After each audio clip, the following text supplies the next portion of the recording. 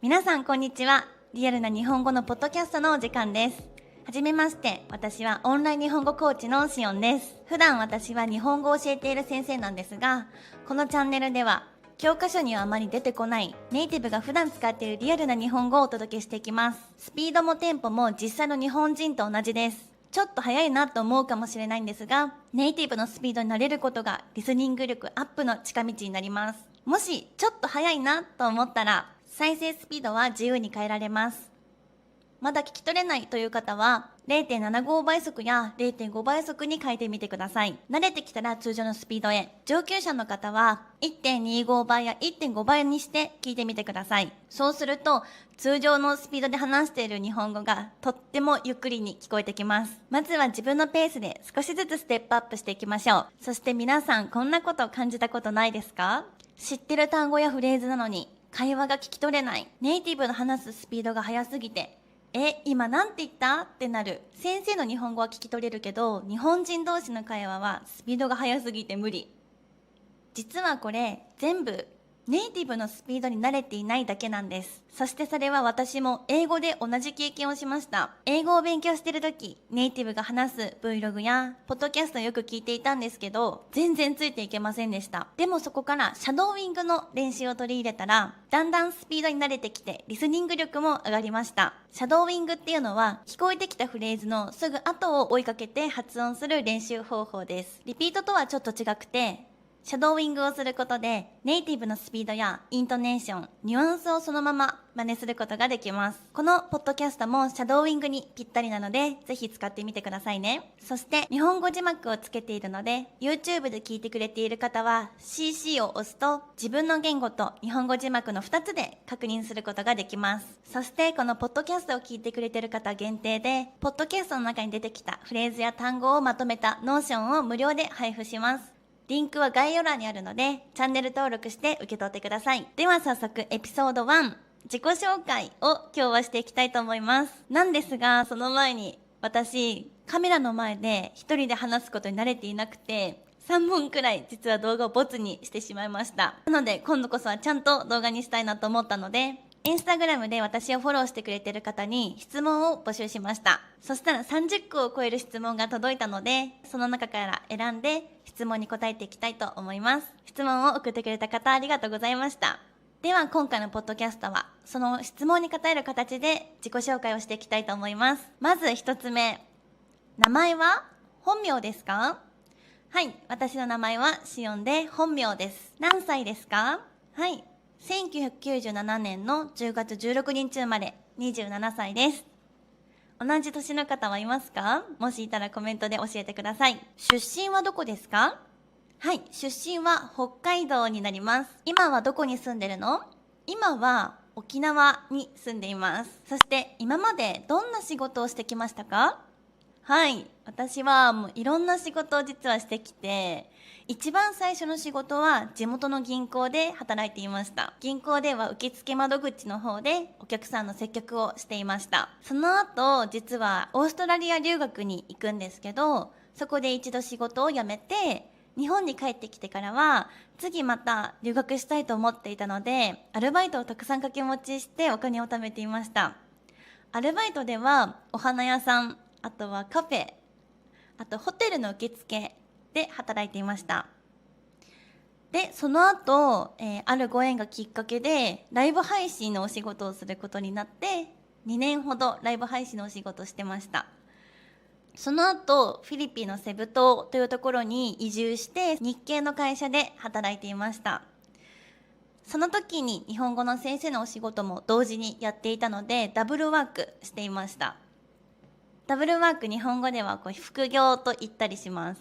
はい、副業していたんですけども、副業していて、それから今年の5月の末に前の仕事を辞めて、6月から日本語の先生として独立しました。はい、私のキャリアはそんな感じです。こちらはもっとお話ししたいなと思うことがたくさんあるので、また別のエピソードで撮っていきたいと思います。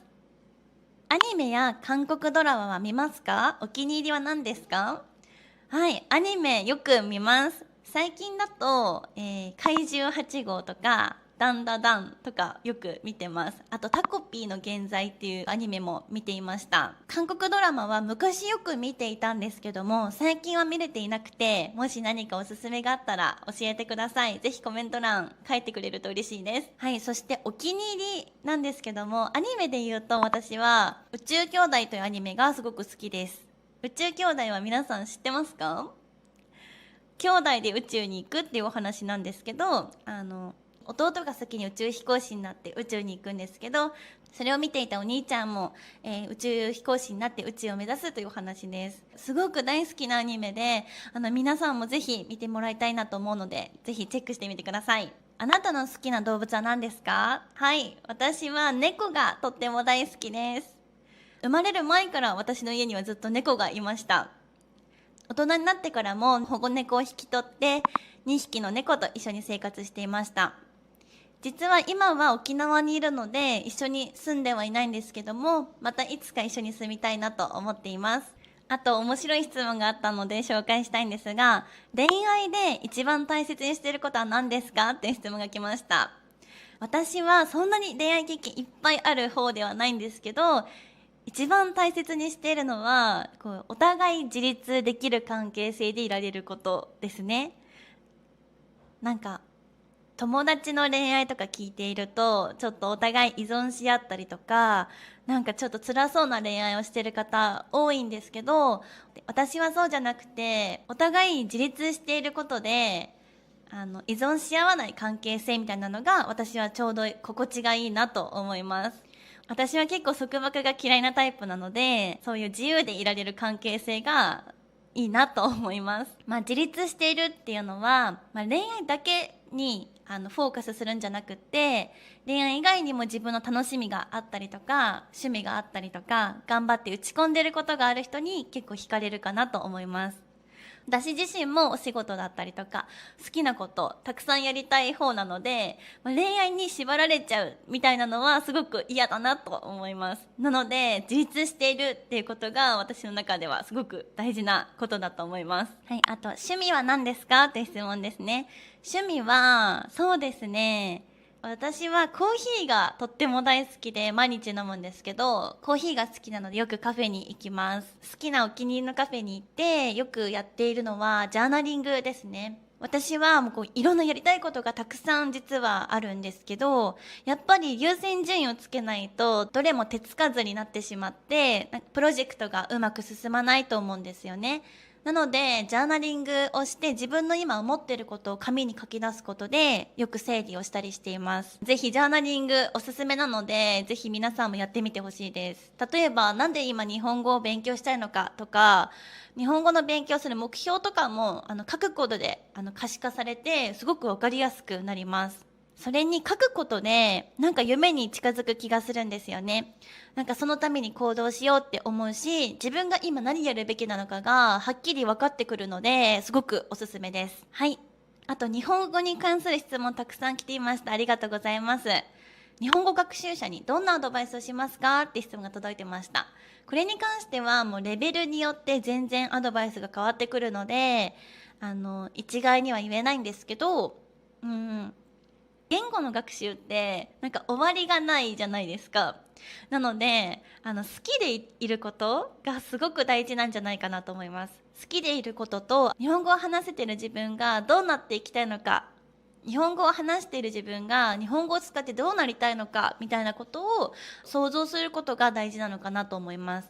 これもさっき話したジャーナリングをするのがすごくおすすめで、なんで自分が日本語の勉強したかったんだっけみたいなことを深掘りしていくと、やることとか目標が明確になるので、挫折しにくくなると思います。なのでぜひ今日本語学習で悩んでいる方は、まずなんで日本語を勉強したのか、日本語を話せるようになったら何がしたいのか、そしてそれをいつまでに達成したいのかをぜひ紙に書き出してみてください。そして今日からできること、今日からのトゥードゥをまた書き出すことで自分がやるべきことが明確になるので、ぜひやってみてください。はい、次も日本語に関する質問なんですけど、ゼロから日本語を勉強するとき、ひらがな、カタカナ、漢字のどれから始めるのが一番いいですかですね。これはもう確実にひらがなからまずは勉強してください。私たち日本人も小さい頃、子供の頃はひらがなから勉強を始めました。ひらがながまず読めるようになると、教科書とかも理解することができるようになってきます。だいたい教科書には漢字に振り仮名といって漢字の読み方がついているので、ひらがな読めるようになるとすごく勉強がしやすいと思います。その次にカタカナですね。カタカナは基本的には外来語、外国から来た言葉ですね。基本的にカタカナで表記されることが多いので、発音がすごく似てると思います。なので発音とか音はね分かりやすいと思うんだけど、形ですね。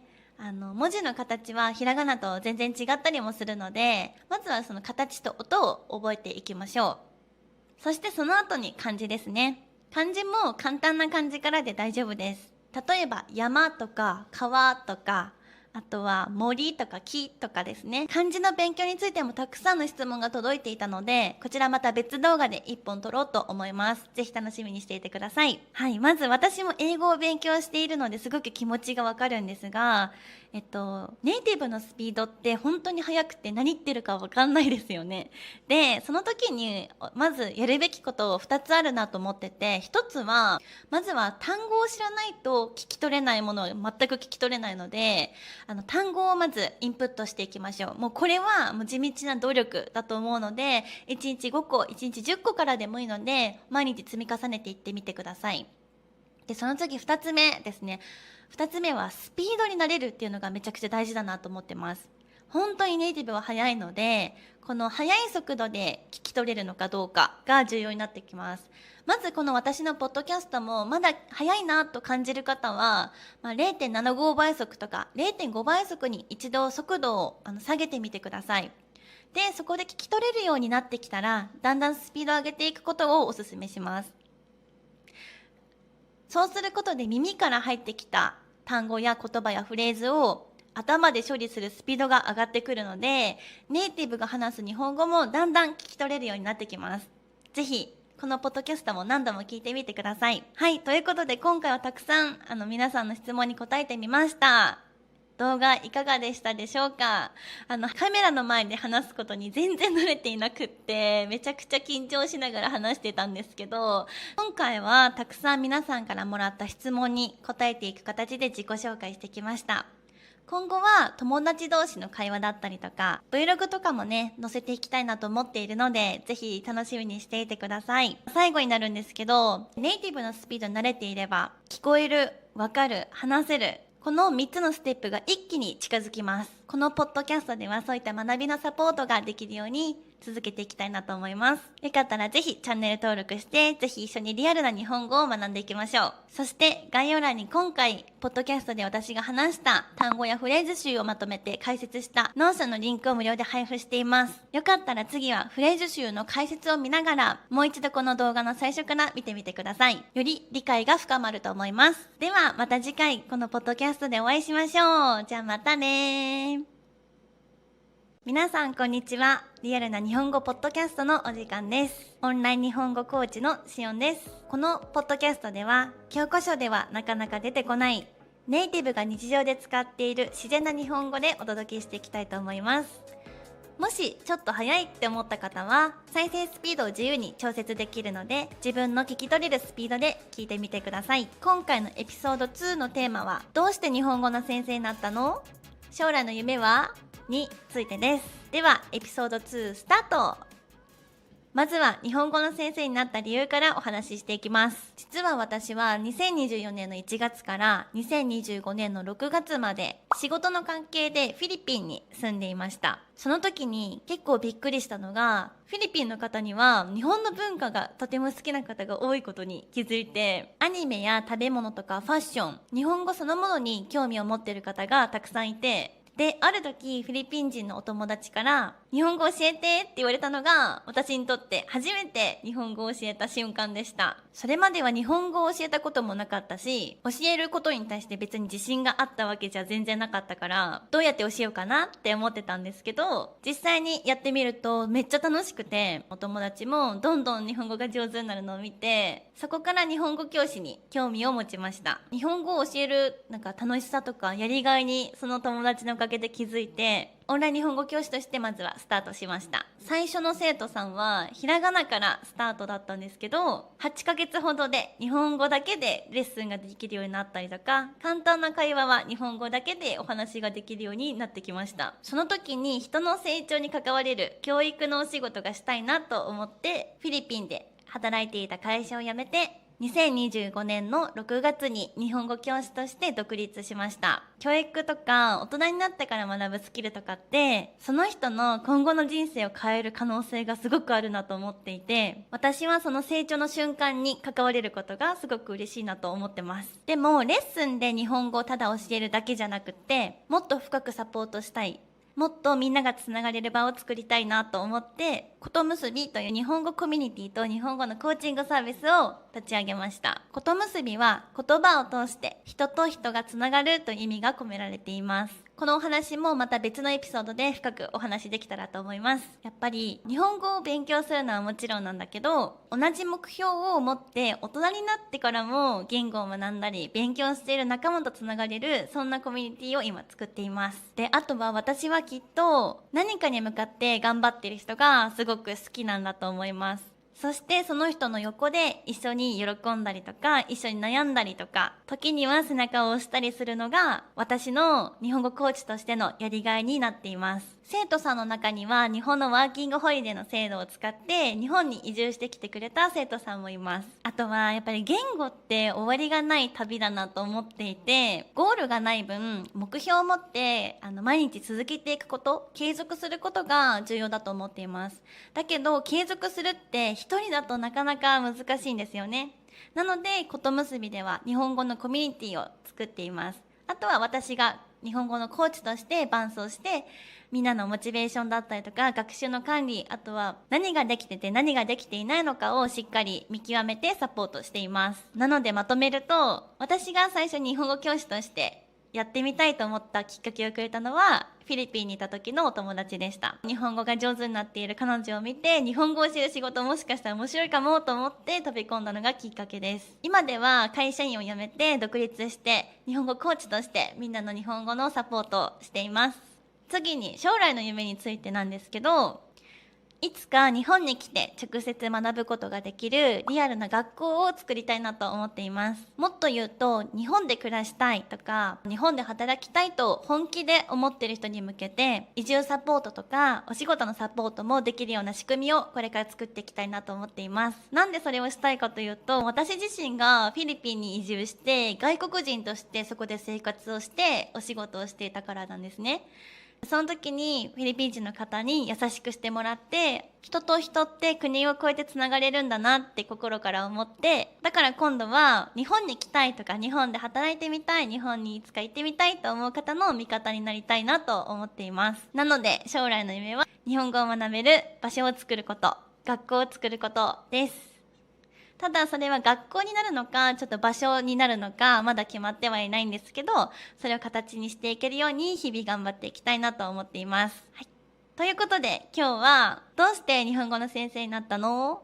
将来の夢はについてお話ししてみました。ぜひ皆さんもどうして日本語を学んでるのかとか、将来の夢がある方はぜひコメント欄に書いてくれると嬉しいです。今日のポッドキャストを聞いて感想や質問があったらいつでもコメントに書いてください。それではまた次回のエピソードでお会いしましょう。またね。皆さんこんにちは。リアルな日本語ポッドキャストのお時間です。私はオンライン日本語コーチのしおんです。このポッドキャストではネイティブが日常で使っている日本語を自然なスピードでお届けしていきます。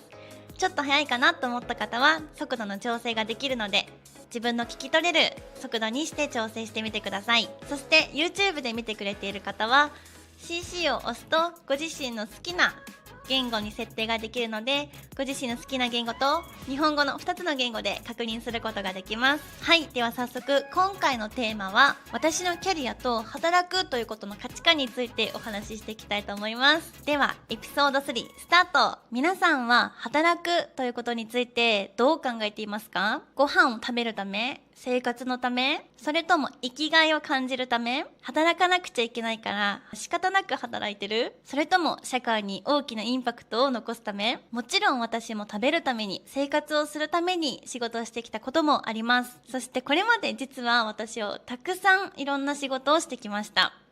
働き方や住む場所も全然違います。なので今日はちょっと私の過去を振り返っていきながら、今どうやって日本語教師になったのか、どうしてこのキャリアを選択したのか、そして働くということについてどう考えているのかお話ししていきたいと思います。私は高校を卒業した後すぐに会社に就職しました。通っていたのは商業高校で、卒業後は地元の銀行に就職しました。受付で接客と営業の仕事を3年間やっていました。どうして高校卒業して大学に行かなかったのかというと、私はシングルファザーの家庭で育ったのが大きいです。なんか小さい頃から早く自分の力で生活できるようになりたいなとか、ならなきゃなって思っていました。しかも当時は将来の夢もなくって、なりたいものも特になかったし、やりたいことも特になかったです。だから目的もなく大学に行くのはなんかちょっと違うかな、お金もかかるしもったいないなと思ったので、高校を卒業してすぐに就職するという道を選びました。でもそんな中である人と出会ったことがきっかけで、私の人生が大きく変わりました。銀行員の時に私に仕事を教えてくれてた先輩が突然アイスランド留学に行くって言い始めたんですよね。それを聞いた時にめっちゃくちゃ衝撃でした。大人になっても留学行けるのって。私はずっと大人になったら働かなきゃいけない、社会に出たら働かなきゃいけないと思ってたので、その先輩が急に仕事を辞めて海外に行くっていう決断するのを見て、大人になっても別に留学行っていいんだとか、大人になってからでも学んでいいんだって思って、私も留学したいなと思うようになりました。実はもともとちょっと留学したいなとか、英語の勉強もっとしたいなと思ってたので、私もやっていいのかも、私もチャレンジできるかなと思って、思い切って銀行を辞めてオーストラリア留学に1ヶ月とちょっとだけ行ってきました。初めて一人で行く海外だったし、英語も全然その時は喋れなかったので、すっごい緊張したのを覚えています。でも最高の経験で、私のキャリアとか今後の人生がすごく大きく変わる経験になりました。オーストラリアから帰ってきた時に、今度はもっと長く留学したいなって思ったんですよね。その時たった1ヶ月ちょっとの留学じゃあんまり英語を喋れるようにならなかったので、次はもっと長く留学したいなと思いました。それでフィリピンのセブ島に留学行こうと決めていたんですけど、そのタイミングでコロナが大流行してしまって、留学は中止になっちゃいました。その時は仕事も辞めていたし、やりたいと思ってたことができなくなってしまったので、これから私は何をしたらいいんだろうとか、これからどんなことを目標に頑張っていったらいいのか分かんなくなって、もうすんごく悩みました。しばらくはもう結構無気力で、やる気とかもなくなっちゃって、家にずっと引きこもっていましただけどこのままじゃダメだなと思って、昔小さい時にやってみたかった仕事をやってみようと決意しました。その時に始めたのがお花屋さんとカフェのアルバイトです。なんか小さい時ってお花屋さんになりたいなとか、なんかケーキ屋さんになりたいなみたいな、本当みんなが思い描くような憧れの職業に私も憧れていてでも普通に私は銀行に就職しちゃったから、二度とそんな仕事やることないかなって思っていたんですけど、ちょうどこの時やりたいことも仕事もなかったので、せっかくなら自分のやりたいことやろうと思ってお花屋さんとカフェでアルバイトしていました。2つの仕事を掛け持ちして、またいつかフィリピン留学に行けるかもしれないと思ってたので、お金を頑張って貯めていました。その時はやっぱりもう食べるために働いてたし、お金も貯めなきゃいけなかったしで、結構必死に働いていました。だけど思った以上にコロナが長引いちゃってて、なんかチャレンジしたいことがあるのにそれができないって感じで、ずっとモヤモヤしています。そんな時に私のキャリアを大きく変えるある転機がまた訪れるんですけど、ある人にライブ配信やってみたらって言われたんですね。なんかフィリピン留学も延長になっちゃったし、アルバイト掛け持ちしてるけど、やっぱりなかなかアルバイトだけじゃお金を貯めるの難しくて、ちょうどやりたいこともなかったし、やってみようかなみたいな軽い気持ちでライブ配信を始めました。なんですけど、これがめちゃくちゃハマってしまって、毎日配信三昧でした。もうハマりにハマりすぎて、1日24時間一度も寝ずに配信したりとか、12日間1日も休まず毎日10時間以上の配信をしたりとかしていました。なんかそれぐらい夢中になってやってて、すごく楽しかったんですよね。でも楽しすぎて、ハマりすぎて、配信しすぎて、喉がちょっと痛くなってしまって、声が出なくなっちゃったんですよね。今でもたくさん喋ると声が出にくくなったりしちゃいます。それで大好きだったライブ配信を卒業することになって、ライブ配信から離れることになりました。ライブ配信を卒業して、次何やろうかなーって思ってたんですよね。その時にやっぱりまた海外で働いてみたいみたいな気持ちが結構強くって、思い切ってちょっと海外に転職できるように頑張ろうと思って動き出していました。でも本当にその時はやりたいことが見つかんなくて、すごく苦しい時期でした。運よくその時にフィリピンのセブ島にある日系の会社に仕事が決まって移住することになりました。で、日系の会社だったんですけど、働いてたのは日本人だけじゃなくって、メインはフィリピンの方、フィリピン人の方がすごくたくさん働いていて、あとは韓国とか中国とかアラブ系の方だったりとか、あとベトナムとかアメリカ人の方も一緒に働いていました。で、フィリピンで生活してて、で、その時にあるフィリピン人のお友達と出会ったのがきっかけで日本語を教えるようになって、今日本語教師としてお仕事をしています。今振り返ってみると、働き方も全然違うし、住んでいる場所も全然違います。でも全部自分で選んだ道だったから、後悔は一つもないです。そして今では日本語を教えるっていう素晴らしいお仕事に出会うことができて、でもそれは今までのキャリアがあったし、いろんなチャレンジをしてきたから、このお仕事に出会えたんだなってちょっと思っています。で、ここからは今までたくさんの働き方や仕事をしてきた私が気づいた、働く上で3つの大切なことを紹介します。まず1つは自分で選ぶということです。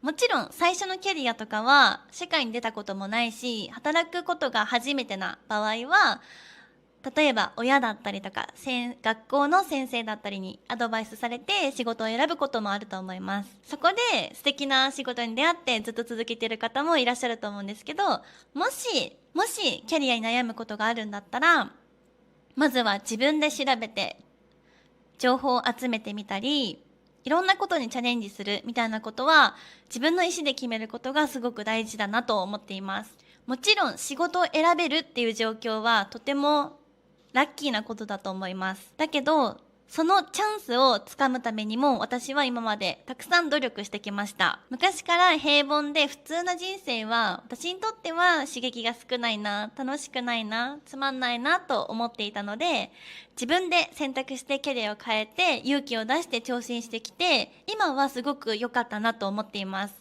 でもさっきも言ったけど、仕事を選べるっていうこと自体がすごくラッキーなことではあると思うので、私はその教育とかスキルとかを学ぶことでそのチャンスをつかめるようになったらいいなって思っているので、今は日本語を教えて日本で働きたいっていう方のサポートもしています。2つ目はチャンスは今しかないということです。皆さんチャンスの神様って知ってますか？ギリシャ神話に出てくるカルロスっていう神様は前髪があるんだけど後ろの髪がハゲてるんですね。これはつまりチャンスは目の前を過ぎてしまうともうつかめないって意味なんですよね。でも本当にその通りだなと思ってて、チャンスが来た時に手を伸ばして捕まえないともう戻ってこない。怖いけど怖くて勇気がいるけど、来たチャンスは絶対につかむ。これを私は今も大事にしています。今までもチャンスがあるなと思ってもなかなか踏み出せなかった時、たくさん私にもありました。でもその時にやっぱり後悔たくさんしてきたんですよね。なので今は絶対に来たチャンスは一旦掴んでみるってことをやっています。3、ノートに今の気持ちを書き出すこと。これジャーナリングって言うんだけど、キャリアに迷った時とか、これから何したいんだっけとか、あとやりたいことはたくさんあるけど、何すればいいかなって迷っている時に今の気持ちを書き出すということをやっていました。ポイントは誰にも見せないという前提で、今の気持ちを正直に書くことです。本当は自分って何したいんだっけとか、何が不安で踏み出せないのか。書くことで頭と心が整理されて前向きな気持ちになれます。これは今日本語を勉強しているみんなにもおすすめの方法です。例えば、なんで日本語を勉強したいのか、なんで日本に行きたいのか、なんで日本が好きなのか、日本に行ったらどんなことをしたいのか。これをノートに書くことでモチベーションが下がりづらくなったり、目標がはっきりするはずです。なのでぜひ一度自分の気持ちを正直に紙に書き出してみたりしてみてください。そうすることで今日からやるべきことがはっきり分かったりとか、自分と向き合うことで本当はこんなことがやりたいっていう自分の気持ちに気づけるはずです。では最後に今日のエピソードのまとめと最後に特典のお知らせをします。今日のエピソードでは私がこれまでどんなキャリアを歩んできたのか、そしてその中で気づいた働くことへの価値観についてお話ししてきました。いろんな経験をしてきたけど、一つだけ言えるのは全部自分で選んできた道だっていうこと。うまくいかなかったこともあるし、迷って動けなくなっちゃったみたいな時期もたくさんあったけど、それでもやってみたいっていう気持ちにジャーナリングを通して気づいてチャレンジしてきたからこそ今の私があります。今私は働くことだったり仕事にとてもやりがいを感じているし、もっともっと仕事頑張りたいなと思っています。そしてこの経験の中で大切だなと思ったことを3つまとめます。1つは自分で選ぶこと。2つ目はチャンスは一瞬しかないからちゃんと掴もうということ。3つ目は気持ちをノートに書き出すこと。今これを聞いているみんなも何かに迷っていたり、日本語の勉強なんか続かないなって思ってたりとか、これからどうしようかなと思ってる人がいたら、この3つだけ意識してやってみてほしいです。私自身もやりたいことたくさんあって、新しいプロジェクトも今進めていて、たくさん挑戦しているんだけど、いつか新しいプロジェクトについてお話ができる日が来たら、またここでお話ししたいと思います。そしてここまで聞いてくれたあなたに特典があります。さっき気持ちを書き出すことで目標に近づけるジャーナリングのお話をしたんだけど、その中にはきっと何書けばいいのって思った方もいるかもしれません。そんな方のためにノーションで使えるジャーナリングテンプレートを用意しました。気持ちを書き出すヒントになるかなと思うので、ぜひ使ってみてください。概要欄にリンクがあるので無料で受け取れます。ということで今日も最後まで聞いてくれてありがとうございました。それではまた次回のエピソードでお会いしましょう。またねー。こんにちは。日本語コーチのしおんです。今日のテーマは日本の生活ってどうということについてお話ししていきたいと思います。このテーマにした理由が2つあって、1つは日本語を勉強している皆さんは日本の文化や日本での生活について気になっている方が多いんじゃないかなって思ったのと、2つ目が私自身が実は今年の6月の末までフィリピンのセブ島に1年半住んでいました。海外に住むと日本と海外の違いがたくさん見えてきますよね。今回はその中から特に印象的だった気候や季節、あとは家の借り方とか家のタイプ、あとは日本に帰ってきて感じたこととか、日本ならではのイベントだったり、あとは食事の違いについてなどなどお話ししていきたいと思います。動画の最後には視聴者特典としてプレゼントを用意しました。ぜひ今回のエピソードも最後まで聞いてってくれると嬉しいです。ではエピソード4スタート。はい、まずは季節とか気候についての違いです。私が住んでいたフィリピンは一年中常夏でした。皆さん常夏って知ってますか？常夏っていうのは常に夏っていう漢字からできているんですけど、漢字の通りずっと夏のような気候でした。日差しがとっても強くって外に出るともうすぐに日焼けしてしまうような感じです。日本は皆さん知ってると思うんですけど、四季がありますよね。例えば春とか夏、秋、冬の4つですね。夏は結構暑いんですけど、冬は雪が降ったり寒くなります。そして春や秋は気温がとってもちょうど良くなってすごく過ごしやすい季節です。でも春は花粉で結構辛い方もいます。花粉って知ってるかな？なんか木から出てくる花粉が空気中に舞って、それで結構アレルギーを起こしてしまう症状を持ってる方が結構日本にはいて、私も実は花粉症です。春になると鼻がムズムズして目が痒くなったりとか喉がイガイガしちゃう感じです。でフィリピンにいた時は春がなかったので花粉の症状が全くなくてとっても快適でした。それはすごく気に入っているところです。はい、でも季節があることで、季節ごとのイベントとか楽しみがあるっていうのはすごく日本のいいところだなって思います。日本では季節の行事イベントがとっても多いです。例えば春はお花見ですね。お花見は桜を見ながら桜の木の下の近くでご飯を食べたり、あとはアルコールを飲んだりするイベントのことなんですけど、私が住んでた北海道ではよく春になると花見をするときにバーベキューをしたりしていました。とても春を感じられるイベントで私の好きなイベントの一つです。夏は花火大会とか七夕祭りですね。七夕についてはまた別の動画でも解説するんですけど、日本にはそういったお祭りがたくさんあります。はい、みんな浴衣を着ておしゃれをしたりしていきます。はい、夏祭りぐらいですかね。日本人が浴衣を着る機会ってほんとそんなになくって、夏祭りになるとみんな浴衣を着てお祭りに行ったり花火を見に行ったりします。今年はちょっと花火大会に行けてないので、どっかでチャンスがあったら行きたいなと思います。はい、あと秋ですね。秋のイベント皆さん何があるか知ってますか？はい、有名なのはもみじ狩りですね。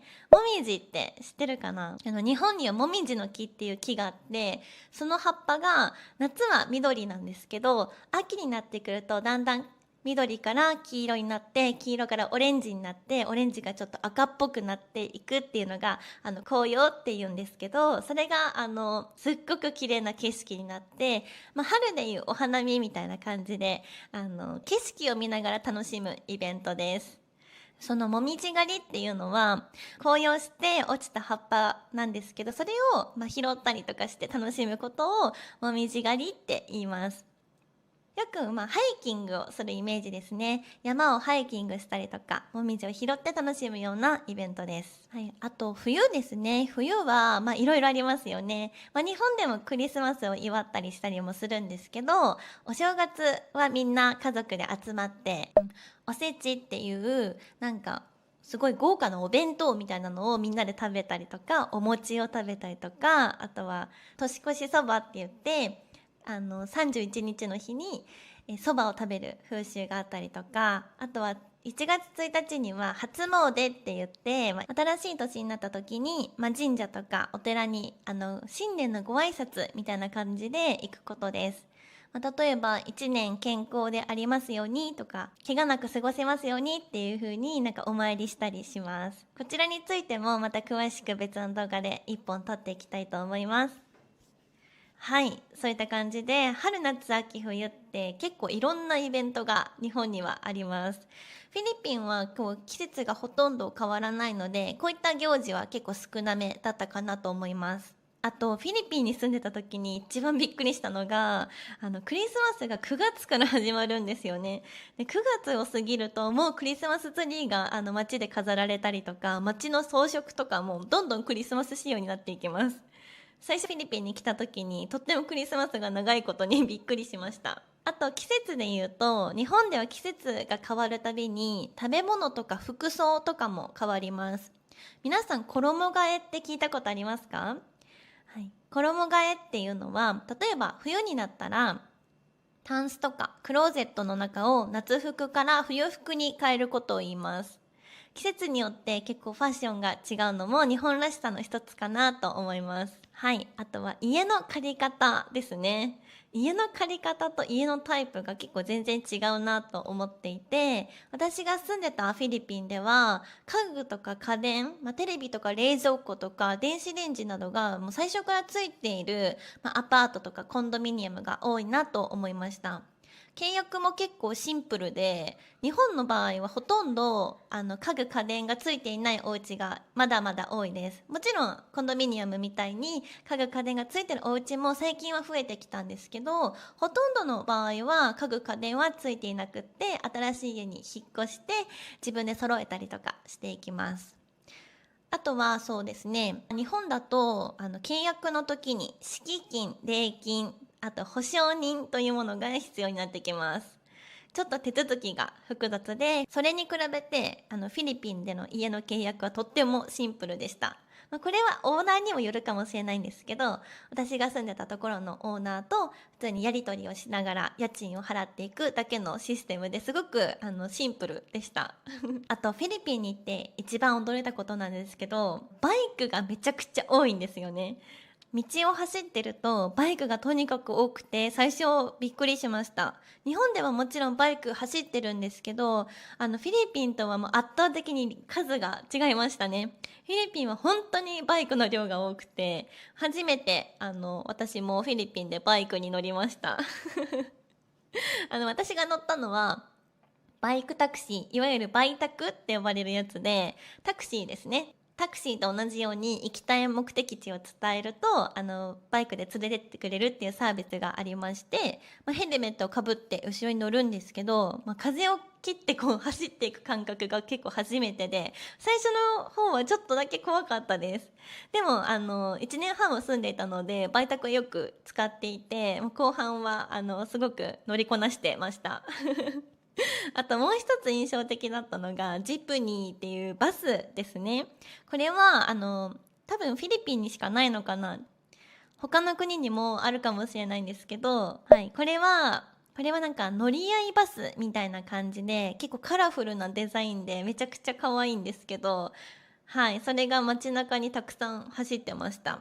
なんかタクシーみたいな感じで手を挙げて止めるんですけど、なんか面白いですよね。日本ではそういう自由に乗ったり降りたりできるバスはないので、なんか面白かったです。はい。あとは料金もすごく安く乗れるので、地元の方とかも結構大切な移動手段として使われていました。あとですね、日本は結構特殊だと思うんですけど、食事が全然違いますよね。フィリピン以外でも韓国とかオーストラリアとかベトナムとかいろいろ海外も行ったことがあるんですけど、食事はやっぱり日本は全然違うなと思います。日本はお米が主食ですよね。でご飯があって、あとはおかずがあって、あとお味噌汁がついてるみたいなのが比較的一般的な日本の食事なんですけど、フィリピンもお米が主食ではあったんですけど、おかずは肉料理がめっちゃ多くって、味付けとかも結構濃くって甘めのものが多かったなと思います。結構日本は比較的あっさりした味付けだったり、あとはだし文化なのでだしで味をつけていることも多いので結構あっさりしているんですけど、フィリピンは結構こってり系の味が多かったです。今話した以外にもたくさん日本と海外の違いだったり、私が実際フィリピンに住んでみて感じた違いたくさんあったんですけど、いくつかご紹介しました。まとめると、日本は結構四季や行事が生活に結構深く関わっていて、季節ごとの変化を楽しむことができます。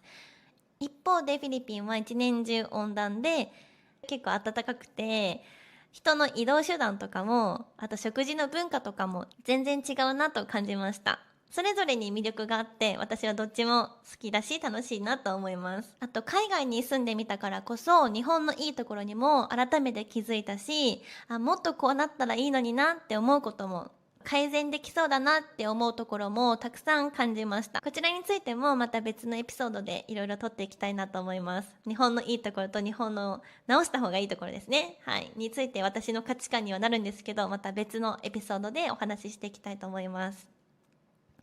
はい。今日のエピソードでは日本とフィリピンとの違い、海外との生活の違いについてお話ししてきました。皆さんが住んでいる国の生活と日本の生活、どんな違いがありますか？ぜひコメントなどで教えてください。ここまで聞いてくれた方に今日も特典です。日本の季節のイベントカレンダーをノーションで作ってみました。はい。日本にはたくさんイベントがあるんですけど、そのイベントをまとめたカレンダーをちょっと作ってみたので、ぜひ、こんなイベントがあるんだなとか見てもらえると嬉しいです。概要欄のリンクから無料でダウンロードができますので、ぜひチェックしてみてください。それではまた次回のエピソードでお会いしましょう。またね。皆さんこんにちは。日本語コーチのしおんです。皆さんお元気ですか？はい、私は今沖縄に住んでいるんですけど、夏の沖縄はめっちゃ暑くて最近健康のために毎日散歩をしてるんですけど、もうちょっと外に出ただけでもう汗だくになっちゃうくらい暑いです。でもちょっと風があって空気もすごく綺麗で、散歩をするととってもいい気持ちになるので続けています。ぜひみんなも健康のためにやってることがあったらぜひコメントで教えてください。で、今日は実はこれから友達が沖縄に遊びに来てくれます。とっても楽しみ。実はあるプロジェクトを進めていて、日本語とはちょっとまた関係のないことなんだけど、そのプロジェクトのために一緒に協力してくれる友達なんですけど、これから会うのがとっても楽しみですはい、ということで、じゃあ早速今日のテーマに入っていきたいと思うんですけど、今日のテーマは日本のいいところと悪いところについてお話ししていきたいと思います。ではエピソード5スタート。日本のまずいいところからちょっとお話ししていきたいんですけど、まず一つ目は安全ですね。夜に一人で歩けるくらい治安がいいので、すごく過ごしやすいなと思います。すごく身の危険を感じながら過ごすのってちょっと不安ですよね。そういったところが比較的ないかなと思うので、日本の良さかなと思います。二つ目が落とし物が戻ってくることが多いということですね。私結構忘れっぽくって結構抜けちゃっているので、いろんなものを今までなくしてきてるんですけど、基本的に戻ってくることが多いです。はい。運がたまたまね、良かっただけなのかもしれないんですけど、過去にお財布もなくしたことがあるんですけど、近くの交番に届いていて、中身のお金も全て入った状態で戻ってきました。その時に、日本っていい国だなって、思うことがありました。はい。あとは3つ目ですね。電車とかバスが基本的には時間通りに来てくれることです。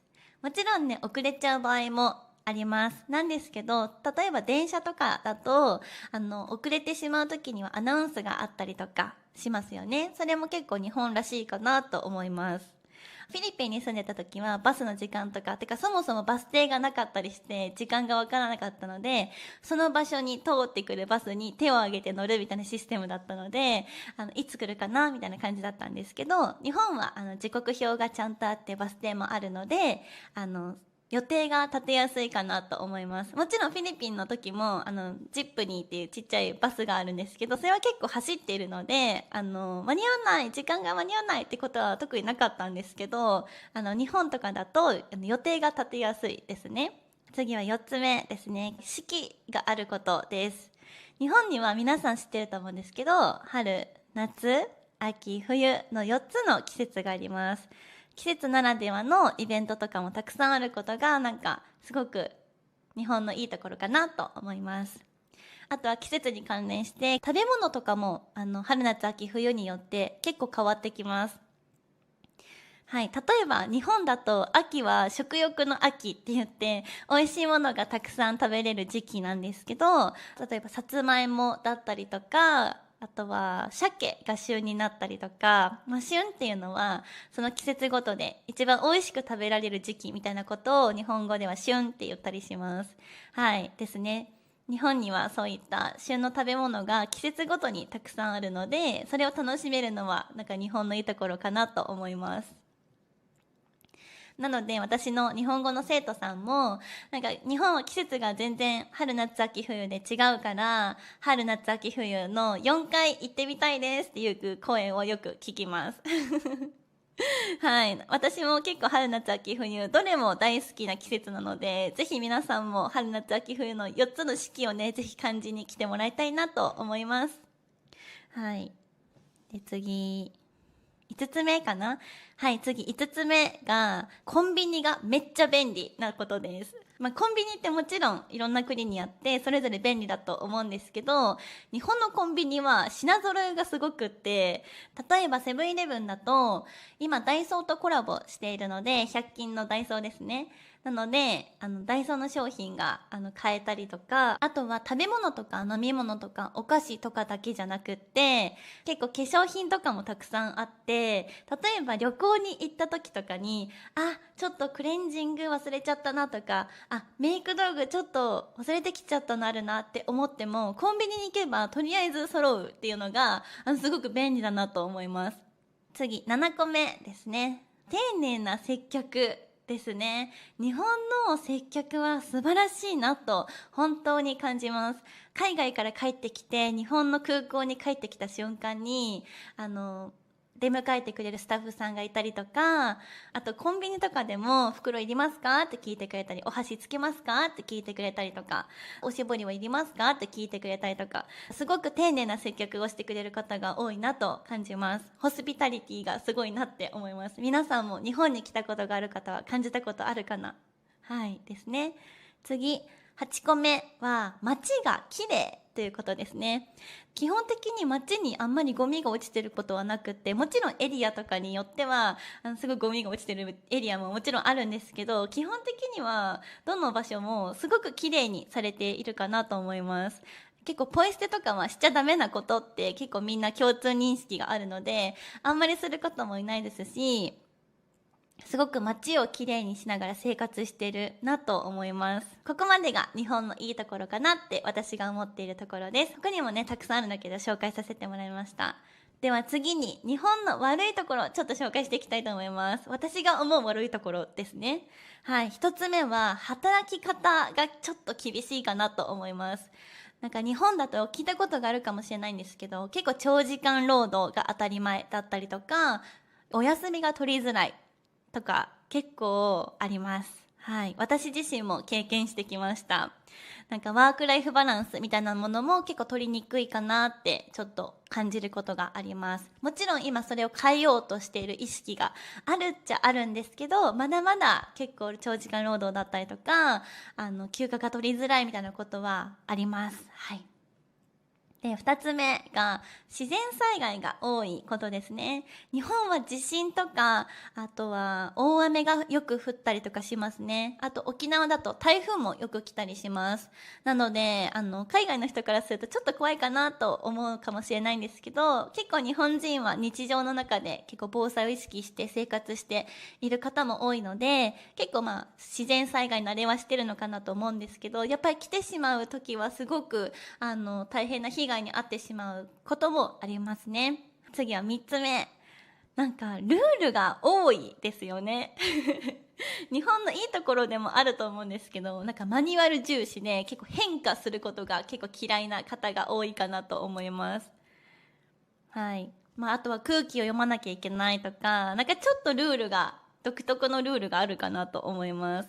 はい。私は結構、ルールがあることで安心感はあると思うんですけど、ちょっと自由にやりたいなとかっていう人にとっては少し生きづらいのかもしれません。ちょっとね、日本に行ったことがある方、なんかこういうルールがあったなとか、このルールはちょっと窮屈に感じたとか、ちょっとそれについてぜひコメントくれたら嬉しいです。はい。では、まとめです。今日は日本のいいところと悪いところについてお話ししてみました。今日話した内容はあくまでも私の意見です。私が感じているいいところと悪いところなので、日本人全員がそう思っているとは限りません。ただ、皆さんは日本についてどんなイメージを持っていますか？ぜひコメントで教えてくれたら嬉しいです。もちろん日本にもたくさんいっぱいもっともっといいところもありますし、ここを変えた方がいいよねって思うところたくさんあります。でもきっとみんなの国もそうかなと思います。では今日もここまで聞いてくれてありがとうございました。では次のエピソードでまたお会いしましょう。またね。じゃあ行きますね。じゃあリアルな日本語ポッドキャストのお時間です。今日はゲストで私のお友達のすみかちゃんに来てくれました。よろしくお願いします。よろしくお願いします。じゃあ今日はちょっと初登場、友達初登場なんだけどちょっといろいろすみかちゃんにインタビューしていきたいと思います。よろしくお願いします。お願いします。はい。すみかちゃんはどこ出身ですか？私は千葉県というところ出身です。うんうんうん。なんて言えばいいんでしょうね。東京ディズニーランドがあります。お、いいね。ディズニーはめっちゃ行ってた？めっちゃ行ってましうわ、た。羨ましい。結構行ってましたね。月何が好き1ぐらいで行ってた。月 1？ 近いからめっちゃ。月1やばいね、やばい。何のキャラクターが一番好き？なんだろう。なんだろう。なんだろう、いない？別にドナルドかな。ドナルドなんだ何が一番好き？私はプリンセス系で言ったらラプンツェルが一番好きで、うんでもキャラクターはプーさんが好き。うんうんうん。そうそうそう、プーさんかわいい。プーさんかわいい。あとトイ・ストーリーも好き。なんだっけな、私なんか好きなのあったんだよね。忘れてんじゃん忘れてんじゃんなるほどね、いいね。じゃあ千葉で生まれて育った感じね。はい。うんうん、いいですね。じゃあ今何歳ですか？今は20歳です。20歳。20歳ですね。若いめっちゃくちゃ若いね。そっか、20歳か。すみかちゃんはあれだよね、私たちの出会いだよね、うんうん。そう、私たちの出会いは実は前職が同じ職場で働いてて、私は正社員で働いてて、すみかちゃんはインターンとしてね、来てくれてたんだけど、そこで出会ったのが最初だね。うんうん、フィリピンのセブ島でそう、フィリピンのセブ島で出会いました。そっからね、なんかめっちゃ仲良くなって、週末めっちゃ遊んでたよね。めっちゃ遊んでたけど入ってすぐしおんさんが辞めるってことを聞いてそうなのおっとってなるっていうのがありましたが、そうね、なぜか沖縄に来ているということで、今はそう沖縄の私のお家に来てくれています不思議な不思議だね、不思議本当な感じにマジで不思議だよねなんかこんな風になると思ってなかった、マジで、うんうんうん、そうなのよ。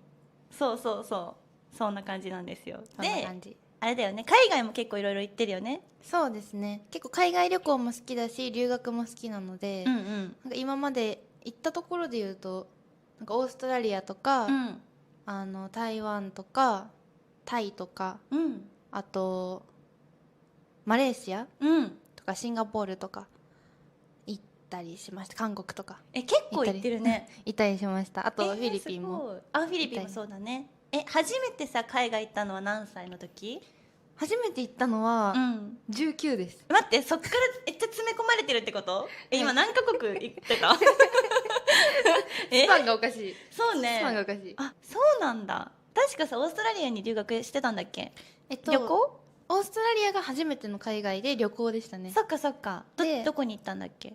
最初が、メルボルンメルボルンね。に行ってみて、すっごいもともとメルボルンにずっと行きたくて、うんでも海外行くの怖いって思ってたから、うんまあでもちょっと行ってみるかと思って初海外一人で行ってみて、すごいでパスポート取ったりとかして空港通るのも怖かったし、最初の市内に行くバスにも乗るの怖かったし、うん、タクシーの運転手も怖かったいやマジで私も実はさ初めて海外行ったのがオーストラリアなの、うんうんうんうんめっちゃ同じだと思って今。確かに確かにそうそう、ちょっとね初めての海外は怖いよね。怖かったなんで来たんだろうと思ったんだけど思いましたけど、でも、行ってみたら本当に日本と違うところがいっぱいあって、景色とか建物も全部違くて、なんかすごい広がったなって感じがします。確かにね。メルボルン良かった？めっちゃ良かったです。行ったことない。また行きたい。あ、そうなんだ。メルボルンはもうすごい良かったですね。いいないいな。どれくらい旅行したのそこで？メルボルンは1週間ぐらいかな。もう結構いたんだね。いいやいいね。なんか泊まってたところが、なんていうのあれはドミトリーみたいな、うんうん、何人部屋かみたいなやつだったんですけど、初めての海外で英語も喋れない中行ったから、なんかすごい周りのなんていうのバックパッカーの女の子たちとかが声かけてくれるんですけど、どこから来たのとか今日何してたのみたいな聞いてくれるんですけど、何も答えられずに、そっか結構そこで悔しかったっというか、うんもっと英語勉強しなきゃと思って、うんでなんかその後留学行こうって思うようになったかなっていうのはそこがきっかけなんだ、思いますね。そうなんだ。なんでさ、もともと海外とか興味持ったの？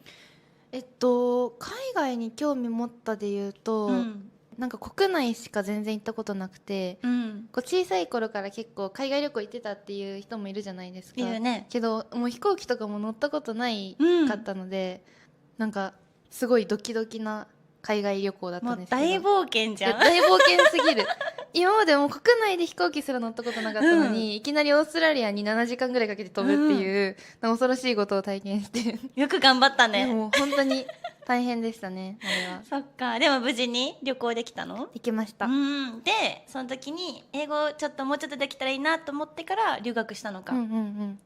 先に留学したのはどっちだっけ？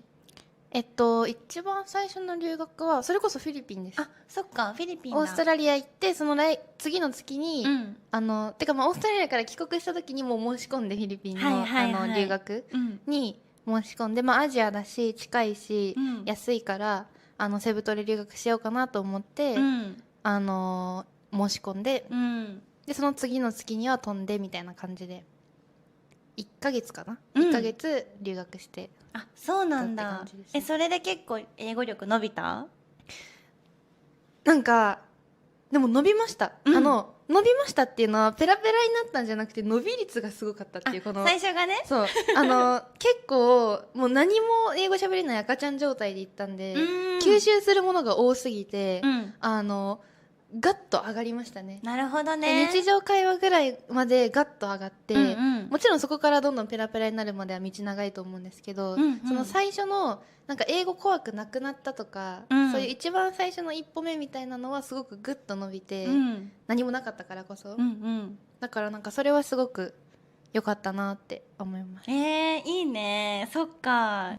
でマレーシアセブ行って留学して、マレーシア行って留学して、その後セブ行ってマレーシア行って、でまたセブ行きましたそうだ、2回目のセブ留学。でやっぱりそのマレーシアに行ってみて、もっともっと英語伸ばさないといけないなって思ったし、もっと基礎から固めたいって思ったので、そのまま行きました。日本帰らないで。そうなの？マレーシアから直接？はい、マレーシアからセブの飛行機取って、そのまま行って、で学びましたね。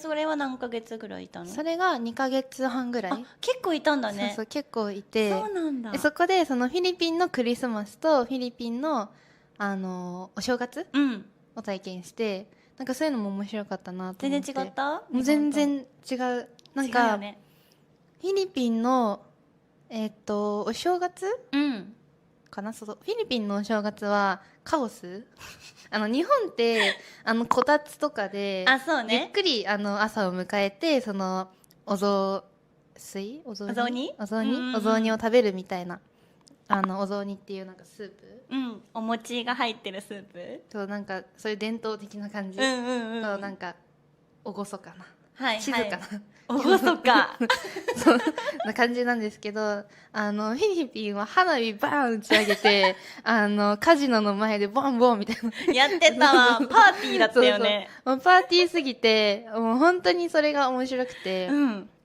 んか日本のこう静かな感じもいいけど、こっちも結構面白いなと思いましたね。確かに。でもさ、多分ハッピーニューイヤーでさ、厳かなのって日本ぐらいじゃない？確かにね、思いました。なんか私オーストラリアのお正月も行ったことあるんですけど、オーストラリアのお正月もそんな感じでした。花火バンバンだよね。もう花火バンバンだし、シドニーとかもそうですよね。有名だよね。そうだから、なんかそれはそれですごく面白かったなって思いましたね。確かにね。日本じゃ体験できないパーティーだよね。もうすごいよね。そう。でも逆に言えば、ぜひ日本のお正月も体験してみてほしいなって思う。ぜひぜひ。なんかこんなに静かなんだって。静かだよね。家にこもってさ、みんな。めっちゃ静かですよね。静か。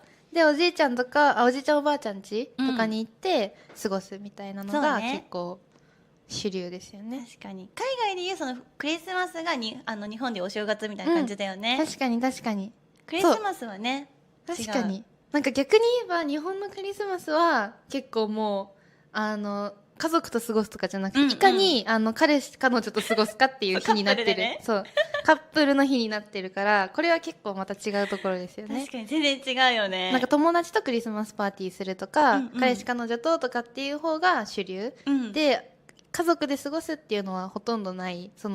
あえてクリスマスに家族と過ごすっていうのはあんまない文化ですよね。そうだね。確かにクリぼっちって言葉があるもんね、そうクリスマスでぼっちっていう、うんうん一人ぼっち、うんそれをみんな回避するためにさ、そう頑張るんだよね、その頑張る前に。そうだから海外のクリスマスにそうやって家族といるっていうのはなんか素敵な文化だなっていうふうにそうね思いましたね。確かに。そっか、それでセブンに来てもう一回2回目の留学したうんうん後はどこに行ったの？ 1回目の留学した後は2ヶ月半留学した後にうん1回日本に帰国して、うんですぐまた戻ってきて、3ヶ月ぐらいまたフィリピンにいて、そこでシオンさんと会ったの。あ、そっか、その時に私と会ってるのか。でインターンが始まってっていう感じですね。なるほどね。セブンにさこうインターン行こうと思ったのはなんでなの？インターン行こうと思ったのは、うんなんか張り紙が貼ってあってインターン募集みたいな。そうインターン募集みたいなのがあって、これだと思って、はいはい、なんかレッスンも受けられたりとか、うんそこにドミトリーとかに、住めるみたいなのがあって、で勉強しながらこう経験もできる、仕事の経験もできる、うんでそれが海外でできるっていうのが面白いなと思って申し込んでみようと思って申し込んでみたっていうなるほど感じね。ですね。それさ日本でできたら面白そうじゃない？確かにね。確かにね、うん。そうなんか学校作りたいなみたいなのがぼんやりさ、うん私も目標があってね、なんかそれできたら日本でできたらめっちゃ面白そうだなってちょっと思ってます。日本語学校みたいなそう、んんんインターンとかもしながら、仕事もしながらみたいな、うんなんか面白いよねそういうの。いや面白かった、なるほどね。で今は日本にいると。日本にいます沖縄にあります。そうだね、今は遊びに来てくれてますね。もともとはその前の会社の先輩後輩の関係なんだよね、上司ですそうそれが面白いよね。面白い、いやそう面白い出会いでしたね。ね、そう懐かしい。なのにもうすごいいい子来てくれたって思ったのに私はもう辞めるって決めててそうもう辞めるんだよねって言われて、あそうなんだと思ってそうなの。そですねしたら一緒に辞めることになった一緒に辞めることになってね。そうね。まあでもちょっと英語の勉強はねこれからももっとやりたいよね。またやりたいね、私もちょっとコツコツ頑張っていこうかなって思っているところです。いいね、はいいいね。はい、そんな感じ。ちょっとさ、もうちょっとさ、めっちゃ昔に振り返っていい？まず千葉に生まれました。生まれました。爆誕爆誕してどんな小学校とかだったの？どんな小学生時代だったの？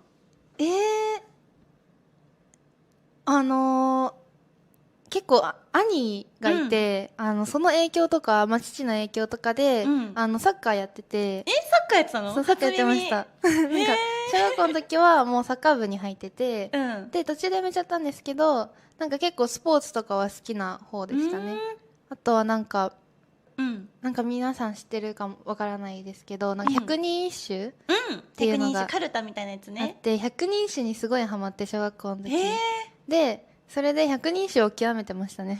そうなんだ。私全然わかんない。百人一首。そう、百人一首面白いので、ぜひ日本語勉強してる方とかは、結構難しい、日本人でもその難しい古文というか、昔の言葉なので、興味がある人とか歴史好きな人、歴史というかもう国語、歴史とか好きな人はなんかいいかなって思うんですけど、百人一首っていうカルタなんですけど、面白いあれだよね、なんていうの、全部覚えなきゃいけないんでしょ、セリフを。そうです。上の句と下の句っていうのがあって、一つの文章が2個に分かれてて、で、上の句下の句が書かれたカードがあるので、上の句、その対になる、セットになる上の句が呼ばれたらそれを取る。下の句をパタッそうなんです。だから上の句が言われて上の句が書いてあるわけではなく、それとセットになる下の句が書いてあるので、じゃあ両方覚えなきゃいけないってこと？そう上の句結局と下の句を全部覚えなきゃいけない。ああ、そうなんだ。そうだから結構頭使うんですけど、でも覚えるというかもう染み込んでるので100確か首に。なので、もちろん初心者は100首覚えなきゃいけない、うんうん100個100人首って100枚ある100個の句うん。があるんですけど、それを全部覚えなきゃいけなくて、結構あるよ。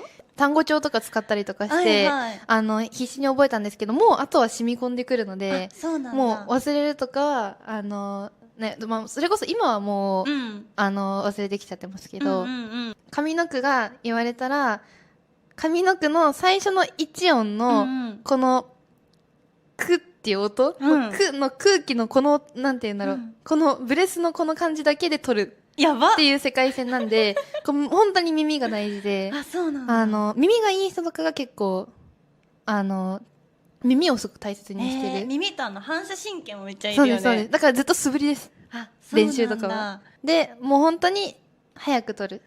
そうなんだ。そう面白い。だから、ここの自分の陣地のカードは全部暗記しておくんですよ。暗記時間があって、ここにこれを置いた、ここにこれを置いたみたいな。うんうん。言われたらすぐにこう手が動くみたいな。すごいね。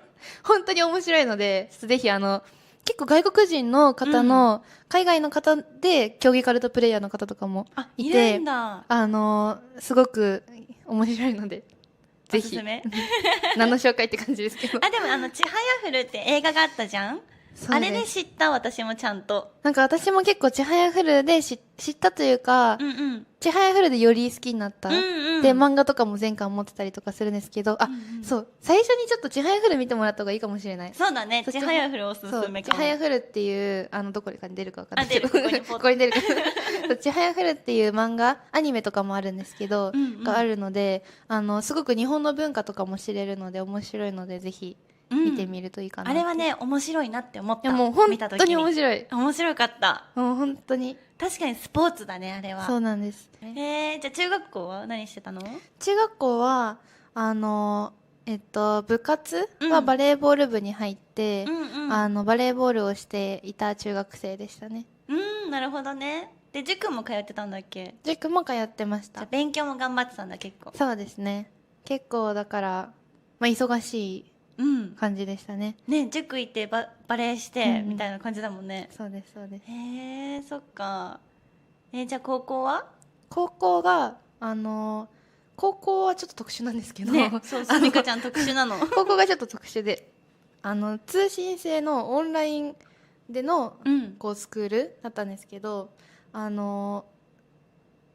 学ぶことが、基本的な教科、うん。国語とか算数とかうん。じゃなくて、お金に関することとか、うんまあ起業に関することとか、まあ、自分のやりたいことをどう形にしていくかうん。みたいなのを3年間考える、3年間学ぶ学校うん。で、だいぶ特殊だよね。だいぶ特殊ですね。いや普通はさ国語算数理科社会みたいなのをがっつり学んで、うんなんか大学受験のためにみんな勉強必死に頑張るみたいな感じだけど、うんうんなんかビジネスのこととかあまり学ぶことがないじゃん、そうなんですよね。高校生でさそう。面白いよね。そうですね。その自分がやりたいことをどうやっていくか。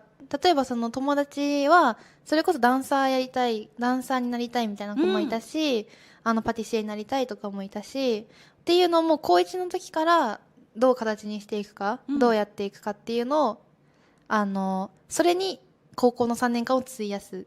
例えばどっかで修行してみるとか、こう経営の基本学んでみたりとか、なんかのコンテスト出てみたりとか、っていうことに時間を費やすっていう学校で、すごいね。なんかそれは結構面白かったですね。いや多分そこでかなりさ人生が変わったよね。まあ、その学校をどう使うかは自分次第なので、なんて言うんだろう、何か毎日やることが与えられるわけじゃなくて、毎日、こう明日のため、未来のために何をするかっていうのを自分で考えなきゃいけない。うんで、それを行動しなければ、行動しないまま3年間終わるし、行動すれば、こう他よりも高1からうんスタートを切れるっていうので、まあ、全然その3年間の価値が変わってくる。まあそうだよね。普通のさ勉強はもちろんするはする？します。うん普通の勉強をもして、高校卒業資格っていうのは日本の中で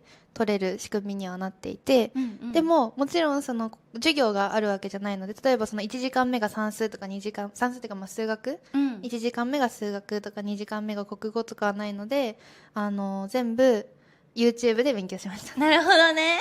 YouTube でなんか数学のここわかんないと思ったら有名な人とかいるじゃないですか。いるいっぱい。その人調べてみたいな感じでやって解いたりとかして、必要最低限なんですけど、その高校卒業資格で定められてる必要最低限の範囲とかをやって、認定されるっていう感じですね。評価成績とかってどう決まるの？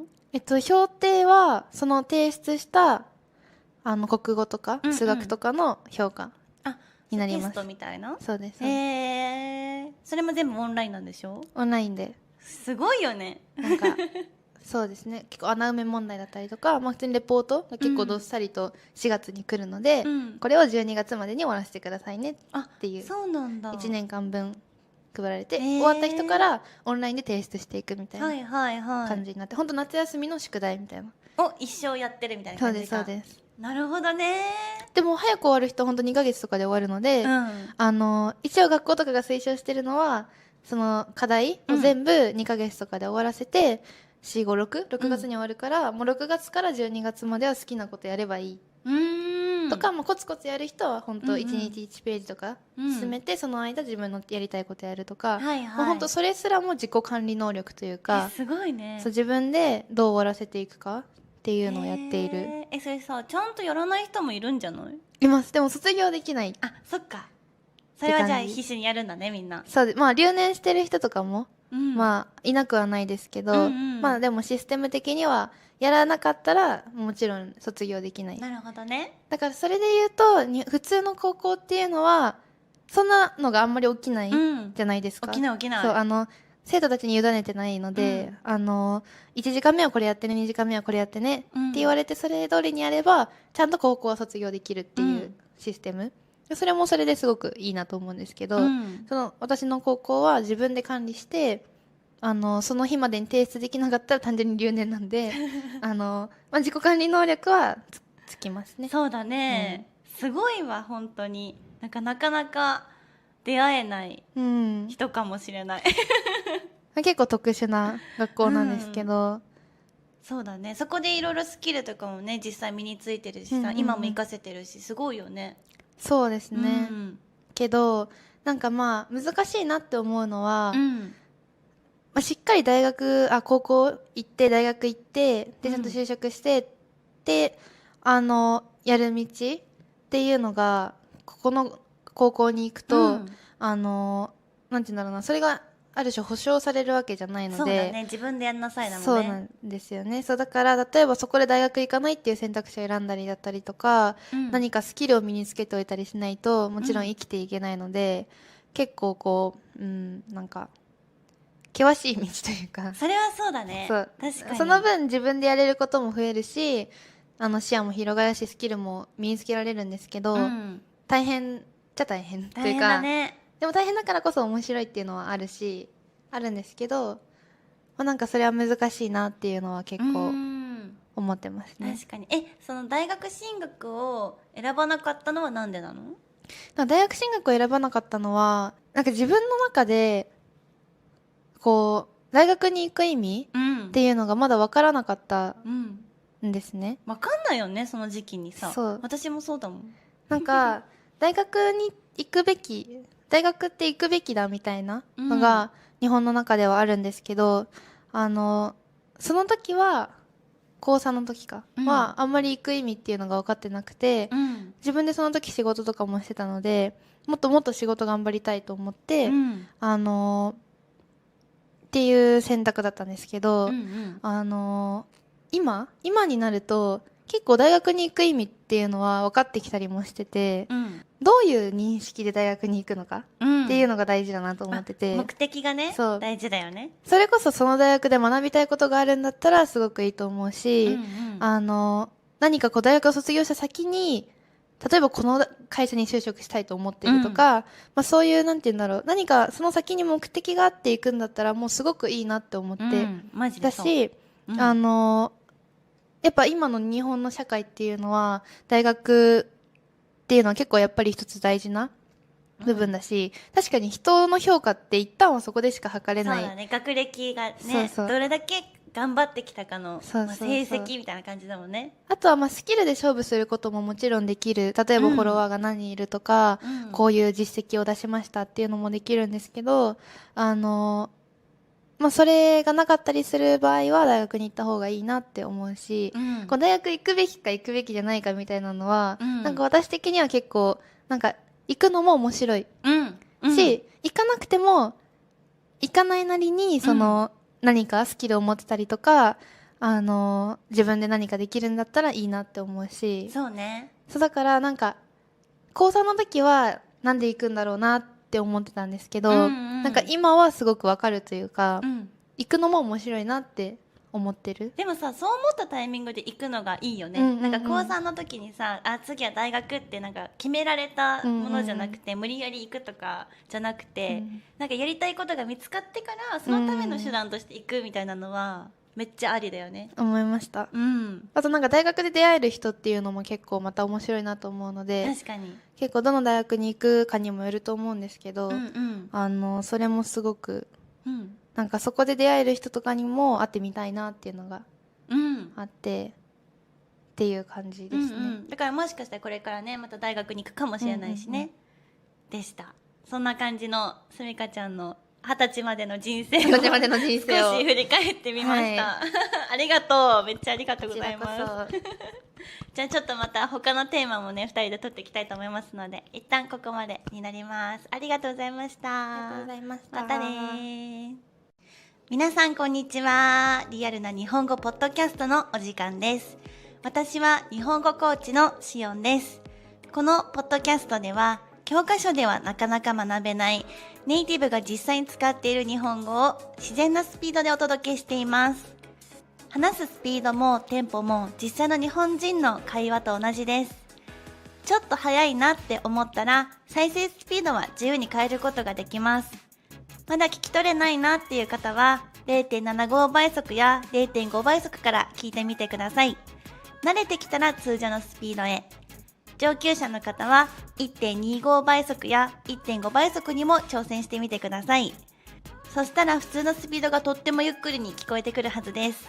自分のペースで少しずつステップアップしていきましょう。ということで今日のテーマは、日本人が日常会話でよく使っているけど教科書には載っていなくて初めて聞くとどういう意味となる日本語を紹介していきたいと思います。今日は5つの言葉を紹介します。1、助かります。2、ピンとこない。3、念のため。4、ドンピシャ。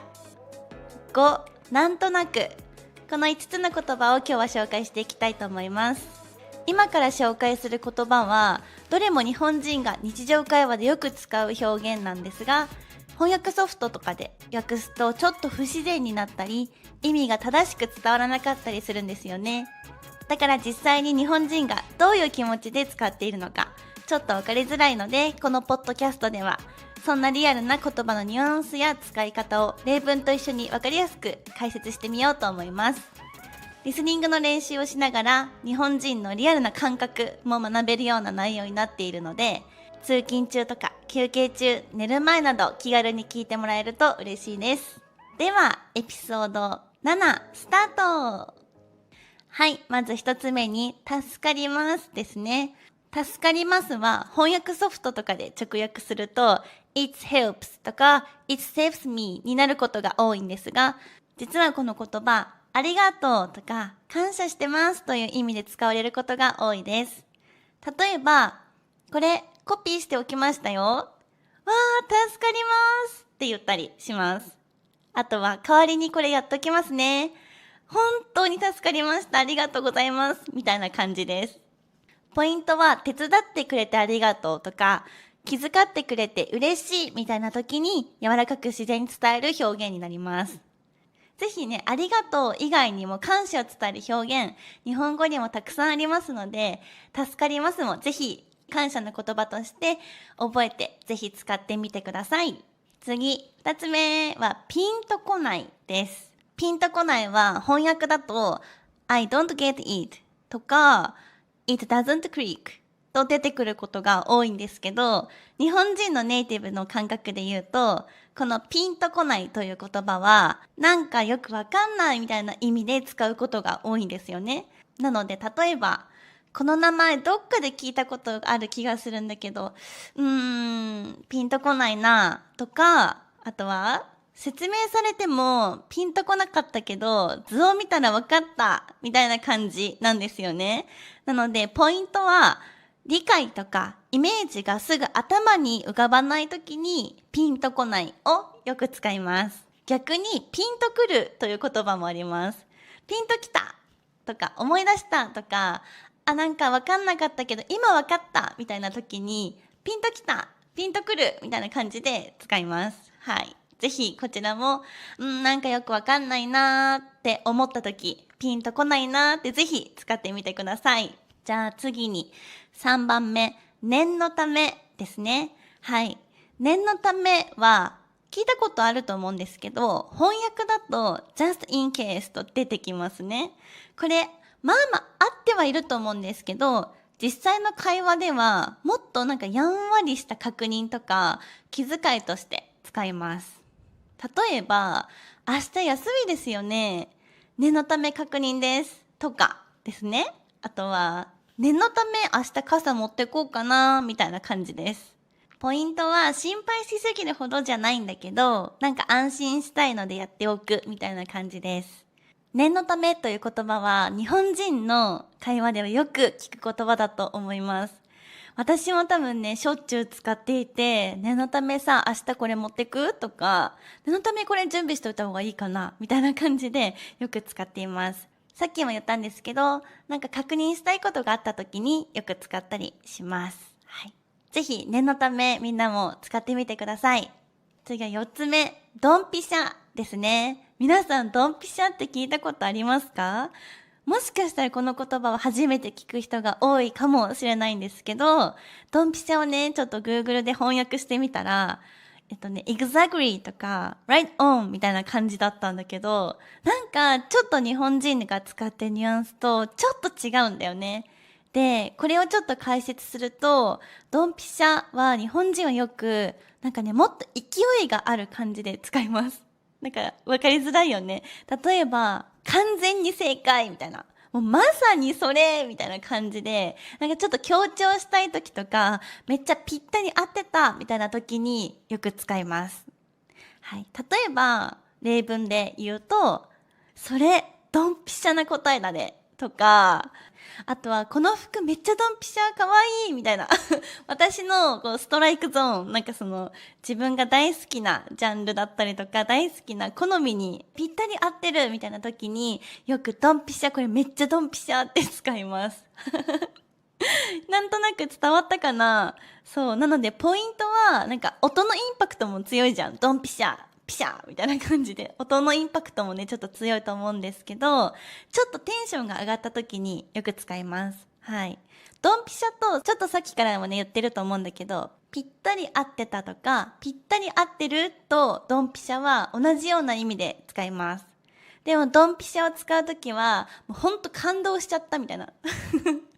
なんかね、そうなの。なんか感動しちゃったみたいな感じで使います。例えばさっきもちょっと紹介したけど、例えばお財布、例えばこの財布めっちゃ私の好みにドンピシャみたいな感じで、もうすごい可愛いの見つけて、自分の好みのぴったりのお財布見つけたみたいな時に、感動した時によく使いますね。お気に入りのものを見つけた時でもいいので、ぜひ、ドンピシャのやつ見つけたとか、ドンピシャって言葉ぜひ使ってみてください。最後5つ目は、なんとなくです。なんとなくは聞いたことあるかな？結構ね、日本人言ってると思うし、私もめっちゃ使います。はい。で、なんとなくをね、ちょっと Google 翻訳してみたら、somehow って出てきました。なんかね、ちょっと不自然なんです。somehow だと、なんかちょっとだけ不自然、なんかぴったり合ってる言葉じゃない気がしていて、なんとなくっていうのは多分直訳が難しくって、日本独自の曖昧な表現な感じがします。曖昧ってみんな知ってるかな？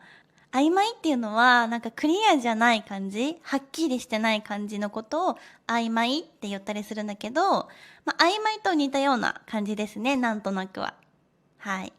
例えば、なんとなくあの人のこと気になっちゃうなとか、あとは、なんとなくこのお店入りたくなったんだよねとかですね。なんかね、ポイントは、理由ははっきり言えないんだけど、そう思った。なんか自分がそう感じたみたいな時に使うニュアンスです。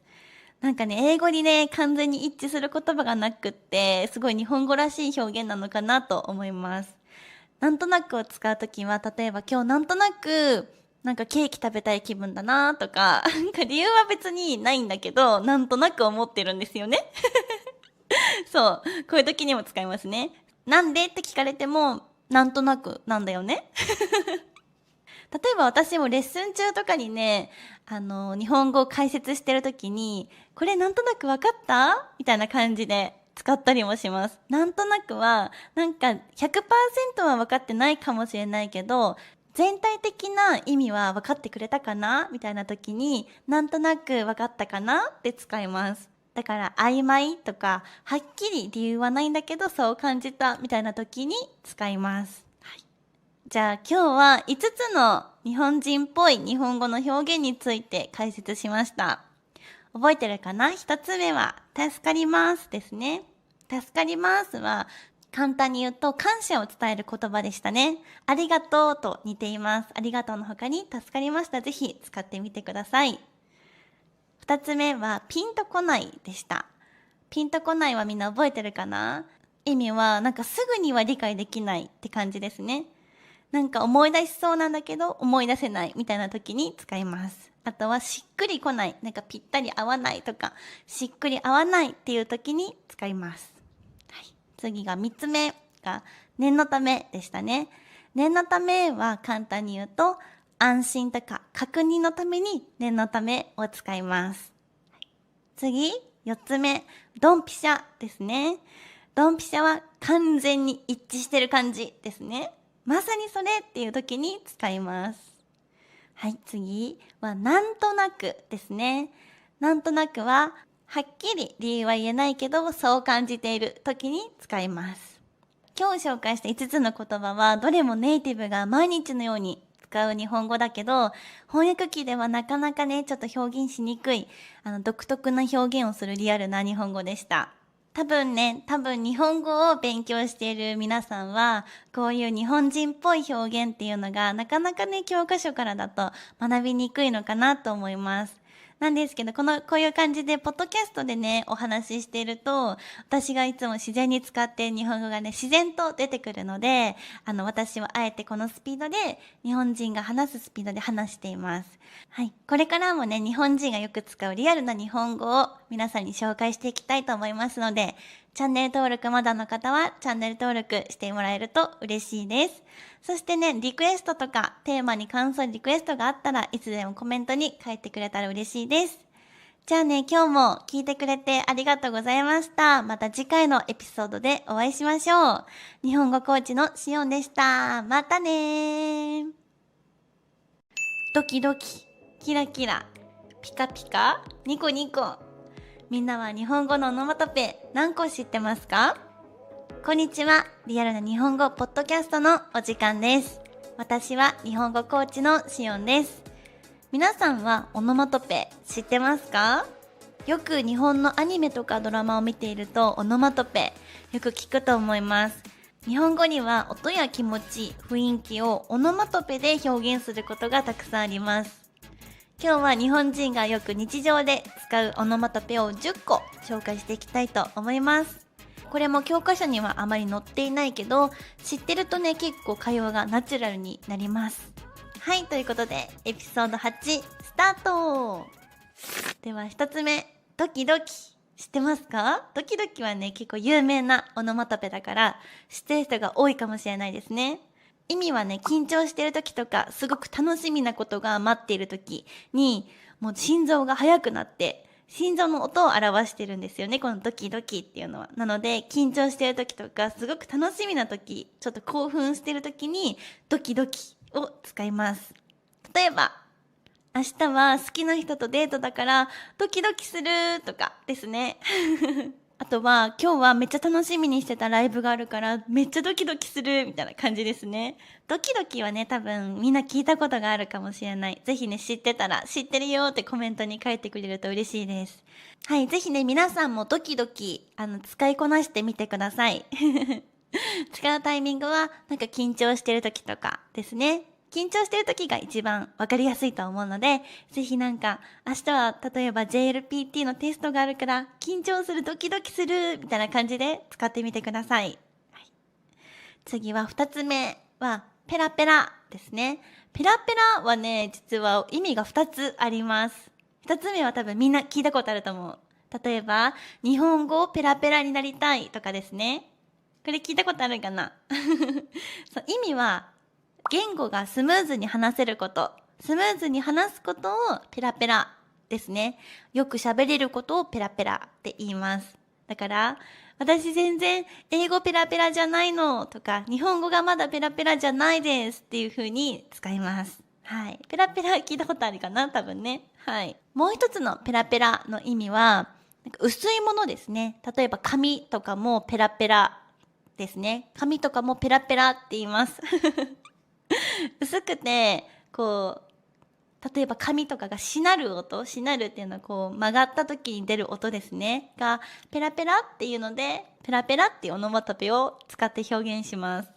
はい。なので、ペラペラには2つの意味があって、言語をスムーズに話せること、あとよく喋ることをペラペラって言います。あと2つ目は薄いものを表現するときにペラペラって使います。はい。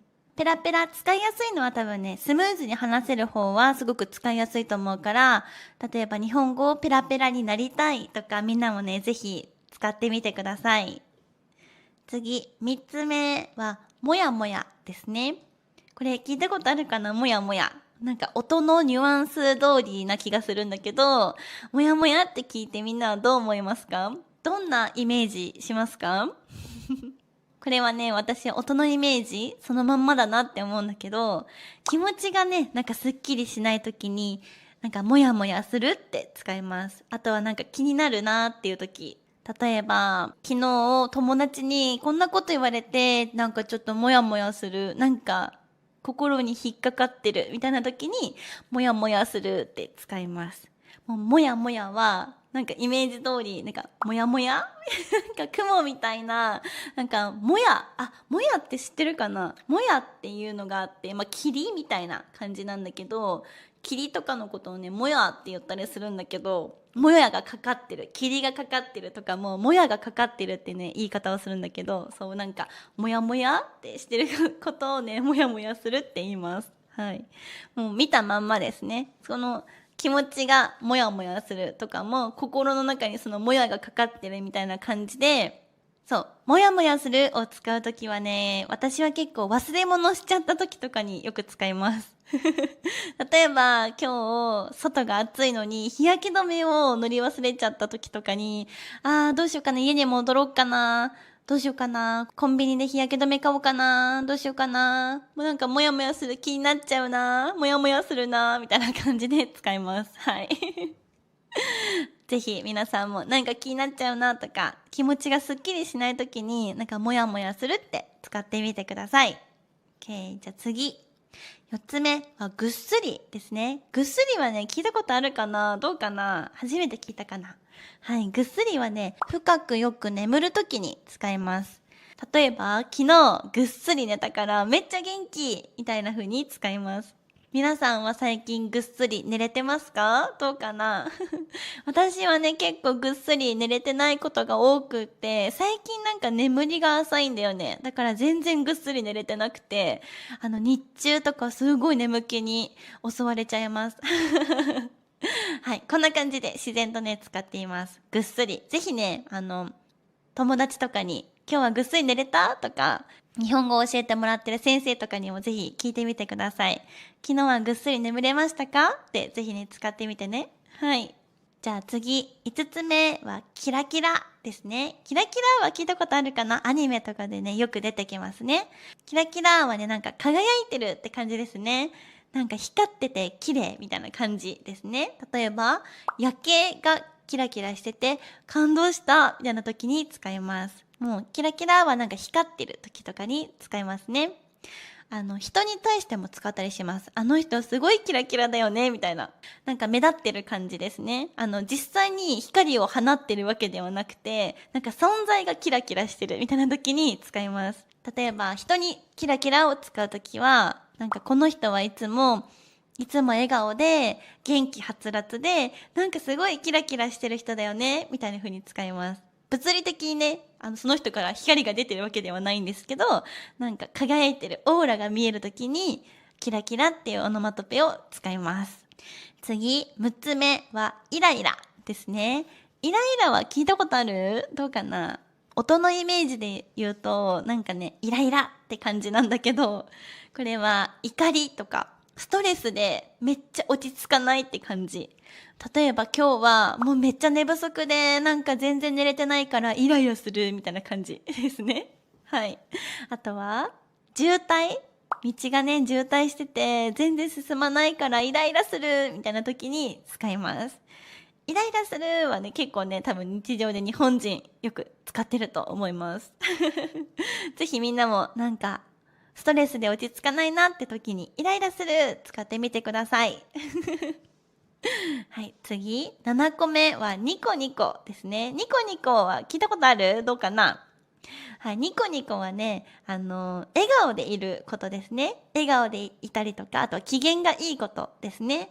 例えば、私の友達はいつもニコニコしてますとかですね。はい。とか、赤ちゃんを見た時とかに、わあ、すごいニコニコで可愛いね、みたいな赤ちゃんがすごい笑ってて可愛い時に使ったりもします。はい。ニコニコ。ぜひね、みんなもニコニコ毎日笑ってると、ハッピーな気持ちになれると思うので、ぜひニコニコしてください。はい。そんな感じ。じゃあ次、8個目ですね。8個目は、ピカピカですね。ピカピカも聞いたことあるかな？多分、ピカピカはね、めっちゃ有名だと思う。そう、みんな多分知ってると思うんだけど、ポケットモンスターのピカチュウだね。ピカチュウがよく、ピカピカって言ってるよね。そう、その名の通り、ピカピカ、これもちょっとキラキラと似てるんだけど、光ってるみたいな時のことをピカピカって言いますね。例えば、ライトがピカピカ光ってるとかですね。はい。使います。綺麗な様子。例えば、このテーブルすごいピカピカ、めっちゃ綺麗みたいな時にも使うし、あとは、新品なんか新しいものとかにも、なんかピカピカですねって使ったりします。このスニーカーピッカピカでしょみたいな。このスニーカー新品でピカピカなんだみたいな感じで使ったりします。はい。あとはこう拭いた時に綺麗になったりとか、磨いた時に、綺麗になることをピカピカになったとかって言ったりもします。はいですね。なので、ピカチュウもピカピカって言ってるのは、光ってるからですね。ピカチュウは、雷で光ってるので、ピカピカって言ってますね。はい。みんな知ってたかな？ピカピカは。はい。じゃあ次。9つ目は、ブツブツです。ブツブツ。聞いたことある？面白い音だよね、ブツブツって。はい。これはね、2つ意味があります。ブツブツ。とね、1つ目は、ブツブツしてる。例えば、今私ここにね、ニキビできちゃったんだけど、ブツブツになっちゃったんだよね、みたいな感じ。でも実際にね、今ちょっとできてるんだけど、あとはキュウリとかね、キュウリとかイメージしたらわかると思うんだけど、キュウリの表面、あれはブツブツしてますね。なんか、ブツブツって出てるよね。なんか突起って言うんだけど、尖ってるものが出てるよね。あれをブツブツって言ったりします。はい。あと肌にね、こうやってニキビができちゃった時とかに、肌にブツブツできたって言ったりします。はい、今ちょっと実際にできちゃってるんだけどね。はい、そんな感じです。あとは、2つ目の意味は、小言を言うことです。小言ってなんだよって感じだよね。小言でなんか文句をね、ちょっと言ってる感じなんだけど、なんか小さい声、小言っていうのは小さい声のことなんだけど、小さい声でなんか文句を言ってる時、不満を言ってる時に言います。例えばなんか友達がブツブツ言ってたよみたいな、ブツブツ文句言っててさみたいな時に使います。なんか文句言ってる時とかにブツブツって言ったりしますね。小さい声で文句言ってることをブツブツって言ったりします。これもね結構ね使うと思います。はい。ぜひブツブツ面白い音なので覚えてみてください。次ラスト10個目。10個目はバラバラです。バラバラも聞いたことあるかな？アニメとかでもよく出てくるんじゃないかな。はい。バラバラは、これもね、2つの意味があります。バラバラの意味は、まとまってない感じのことを言います。あとは別々のこともバラバラって言ったりします。はい。まとまってない感じですね。例えば、みんなの意見が全然違うことを言ってて、バラバラで決まらなかったみたいな感じですね。みんな全然違うことを言ってることをバラバラって言ったりします。あとはね、例えば、よく日常で使うとしたら、バラバラになっている段ボールを一つにまとめて捨てようねって言ったりします。これはね、実際に日本人もよく使っていると思います。はい。ぜひね、バラバラもイメージで覚えて使ってみてください。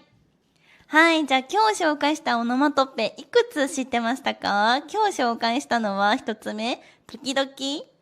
次、ペラペラ。三つ目、もやもや。四つ目、ぐっすり。五つ目、キラキラ。六つ目、イライラ。七つ目、ニコニコ。八つ目、ピカピカ。九つ目、ブツブツ。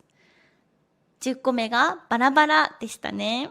どうでしょう？いくつ皆さん知ってましたか？ぜひね、何個してたよってコメントに書いてくれたら嬉しいです。日本語にはね、感情とかをオノマトペ、音でね、表すことがとっても多いです。使いこなせるとめっちゃ日本人っぽく喋れるようになるので、ぜひ今日のね、紹介したオノマトペ、みんなの日常でもぜひ思い出して使ってみてください。あとはね、もしこのオノマトペ紹介してほしいという声もあれば、ぜひコメントに書いてくれると嬉しいです。はい。このポッドキャストでは今後もリアルな日本語をどんどん紹介していきますので、ぜひチャンネル登録して次の動画を待っていてください。では次回のエピソードでまたお会いしましょう。またねー。よし、やっていきますか。やっていきましょう。はい。じゃあリアルな日本語ポッドキャストの時間です。第2弾もすみかちゃんがゲストで来てくれています。お願いします。お願いします。みんな前回のすみかちゃんのインタビュー聞いてくれましたかね？じゃあ今回はちょっとまたテーマを変えてカジュアルにまたお話ししていきたいんですけど、はい。すみかちゃんってさ、アニメ見る？見ます。お、どんなの見るの？話題のやつ。あ、今流行ってるやつとかね。流行ってるやつとか見ます。最近何見た？最近は地見ました。うん、いいね。はいどんな話だっけ？なんか地は天動説っていうのと地動説、うんこう地球が真ん中にあってその周りを、惑星とかが回ってるのかうんっていう天動説かうんうんと地球が動いているのかうんうんで地動説でもともとは地動説っていうのは信じられてなかったうんけどそんなことありえないってうん言われてたんだけど、地動説を信じている人たちのお話、うんで結構こう迫害というかその地動説を信じている人はイカれてるみたいなうんことを言われながらもこうそれを信仰していたっていううんお話。でもやばいよね。なんかさ、普通にさ、地面が動いてるって言っただけでさ、迫害されるのやばくない？まあえみたいな。今からしたらね、うんびっくりだよね。びっくり。その地っていうのはうん一見すると宇宙的な話とか、なんていうんですかねあれスピリチュアルじゃなくて、なんかうん天文学か天文学。そう、天文系のお話だと思われがちなんですけど、うんあれは本当に哲学のお話だと思ってて何かを信じるってどういうことかうんとか、地動説とか天動説とかどっちだみたいな話に見えるんですけど、うんまあそれは何を信じるか何でもよくて、うん世の中で信じられているものじゃないものとか、何か自分が信じているものっていうのをどう信じるかとか、どんな生き方を見せるかっていう話。確かに哲学だね。哲学の話になってて、だってみんなはさ地面が動いてるわけがないって思ってて、でもそれは違うだろうって言うのも怖いじゃん、普通にその時代に。でそれを信じ続けるのもさ、あれ本当にいいのかなって思っちゃうよね。周りがさ全員そうだったら。確かにそれでもあえて主張するってすごいよね。すごいし、それって何にでも言えるなと思ってて、それは天文学的な話だったけど、例えば今で言ったらなんとなく日本ってお金を稼ぐことが悪いことっていうか、ちょっとお金が汚いものみたいな、空気があったりとかするけど、なんかそれを誰かがいやそれは悪いことじゃないとか、いいことだって言ったりとかっていうのっていろいろあるじゃないですか。あるある。世の中そういうのがいろいろあると思ってて、それに異を唱えるというか、何かそうじゃないっていう発言するっていうのも生き方だと思うし、確かになんかそれを信じ続けるっていうのも生き方だなと思って。だってあえて言わなくてもいいもんね、別に。っていうのがすごく面白いなと思って、考えさせられる物語。ちょっと見てみたい。私途中までしか見てないから、最後まで見てみたい。けど結構怖いシーンあるから。そうなの？なんかなんだっけ、拷問？拷問されちゃうんですけど、拷問のシーンとかは結構結構あれなので、痛そうって感じになるので、そこは飛ばしてました。拷問シーンだけ飛ばしてました。あんまりグロいのは苦手？苦手。そうだよね。考えちゃう。自分が今それをされてるって思っちゃう。もうそうなんだ。思っちゃう。憑依しちゃうの？その爪剥がすシーンとかあるんですよ。痛い。考えちゃう。もう痛いってなっちゃう。それはなるわ。そう痛いってなるね。なっちゃう。私も結構直視できないタイプかも。あーってなる。ちょっとそういうところは見ないで。でも面白かったですね。そうなんだ。あれは見た？鬼滅の刃。見ました。映画見た？映画まだ見てないの。本当？映画まだ見てなくて、早く見なきゃなと思って。みんなに言われる。なんかマジで見てほしい。マジですごいあれ。マジですごい。見てみてほしい。ちょっと見たいですね。多分鬼滅の刃好きな人めっちゃいると思う。まだあれって日本だけ上映？いやあれもうすぐかな。9月からは海外でも映画館でやる。9月からか。じゃあまだかな。もう始まってるとこもあるかもしれないけど、みたいなね。そっか、いいね。ちょっとちゃんと見よう。ぜひぜひ。そうね。面白かったですね。あとは最近見てるのある？タコピー？タコピーの現在だっけ？あれは見ました。ちょっと見ましたかね。みんな知ってるから。タコピーの現在ってすっごいさ可愛いキャラクターが出てくるんだけど、なんかタコみたいな宇宙人、すんごい見た目可愛いんだけどさ、お話がめっちゃさ、いやそう重いんですよ。シリアスだよね。そうでもあれ6話ぐらいですよね。すごい短かった。めっちゃ短いんですよ。なんか続きがあるのかと、第2シーズンがあるのかと思ってたら終わった。そうなんですよね。あれもすごく面白いというか、面白いですね。なんか私はあれは結構物事って多面的だよねっていう話だと思ってるんですけど。それはそうだね。両方から見て、本当に片方から見たら女の子の名前なんだっけ、主人公。静香ちゃん？静香ちゃんはすごくかわいそうな女の子だけど、それをねいじめてたマリアちゃんだっけ、もうすごい悲しい過去を持ってて、傷ついててみたいな、でその周りにいる男の子もさ、風間くんだっけ、とかもすごいなんかお兄ちゃんと比べられちゃってさ、なんかすごい悲しいよね。悲しい。あれ最後見ました？見た。もちろんいじめるのは良くないけどね。良くないけどね。確かにどんな理由があったって、なんかいじめちゃいけないなって思うんですけど、最近よく何か情報を一つ見て一方的にこの人良くないとかって決めつけがちだと思うし、なんか自分もちょっとそういうバイアスかかったりとかして、わかる。この人めっちゃ良くないよねって思っちゃったりすることあるけど、うんどうなんだろうね。っていうのを一回疑った方がいいなっていやそういうのは決めつけは良くないよね、そうなんだよ。っていうのを考めっちゃ感じるえさせられるお話だったなって、なんかさ日本でさ結構さそれに通ずる話でさなんか挑戦者をさ笑ったりとかさ、出る杭を打つみたいなさ、言葉があるけど結構あるじゃんそういうのが、日本もね、だけどなんかさ挑戦する人って別にさ挑戦しなくていいことあえてやってるわけじゃん、だからさそれをさなんかあえて叩くのはどうなんだろうなってちょっと思ってるの、別にいいじゃん好きにやらせたらって思うの、そうそうそうなんかそこに嫉妬心とかがあるのかなって。自分はそっちにはいけないからってことだよね、確かにね。そうなんかほっとけばいいのになってちょっと思う、そうそうそうまだあるよねそういうのが日本はありますね。そうね。そんな感じかな最近見たのは。そうねそんな感じかな。何見ました？それコタコピーの現在見たでしょ、あとはブルーロックとかも見てた。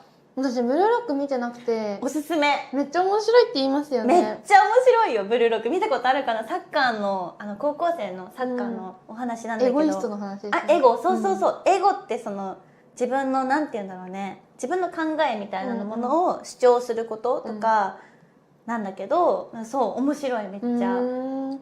何が面白いんですか？なんかその指導者みたいなコーチみたいな人がいるんだけど、その人の言う言葉が一つ一つなんかすごく、リーダーの言う言葉なんだけど、なんかその日本のサッカーの選手たちを、ストライカーをこう育成するなんて言うんだろうね合宿みたいなのするお話なんだけど、なんかそのストライカーにしていくため日本一のストライカー世界一のストライカーにしていくための声掛けみたいなのがその、エゴさんっていうんだけどその人がそうなんだその人がめっちゃなんか適切な言葉で声をかけていてなんかリーダーとか目指す人とかにもちょっと響く内容だった。もちろんその主人公の頑張るみたいなものに、頑張れみたいな応援する気持ちも出てくるんだけど、なんか大人になって多分見ると、あの人がすごいなって思う。そのエゴさんみたいな人がこうやってやる気を出させるんだとか、こうやって上司とかね社長とか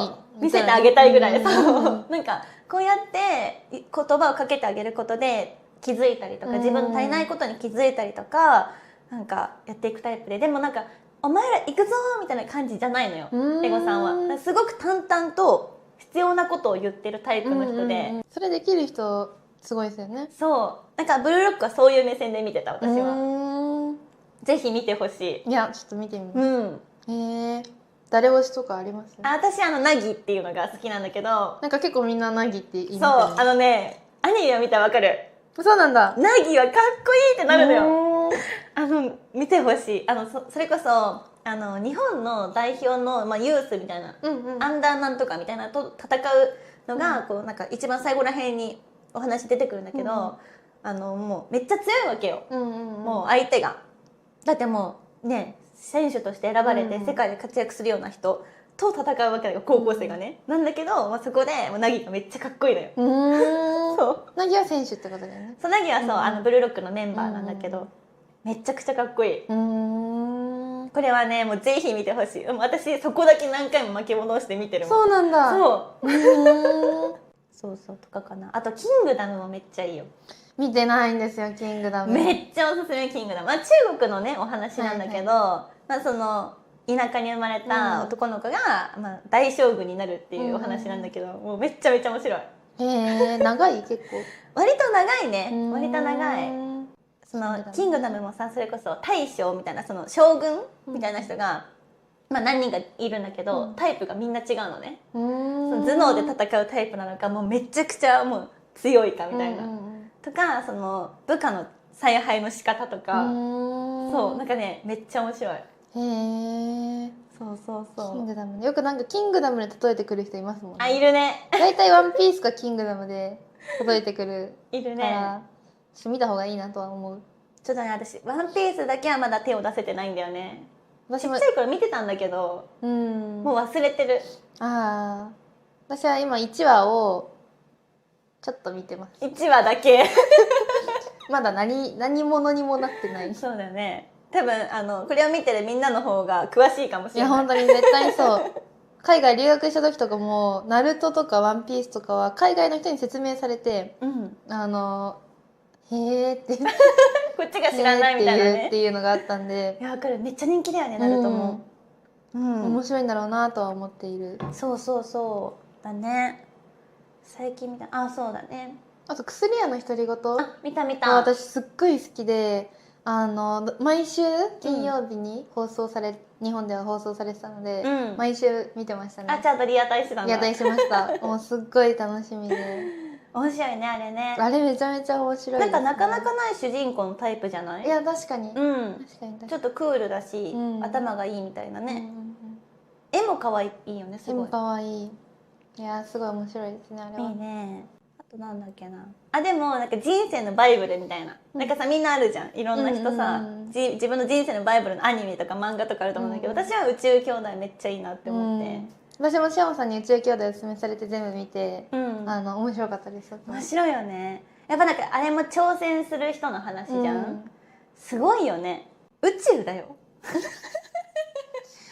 いや宇宙ですよ皆さん。宇宙はもうすごいって。いや宇宙はすごい。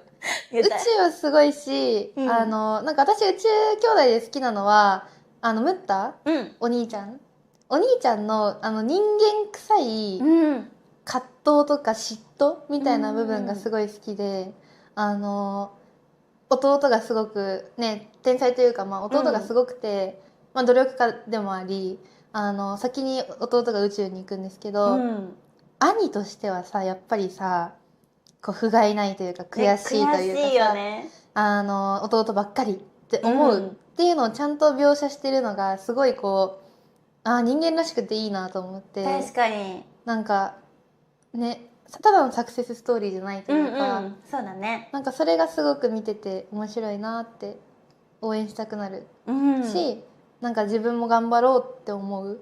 いやそうなの。なんかね、それこそムッタの年齢が多分20後半とかでしょ。主人公が20後半でさ、そっから挑戦するんだみたいな、結構勇気もらえる。シオンさんが今から宇宙飛行士になるみたいな感じですよね。それは絶対にないんだけどね。体力が追いつかない。体力テストで1回落ちます。そうだからムッタもやっぱりその会社員がしてて、今からみたいな感じだったけど、そうね、トレーニングしたりとか。一回諦めちゃったんだよね、ムッタはね。一回諦めて普通に会社員として働いてたんだけど、やっぱり行きたいみたいなね。すごいよね、あれは。ぜひおすすめです。皆さんも見てみてください。そんな感じかな。あとなんか他にありますか？あと「進撃の巨人」も好きですよ。進撃は面白いね。ちょっともう一回見たいもん、ちゃんと。いやわかるね。もう一回見たい。さ、話がさそもそも複雑っていうのもあるし、長いしね。長いし、それこそ地みたいな感じでさ、地とかタコピーの経済みたいにさ、なんかこっちの立場からすると、あっちが敵でみたいな、こっちからするとこっちが敵でみたいなさ、なんか悲しくなるよね。ね。いろんな面から物事見れるよね系のアニメ好き。私も好きかも。考えさせられるというか、よく考えて作られてるなみたいな、ちょっと複雑な話の方が、面白いなって。いやわかる。思う。わかる。なんか見応えあるしね。見応えある。わかるわかる。そうね。あと普通にそれで言うと坂本デイズ。坂本デイズ。わかるわかる。何も考えなくても見れるって感じ。そうそうそう。あれ面白いですね。あれはなんかちょっとなんか一回休憩したいなみたいな時に見る。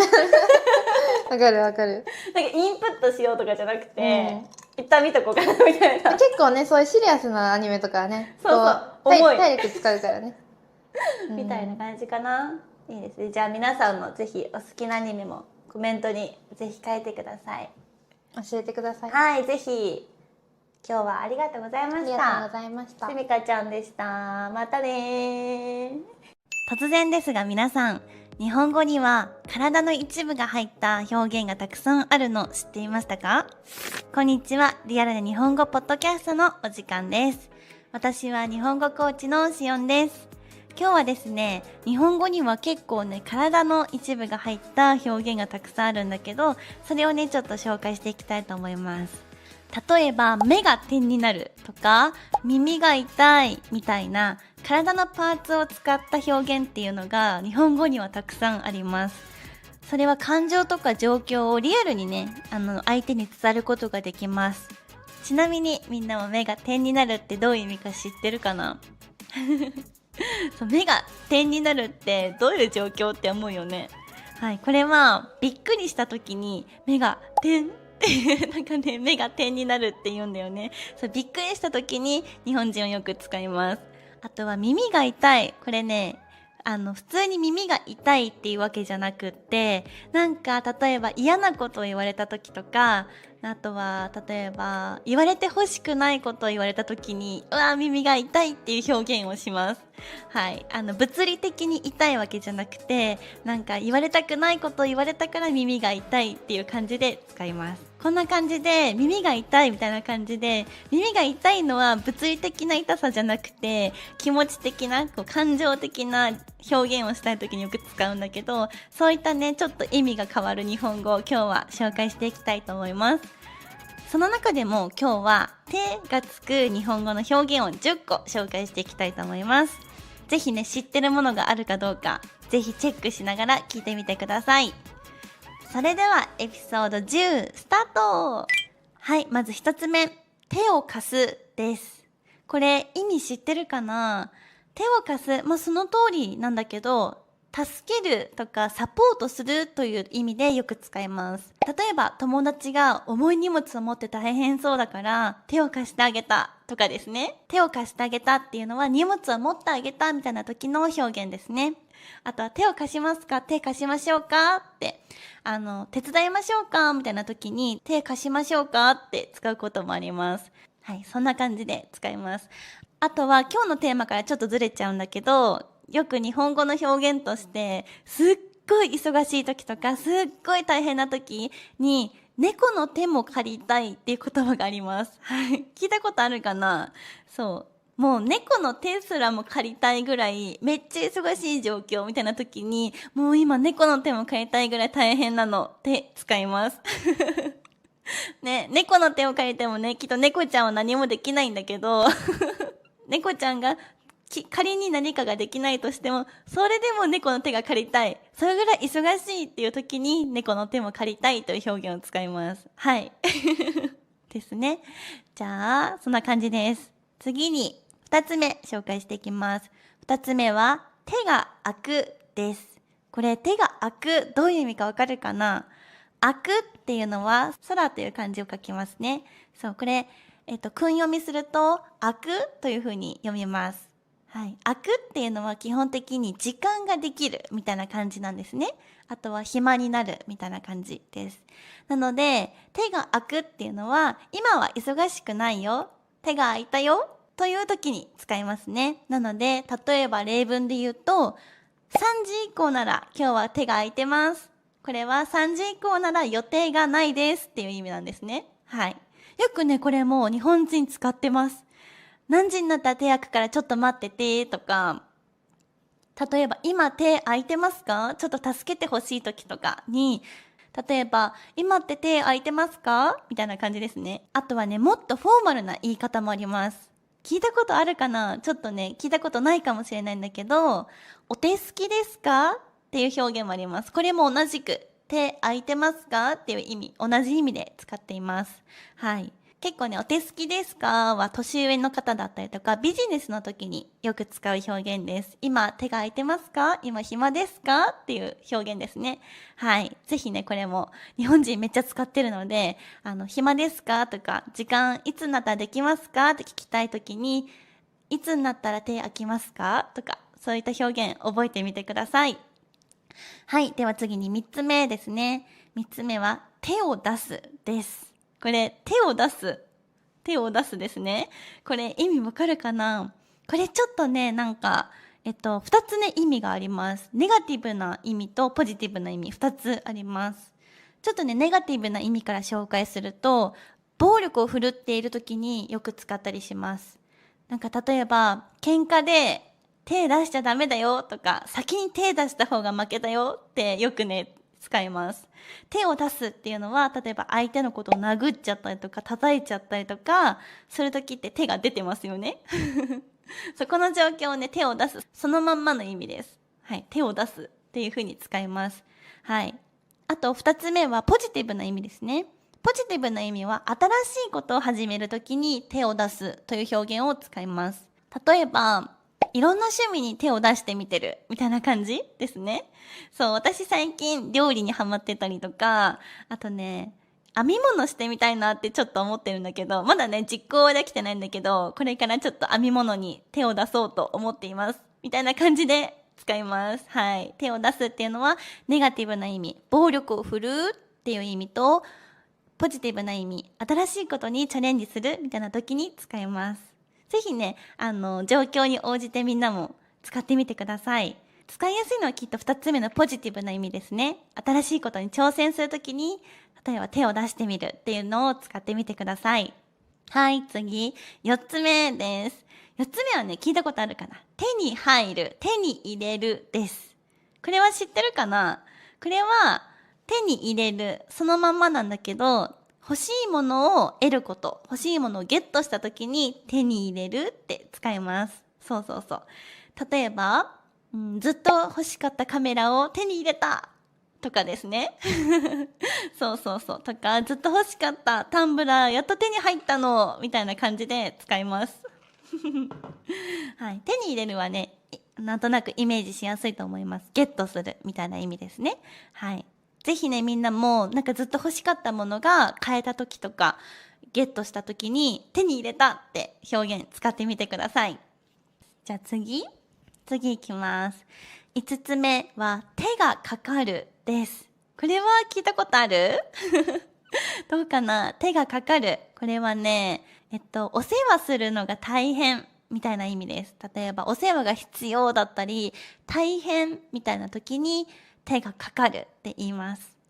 例えば、私の飼っているワンちゃん、手がかかるんだけど、すっごい可愛いのみたいな感じで使います。すごいやんちゃで、いたずらばっかりするんだけど、すごく可愛いみたいな意味で使います。そう。この子は手がかかるけど、可愛いみたいな意味で使いますね。はい。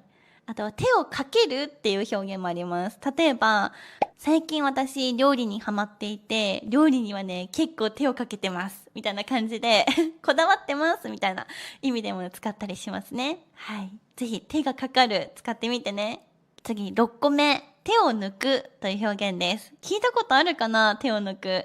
これはね、若干、ネガティブな意味で使うことが多いかな。はい。抜くっていうさ、表現も知ってるかな？例えば、ストローを抜く。ストローを抜く。これ抜くですね。なんだけど、この手を抜くっていうのは、ちゃんとやらずにサボるみたいな意味があります。手抜きっていうね、言葉もあるんだけど、今日はちょっともう疲れてるから、手抜き料理でいいかな？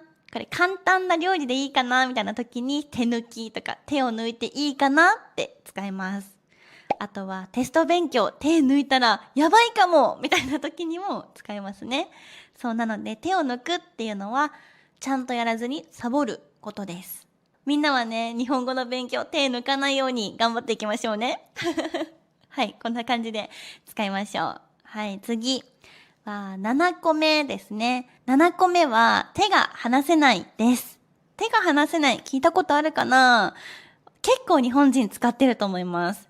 これ意味としては、今めっちゃ忙しいみたいな感じですね。今すっごい忙しくって他のことできないっていう状況の時に手が離せないって使います。例えば私が今コーヒーを作っていて、今コーヒー作ってるから他のことできないみたいな感じですね。手が離せないって使います。はい。あとは今例えば仕事忙しくって今ちょっと手が離せなくて後で電話するねみたいな感じですね。はいです。ちょうど忙しい時とかに今手が離せなくてっていうのを使ってみてください。次8個目ですね。8個目は手をつけるです。つけるっていうのは例えば電気をつけるとかもそうですよね。つける。あとは手をつける。こうピタッと手をねくっつけることも手をつけるって言いますね。つけるっていうのはそういう意味で使ってると思うんだけど、この手をつけるのつけるは食事とか、あとは作業を始めるときに手をつけるって言います。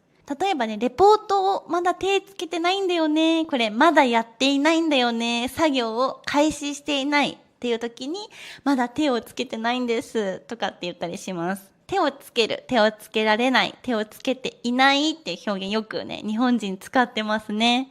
はい、そんな感じです。例えば今週は結構日本語のレッスンがたくさん入っていたから、このポッドキャストの編集、手をつけられてないんだよね、みたいな感じです。そう。まだ作業に入れてない、作業開始できてないみたいな時に使います。はい。じゃあ次、9つ目。手も足も出ない。はい。ここでちょっと足も出てきちゃったんだけど。はい。これね、手も足も出ないっていう表現はみんな知ってるかな？これは、もうその名の通り、手も足も出ないんです。どういうことって感じだよね。はい、これはね、難しすぎてとか、大変すぎて何もできないって感じ。もう手も足も出せないぐらい何もできないって感じなの。例えば、今日のテスト問題難しすぎて、手も足も出なかったみたいな感じで使います。はい。そう、難しすぎるみたいな時に手も足も出ないっていうのを使います。なのでぜひ難しいっていう言葉以外にもこういった表現があるのでぜひ使ってみてください。次は10個目ですね。10個目は手に負えないです。負えないっていう字はね、負けるっていう字を書くんだけど、これどういう意味かというと、自分ではもう対応できません。みたいな感じです。あとは、コントロール私にはできませんみたいな時に使います。例えば、このトラブルもう手に負えないよみたいな感じですね。もう何をしても無理だみたいな時に、もう手に負えない。私にはもう何もできないみたいな時に、手に負えないって使います。はい、こんな感じ。なので、例えば今日自分のタスクがめちゃくちゃ多くって、もう自分だけじゃ対応できないっていう時に、もう手に負えないです。ギブアップみたいな感じで使います。はい。ちょっとね、英語の意味だと多分ギブアップがちょっと近い言葉かなと思います。ぜひ手に負えない、大変すぎるっていう時にね、使ってみてください。はい。ということで、いかがでしたでしょうか？今日は手がつく日本語の表現を10個紹介してみました。こういうね、表現、体を使った表現っていうのはネイティブとの会話では本当によく使われるので、覚えておくと日本語がね、ぐっと自然に聞こえるようになってくると思います。ぜひね、今日紹介した10個の手がつく表現、それ以外にもね、実は体の一部を使った表現ってもっともっとたくさんあります。例えば頭とか、動画の最初に言った目が点になるとか、耳が痛いとか、もっともっとね、いろんな表現があるので、またポッドキャストで解説していきたいなと思います。ぜひね、こういった日本語使えるようになると、あ、そんな日本語よく知ってるねってなると思います。はい、こちらもね、あんまり教科書には出てこないような表現になるかなと思うので、ぜひマスターしてみてください。はい、ということで、今日のエピソードも聞いてくれてありがとうございました。ではまた次回のエピソードでお会いしましょう。またねー。よし。始まりました。今回もゲストのすみかちゃんです。よろしくお願いします。ちょっと軽く自己紹介だけしとくか。はい。しおんさんと同じ職場で働いてました。元先輩と後輩。はい。だけど今は友達。そうです。はい。のすみかちゃんが今日はゲストに来てくれています。これは多分3問目になるかな。3問目ですね。一番最初の動画にすみかちゃんにインタビューして過去のお話とかも聞いてるので、ぜひ見てみてください。じゃあ今日のテーマは方言についてです。で、実はすみかちゃんは方言がない地域なんだよね。ないです。だから標準語って言われてる、みんなが普通に喋ってる言葉を喋ってる。私は北海道出身なんだけど、北海道も割と標準語に近い。だけどちょっとずつなんかね、変な言葉を喋ってるらしいんですよ。そう、方言を喋ってるらしいので、今日はすみかちゃんにクイズをね出していきたいと思います。はい、北海道弁クイズやっていきましょう。やっていきましょう。はい。じゃあ、早速いきますよ。第1問。これはめっちゃ簡単だと思う。はい。なまら。意味知ってる？なまら？知らない？でも聞いたことはある。あるでしょ？うん。どういう時使うか知ってる？とても？あ、そうそうそう。とてもとか、めっちゃみたいな。ああ、そうなまらうめえとか。そう、なまらうめえとか、なまら暑いわ今日みたいな。へえ。みたいに使う。あんま出ない。なまらはね、ちょっとなんか男性が多く使うイメージがある。女性であんまり使う人はあんまりいないかもしれない。へえ、そうなんだ。お父さんとかめっちゃ使う、私の。あ、そうなんだ。そうそう。へえ。とかね。じゃあ次、ちょっと難しくなります。第2問目。あずましくない。わかりますか？わからない。わからないけど、あずましくない、あずましくない。美味しくないとか。ブブー。なんか、あずましくない。ちょっと、あずましくないな。あずましくないみたいな感じ。なんか、あずましくないな。みたいな。緊張するみたいな。ちょっと近いかな。緊張するとどうなるって感じ。緊張してるとどうなる？人は。お腹痛いとか、そうなんか、なんかもう今日あずましくないな。そわそわする。みたいな、そう。そわそわするみたいな感じ。へえ。落ち着かないとか、そわそわするとか、気持ちがしっくりこないみたいな感じ。へえ。そうそうそう。あずましくないですって。あずましくない。例えばこの椅子、なんかあずましくないな。なんかしっくりこないな、みたいな感じ。なんであずましくないって言うんでしょうね。なんでなんだろう。なんかあずましいが、なんかちょっと快適、いい感じみたいな。あずましいみたいな。くないがついて不快みたいな。へえ。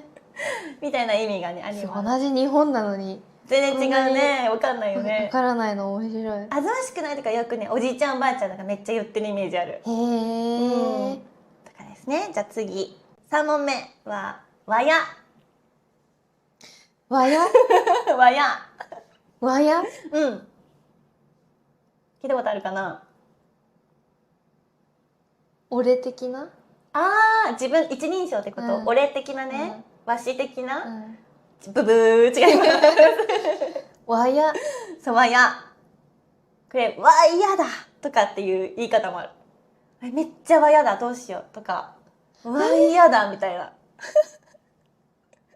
このテンションで言ってる。驚き的なことですよね。そうそうそう、驚いてるとかもあるね。やばい的な？そう、やばいみたいな感じ。そう。これはやばいと同じでいろんな時に使うの。例えば、なんだろう、例えば今日マジでもう雨降っててわやだわみたいな。最悪だみたいな。やばいみたいな風にも使うし、なんかあとは例えば今日なんだろうね、料理失敗しちゃったわやだみたいな。ちょっとなんか最悪みたいな時に使う。そうそう、そんな感じです。じゃあ次、第4問。これはね聞いたことあるけど、縛れる。わかんない。嘘。わかんない。私多分北海道の知り合いとかがいなすぎて、あんま聞いたことない。これ皆さんわかりますか？縛れる。言葉のイメージそのまんまな感じかも。でも怖い？そうね。縛れるは北海道ならではの言葉なの。寒い？そう、もうめっちゃくちゃ寒いってこと。へえ。そう、例えば今日の朝縛れたねみたいに言ったりする。そう、今日の朝寒すぎたねみたいな。そうそう、今日は縛れるわみたいな。おもろ。意外とあるよね、北海道弁。ある。そう、縛れるはね、結構冬になると品質。へえ。ですね。縛れる。そう。冷え込んだねと同じだね。縛れるね。そうそうそう。皆さんも分かりましたか？結構難しい。ちょっと難しいね。じゃあ次。5番目。これは私はよく使ってる。投げる。投げる。そう。投げるはね、私よく使ってる。マジ？そう。そのまま投げるの意味じゃないってことだよね。そう、違うの。この投げるっていう意味ではないの。なんだろう。例えば、ちょっとこれ後で投げといてみたいな。あ、捨てる？そう捨てるっていう意味でね投げるって使うの。へえ。そうだからこのゴミ後で投げといてとか。そうそれ投げるとはさどう区別する？文脈か？でもゴミの時にしか使わない投げるは。そういうこと？そうゴミ投げといて。投げかねないよねこれ。そう普通の人に言ったらね。そうなの。だから多分標準語だと捨てといて、捨ててねみたいな感じだよね。そうそれを投げといてってめっちゃ言う。へえ。そうあと今日ゴミ投げの日だわみたいな。そうなんだ。そう今日ゴミ捨てる日だみたいなことゴミ投げの日だってとか言います。でもねこれ私も今でもよく使ってる。じゃあ次これ難しいかも。6個目バクる。そうこれは動詞ですね。バクるで終わってるんで動詞です。買う？ちょっと違う。まあ、買う時にしてることなの。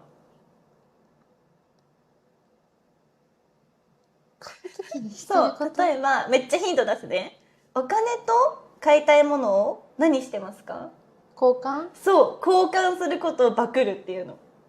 そう例えばなんか例えばこれとこの飲み物バクろうとか。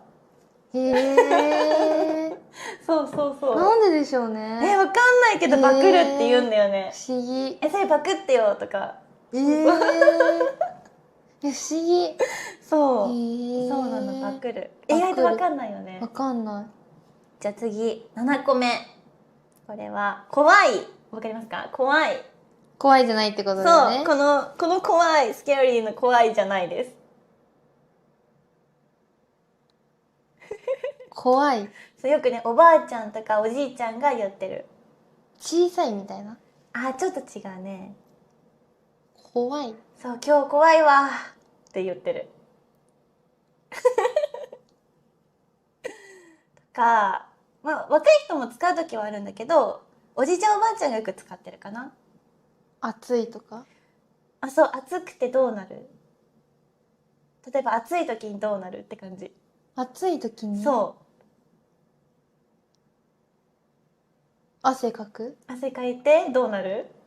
嫌な気持ちになる。そう嫌な気持ちになるよね。そうだるいみたいなことなの。へえ。そう日本語でその普通の標準語だとだるいみたいなことを怖いっていうの。へえ。今日体怖いわって。へえ。そう面白い。よくねそうおじいちゃんおばあちゃんとか腰痛いわとか、今日腰怖いわとか言ってる。うちのおばあちゃんめっちゃ使ってた。なんか結構既存である言葉っぽいんだね。投げるとか怖いとか。でも別の意味で使ってるみたいな。別の意味で使ってる。そうなの。難しいわ。むずいよね。そうなんですよ。じゃあ次ね。これは聞いたことあるし分かると思う。8問目はめんこい。わかりますか？かわいい。そう正解。かわいい。そうですよね。めんこいって北海道なんだ。そう北海道なの。そうなんだ。でもなんかちっちゃい子とかによく使う。ちっちゃい子とかあと子犬とか子猫とかなんか犬とか猫を見た時に「わあめんこいね」って言ってるみたいな。そうなんだ。そうですね。じゃあ次9かな？9個目かな？これわかるかなみんな。9個目はいずい。いずい。かゆい？そうかゆくなるとどうなるみたいな。かゆいってどういう気持ちみたいな。イライラする？そうみたいな感じ。さっきのね何と似てるかな。なんか似てる言葉出てきたよね。あずましくないとちょっと似てんだよね。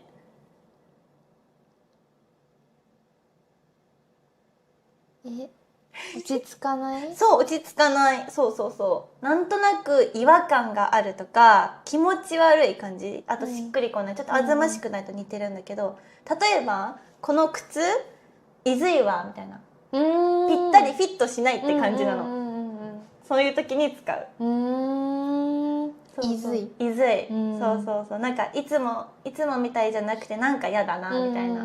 そう煩わしいなみたいな。煩わしい。そうあずましくないはなんか落ち着かない感じ、そのそわそわする感じなんだけど、いずいはなんかちょっとフィットしない感じ。そうですですね。じゃあいっぱいあるね。なんかそんないっぱいあるんだいっね。ぱいある。次10問目。ウルカス。ウルカスわかりますか？これも動詞です。驚かす？違います。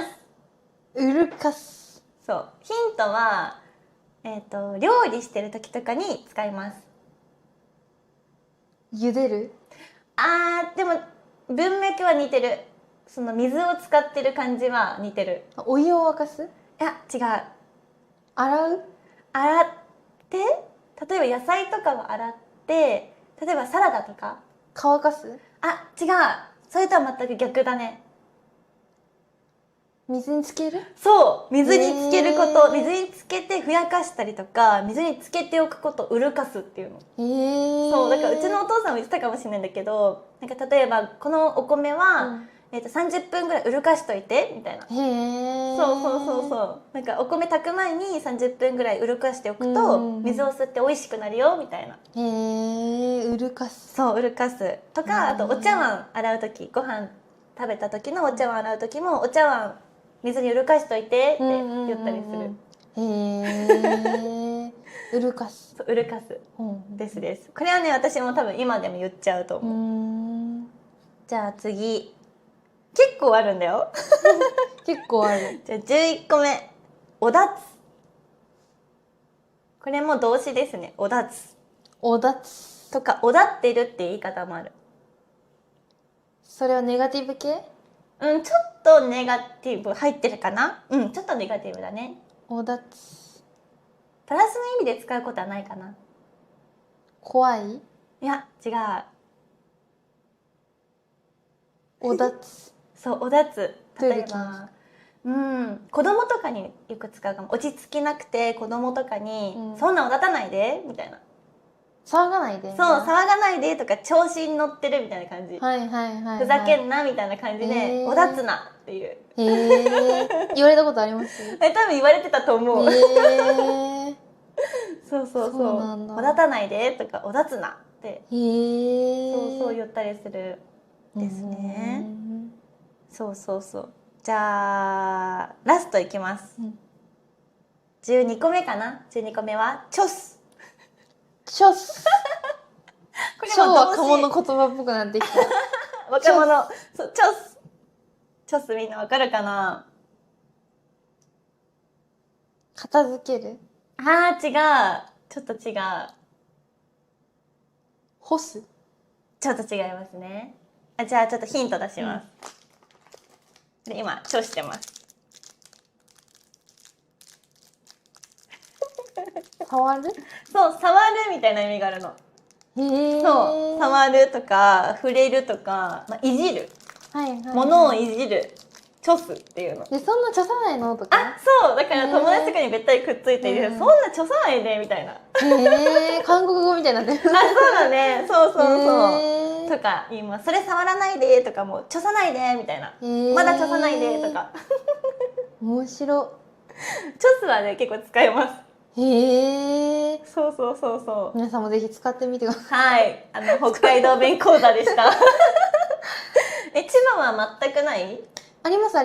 それこそおじいちゃんおばあちゃんとかが私が千葉の南の方におじいちゃんおばあちゃんがいるんですけど、そっちの方はなんか何々だっぺとか、だっぺかわいい、何々するって言ったっぺとか、なんか何々だっぺみたいな感じで言ったりとかはする。浜言葉みたいな。そうかもとか、海の方の人特徴的だよね、言葉とか。でもだっぺだっぺかな。だっぺで言うと北海道はだべさとかがあるかな。言ったべさとか。そう、言ったべさそれみたいな。聞く気がする。あるね。じゃあなんか特有の言葉みたいなのはないのかな。あんまりない。その動詞で何かとかはない。もうあるのかもしれないけど、ほとんどもう聞かない。そっか。おじいちゃんおばあちゃんがちょっと語尾に残ってるぐらいかな。でしたね。東京のね、千葉は近く、そうだね、関東地方って言われるところなので、比較的、そうね、全然標準語だったりするかな。確かに。その上のなんか栃木とかめっちゃなまってるけどね。あー茨城とか。確かに確かにね、千葉は全然なまりがないよね。確かにね、うん。なんでなんだろ面白い。なんでだろう。う。まあでもその南の方とかは全然なまってるかもしれないもんそっかそっか、うんちょっと語尾がなまってたりね、うんうんうんいいですね。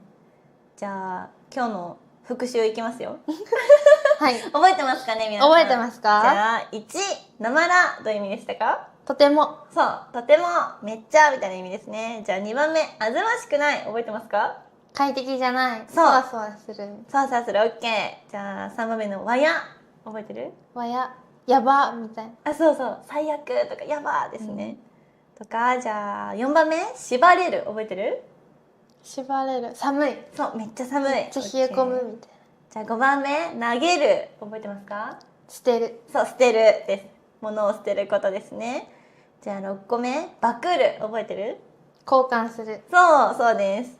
じゃあ7個目、怖い、わかりますか？怖い、なんだっけ、怖い。今日怖いわ。だるい、あ、そう、だるいです。うんだるい。ちょっと疲れたなとか、うんそんな感じ。8個目、いずい。いずい、覚えてる？気持ち悪い、あ、そうそうそう。違和感があって気持ち悪い、この靴いずいなとか、うんうんうんそんな感じ。OK、じゃあ9個目、バクる。バクる、覚えてる？バクる、そうそう。バクる交換、そう、交換、うんうん交換です、交換です。OK、じゃあ次、うんうん、 10個目がうるかす。お湯、お水につけたりとか、そう、お水につけておくことです。じゃあ11個目、おだつ。おだつ、うるさいみたいな、騒がないみたいな、そうそうそうそうそう、調子に乗って騒ぐみたいなうんうんうん意味ですね。あ、11個目、チョス、覚えてる？ちょす、触る、いじる、そう、いじるとか、うん触らないで触るっていう意味ですね。うんうん完璧です。結構覚えてるね。結構覚えた結構もう結構ね入ってきてますよこれ。入ってきた北海道弁。入ってきた。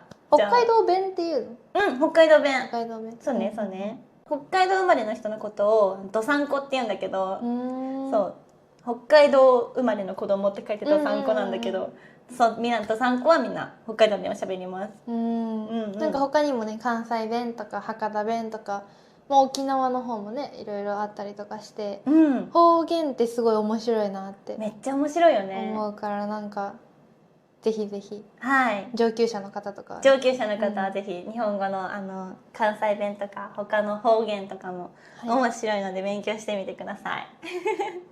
じゃあ今日は北海道弁講座でした。ありがとうございました。ありがとうございまみんなまたねはい皆さんこんにちは。リアルな日本語ポッドキャストのお時間です。日本語コーチのしおんです。このポッドキャストでは教科書にはあまり出てこないネイティブが日常で本当に使っている日本語を自然なスピードでお届けしています。ちょっと早いなと思った方は再生スピードを調整して自分に合ったスピードで聞いてみてください。ということで今日のテーマは敬語とタメ口、いつどうやって使い分けるについてお話ししていきたいと思います。ではエピソード12スタート。はい、皆さん日本語には敬語とタメ口あるの知っていましたか？知ってる方が多いかもしれませんね。はい、ではまずは敬語とタメ口の違いについてちょっとお話ししていきたいと思います。敬語は相手を立てたり丁寧に話す言葉ですね。例えばですとかますで終わる文章が多いです。例えば例文で言うと、はじめまして、しおんと申します。よろしくお願いいたします。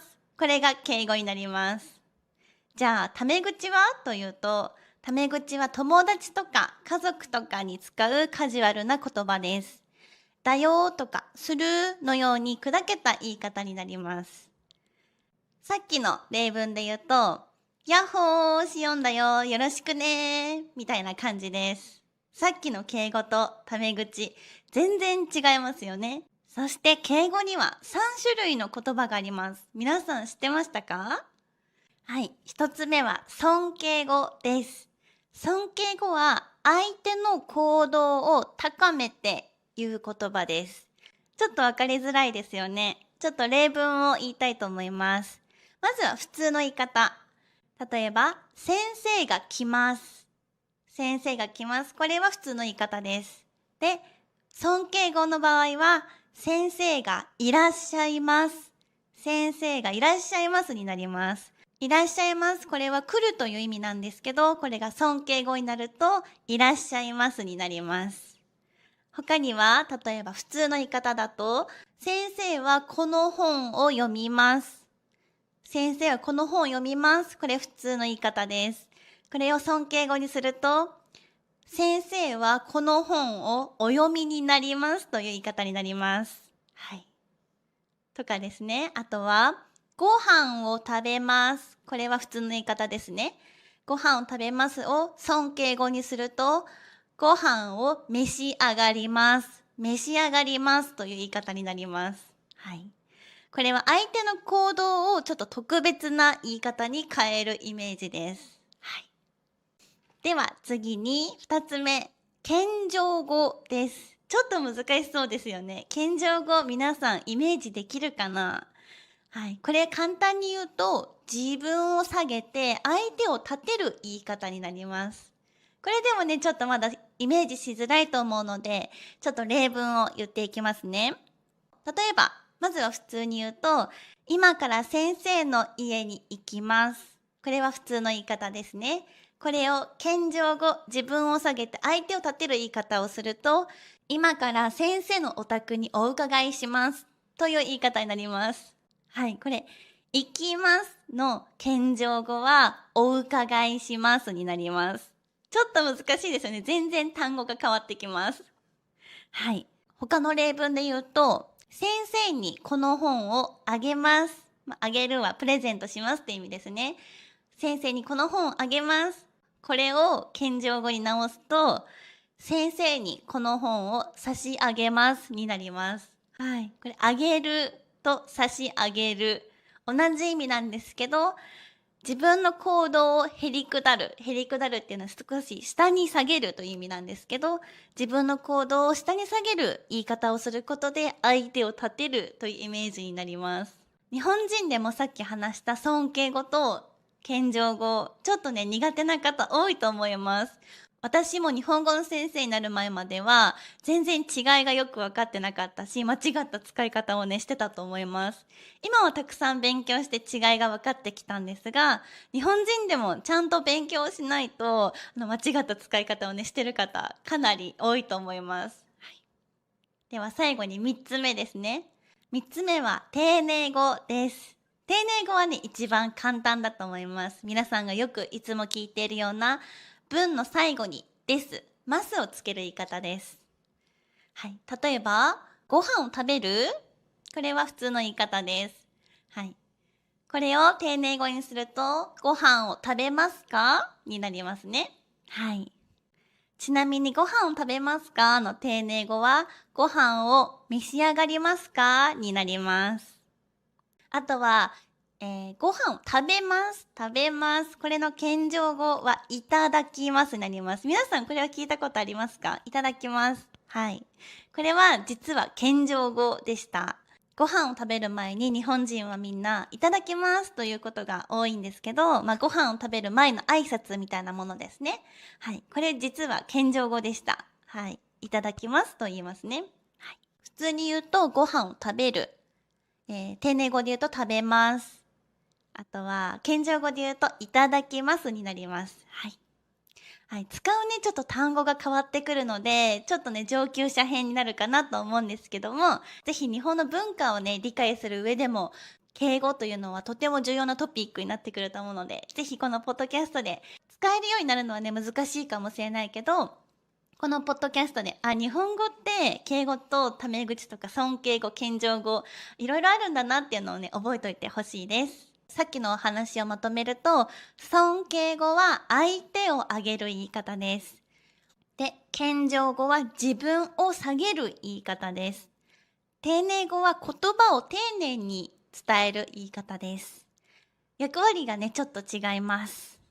じゃあなんでそもそも日本には敬語とタメ語があるのっていうと、理由はね、大きく4つあります。まず1つ目は、日本は上下関係を大切にする文化があります。例えば先輩、後輩とかですね。昔は、家族にも敬語を使っていました。お父さんのことを父上と言ったり、お母さんのことを母上と言ったりします。今の時代はそういうふうに呼んでいる家庭はすごく少ないと思うんですけど、昔は父上、母上、すごく硬い言葉で表現していました。はい。二つ目は、和を重んじる文化だからです。和を重んじる文化って何って感じですよね。はい。じゃあちょっと解説します。和という字は、平和の和とか、これ訓読みすると、和むと読みます。まあ、和というのは、平和にしようとか、仲良くしようとか、あとはバランスを取ろうね、みたいな意味があります。なので、人と人がぶつかり合ったりせずに仲良く平和にやろうねという考え方が結構日本人は大切にしています。具体的にどういうことというと、相手に失礼のないようにするだったり、相手を傷つけないようにするとか、自分の意見を強く主張しすぎないとか、周りの空気を読んで行動するみたいなことがあります。これすごく日本人っぽくないですか？そうですよね。そう、日本人はね、あまり自己主張というものをあまりしない文化があります。これは和の文化から来ています。争い事を起こさないようにしているんですね。はい。こうした考え方から日本語には、敬語というものがね、どんどん使われるようになりました。相手を立てて、トラブルを避けるようにできるだけ、和やかに円満に会話を進めるために敬語ができたと言われています。あとはそうですね。会社とかでも、これはね、日本のいいところでもあるけど悪いところかなと思う部分が、会社とかでも自分の意見を強く主張しすぎると、こいつ空気読めないって思われちゃったりします。あとは敬語を使わないと失礼だなって感じ取られちゃったりとか、これはもうね、全部人間関係を円滑にして、和というものを乱さないようにするための、なんか根底、そう、日本人の根底にあるルールみたいなものなんですよね。はい。これは時と場合によっては良かったりとか良くなかったりするかなと私は思います。なのでまとめると、和を重んじる文化っていうのは人との争いを避けたりとか、平和で居心地のいい関係を築こうとする文化のことを言います。その考え方が敬語ができたりとか、タメ口の使い分けにね、大きく影響していると思います。では次4つ目。じゃあ敬語とタメ口どうやって使い分けるのというところなんですけど、実際に使い分けをする場面は初めて会った人だったり、これは年齢関係なく敬語でまずはお話しします。あとは年上の方、あとはビジネスのシーンでは年齢関係なく敬語で話すことが多いです。で、タメ口は仲のいい友達とか家族、あとは同年代、同い年の方とかはタメ口で話すことが多いです。ただ問題はね、その中間の人なんですね。どういうことかっていうと、みんなはどうかな、会社の方、仕事をする仲間と友達になったりすることありますか？どうかな。私はですね、過去会社に勤めていた時に、仕事仲間だけど、プライベートも仲のいい友達みたいな関係の人がいました。そう、仲がいいけど仕事でも一緒みたいな関係ですね。はい。ここでちょっと5つ目、私のリアルなエピソードをお話しすると、前に私が仕事を通して仲良くなった方がいるんですね。私がその仕事を辞めた後も、実はやりとりが続いていて、なんと沖縄までに遊びに来てくれたんです。でもその時私もずっと敬語で話していて、ちょっとなんかね、ぎこちない感じがね、していました。その方はね、同年代だし、取引先でもなくなったのに、敬語をね、ずっと話してたんですね。なのでちょっとぎこちなかったんです。仲はいいのになんか距離感あるなってちょっと思っていました。そこで思い切って、これから敬語をやめてタメ口で話さないと、お互いね、確認をね、取ったことがあります。なので、それからはプライベートで遊ぶ時とかはタメ口で、逆に仕事をする時は敬語に戻すみたいなことをしています。そんな風にね、場面ごとに、同じ相手でも場面ごとにね、タメ口と敬語をね、切り替えるようになりました。なので、同じ人でも、場面とかシーンによっては、日本語のタメ口と敬語を使い分けたりもします。相手との距離感だけじゃなくて場面によってどう使い分けるかもね変わってきます。あとは6個目なんですけど、注意点があります。さっきもねちょっと言ってた前の会社で仲良くなった方が私が仕事を辞めた後に普通に友達としてプライベートで仲良くなった時にずっと敬語を使っててちょっとぎこちなかったってお話をしたかと思うんですけど、逆にねそう敬語を使いすぎると距離を感じるな、ちょっとこの人と仲良くなれないのかなって思っちゃったりもします。逆にタメ口を早く使い始めちゃうとなんか慣れ慣れしいなって思われちゃったりします。ちょっとねここら辺が難しいですよね。はい。だからこそ、最初は敬語でお話しして仲良くなったらタメ口、あとは仕事とかフォーマルな場面では敬語に戻すみたいなのがすごく自然です。あとはちょっとタメ口で話していいか迷った時、もっとこの人と仲良くなりたいけどずっと敬語話してるなみたいな時は一度相手に確認しちゃったりもしますそろそろ敬語をやめてタメ口で話してもいいかなってお話ししたりします。はい。そのね確認をするって多分なんか日本独特ですよねなんかすごいなんか日本っぽいなって思います。はい、まとめると今日のお話ししたテーマは敬語とタメ口の違いですね。敬語には3種類ありました。尊敬語と謙譲語と丁寧語です。この3つのね敬語の違いについては少しまた上級編のお話になるので、また別のエピソードでねゆっくり解説していきたいなと思います。はい、今日はまずは敬語には3種類あるんだなってことをね理解してくれると嬉しいです。そしてなぜ日本語にはこの2つの言い方があるのか。敬語とタメ口は日本人の元々の文化だったりとか人間関係を表す、ツールみたいなものですね。はい、大事なねポイントは使い分けることですね。相手との関係だけじゃなくて場面によっても変えることがあります。例えばプライベートでとっても仲がいい友達だったとしてもビジネスの場面になった時は敬語でお話ししたりします。こういった使い分けもね日本人はよくしています。では今日のテーマいかがだったでしょうか。ちょっとね難しいテーマだったかもしれないんですけど、またね敬語の3種類については別のエピソードでまたお話ししていくと思います。私もねいつもこのポッドキャストでは敬語でねお話ししてることが多いんですけど、友達とのトークではカジュアルな言葉、タメ口だったりとかをね使う場面が多いと思います。タメ口でちょっとポッドキャストをね撮ってみたりとかもしたいなと思うので、ぜひリクエストがあったらコメントで書いてくれると嬉しいです。それではまた次回のエピソードでお会いしましょう。またねー。皆さんこんにちは。リアルな日本語ポッドキャストのお時間です。私は日本語コーチのしおんです。今日お話しする内容は日本の交通機関とそのルールについてお話ししていきたいと思います。この動画はこれから日本に旅行に行きたいなと思っている方や、これから日本に住みたいなと思っている方、そして日本語をね今勉強している皆さんにお届けしていきたいなと思います。日本ってとにかく交通機関がとても便利なんですよね。なぜかというと時間がとても正確だからです。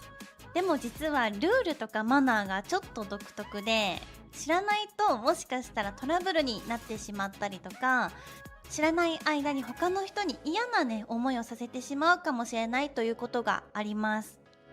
そこで今回は日本の交通機関ってどんな感じとか、乗るときに気をつけることって何ということについてお話ししていきたいと思います。実はねこのテーマにしようと思ったのが、私がマンツーマンで日本語を教えている生徒さんからのリクエストでした。彼女は今月から日本に1年間留学することになっています。そんな彼女から日本の交通機関とルールについて聞きたいということだったので、今日はこのテーマにしてみました。きっとこのポッドキャストをね聞いている皆さんにも役立つ内容になるかなと思うので、ぜひ聞いてもらえたら嬉しいです。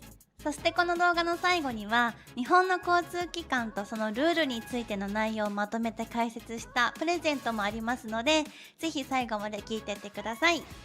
ではエピソード13スタート。はい。ではまず一つ目は、日本の交通機関にはどんな種類があるのということなんですけど、日本のね、交通機関には、電車とか地下鉄とか、あとモノレールとか路面電車、あとは皆さん知ってると思うんですけど、新幹線とかですね。あとはバス、タクシーなど様々な交通手段があります。皆さんの国にはどんな交通機関がありますか？皆さんは新幹線って乗ったことありますか？私はね、片手で数えるぐらいしか新幹線実は乗ったことがないんです。そう、私が住んでいた北海道には、新幹線が通ってるところがとっても少なくって全然乗ったことがないです、実は。そうなんです。なんですけど、本州の移動には、やっぱり新幹線とても便利だなと思います。私も東京から大阪までね、移動したことがあるんですけど、とっても速くて、めちゃくちゃ便利でした。はい。新幹線の時速は320キロくらい出るらしいです。すごい速いよね。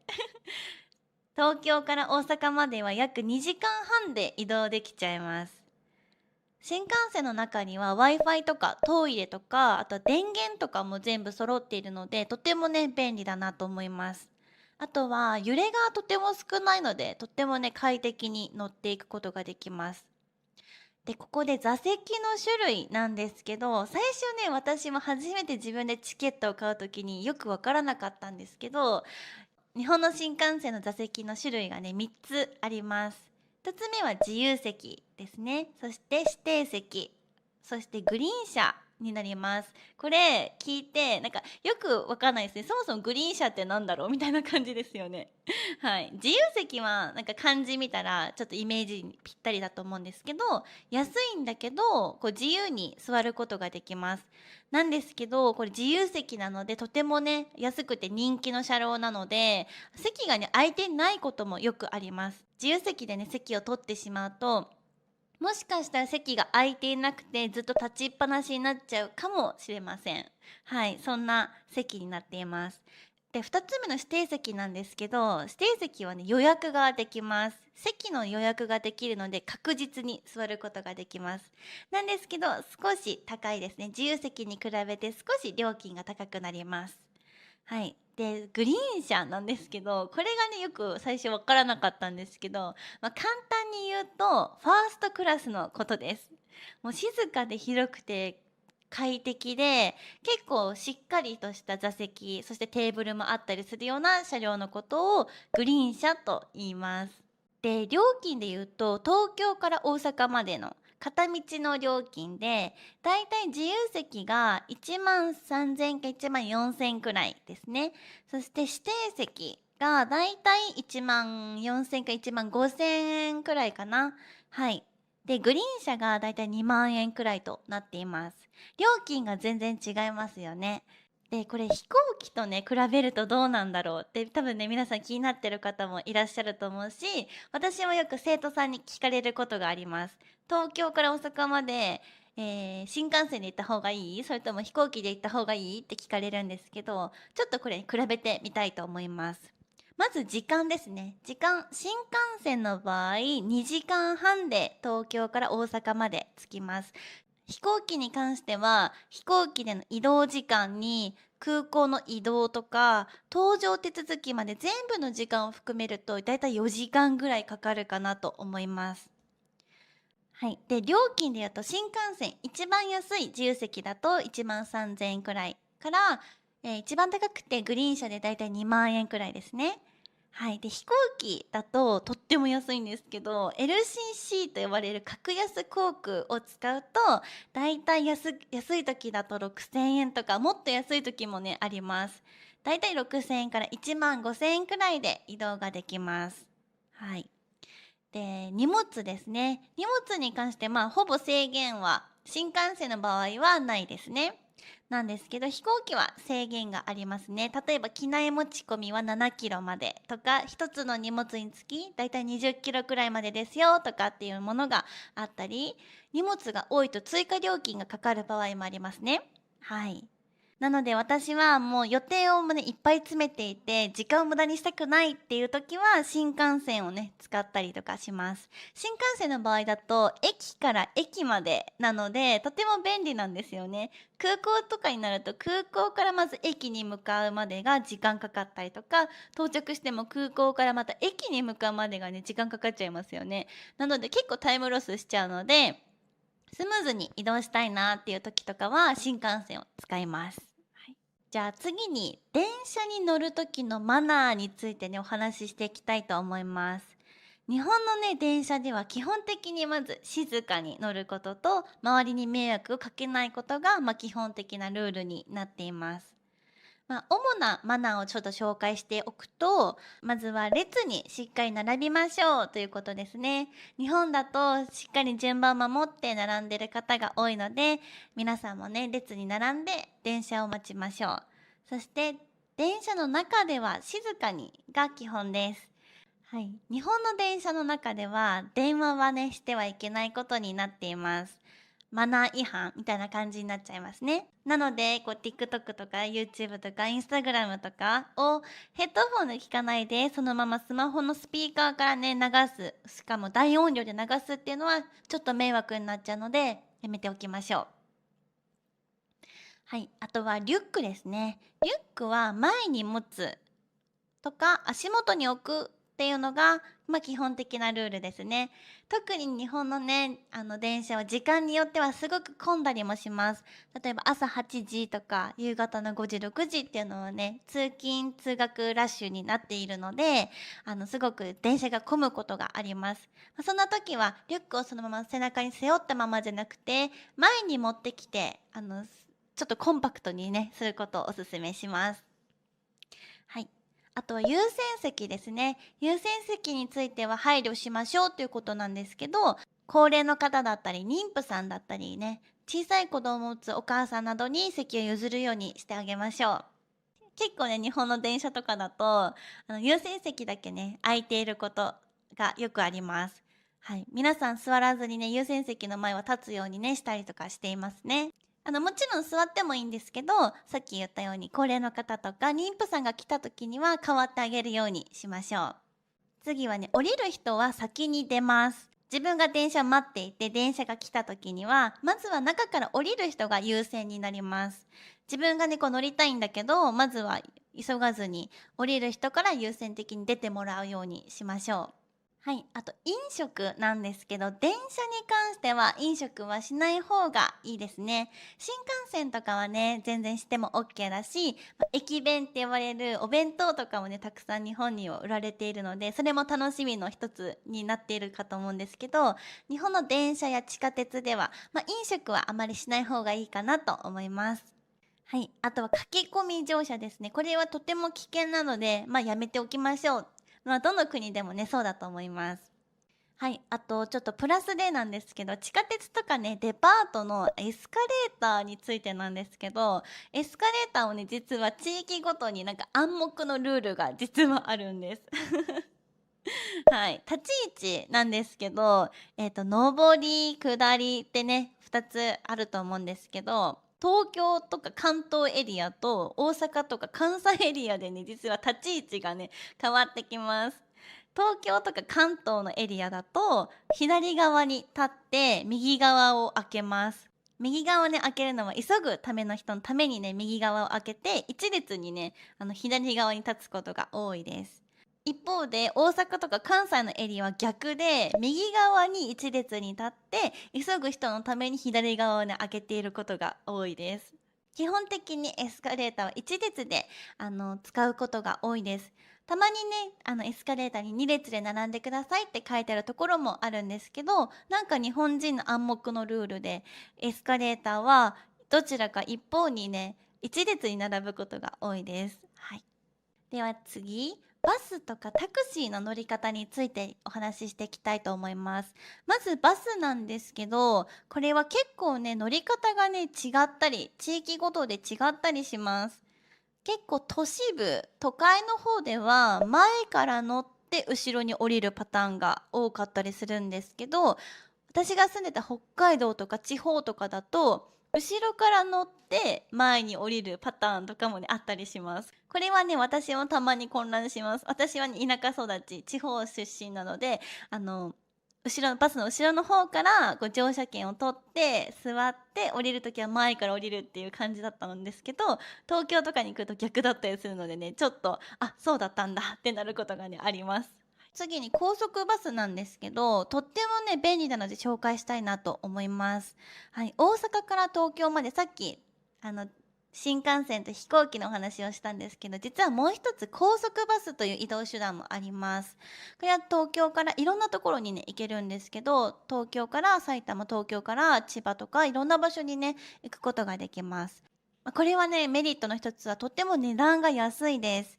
あと夜行バスって言って深夜に走るバスなんですけど、夜中に出発して朝方着くみたいなバスがあるんですけど、これはね結構安くてとても節約になるかなと思います。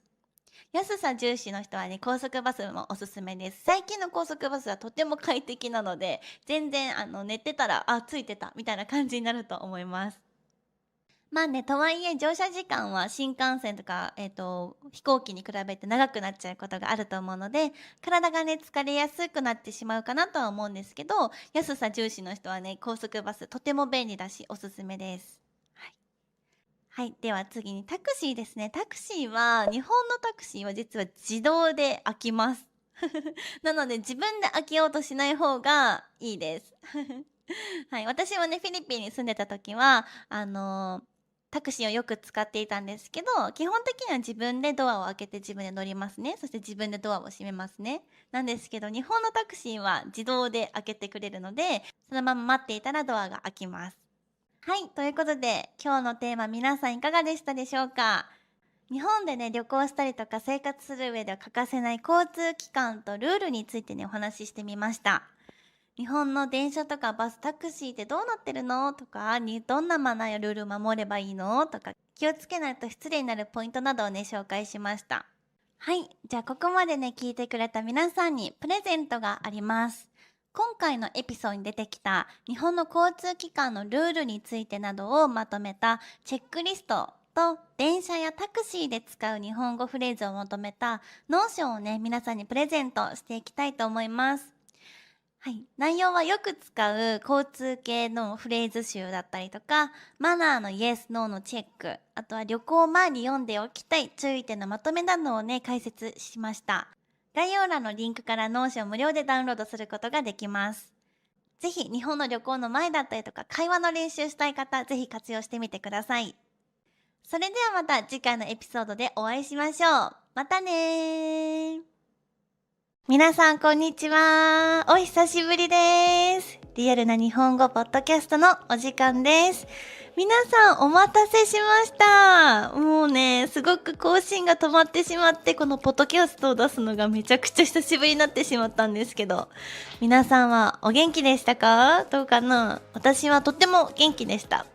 更新が止まってたのは体調が悪かったとかではなくこれから理由をね、ちょっと皆さんにお伝えしようかなと思うんですけど、元気は元気でした。ずっとね、元気で過ごしていました。皆さんはどうでしたか？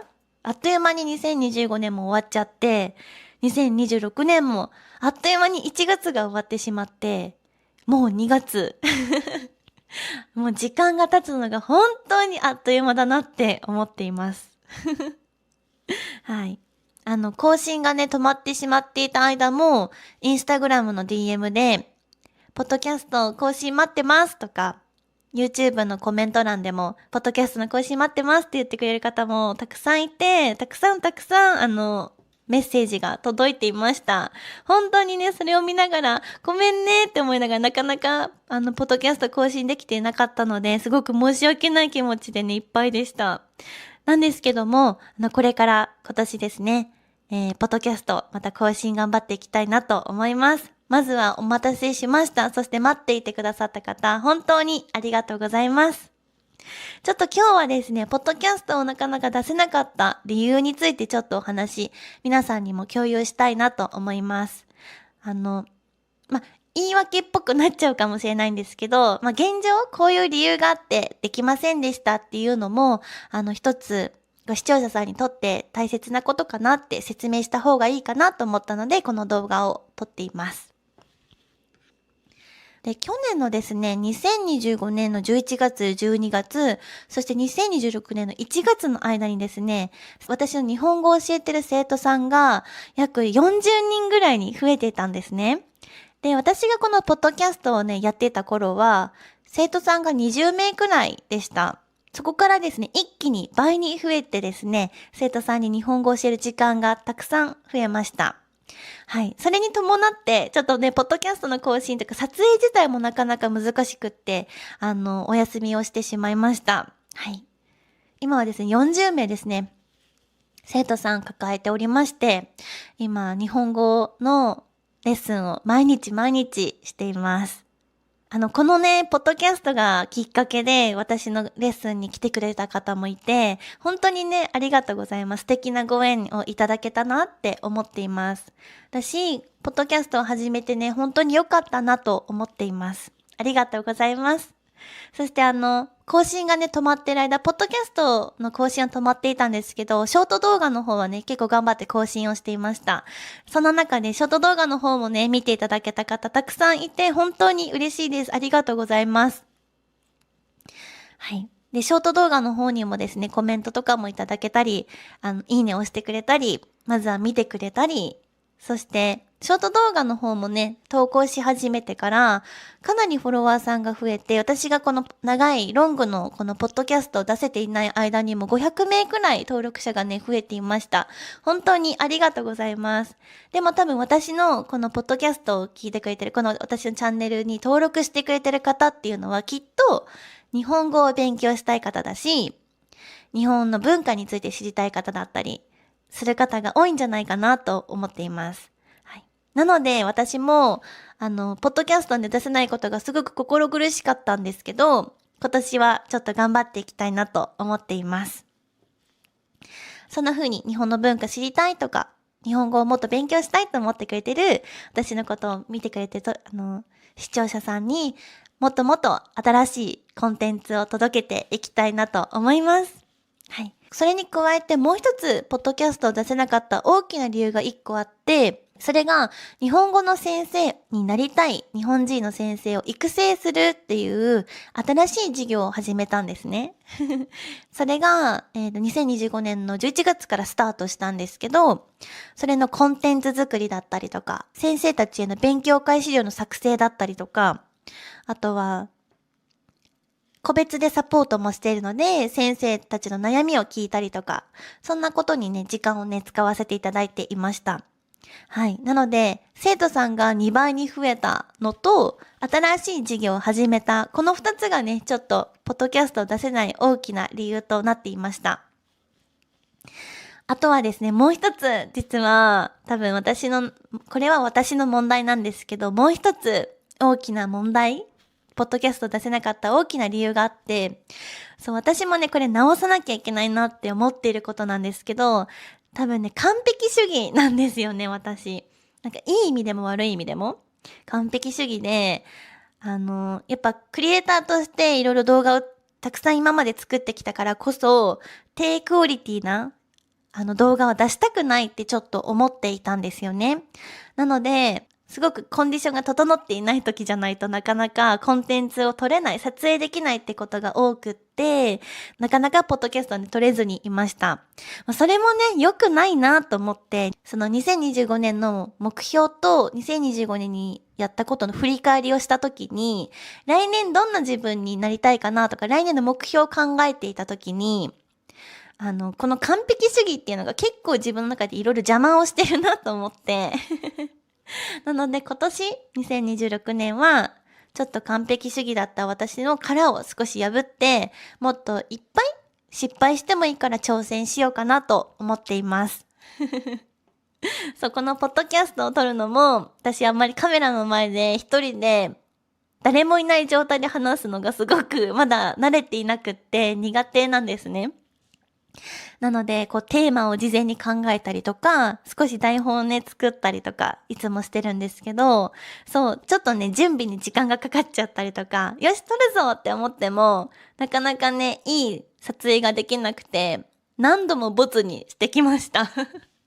さあ、一番最初の動画の自己紹介動画も、全然納得いく動画撮れなくて、3本の動画をボツにして、4本目の投稿でやっと、うまくいったというか、自分の中でこれは出してもいいかなって思えるクオリティにできたんですけど、そういう感じで、結構ね、私の性格的な問題で、完璧主義がめちゃくちゃ邪魔をしてるなって思って、これをね、直したいなと思っています。なので私にとっても、このポッドキャストを投稿するっていうのは、自分のトレーニングだと思っています。そう、もう一つ私がこの子供の頃からですね、自分の気持ちを誰かに伝えるってことが少し苦手なんですよね。多分今も結構苦手なんですよ。はい。なので、誰かに自分の気持ちを伝えたりとか自分の考えを話すのにすごく怖さとか抵抗感があって、でも共有したいことはたくさんあるし、もっともっと私が伝えたいこともたくさんあって、そんな葛藤をね、ずっとね、していました。でも、失敗してもいいし、足りない部分があってもいいから、まずはこのコンテンツを待ってくれてる皆さんだったり、今日本語を勉強してる皆さんに、私が思ってることだったり、日本の情報だったりとか、日本語の勉強についてとかを発信すること、まずは届けるってことがめちゃくちゃ大事だなと思ったので、今年はね、たくさんコンテンツ撮っていきたいなと思っています。多分このクオリティっていうのも私の中の基準で、これがクリアできてないから動画を出せないみたいなのがいくつかあったんですよね、今まで。そう、なんだけど、そんなことしてたら、ね、投稿1ヶ月も2ヶ月もお休みしちゃうって本末転倒だから、しっかり、自分の殻も破って、自分の気持ちも伝えるトレーニングも兼ねて、このポッドキャスト、今後もね、続けていきたいなと思います。皆さんはどうですか？なんか自分の気持ち伝えるのは得意な方かな？多分日本人は割と、日本人はというか日本人全員じゃないと思うけど、割と気持ちをね、伝えるのが苦手な方が多い気がしますね。中にはそんなこと全然ないって方もいると思うんですけど、私は特に結構昔から、小さい時から自分の気持ちを表に出すのがすごく苦手なタイプだったので、今も結構頑張って話しています。うん。でも、もっとね、私が届けられることがたくさんあると思っていて、なのでこの発信は頑張っていきたいなと思うし、自分のトレーニングのためにも頑張っていきたいなと思います。どうだろう？皆さんは、あれなのかな？自分の気持ちを主張するとか、自分の気持ち相手に伝えること怖くはないですか？どうかな？そう。やっぱ特に YouTube とか、ポッドキャストとかになると、誰が見てるかわかんないところで顔を出して、自分の考えとか発信するっていうのがね、ちょっと怖さもありますね。少し。はい。なんだけど、でも、すごく温かいコメントいただけるし、視聴者さんもすごく優しい方ばっかりなので、今はまずは日本語を勉強したいとか、日本のことを知りたいと思っている視聴者さんに、私のこの動画とか、ポッドキャストがね、届いてくれたら嬉しいなと思っています。そんな感じで、私にとっても、この2026年は、またまたチャレンジの年だし、日本語を頑張って勉強している皆さんのために、役立つ情報とか、届けていけたらなと思っています。はい。で、新しいね、コンテンツ、Vlog っぽいものもね、出したりとか、準備をいろいろしているので、ぜひ待っていただけたら嬉しいです。多分ね、髪が長かった時、そう、私髪の毛切ったんですけど、髪が長かった時の動画がね、いくつかこれから出てくるかと思います。実はね、髪を切っちゃったから、多分時系列がバラバラになっちゃってるかもしれないんですけど、なんか Vlog とかもね、頑張って撮ったので、これから編集頑張りたいなと思います。でもこんな感じでラフに、なんか喋れるポッドキャスト、本当は今後もっともっと作っていきたいなと思うので、ぜひ、これからも見ていただけたら嬉しいし、コメントをね、くれると、本当に作ってよかったなって思えるので、もしね、よかったらコメントとか、高評価とかチャンネル登録で、私のことをね、応援してくれると、とてもとても嬉しいし、コンテンツを作る、励みになります。なので、今年の目標は、完璧じゃなくても、全部にこう自分が納得できなくても、届けることが大事だなって気づきました。そして、待ってくれてる皆さんもいるし、日本語をもっと勉強したいと思ってる方にこのチャンネルがもっと届いてくれたら嬉しいなと思っています。ちょっとね、私にとっても苦手なことにチャレンジすることになるけど、きっと皆さんもね、日本語、とてもね、勉強大変だなって思ってる方もいると思うんですけど、一緒にね、苦手なこととか、これから乗り越えなきゃいけないハードルがね、いくつかあると思うんですけど、一緒に乗り越えていけたら嬉しいなと思います。はい。ということで、2026年はたくさんコンテンツ発信していきたいと思いますので、たくさん見ていただけたら嬉しいです。では、次の動画でまた会いましょう。またねー。皆さん、こんにちは。リアルな日本語ポッドキャストのお時間です。このポッドキャストでは、日本語を勉強している皆さんに向けて、ネイティブがよく使う日本語や日本の文化についてお話をしています。今日もぜひ通勤中だったり、散歩中、あとは勉強の合間などにぜひリラックスして聞いてくれたら嬉しいです。はい。ということで、皆さんはいかがお過ごしですか？もう3月ですね。あっという間に2026年も2ヶ月が経っちゃって、もう3月。めちゃくちゃ早いですね。ついこの間明けましておめでとうって言ってたのに、もうこんなに日が経っていました。はい。そうそう。私はですね、つい最近、福岡県に行っていました。皆さん、福岡っていう場所は知ってるかな？どうでしょう？結構ね、日本の中でも大きい都市になります。うん。すごく大きい都市で、都会です。私は今沖縄に住んでるんですけど、はい。フライト時間はだいたい1時間ちょっと ?1 時間半ぐらいかな？はい。結構近いです。沖縄から福岡県は結構近いです。はい。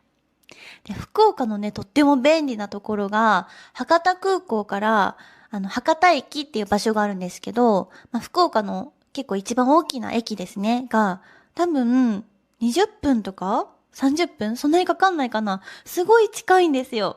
だいたい空港ってちょっと田舎、郊外にあって、駅まで行くのすごく遠いなってイメージがあったんですけども、福岡はね、街の中に空港があってとっても便利です。行ったことがある方いますかね？もしいたらぜひコメント欄で教えてください。実は福岡ね、私4回目ぐらいだったんですよ。なんですけど、ちゃんと観光したことがなくて、初めて、福岡の中で楽しんだ旅行になりました。はい。今回は福岡の中心地の博多っていう場所と、あとは糸島っていう場所に行きました。はい。糸島は、すごくね、オイスターですね。牡蠣が有名だったり、たくさん炉端って言って、牡蠣を焼いて食べる場所がね、いくつかあるんですけど、私たちがね、行った時は、あいにくの雨で、ちょっとなかなか外で楽しむイベントはできなかったんですけど、いちご狩りをしてきました。皆さんいちご好きですか？私、いちご大好きなんですけど、私が行ったいちご狩りは40分か45分ぐらいですね、食べ放題になっていて、もういちごいっぱい食べてきました。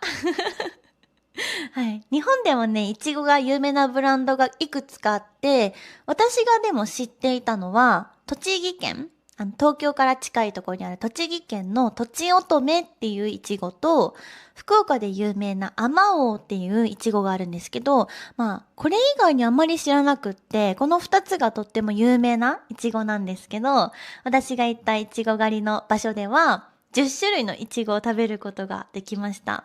はい。とってもね、美味しかったです。もう、10種類食べ比べてみたんですけど、全部味が違うんですよ。はい。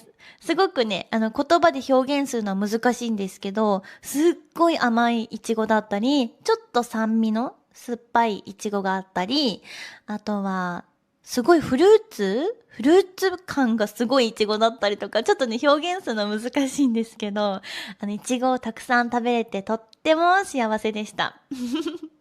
皆さんは、フルーツピッキングしたことありますか？どうかな？結構日本ではね、春にイチゴ狩りとか、さくらんぼ狩りとか、あとは有名なので行くと秋の季節にはブドウ狩りがあったりします。私、ぶどうも大好きで、一回山梨県っていう富士山の近くにあるところに、ぶどう狩りしに行ったことがあるんですけど、もう本当にぶどうも美味しくて。なので、日本ではこういう季節のイベントたくさんあって、私はね、大好きです。皆さんはいかがですか？はい。他の国にもフルーツピッキングあるのかな？なんか一回聞いたことがあるのは、アメリカの生徒さんが言ってて、ブルーベリー狩りがあるって言ってましたね。皆さんの国ではいかがですか？そういったイベントができる場所ありますか？どうかな？ぜひ、あったら教えてください。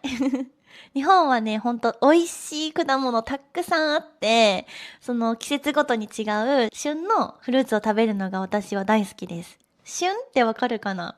どうかな？旬っていうのはその時期になると美味しくなるっていう意味なんですけども、例えば春だったらイチゴは旬の季節ですね。いちごとかさくらんぼとかは春が旬の季節になってきます。あとは夏とかで行くと、スイカが旬の季節になってきますね。はい、そんな感じです。なので、季節ごとに美味しいフルーツを食べるのが私は大好きで、はい、よくフルーツ狩りに行きます。ぜひ行ったことがない方とか、試してみたい方はね、日本のフルーツとっても美味しいので、一度試してみてください。はい。ということでですね、今日のお話のテーマは、ホワイトデーについてです。はい。皆さんはホワイトデーって知ってますか？どうかな？調べてみたところ、ホワイトデーの文化があるのは、日本と韓国と、あと台湾と中国にあるみたいです。皆さんの国にはないかもしれませんね。どうかな？ぜひ、あったら教えてください。はい。ホワイトデーって何かっていうと、日本ではバレンタインデーっていうものもありますよね。バレンタインデーにチョコレートをもらった人がお返しをする日になります。はい。バレンタインは2月14日ですね。皆さんの国にもバレンタインはあるかな？どうでしょう？日本だと女性が男性に、チョコレートをプレゼントする日みたいなイベントになっています。はい。で、逆にホワイトデーは男性から女性にお返しをする日という風になっています。はい。なので今日はちょっと日本独特なこのホワイトデーについてお話できたらなと思います。はい。まずはですね、日本のホワイトデーを理解するためには、バレンタインデーの文化についても若干日本と他の国で違うことがあるかなと思うので、ちょっとお話できたらなと思います。はい。多くの国、日本以外の多くの国では、男性から女性にプレゼントをすることが多いかなと思うんですけども、日本では女性から男性にチョコレートをあげる文化があります。はい、他の国だとお花をプレゼントしたりしてるのかな？なんか決まったお花とかなのかな？ちょっとぜひ、他の国の文化について全然知らないので、自分の国ではこんな文化がありますってあったらぜひコメントで教えてください。はい。日本ではですね、チョコレートをあげる文化があるんですけども、実はね、いくつか種類があります。まず1種類目が本命チョコですね。本命チョコは、好きな人、恋愛対象として好きな相手にプレゼントするチョコのことを本命チョコって言います。はい。なので、もう本当に好きな相手に渡すチョコですね。で、もう一つが、友チョコですね。友チョコは友達にあげるチョコレートの省略で、友チョコって言います。はい。これは女性同士でもプレゼントし合う文化があります。うん。私も高校生とか、大人になってからもですね、バレンタインデーの時に、仲のいい女友達にもチョコレートをプレゼントしたりとかあります。チョコレート以外にもですね、コスメをプレゼントしたりとか、そういったこともあります。チョコレートだけじゃないですね。はい。で、もう一つが面白くて、義理チョコっていう種類のチョコがあります。義理っていうのがちょっと面白いんですけども、例えばどんな人に渡すかっていうと、例えば知り合いの人とか、職場の人とかですね、職場の上司とか、職場の同僚の人に渡したりするチョコを義理チョコって言います。これは女性から男性に渡すパターンもあるんですけど、恋愛対象として好きっていうわけじゃなくて、お世話になってるからとか、そういった理由で渡すチョコのことを義理チョコって言います。はい。で、バレンタインデーにね、本命チョコだったり、義理チョコだったり、友チョコを渡す文化があるんですけれども、ホワイトデーについては、そのチョコレートだったり、プレゼントをもらった側からお返しをする日になっています。じゃあそもそもなんでホワイトデーって始まったんだろうっていうところなんですけど、もともと日本にもホワイトデーっていう文化はなかったんですね。なかったんですけど、ホワイトデーに関しては日本のお菓子会社、お菓子メーカーが考えたイベントと言われています。はい。バレンタインデーのお返しとして、最初はね、キャンディーとかマシュマロをプレゼントする日として全国に広まったみたいです。はい。そして、バレンタインデーの2月14日の1ヶ月後、3月14日ですね。その日がホワイトデーになったそうです。はい。この文化の広がりは、今では中国とか韓国とか台湾の方でも広がっているみたいです。日本ではですね、ホワイトデーのお返しに、お菓子をプレゼントすることが多いです。例えば、クッキーとか、あとはキャンディーとか、マシュマロとかチョコレートですね。はい。最近ではなんかマカロンとか、あとはケーキとか、あとはコスメを渡したりとか、はい。あとは小さなアクセサリーですね。などをプレゼントする人もいます。結構バレンタインデーはチョコをあげるっていうのが定番になっているんですけど、ホワイトデーのお返しは割と、いろんな選択肢があるかなと思います。もちろんバレンタインでもチョコ以外にプレゼントする場合もあります。はい。なのでこの時期、今の時期3月とかになると、デパートとかスーパーとかには、ホワイトデーの特別コーナーみたいなのが作られて、ギフトがたくさん売られています。はい、なんかすごい美味しそうなスイーツがね、よく、スーパーとかに並んでいて、プレゼントを探してる男性とかがね、たくさんいます。で、実はですね、お返しのお菓子にも意味があるみたいです。はい。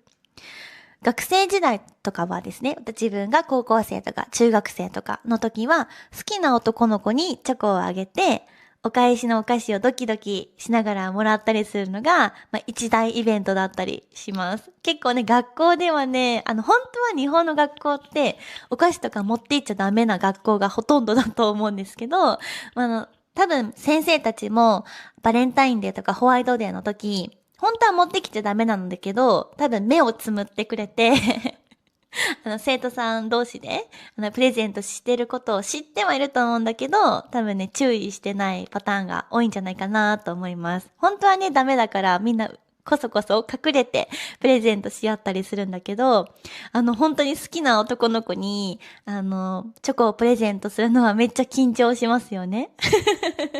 私逆もそうだよね。ホワイトデーに男の子から好きな女の子にお返しするときは多分ドキドキしてたと思うんですけど、なんかそういうのが青春だったりします。なんかいい思い出ですね。うんうん。日本ならではのお返し文化みたいなものがホワイトデーに直結してるんじゃないかなと思います。そう、日本ではね、何かもらったり、プレゼントでもらったりすると、お返しをするっていう文化があるんですね。例えば、プレゼントをもらったらお礼をします。お土産をもらったらお返しをします。はい。ホワイトデーもその文化の一つかなと思います。結構ね、面白いのが、旅行とか皆さん行きますよね。で、旅行に行った時に、職場の人にもお土産をね、買ったりする文化が日本にはあります。はい。私も前、会社員だった時に、旅行に行った時は、職場のみんなにもね、お土産をプレゼントしたり、逆に誰かが、職場の先輩とか同僚が旅行に行った時は、お土産をもらったりする、そんな文化があります。はい。なんか日本らしいお返しの文化の一つなのかなと思いますね。はい。ホワイトデーもそんな感じで、もらったものに対して、プレゼントでお返しをするっていう文化があります。はい。もらった気持ちに対して、感謝の気持ちでお返しをするみたいな文化が日本には、根強くあるかなと思います。これが日本のホワイトデーの大きな特徴かなと思います。なんかすごくいい文化だし、なんか他の国にもね、あってもいいんじゃないかなと思うんですけども、なんか日本独特、日本とか韓国とか台湾とか中国にしかない今は文化なのかなと思います。はい。ぜひ皆さんも逆にどうしてるんですかね。バレンタインデーとかは男性から女性にあげることがきっと多いのかなと思うんですけども、例えば女性から何かをお返ししたりとか、それとも交換するのかどうなんだろう。ぜひ、コメントで教えてくれたら嬉しいです。はい。ということで今日はホワイトデーについてお話をしてみました。皆さんの国にもなんかいろんなイベントがあると思うんですけども、ぜひね、なんか、教えてほしいですね。いろんな文化ありますよね、多分。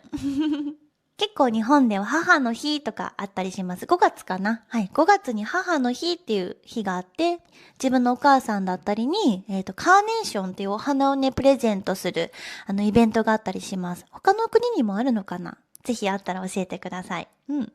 とか、お母さんに感謝する日があります。で、6月は父の日ですね。父の日は、なんか皆さんだいたいひまわりをあげたり、なんかネクタイをあげたり、なんかそんな感じで、プレゼントを自分のお父さんにあげたりしていますね。はい。あとはなんだろう、他にもですね、敬老の日とかあったりします。9月かな？日本では9月に敬老の日、この日は実は祝日で国民の祝日でお休みになるんですけども、敬老の日って何かっていうと、おじいちゃんおばあちゃんですね、に感謝する日みたいな日もあります。この日はね、特に何かプレゼントをするっていう文化はあるのかな？あんまりないかもしれないんですけども、おじいちゃんおばあちゃんに対してありがとうっていう感謝を伝えたりとか、プレゼントを送ったりする場合もあるかなと思います。皆さんの国ではどんなイベントがありますか？これからもね、このポッドキャストでは日本のイベントとか独特なイベントいくつかあるので、そういった文化についても紹介をしていきたいなと思います。ぜひね、3月とか日本に来た時にスーパーとかデパートに行くとホワイトデーのプレゼントとかギフトがね、たくさん並んでると思いますので、はい、ぜひ皆さんも日本に来たらホワイトデーをぜひ楽しんでみてください。はい。では今日もポッドキャスト聞いてくれてありがとうございました。ではまた次回お会いしましょう。またねー。皆さんこんにちは。リアルな日本語ポッドキャストのお時間です。皆さんお元気ですか？私はですね、ちょっと最近寝不足が続いていて、1日に4時間から5時間睡眠の日がちょっと続いていて、少し頭が痛かったです。はい、なんですけど、昨日は久々にゆっくり寝れる時間があったので、8時間たっぷり寝たら、元気になりました。なので今はとても元気です。今日のテーマはですね、私の仕事についてちょっと皆さんにお話ししていけたらなと思います。結構ね、質問されることが最近増えて、しおんさんってどんな仕事をしてるんですか？とか、いくつ仕事してるんですか？って聞かれることが多いんですね。確かに私去年たくさんいろんな仕事にチャレンジしたんですよね。そう、2024年2025年の5月までは私フィリピンに住んでいて、フィリピンで会社員をやっていました。その頃は SNS マーケティングの仕事をしていて、それがメインの仕事で、プラスで日本語の先生のお仕事も始めていました。なので、ダブルワークしていた状況ですね。で、そこから2025年の6月にですね、日本語の先生として独立しようと思って会社を辞めました。なので2025年の6月からは日本語の先生としてお仕事をしています。なんですけど私実はちょっとね書き出してみたんですけど、大きく今4つの仕事をしています。はい。一つは日本語のワンオンワンレッスンをやっています。はい。今ですね、ちょうど11月からこの1月にかけて20人ぐらい生徒さんが増えてですね、現在40名の生徒さんに日本語を教えています。なので毎日レッスンをたくさんやっています。多い日だと1日に9から10レッスンやったりとかしてますね。はい。そんな感じで日本語を勉強したい皆さんにワンオンワンレッスンでレッスンをしています。はい。結構ね、この日本語のお仕事はとても楽しくって、9時間、10時間やってもですね、なんて言うんだろう、ストレスがない？むしろすごく楽しくて、もっともっとみんなに日本語を教えたいし、もっと伝えたいことがたくさんあるって思いながら、本当に楽しく日本語を教えさせていただいています。何がね、楽しいって、やっぱり生徒さんが成長していくのを、すごく近いところで見られるところが一番すごく嬉しいなって思えるし、人の成長だったりとか、誰かのね、成長だったりとか、日本語上手になっていくのをサポートするっていうこの日本語の先生の仕事がとっても私にとっては天職で大好きなお仕事です。そう、天職っていうのは、自分がすごく情熱を持ってできる仕事のことだったり、あとは、そう、使命感を持って働ける仕事とか、すごく自分が気に入っている仕事のことを天職って言うんですけど、日本語のレッスンのお仕事については本当に私は天職だなと思っています。結構最初の頃は本当にひらがなからのスタート、ひらがなを読むところからスタートしていた方が、今では日本語だけでお話しできるようになったりとか、日本旅行に行った時に日本語を使えるようになったって報告してもらったりとか、あとは JLPT に合格できたとかね、そんな言葉を言っていただけると、本当に嬉しくなるし、サポートしてよかったなって思える仕事ですね。はい。これが私の1個目の仕事。日本語のマンツーマンサポートをしています。はい。次に2つ目がコンテンツ作りですね。この YouTube、ポッドキャストもそうですし、私は Instagram もやっているんですけど、Instagram のコンテンツだったりとか、ストーリーの投稿だったりとかも毎日のようにしています。はい。結構ね、コンテンツを作るのは時間がかかるんですよね。やっぱり動画を撮るだけじゃなくて、撮影した動画を編集したりとか、みんなにもっとわかりやすく伝えるためにイラストを入れたりとか、音をつけたりとか。なので、編集だけでも結構時間がかかっちゃうんですよね。はい。なんですけど、コンテンツを作るのも私ですごく大好きだし、皆さんから、学びになったって言っていただけると、本当に作ってよかったなって思うし。はい。なので、コンテンツの作るお仕事はとても大好きです。はい。このね、ポッドキャストもすごく作るの好きで、もっともっといろんなこと届けたいなと思っています。はい。で、三つ目がですね、先生の育成事業なんですけど、今私のように日本語の先生になりたいという先生、これから先生になりたいという日本人の方を育成する、トレーニングするお仕事をしています。はい。で、それが去年の11月に始まったんですけど、現在、3名のサポート生さんがいて、その方たちも、すごく人気な先生になってくださって、めちゃくちゃ嬉しいなと思っています。日本語の先生になってから2ヶ月でもう25人の生徒さん抱えたりとか、20名以上の生徒さん抱えてくれたりとかして、日本語を教えるっていうことをね、お仕事にしてくれる方が、増えて、すごく嬉しいなと思います。そんな感じで先生を育成する事業もやっています。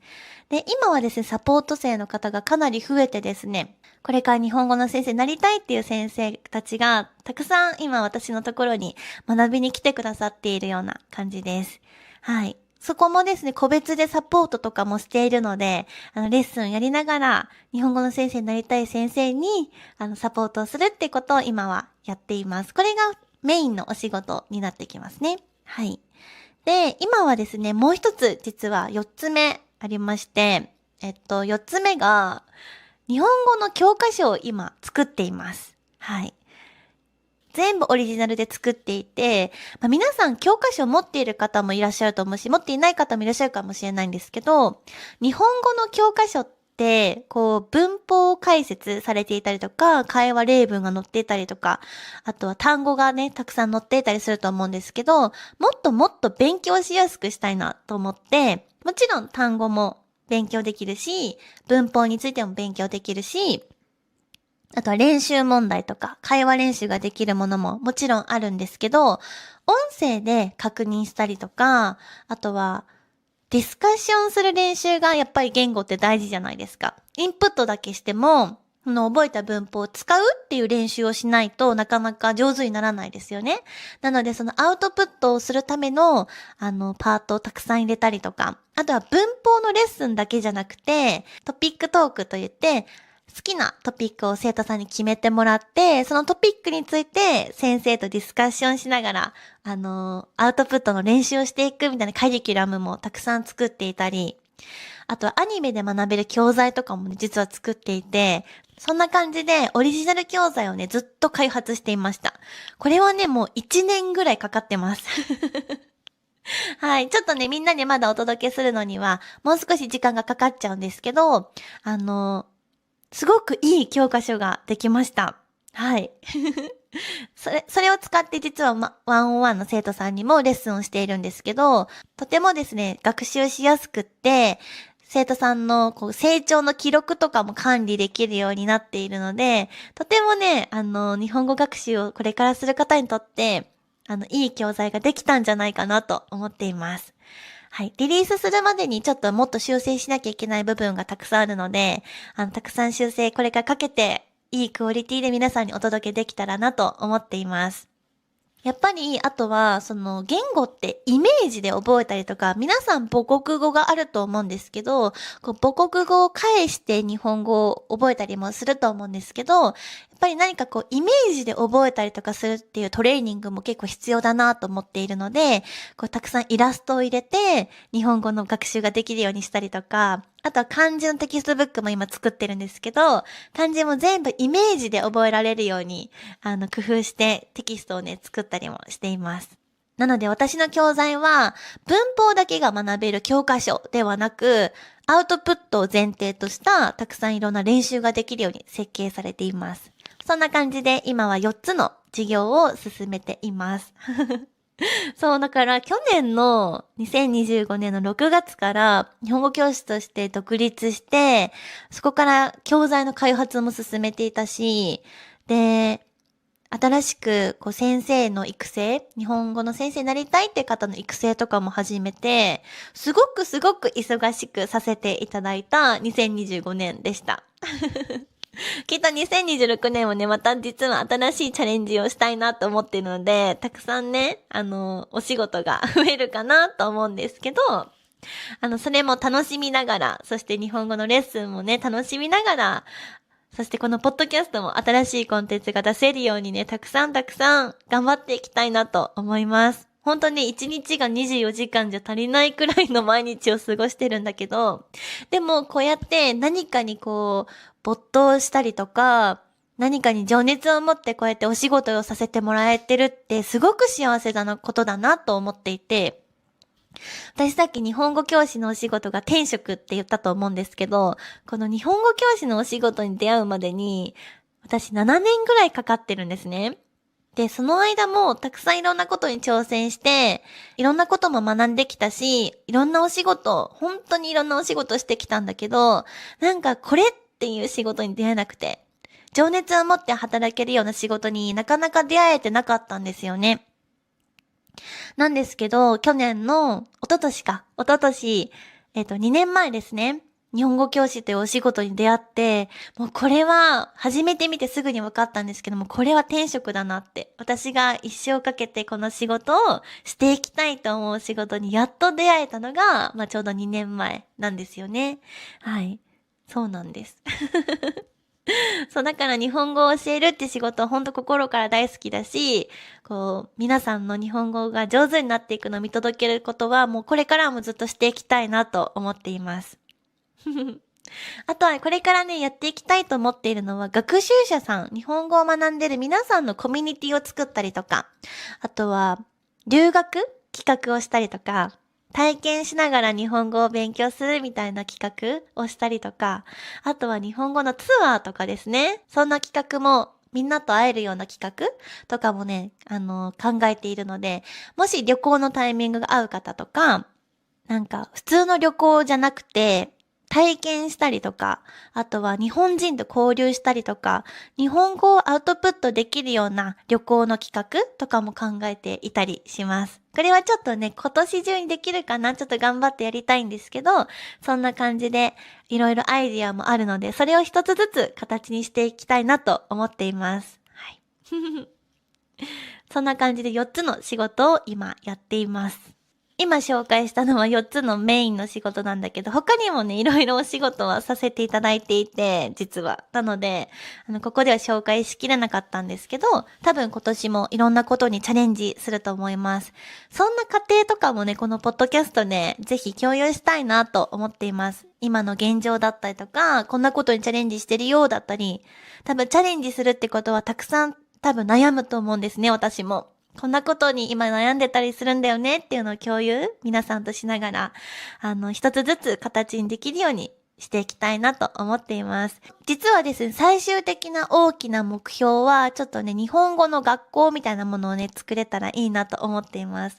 いわゆる、学校っていうよりは、みんなが集まる場所だったり、日本語を通して交流できるコミュニティみたいなものが、コミュニティの場所みたいなものをね、作りたいなと思ってたり、そんな大きい夢もあったりします。はい。まあ、一つ一つがね、その大きな夢に進む一歩だと思って、一つずつ今思い浮かんでるアイデアを形にできるようにしたいなと思っています。はい。では、ここまで聞いてくれてありがとうございました。今日のテーマは私の仕事についてっていうテーマでお話しさせていただきました。多分ね、紹介しきれてない私の他の仕事もたくさんあるんだけど、メインは4つの仕事をやっています。1つは、日本語のワンオンワンレッスン。そして、コンテンツ作成。そして3つ目が、日本語の先生になりたい方向けの育成事業。そして4つ目が、日本語の教科書を作成しています。はい。日本語の教科書については完成したら皆さんにもお知らせしたいと思いますので、ぜひ楽しみに待っていてくれたら嬉しいです。では今日もポッドキャスト聞いてくれてありがとうございました。またねー。皆さんこんにちは。リアルな日本語ポッドキャストのお時間です。このポッドキャストでは日本語を勉強している皆さんに向けて日本の文化や日本語についてお話をしています。私のチャンネルではネイティブスピードで話す日本語を話しているので、もし早いなぁと感じた方は再生スピードからスピードを落として聞いてみてください。はい、ということで今日本は春が来ています。皆さんは日本の春といえば何をイメージしますか？結構ね、皆さん共通して頭にイメージできるのは桜かなと思うんですけど、皆さんのイメージはどうでしょうか？はい。今日のテーマはですね、日本人が桜を好きな理由についてお話をしていこうかなと思います。皆さんは桜生で見たことありますか？どうかな？日本の桜はとっても綺麗で、私も春になると桜を見に外に出かけたりもしています。はい。日本では春になると、テレビとかニュースとか SNS でも桜の話題がね、たくさん出てきます。例えば、今週は桜が満開ですとか、毎日のように桜のニュースを見ることができます。どこで見られるのというと、公園とか川の近くとか、お城の周りとか、あとは学校とか道とか、結構ね、いろんな場所で桜を見ることができます。はい。日本人にとってなんか桜ってちょっと特別なお花なんですよね。なんか春の始まりを感じることができるお花で、とても特別な花かなと思います。今日は日本人がどうして桜が好きなのか、そして日本ではどのように桜を楽しむかについて紹介していきたいなと思います。まず、日本の桜はいつ咲くのかについてお話をしたいと思います。実は日本では桜が咲くタイミングっていうのは結構地域によって違います。日本は南から北まで長い、結構細長い国なので、気温の違いによって桜が咲く時期も結構変わってきます。南の地域から北の地域へ暖かくなるにつれて少しずつ桜が咲いていきます。この流れを日本ではね、桜前線と言います。例えば3月頃だと九州とか四国のあたりで桜が咲き始めます。その後3月から4月は東京とか大阪ですね、が咲いてきます。そして4月から5月では東北とか北海道で桜を見ることができます。結構ニュースでも桜前線が北上していますというふうな言葉を聞くことがあります。なので日本では約2ヶ月間くらいどこかで桜を見ることができます。はい。私の地元の北海道はちょうど5月の初めが満開の時期になっています。はい。なんか春といえば桜のイメージなんですけど、北海道だと5月に咲くイメージになってきます。はい。なんか日本だと入学式とか小学校とか中学校とかあとは高校大学の入学式っていうのがだいたい4月なんですけど、なんか4月では日本のイメージだと入学式と共に桜が満開のイメージがあるんですけど、北海道は5月が満開なので入学式の時には桜はまだ咲いてないことが多いです。はい。ですね。で、今は実は私沖縄に住んでいるんですけど、沖縄は桜がとっても早くて、もう2月に満開でした。2月の末ぐらいにはもう満開で、2月の初めかな ?2 月の初めくらいにはもうたくさん桜が咲いていました。でも多分ね、ちょっと本州、東京とか大阪とか、本州で咲いている桜の種類とはちょっと違う種類かなと思います。沖縄の桜は結構色が濃くてすごいピンクが濃い色のお花になっています。本州で咲いているお花は桜の花びらの色はちょっと薄いピンクかなと思うんですけど、沖縄の桜はね結構濃いめのピンクでした。初めて見たんですけど、沖縄の桜もとっても可愛かったです。日本ではですね、桜を見ることをよくお花見って言ったりします。お花見はどんなイベントかっていうと、桜の木の下で友達とお弁当を食べたり、家族でピクニックをしたり、会社の人と集まったりしています。なんかね、ただ桜を見るだけじゃなくて、桜の木の下で時間を過ごすことがなんか大切なんですよね。はい。最近では夜桜って言って、夜にですね、ライトアップされた桜を見に行くことも結構人気になっています。結構ね、夜桜は幻想的？ちょっとなんか、ノスタルジックな感じで、夜の桜とは全く違う雰囲気になって、とても素敵です。結構デートとかで行ったり、恋人同士で行くっていうパターンが多いのかなと思います。お花見もね、大好きで、でもちょっと今年はね、忙しすぎてお花見ができていないんですけども、ちょっとまだチャンスはあると思うので、お花見今年したいなと思います。せっかくね、日本に住んでるし、日本人なので、日本人っぽいことをしたいなと思うんですけど、最近はちょっと忙しすぎて、あんまりできてないですね。はい。沖縄の桜もね、ちょっと見に行ったぐらいで、ちゃんと楽しめてなくて、ちょっと悔しいんですけど。はい、でもまだ今3月だし、まだまだ桜の時期なので、ちょっとね、別の場所に行った時にお花見をね、したいなと思います。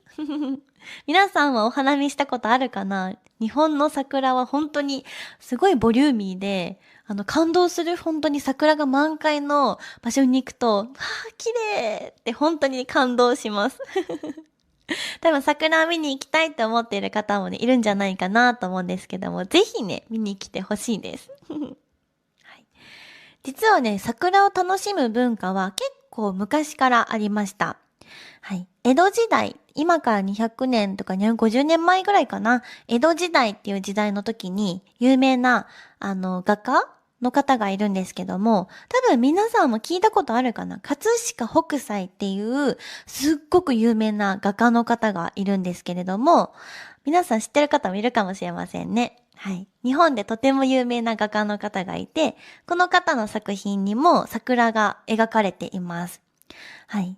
結構見たことあるかなっていう方もいらっしゃると思うんですけども、富岳36景というシリーズの絵があるんですけども、この作品にも富士山と一緒にね、いろんな場所から見た風景を描いた絵があるんですけども、その中にもね、木の下で、楽しんでいる人々を描いている様子とかもね、書かれている作品があります。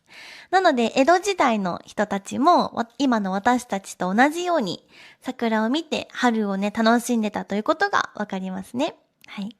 結構桜を楽しむ文化は昔から続いているみたいです。はい、じゃあなんでこんなに日本って桜が多いのって聞かれることがあるんですけども、面白い歴史があったんですね。桜が多い理由の一つが、江戸時代の将軍、徳川吉宗さんという方がいたんですけど、将軍っていうのは、今で言う、国のリーダーみたいな感じですね。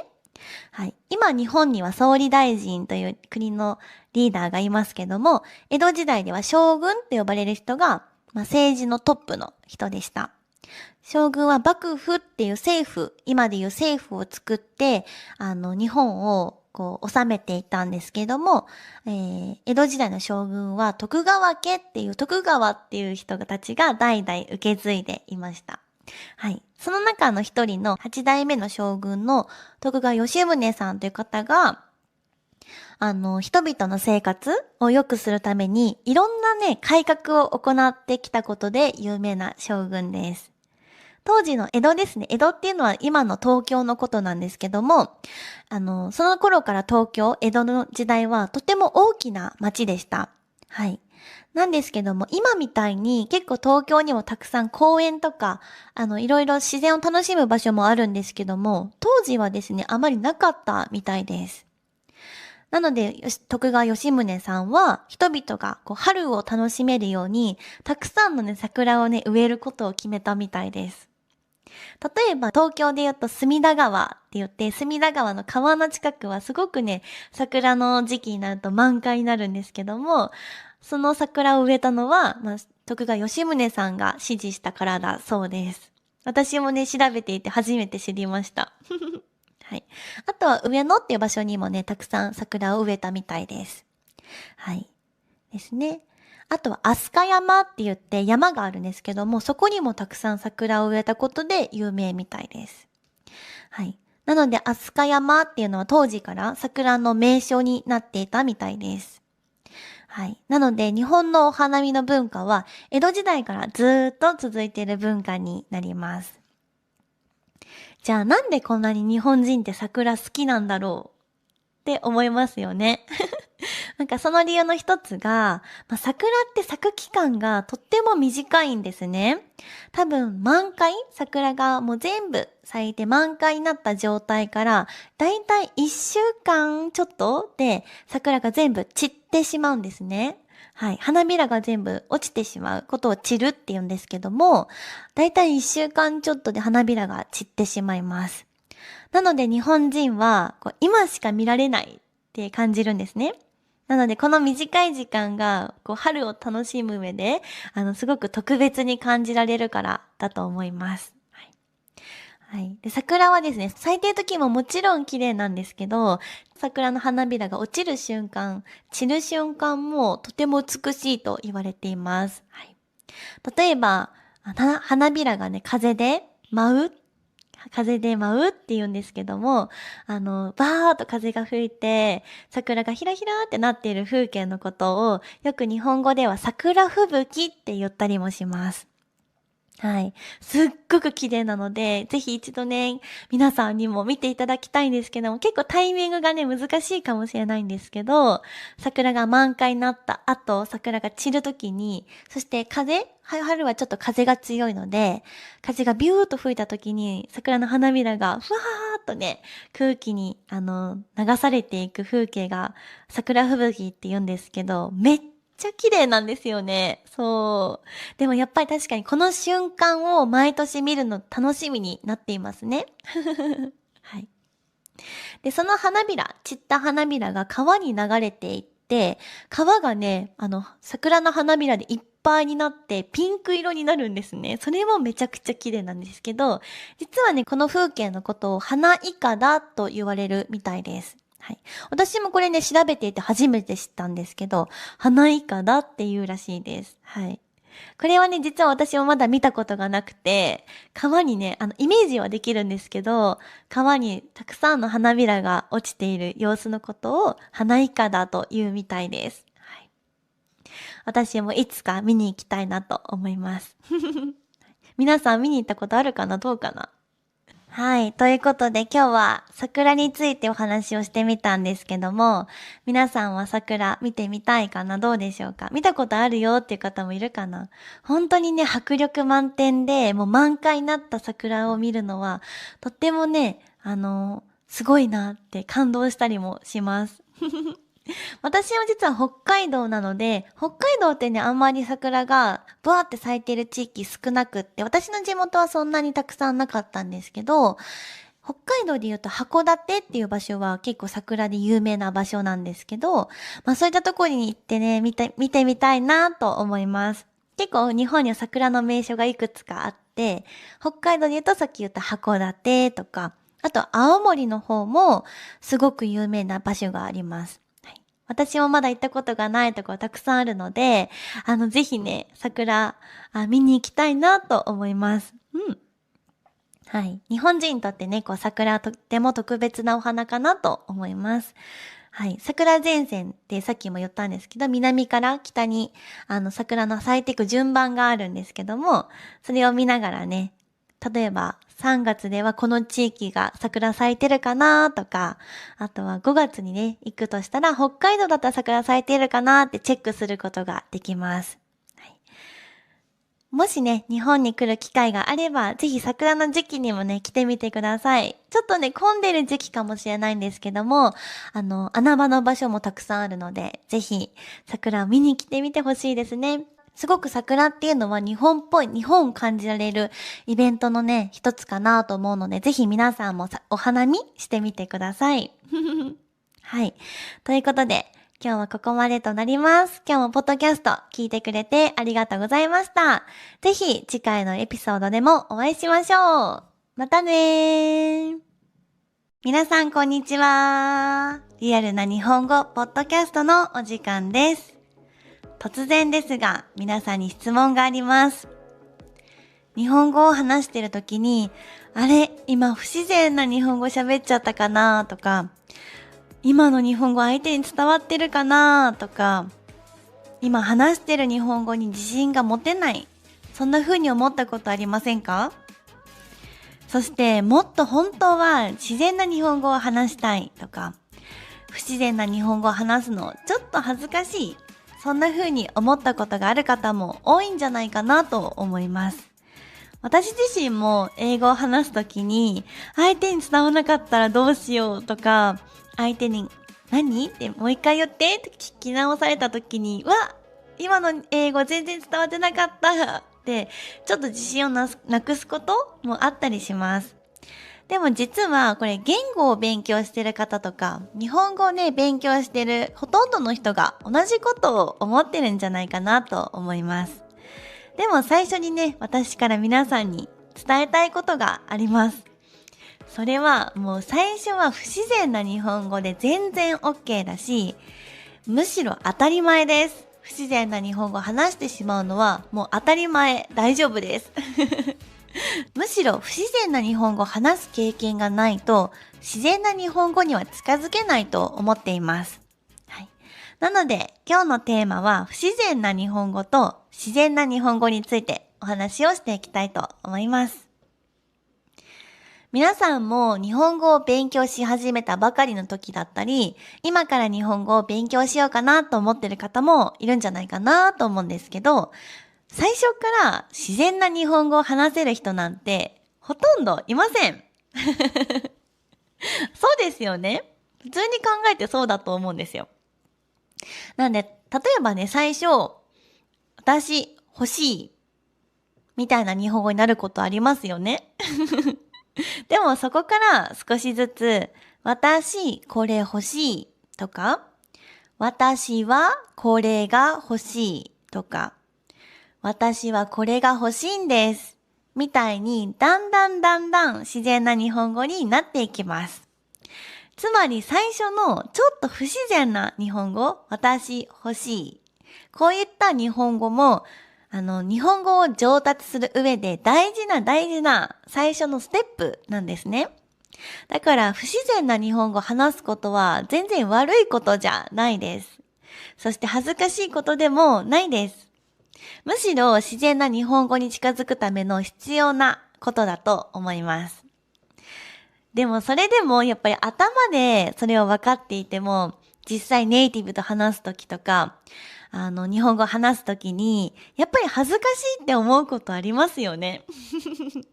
頭では分かってんだけど、やっぱ恥ずかしいみたいな、多分あると思うんですよ。例えば間違えたらどうしようとか、変な日本語って思われたら嫌だなとか。私も英語勉強してるので、その気持ちもすっごくわかります。英語をね、話していて、今の言い方なんか変だったかも、とかって思うと、やっぱりちょっと恥ずかしくなったり、自信もね、なくしちゃいます。はい。でも言語って、間違いながら、話しながら少しずつ自然になっていくもの、上達していくものだと思います。なのでね、最初から完璧じゃなくて大丈夫です。大事なのは不自然でもいいからまず話すっていうことですね。そして自信を持って話すこと。これめちゃくちゃ大事です。私の生徒さんでも日本語がすぐに上達する人って、やっぱり間違いを恐れずにちゃんとアウトプットしてる人なんですよね。はい。間違えたらどうしようって頭で考えながらぐるぐるしてて、うまく日本語が出てこないっていうよりは、間違えてもいいから、まず言葉を並べてみる。言葉を話してみる。そういう生徒さんって、上達スピードがね、本当に速いんですよね。はい。なので、まずは間違っても大丈夫です。はい。日本人がね、そして不自然な日本語を聞いたときにどう思うのかなーって多分皆さんも気になるかなと思うんですけど、例えば日本語をね、今勉強している人が少し不自然な日本語を話していても、日本人はね、この人日本語頑張ってるなーって思うことが多いです。だから皆さんがね、思っているほど相手は気にしてないということも多いです。それよりも日本語をね、一生懸命話そうとしてくれることとか、伝えようと頑張ってくれてること、そっちの方がむしろ大事かなと思います。なので、不自然な日本語を怖がらなくて全然大丈夫です。はい、そもそもね、自然な日本語って何って感じだと思うんですけど、今日は自然な日本語に近づくための3つのポイントもね、一緒にお伝えしていきたいなと思います。一つは正しいって何っていうところと、二つ目 TPO 場所とかね、シチュエーションに合わせた話し方。三つ目は気持ちを表現する力になります。はい、まず一つ目の正しい日本語っていうところなんですけど、これは文法とか単語とか意味とか、あとは発音とかアクセントとか、そういう基本の部分になってきます。時々結構生徒さんからも、私自身もたまに思うことあるんですけど、教科書の日本語ってなんかちょっと不自然だよねって言われることもあります。それはね、もちろん一部そういうこともね、実際あるかなと思います。私が見てきた教科書でもあんまりこれ使わないしなって思うこともありました。でもだからといって教科書がいらないというわけではないです。むしろ正しい日本語を知らないと自然な日本語、ネイティブが話すような自然な日本語にも近づくことが難しいかなと思います。なのでまずは教科書で基本の文法とか単語とかをしっかり勉強する、インプットしていく。その上でこういうポッドキャストを聞いたり、日本語で話してる YouTube を見たり、アニメとかドラマでもいいと思います。いろんな人の話し方に触れていく。そうすると、こういう時って日本人はこう言うんだなとか、こういう表現するんだとか、そういうね、感覚みたいなものって少しずつ分かってくるようになります。はい。で、母国語で考えてそのまま日本語に訳すってやり方をね、するかなと思うんですけども、意味は通じても若干不自然になることも多いんですね。例えば、英語から日本語にするときに直訳できない言葉も、実はたくさんあるんですね。なので、まずは、教科書とかを使って基本を学ぶこと、そしてそれからたくさん聞いて、いろんな話し方の人の、インプットをしていく。そうすることで自然な言い方は徐々に覚えてきます。そしてそれを実際にね、使ってみる。ここのフローが一番大事ですね。はい。で、二つ目は TPO に合わせた話し方になります。TPO は場所だったりとか、シチュエーションに合わせた喋り方になってくるんですけど、日本語を勉強している方は気づいてるかもしれないんですけど、誰と話すか、誰に話すかによって話し方ってすごく変わってくるんですよね。例えば友達と話すときとか、初対面の人、初めましての人と話すときとか、例えば先生や上司の人、会社の上司の人と話すときとか、あと仕事で取引先のお客さんと話すときとか、あとは家族で話すときとか、多分ね、全部同じ話し方はしていないと思うんですよね。多分皆さんもそうじゃないですか？どうかな？はい。日本語は特に話し方を変えるんですね。はい。話す相手によってどれくらい丁寧に話すかだったり、どんな言葉を使うかとか、どんなトーンで話すかとか、こういう選び方ができるようになると、すごく自然に聞こえてきます。逆にね、文法が合っていても、場面に合っていない、シチュエーションに合っていないと、ちょっと不自然に聞こえることもあります。例えば、会社の上司に対して友達と同じ話し方をすると、それはちょっと不自然になっちゃいますよね。はい。なので、これは教科書だけではなかなか身につきにくいものになってくるかなと思うので、実際の会話とか動画のコンテンツとか、いろんな場面を見ながらね、学ぶのがおすすめです。はい。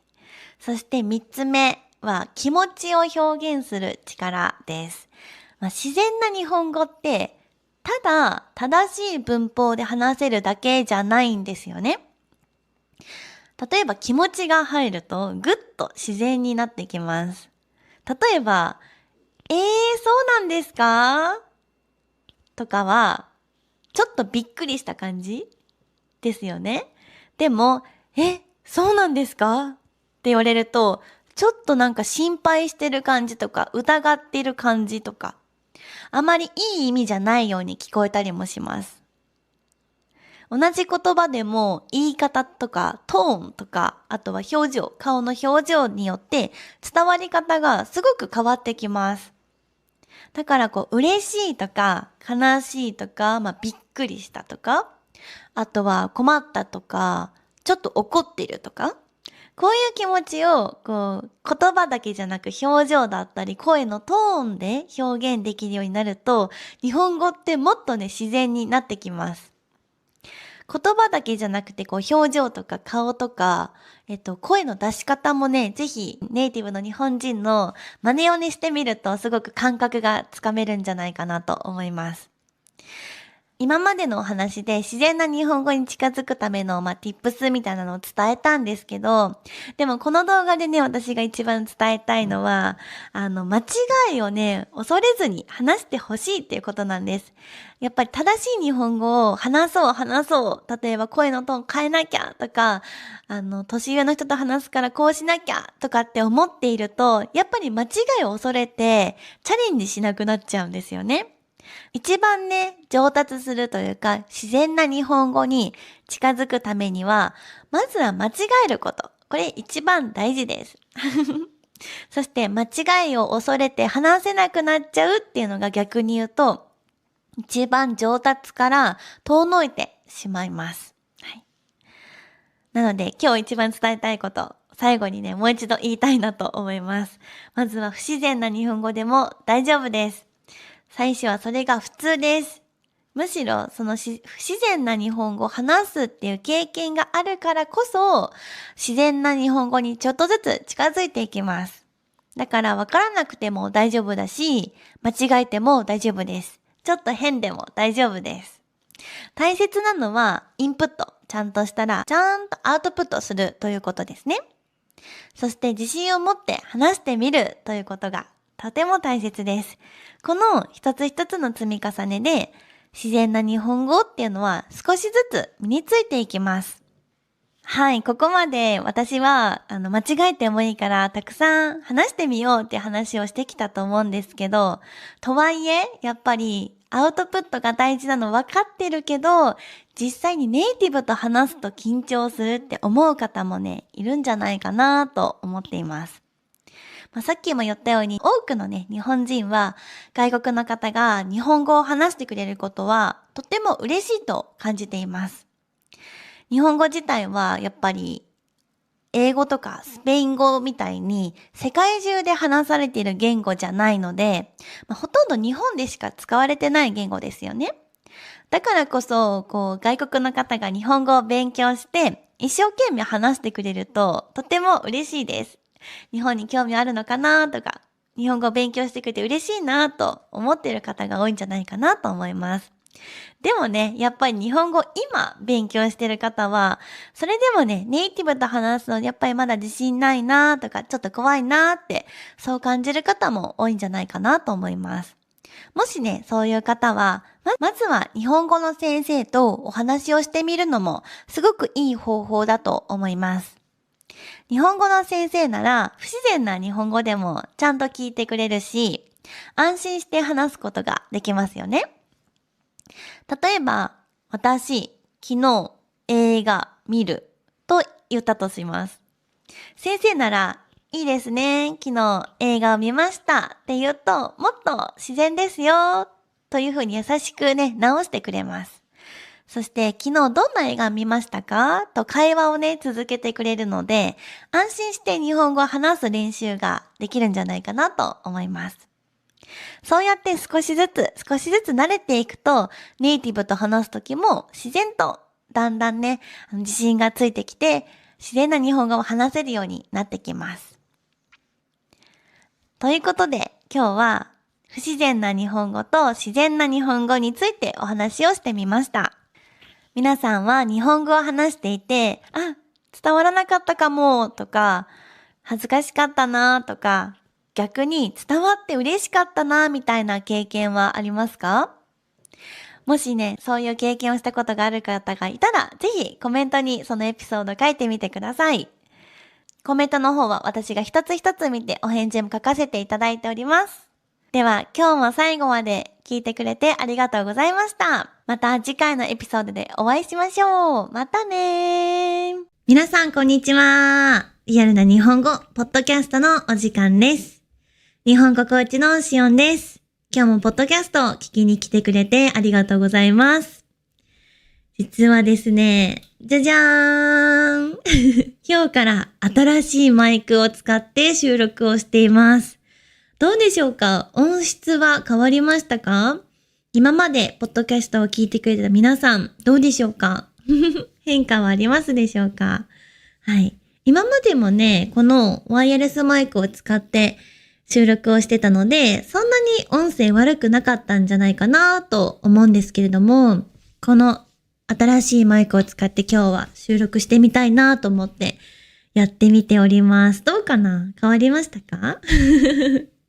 実はね、このマイク2年半前ぐらいから持ってたんですよ。でも、一度も使ったことがなくて、実は今日ちゃんと初めて使っています。じゃあなんで買ったの？ 2 年半前なんで買ったのと思うんですけど、2年半前ですね、私、ライブ配信をお仕事にしていたことがあって、その時に音楽配信、私楽器を演奏していて、フルートを演奏していたことがあるんですけど、それをライブ配信って形でね、届けていた時代があったんですけど、その時にミキサーって呼ばれる機械が別にあって、これはなんか音を調整する機械なんですけども、それをつなぎながらマイクを使って楽器演奏の音を届けていたんですけど、このマイクがね、そのミキサーとうまくつなげられなくて、で、買ったんだけど、使えずにずっとしまっていたんですね。なのでずっと箱の中にしまって、押し入れの中にしまってありました。で、2年半ずっとね、このマイクを手放そうかなって思っていたこともあって、売ろうかなって思ったりとか、誰かにあげちゃおうかなって思ってたんですけど、その機会がなんかなくってなんかいつか使うかもと思って教えの中にしまっていたんですね。あ、そういえば私、ポッドキャスト始めたし、このマイク使ったらいいかもと思って押し入れから出してみました。なので、ちゃんと使うのが今日はね、初めてなので、うまくいってるかなどうかなと思いながら、ちょっとお話をしております。何度かね、このポッドキャストを撮る前にテストをしているので、多分大丈夫だと思うんですけど。はい。いい音になったかな？よかったらぜひコメントでも教えてください。はい。ということでですね、今日のエピソードについてもお話をしていきたいと思うんですけども、突然なんですけど、皆さんにちょっと聞いてみたいことがあります。皆さんの好きな食べ物って何かありますか？私はですね、お寿司が大好きです。実は2日前もお寿司屋さんに行きました。はい。私はね、なんか小さい頃から結構魚食べるのが好きで、もちろんお肉も好きなんですけど、魚が大好きで、刺身も大好きなんですね。で、たまに結構食べたくなる時があって、お寿司を。なのでよくお寿司食べに行くことがあります。はい。なんかご飯を食べるってなんかすごい幸せな気持ちになりますよね。なんか中には食事に興味ないみたいな方もいらっしゃるかもしれないんですけど、私はなんか食べるのが楽しいし、幸せな気持ちになります。皆さんはどっち派ですか？どうかな？皆さんは食べたら幸せになるタイプ？それとも食事ってそんなになんか重要じゃない？お腹がいっぱいになればいいやみたいな。どっちのタイプですかね？ぜひコメントで教えてくれたら嬉しいです。はい。今日はそんなご飯についてお話をしていきたいなと思います。皆さんは朝ごはんをしっかり食べていますか？朝って忙しくて、ついつい食べないこともありますよね。どうかな？私もですね、そこまで朝起きてすぐに食べれるタイプじゃないので、食べれる時は食べるんですけど、毎日は実は食べてないんですよね。皆さんはいかがですか？毎日ちゃんと食べるよって人もいるかなと思うんですけど、食べない派の方もいますか？どうかな？でも、朝からね、しっかり朝ごはんを食べた時って、なんか気持ち的に元気になったりとか、今日も一日頑張ろうって思ったりもしますよね。はい。私も時間がある時はゆっくり朝ごはんを食べると、なんかいい一日の始まりだな、幸せだなって思います。そして朝ごはんを食べることは体にとってもね、とても大切だと言われていますよね。はい。では、ここで一つ皆さんにもう一つ質問していきたいと思います。皆さんは日本の朝ごはんって聞くとどんなイメージがありますか？例えば、ご飯ですね。とか、あとはお味噌汁。お味噌汁知ってるかな？お味噌汁とか、あとは魚、焼き魚とか、こんな朝ごはんをね、思い浮かべる方もいるんじゃないかなと思います。どうかな？実はこれ、日本の伝統的な朝のご飯のスタイルですね。でも実は現代人、今私たちが生きてる時代、現代人の日本人の朝ごはんは少し変わってきてるかなと思います。今日はそんな日本の朝ごはんの文化についてお話をしていきたいと思います。じゃあまず日本の伝統的な朝ごはんについてです。日本にはですね、一汁三菜という食事の考え方があります。これどんな意味かわかりますか？一汁三菜。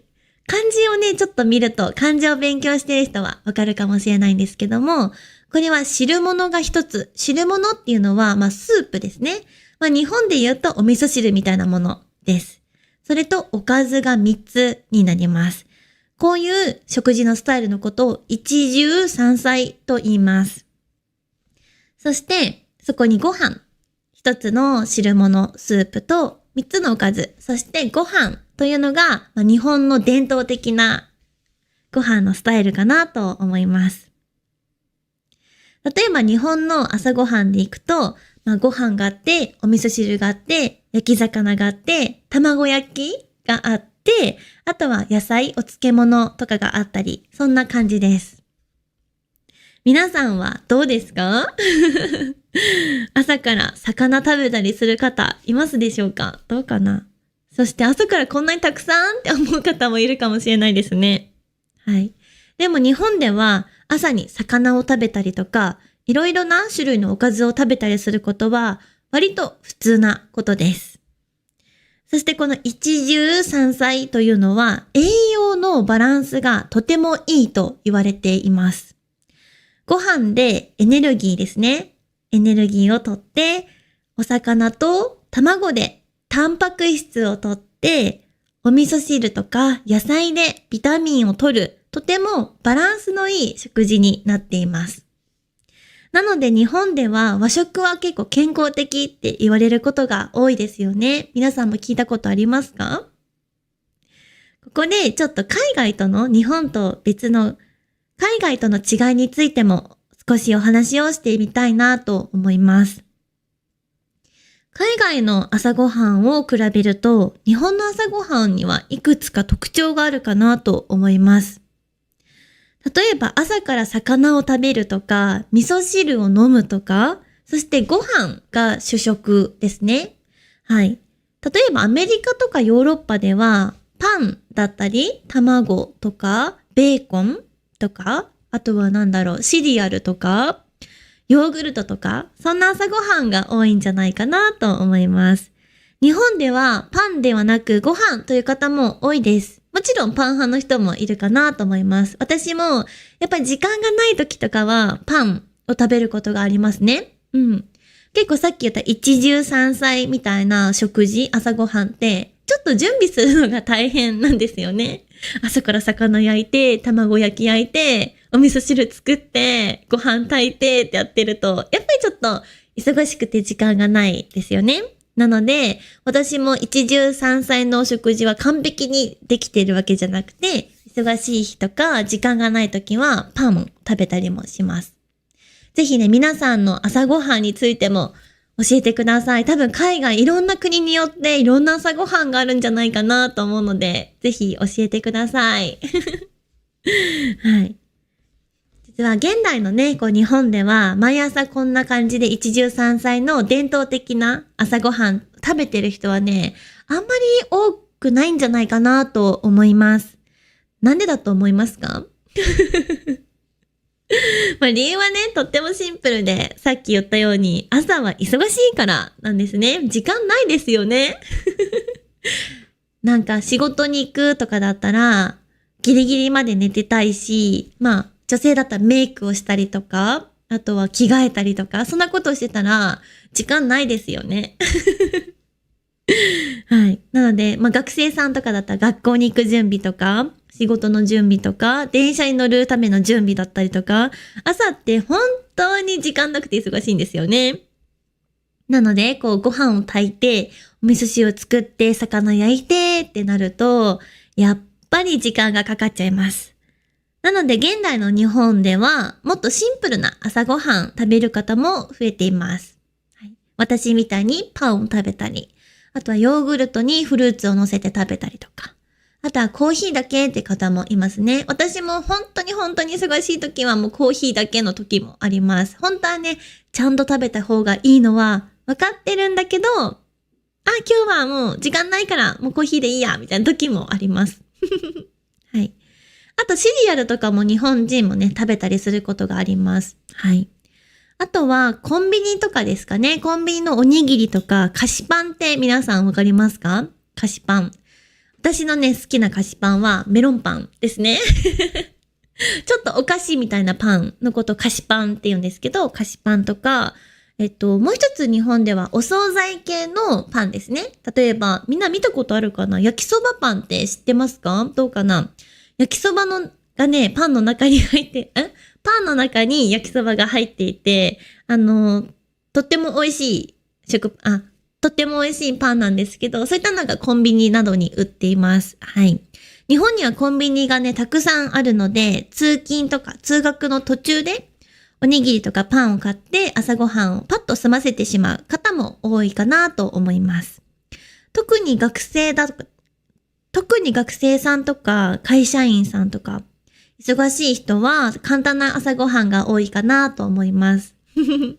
はい。私はですね、小さい頃、小学生の時、実はおじいちゃんとおばあちゃんと一緒に住んでいたんですね。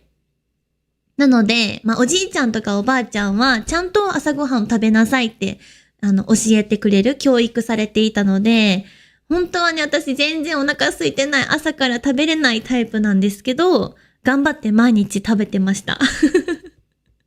はい。その時はね、お茶漬けって皆さん知ってますかね？これも日本の伝統的な朝ごはんかなと思うんですけども、ご飯に、なんかあられみたいなのとか、海苔が入ってたりとか、たまに鮭が入ってたり、梅が入ってたりするんですけど、そこにお茶をかけて食べる、お粥みたいな感じですね。お粥なんだけど、お茶が入ってるので、ちょっとお茶の味がするんですけど、そのお茶漬けっていう食べ物をよく食べていました。というか毎日食べていました。本当は多分一汁三菜、お味噌汁、鮭とか魚とか卵焼きとかサラダとか漬物を食べたりするのが一番いい食事だと思うんですけど、私はね、朝起きてすぐ食べれないタイプなので、いつも小学生の時はお茶漬けを食べていました。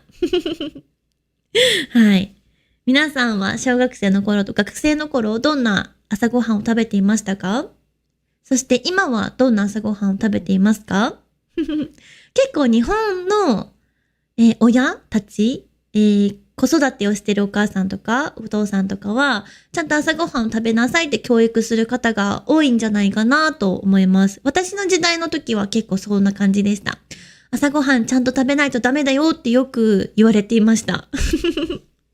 でも科学的にね、多分根拠がちゃんとあるんですよね。朝ごはんしっかり食べていくと、脳が活性化して、学校の勉強がもっとスムーズに理解できるようになったりとか、エネルギーがちゃんと出るので、元気に一日をね、過ごすことができるからなんじゃないかなと思うんですけども。結構日本では朝ごはんはとっても大事だと教育する場所が多いんじゃないかなと思います。はい。家でもそんな教育を受けるかなと思います。皆さんはどうですか？そこまで朝ごはん重要じゃないかな？どうなんだろう？ぜひコメント欄で教えてください。はい。なので、やっぱり私も朝まで、やっぱり私も夜まで仕事して、今は結構睡眠時間も削りながらお仕事頑張っている時期なので、朝はなかなかね、時間がないので、最近はね、コーヒーだけとか、パン1枚だけみたいになっちゃってるんですけど、ちゃんと食べたいですね。なんか優雅な朝を過ごしたいなと思います。結構旅行に行った時とかは、朝ごはんしっかり食べます。よくホテルとかにバイキング、ビュッフェ形式でついてたりしますよね。その時はもりもり食べます。はい。本当はね、ゆっくり食べたいけど、ゆっくりご飯食べると、やっぱり幸せな気持ちになるし、最近はね、結構忙しくて、朝ごはんゆっくり食べれてる人少ないと言われています。減ってきてると言われています。でも実は日本にはね、朝ごはんを楽しめるお店もたくさんあります。例えば、朝ごはん専門のお店などもあったりしますね。ここでは焼き魚とかご飯とかお味噌汁のような伝統的な和の朝食を食べることができます。実はね、先日、福岡に行ってきたんですけども、福岡に友達がね、実はいて、そのお友達が働いている朝食のお店があって、そこに行かせていただきました。もうそこはね、福岡でもかなり人気なお店で、朝ごはんしかやってないんですよ。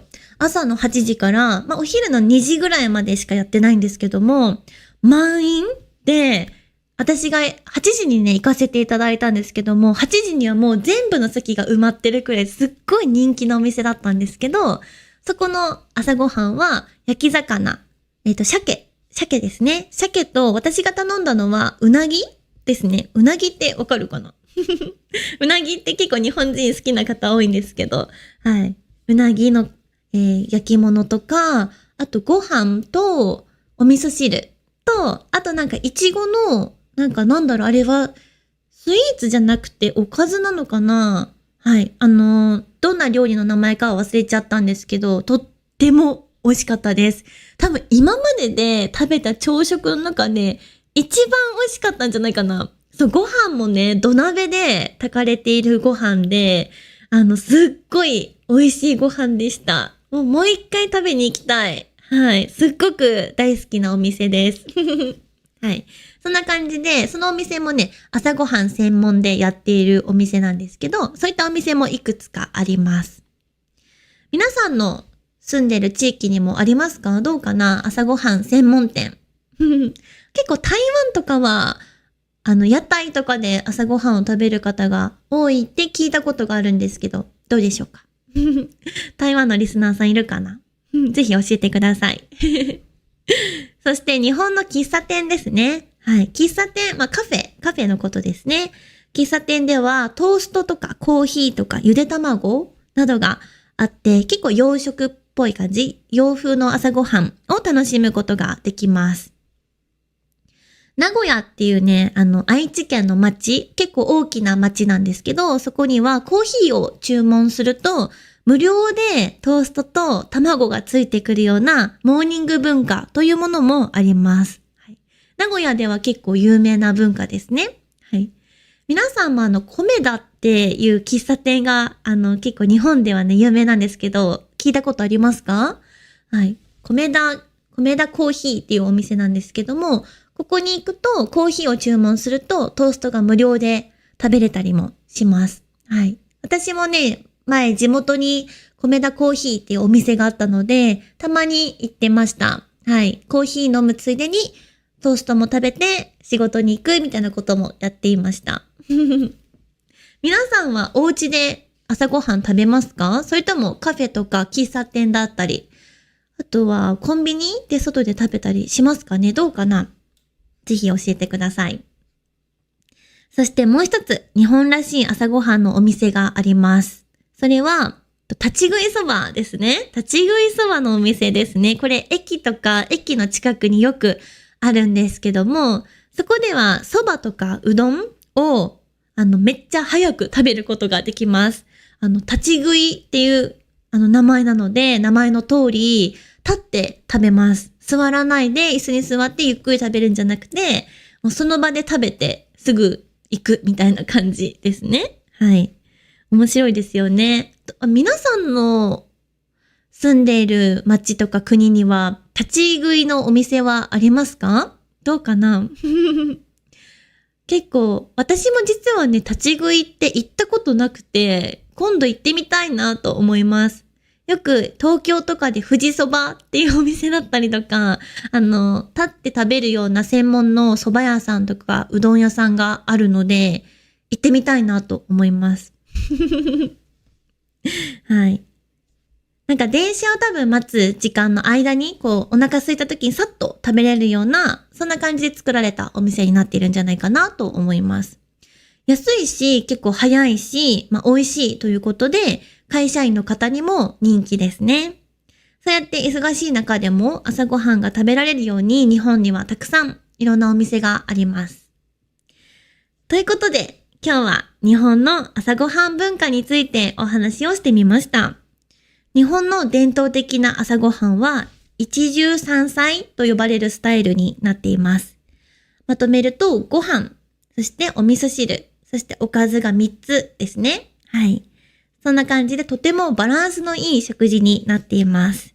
でも現代ではパンとかシリアルとかヨーグルト、あとはコンビニのおにぎりとかなど簡単なご飯、朝ごはんも増えています。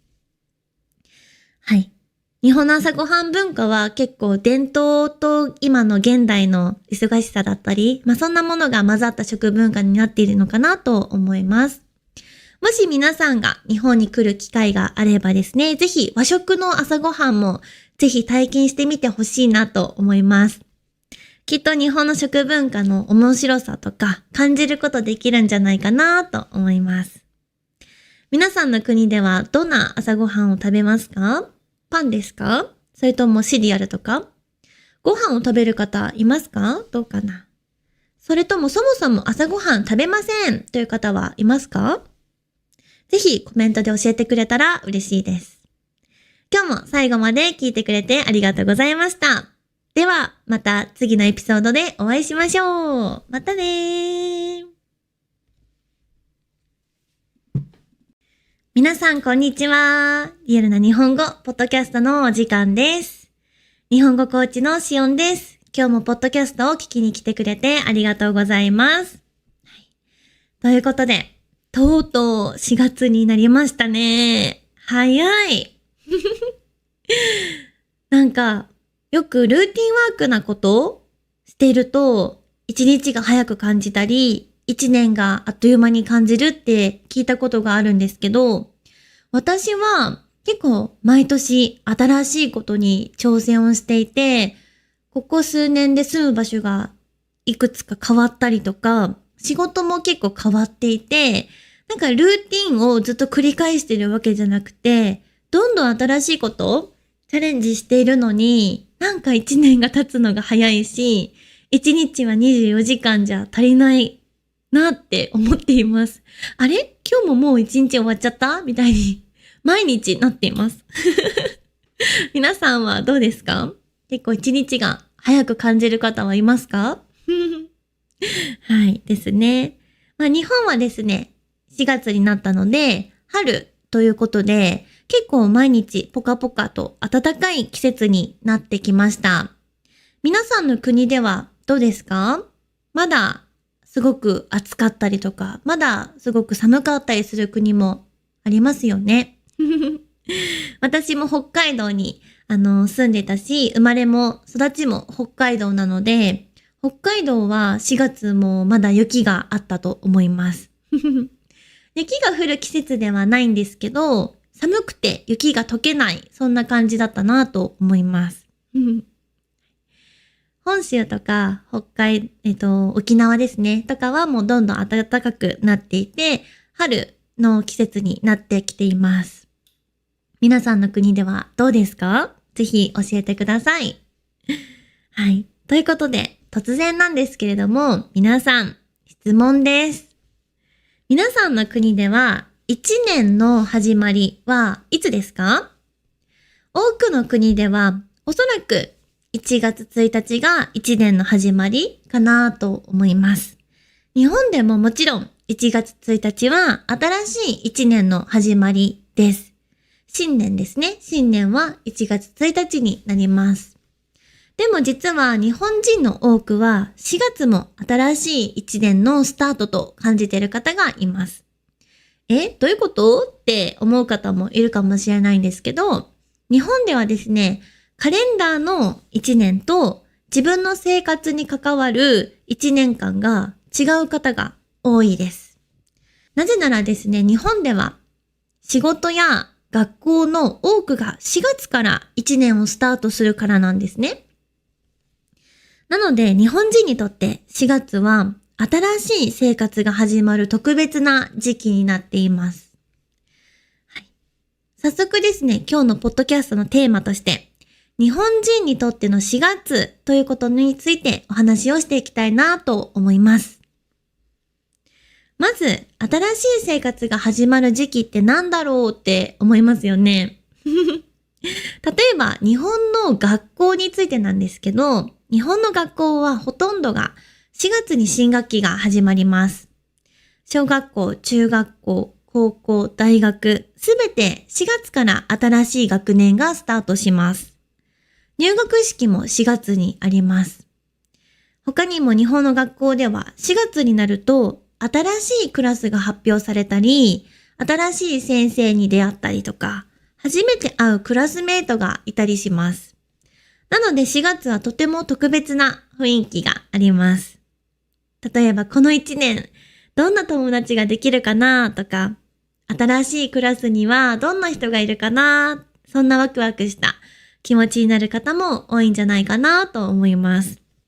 だから日本では4月のことを出会いの季節ということもあります。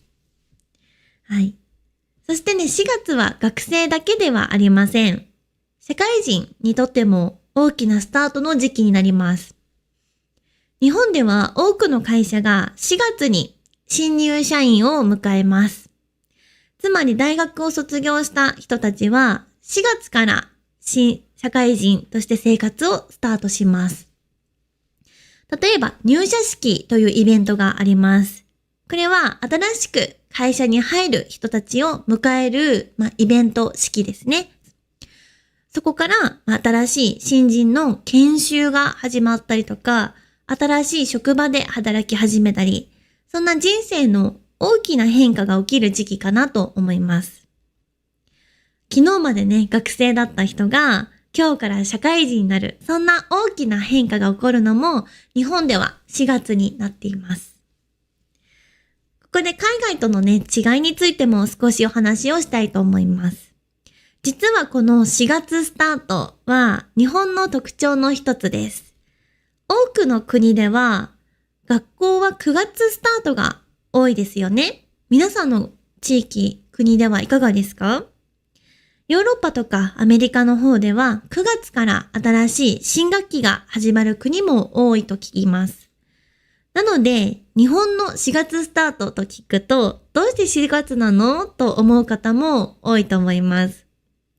でも日本では会社も学校も新しい生活も多くのことが4月から始まります。なので日本人にとっては結構4月が人生の区切りになりやすいかなと思います。はい。そしてもう一つ、4月が特別な理由があります。それは季節ですね。日本の4月は季節で言うと春になります。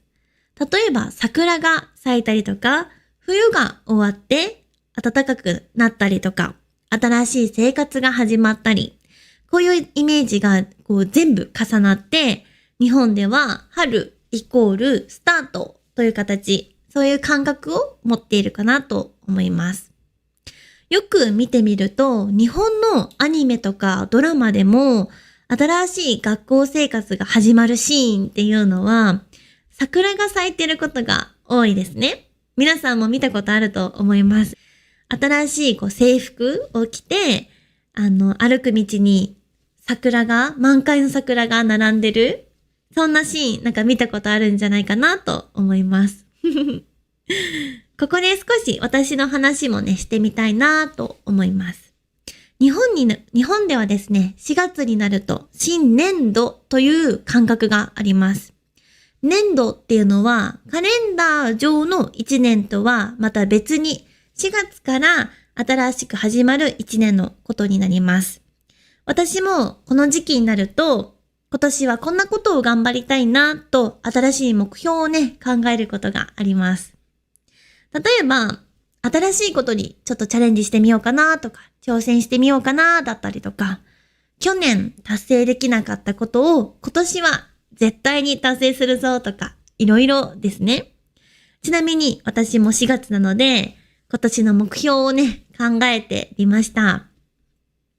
はい。実はですね、私、今、新しいことにたくさん挑戦をしていて、今、大きなプロジェクトとしては、日本語の教科書を皆さんに届けるために今アップデートをしたり、そのためにですね、新しく仲間を迎え入れて助けてもらったりをしています。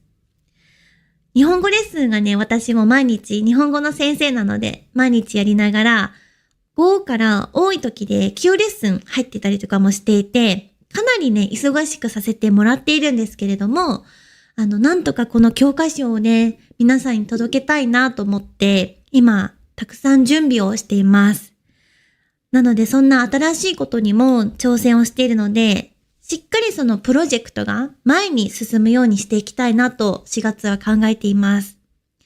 最近は一人ではできないことも増えてきて、新しくね、メンバーとして入ってきてくれた仲間もいるので、その仲間たちに頼りながら、そして助け合いながら、皆さんに最高の教科書を届けられるように、4月は今までずっと一人で頑張ってきて頭がぐちゃぐちゃってなっていたんですけども、それをまず整理して体制をね、整えていきたいなと思っています。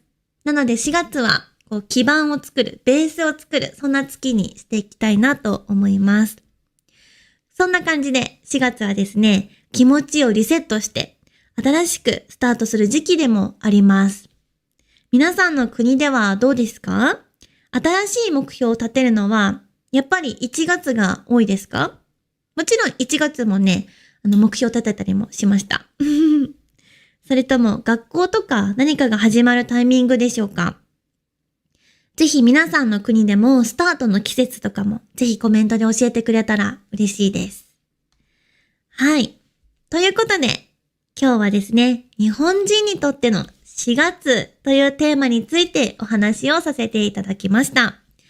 日本では1年の始まりが1月1日なんですけれども、多くの人にとって4月も新しい1年のスタートのような感覚があります。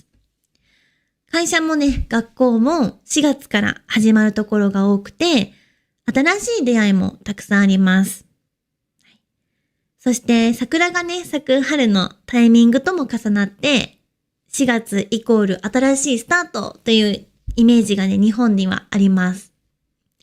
もし皆さんが春をね、日本で過ごすことがあれば、ぜひ日本の新しい始まりの季節を感じてみてほしいなと思います。では、今日も最後まで聞いてくれてありがとうございました。それではまた次のエピソードでお会いしましょう。またねー。皆さんこんにちは。リアルな日本語ポッドキャストのお時間です。日本語コーチのしおんです。今日も来てくださってありがとうございます。さて皆さんはですね、日本語をね勉強してるときになんかこの言葉うまく話せないなとか、この言葉英語にはなんかうまく訳せないなとか思ったことありませんか？最近ね、生徒さんと話していると、日本語って難しい、なんかニュアンスがね難しいっていう声をよく聞きます。特に英語にうまく訳せない言葉が多いだったり、自分の母国語に訳せない言葉が多い、そう言われることがね、よくあります。はい。確かにね、単語の意味はわかるけど、これってどういうニュアンスなのって思うことありますよね。実はね、そこが日本語の面白いところでもあります。きっと皆さんの国の言葉でも、なかなか日本語に訳せない言葉もあるんじゃないかなと思います。日本語もね、訳せない言葉たくさんあります。では、早速今日のテーマに入っていきましょう。実は日本語には英語にそのまま訳せない言葉がたくさんあります。もちろん英語で説明することはできます。でも日本語のニュアンスとか文化とかそれを完全に同じ意味でね訳すことはちょっと難しい言葉かなと思います。でも日本語のニュアンスや文化を完全に同じ意味で訳すことは難しい言葉も多いんです。そしてそういう言葉は日本の文化だったりとか考え方から生まれてくることが多いです。今日はそんな英語に訳すのが難しい日本語を4つ紹介していきたいなと思います。今日紹介するのは、いただきます。よろしくお願いします。お疲れ様です。生きがい、この4つにあります。日本語をね、勉強している方なら、一度は聞いたことがある言葉も多いと思います。皆さんはいくつ知っていましたか？全部知ってる方も多いでしょうかね。はい。なんとなくね、意味は分かってる方多いかなと思うんですけど、結局この言葉ってどういうニュアンスで使うのとか、なんで使うのってそんな疑問をね、抱いたことがある方も多いんじゃないでしょうか。今日はそんな英語に訳せない日本語の言葉についてお話をしていきます。では、一つずつ解説をしていきたいと思います。まず一つ目、いただきますですね。皆さんも聞いたことがあるんじゃないでしょうか。はい。日本では食事の前、ご飯を食べる前にいただきますと言いますよね。多分アニメとかでも見たことあるんじゃないかなと思います。学校とかレストランとか家でも多くの方が食べる前にこの言葉を言います。英語だと、Let's eat とかThank you for the meal みたいな意味に少し近いのかもしれません。でもですね、実はそれだけではありません。いただくという言葉は、もともともらうとか、食べるとか、飲むという意味があります。そして日本語は謙譲語というへりくだった表現があり、さっきのもらう、食べる、飲む、これを謙譲語という敬語の種類ですね。で表すと、いただくという動詞になります。はい、つまり、ありがたくいただきます。感謝の気持ちを持って食べますというニュアンスになります。この言葉にはもう一つ意味があって、食べ物への感謝ですね。料理を作ってくれた人への感謝。そして命をいただくことへの感謝。はい、という意味も含まれています。例えば、お魚やお肉、野菜とかお米。これすべて生きていたものですよね。日本では食べ物の命をいただく、もらうという表現ですね。という考え方があります。こういう考え方は日本の精神の部分から来てるんじゃないかなと思います。例えば、すべてのものに魂がある、命があるというアニミズムと呼ばれる考え方にも関係していると言われています。なので、いただきますは、日本らしい文化がよく表されている言葉なんですよね。ぜひね、皆さんの国でもいただきますに似た言葉ってあったりしますか？それとも食事の前に何か挨拶したりしますか？ぜひコメントで教えてください。そして2つ目のよろしくお願いしますです。この言葉も日本語学習者の方がよくびっくりしたりとか驚く言葉になっています。なぜならですね、使う場面がたくさんあるんですよ。例えば、初めて誰かと会った時に、はじめまして、よろしくお願いしますって言いますよね。はい。お仕事を誰かにお願いするときも、この資料よろしくお願いします。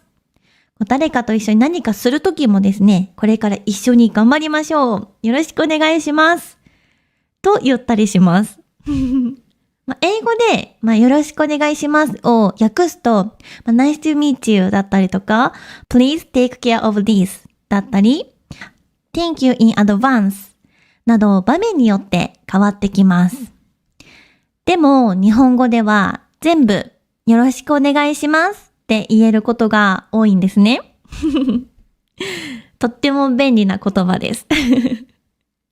はい。この言葉にはこれからあなたといい関係になりたいです。いい関係を作っていきたいです。とか、これから仲良くしたいですみたいなニュアンスも含まれています。そしてこれから一緒に頑張りましょうだったりですね。はい、そんな気持ちがニュアンスとして含まれている言葉になっています。なので日本では学校とか仕事でもよく使われる言葉になります。日本人のぜひね、皆さんもお友達ができたときは、これからよろしくお願いします。ぜひ使ってみてください。はい、私のこのポッドキャストもこれから更新頑張ってきますので、皆さんぜひ見ていただけたら嬉しいです。よろしくお願いします。はい。そして3つ目のお疲れ様ですですね。これは日本のよく職場、仕事場でとてもよく使われる言葉です。例えば会社で同僚に会った時にお疲れ様ですって言ったりします。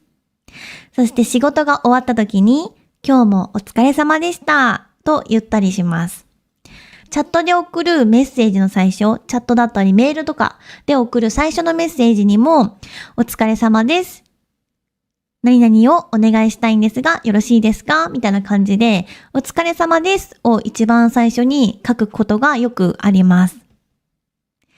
英語で近いような意味でいくと、good job だったりとかThank you for your work などに近いかもしれません。はい。でも、日本語のお疲れ様ですは、それだけではありません。ぴったりな英語はあまりないんですよね。はい。この言葉には、相手の努力とか頑張りだったりをねぎらう気持ち、ねぎらうという言葉があるんですけど、やってくれてありがとうね、みたいな意味ですね。はい、そんな気持ちが含まれています。例えば、仕事を一日頑張った同僚ですね。一緒に働いている仲間だったり、仕事から帰ってきた家族だったり、はい、勉強頑張ったお友達だったりとか、そんな人にお疲れ様を使うと、なんか少しほっとした気持ちになったりします。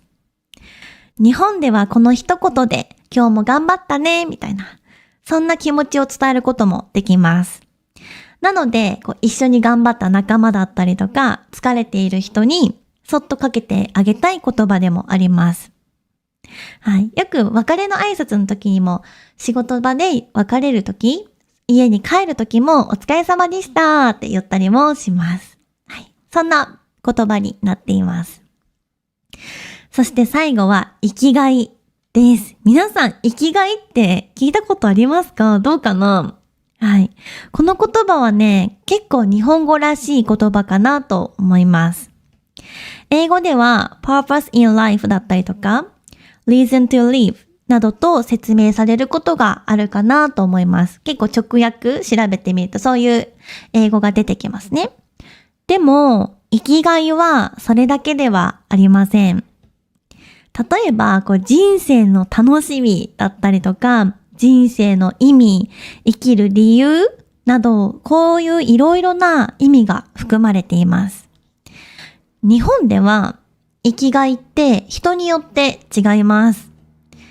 例えば、仕事が生きがいの方もいるし、家族と過ごす時間が生きがいの方がいたり、あとは趣味の時間ですね。好きなことをしている時間が生きがいの方もいます。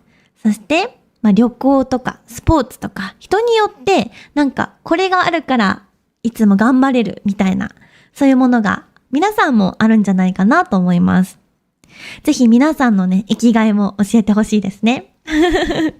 はい。そういったものが生きがいになります。ちなみに最近は生きがいという言葉が海外でもよく知られるようになってきたんじゃないかなと思います。日本の考え方として、とてもなんか興味を持たれている言葉なのかなと思います。では、皆さんに質問です。皆さんの生きがいは何ですか？ぜひね、私にもコメント欄で教えてください。ちなみに、私の生きがいはですね、今は仕事です。はい。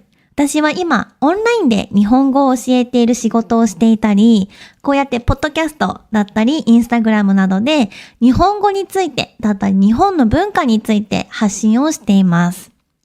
この仕事のね、ここすごい好きなところ、生きがいだと感じているのは、なんかよく日本語をね、教えるお仕事については、生徒さんの人生に直接関われるということなんですよね。例えば去年でいくと JLPT という日本語の試験があるんですけども、その合格をしたいという日本語を勉強している生徒さんサポートをしていたりとか、去年はですね JLPT の N2 ですね。よく日本で就職したいとかお仕事をしたいという方は N2 を目指す方が多いんですけれども、4名の方が合格していただけました。嬉しい。はい。N3 に関しては2人の方が合格しています。本当に嬉しいですね。こういう風に合格のサポートをしたりとか、生徒さんの掲げている目標に対して私が伴走しながら一緒にサポートできるっていうのはすごくいい仕事だなと思います。そしてそれがきっかけで日本で仕事を見つけていた方もいらっしゃいましたし、実際に日本に移住した生徒さんもたくさんいます。去年で行くと5名の方ですね。はい。が日本に移住を叶えた方もいらっしゃいます。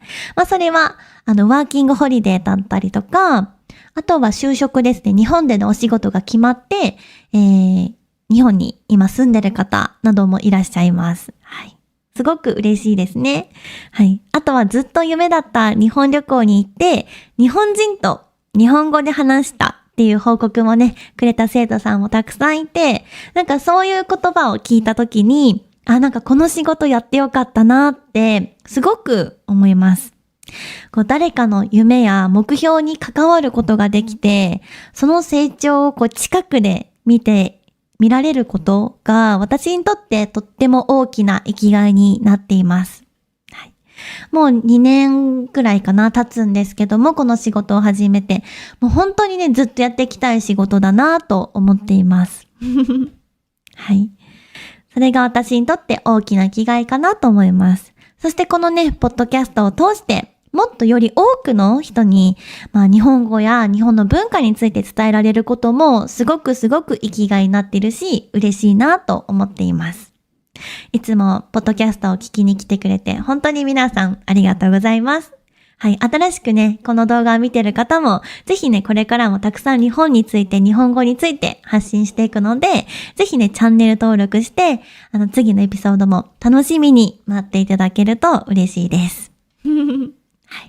ということで、今日は英語に訳すのが難しい日本語についてお話をしてみました。今日紹介した言葉は、いただきます。よろしくお願いします。お疲れ様です。生きがい。この4つになります。これらの言葉には、日本の文化だったり、日本人の独特な考え方だったりとか、人との関係性ですね。距離感だったり関係、あとは感謝の気持ちなどいろんな価値観がね、含まれていると思います。なので、言語を学ぶということは、その国の文化を知るということでもありますよね。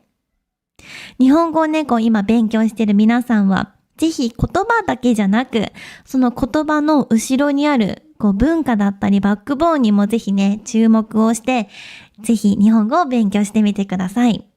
きっとね、日本語がもっともっと面白くなると思います。ぜひ多分皆さんの国にも今言ったような他の言語に訳せない言葉あるんじゃないかなと思います。私もそれすごく知りたいので、もしよかったらね、こんな言葉がありますよとか、ぜひコメント欄で書いてくれるととっても嬉しいです。はい。皆さんは英語に訳すのが難しい日本語で他に知っている言葉はありますか？はい。もしあればね、それもコメント欄に書いていただけたら、ぜひそのトピックについてまたポッドキャストを撮っていきたいなと思います。はい。では今日も最後まで聞いてくれてありがとうございました。ではまた次のエピソードでお会いしましょう。またねー。皆さんこんにちは。リアルな日本語ポッドキャストのお時間です。私は日本語コーチのしおんです。今日もポッドキャストを聞きに来てくれてありがとうございます。はい。ということで皆さん、今日も4月がラストですね。早い。なんかこの前3月終わったばっかりだよねって、このポッドキャストでお話をした気がします。もう本当に1日って24時間だっけって思うくらい、もうあっという間に過ぎちゃう感じです、毎日が。皆さんはいかがお過ごしですか？4月といえば日本は結構ね、新生活が始まるイメージがあります。ちょっとね、前のエピソードで詳しく4月についてお話をしたので、このエピソード聞いていただけたら、日本人にとっての4月の変わり目、新しいスタートの年みたいな意味がわかるかなと思うので、気になる方はぜひ聞いてみてください。はい。ということで私もですね、新しく目標を立てて、またこのポッドキャストも頑張りながらですね、今、日本語をね、オンラインでも教えている先生としても活動してるんですけども、これからまた生徒さんの新しい目標を立てたりとか、はい。そんなことをね、していきながら、今後も日本語のサポートをしていきたいなと思っています。はい。ということで、今はですね、日本は観光地なんですけれども、とってもホリデーシーズンの影響ですごく賑わっています。皆さんってゴールデンウィークって聞いたことありますか？なんかもしね、日本語を勉強してる方とか、日本に住んでる方がいればね、聞いたことがあるかもしれません。そして私ね、最近、ネットフリックスでワンピースを見たんですよ。皆さん見たことありますか？実写版のワンピースですね。はい。最近、見たんですけど、私ね、アニメの方は、本当は自分が子供の頃、小学生とかの頃に、アニメでワンピースを見ていたんですけども、中学生とかになって、部活動っていう風な活動をしていて、吹奏楽部に所属してたんですけど、吹奏楽って、こうみんなで音楽を演奏したりとか、そんなクラブ活動をしてたんですけど、それの影響で、アニメを見る機会がなくなっちゃって、高校の時もかな、見る機会なくなってしまって、私のこう、ワンピース、知ってるワンピースは小学校の中で止まっている。なので、海外に住んでる方だったりとか、生徒さんの方が、ワンピースのこと詳しい、みたいな感じで、はい。いつもね、生徒さんから教えてもらっています。でもストーリーとかは大好きで、ネットフリックスシーズン1から実写版のやつは見ていたんですけども、最近ね、シーズン3かな始まって、シーズン2か始まって、今見ていたんですけど、すごく面白いですね。なんか、私はルフィみたいな、なんかリーダーが結構すごく好きで、自分もね、こう仲間のために、体を張って戦ったりとか、なんかそういうね、あと明るさ、天真爛漫ってよく言うんですけど、いつでもルフィって明るいですよね、なんか。仲間のことを思っていたりとか、すごくいつもポジティブで明るいイメージかなと思うんですけど、そう、それでネットフリックスで実写版のね、ワンピースを見ていたんですけど、その時に、ミス、ゴールデンウィークみたいな方が、なんかキャラクターでいたような気がします。なので、ワンピース見たことがある方は知ってるかな？どうでしょうか？はい。で、ゴールデンウィークって、何かなっていうとですね、大型連休のことになります。はい。大型連休っていうのは、1年間で一番長い連休になっていて、それが日本で言うとこのゴールデンウィークになります。今日はね、そんな日本の大型連休、ゴールデンウィークについて紹介をしていきたいなと思っています。はい、まずですね、ゴールデンウィークとは何なのかについてお話をしていきます。ゴールデンウィークっていうのは4月の終わりから5月の初めにある祝日が連続した連休になります。例えば4月29日は昭和の日、5月3日は憲法記念日、5月4日は緑の日、5月5日が子供の日、このように祝日がほぼ並んであるので連休になりやすいという特徴があります。なので日本ではこの期間をまとめてゴールデンウィークと呼びます。はい、よくニュースとかテキスト、メッセージとかでは GW と略して書くこともあります。そしてちなみに日本ではたくさんの方がですね、このゴールデンウィークをワクワクと待ちわびている連休になります。例えば今年のゴールデンウィークどこ行くだったりとか、ゴールデンウィークに旅行行かないって旅行の計画をね、立てたりもします。私もファーストキャリアが銀行だったんですけども、銀行員の時、祝日がお休みだったので、ほんとゴールデンウィークが毎年楽しみでした。はい。ですね、そんなゴールデンウィークなんですけども、少し面白いポイントがあります。それは、年によって、毎年ですね、連休の長さが変わってきます。例えば、祝日と週末、土曜日とか日曜日ですね、がうまくつながると、5連休になったり、6連休になったり、7連休になることもあります。でも逆にですね、祝日と祝日の間に普通の日、平日が挟まるパターンもあります。つまりこの日はね、普通に仕事の日になってしまうと、連休がちょっと短くなったりする、なんていう年もあります。なので日本では毎年今年のゴールデンウィークはどれくらい長いかなとか今年のゴールデンウィーク短いねとか、そういったことが話題になることもあります。日本のニュースを見てても今年のゴールデンウィークは最大何連休ですみたいな風にニュースになっていることもあります。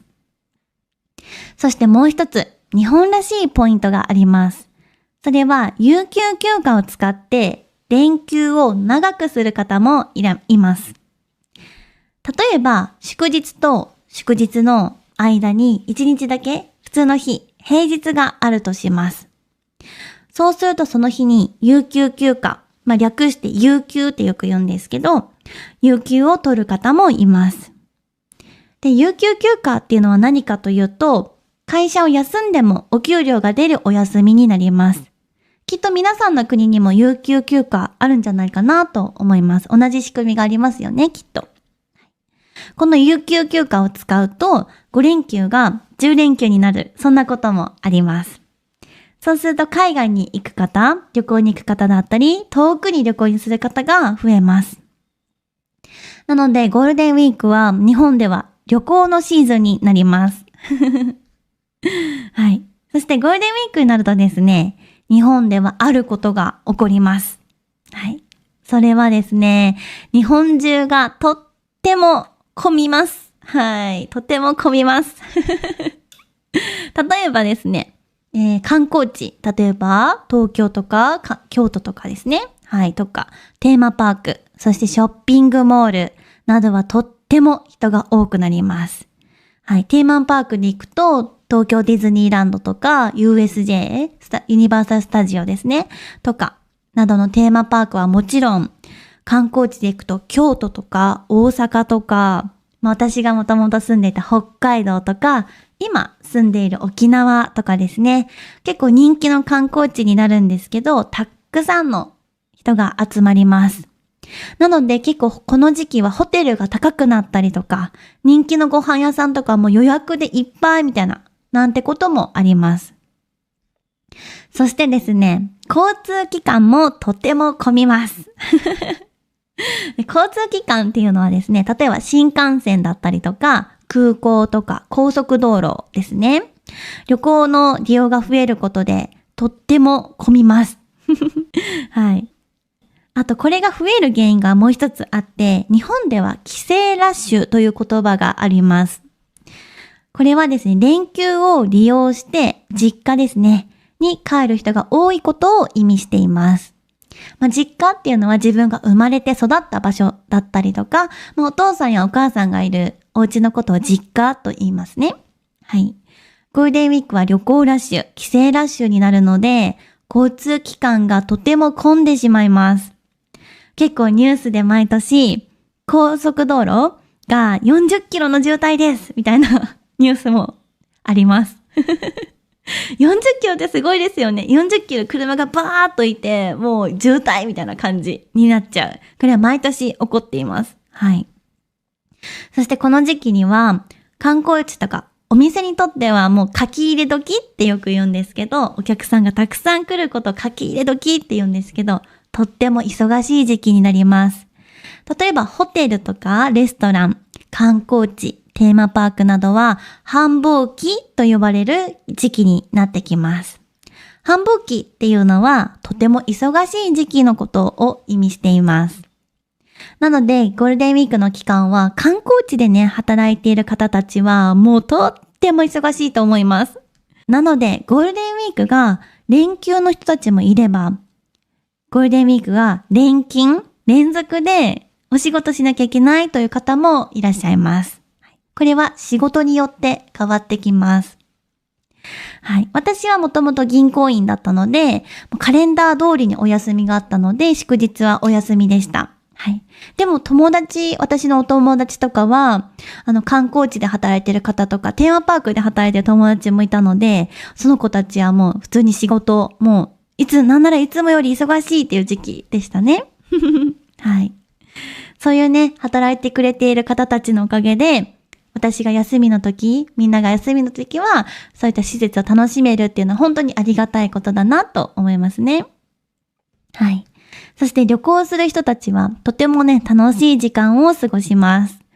例えば、温泉に行ったりとか、テーマパークに行ったり、ショッピングをしたり、あとは家族とね、実家でゆっくり過ごしたり、そんな風に過ごします。日本ではね、ゴールデンウィークが終わった後に、そういえばゴールデンウィークってどこ行ったのみたいな、そんな会話もよくあります。はい。ということで今日は日本の大型連休、ゴールデンウィークについてお話をしました。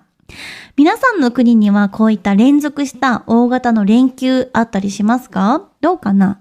多分国によって祝日の日数が違ったりしますよね。多分日本は多い方なんじゃないかな、祝日。うん。月に1回はあるイメージ。そして5月とか連休でたくさんあるので、日本は比較的祝日が多い国かなと思います。皆さんの国ではいかがですか？祝日は月に1回くらいありますか？それとも全然ないよみたいな国もありますか？ぜひコメントで教えてくれたら嬉しいです。そしてもし皆さんが大型連休あったとしたらどこに行きたいですか？はい。私はですね、大型連休があったら海外旅行に行きたいですね。やっぱり私の生徒さんも世界中にたくさんいらっしゃって、生徒さんからおすすめの観光地をね、聞くこともあるので、すごく行ってみたいなと思っています。はい。行きたい国はね、ほんとたくさんあって、数えきれないくらいあるんですけど、今年はどこかちょっと行きたいなと思っています。はい。ちょうど私は今年からフリーランスになっちゃったので、大型連休とかは自分で作る形になります。会社員の方はさっき言ったように大型連休、祝日がお休みの方もいらっしゃいますし、有給っていうものを使って連休をね、作ることができると思うんですけども、私はカレンダーとか全く関係なく、祝日関係ないお仕事に今なっているので、自分でお休みを作るしかないんですけれども、ちょっとね、今年の前半は忙しくなっちゃうかなと思うんですけど、冬とかね、後半はちょっとどこか旅行に行きたいなと思っています。はい。女子旅も行きたいし、ゆっくり温泉旅行とかも行きたいなと思います。温泉は日本がいいかなと思うんですけど、ちょっと海外もね、行きたいななんて思っています。ぜひ皆さんも大型連休があったら何したいか、ぜひ教えてください。はい。ということで、日本の大型連休、ゴールデンウィークについて今日はポッドキャストのエピソードをお話ししてみました。ゴールデンウィークは4月の終わりから5月の初めにある日本の大型連休になります。祝日が連続して続くことで長い休みになります。そしてそれは年によって連休の長さも変わってきます。そんな特徴があります。さらに、有給休暇を使ってもっと長い休みする人もいます。この時期日本では多くの人がね、旅行とかレジャーに行ったりとか帰省、実家に帰るとか、そんなことを楽しみます。もし皆さんも日本人のお友達がいたら、今年のゴールデンウィークは何したのって聞いてみてください。皆さんの国にもどうかな、ゴールデンウィークみたいなお休みがあったらね、ぜひ教えてほしいですし、どんなお休みなのかぜひコメントで教えてください。次回のポッドキャストでは今日お話ししたゴールデンウィークの祝日の中から子供の日について詳しくお話をしていきたいなと思います。今日も最後まで聞いてくださってありがとうございました。それではまた次のエピソードでお会いしましょう。またねー。皆さんこんにちは。リアルな日本語ポッドキャストのお時間です。私は日本語コーチのしおんです。今日もポッドキャストを聞きに来てくれてありがとうございます。はい、今日のね、エピソードについてなんですけれども、今日のエピソードは子供の日についてです。突然ですが皆さんに質問です。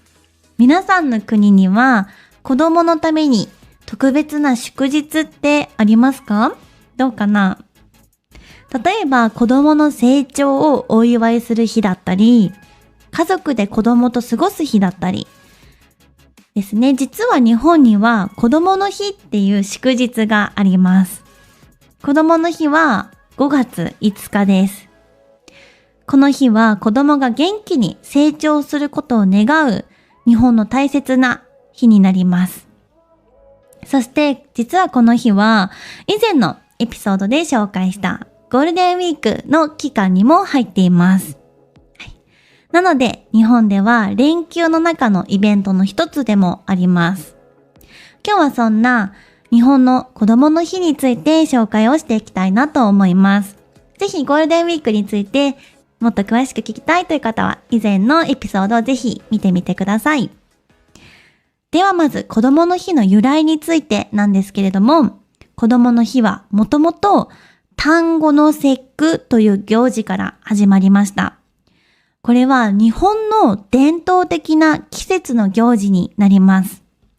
昔の日本では男の子の成長や健康を願う日とされていました。つまり、もともとは男の子のための日だったんですね。そしてそれが1948年に日本で国民の祝日として正式にお休みになりました。その時に男の子のための日からすべての子供の成長を祝う日という意味になりました。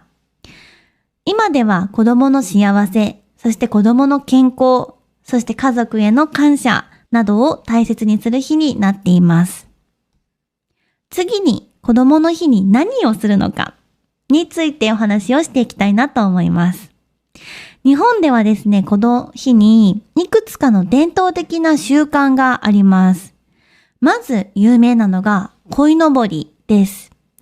はい。皆さんこれ見たことありますか？鯉のぼり。鯉のぼりは鯉の形をした旗のことになります。家の外に飾ることが多くて、風がピューッと吹くとですね、空を泳いでいるように見えます。とても綺麗なので、日本の風物詩の一つかなと思います。はい。これなんで鯉なのかというとですね、実はこれ中国の伝説が関係をしています。その伝説では強い流れの川を登り、滝も登った鯉がですね、竜になって天に登ったと言われています。つまり鯉は逆境に負けずとても強くて努力して大きく成長する魚というイメージがあります。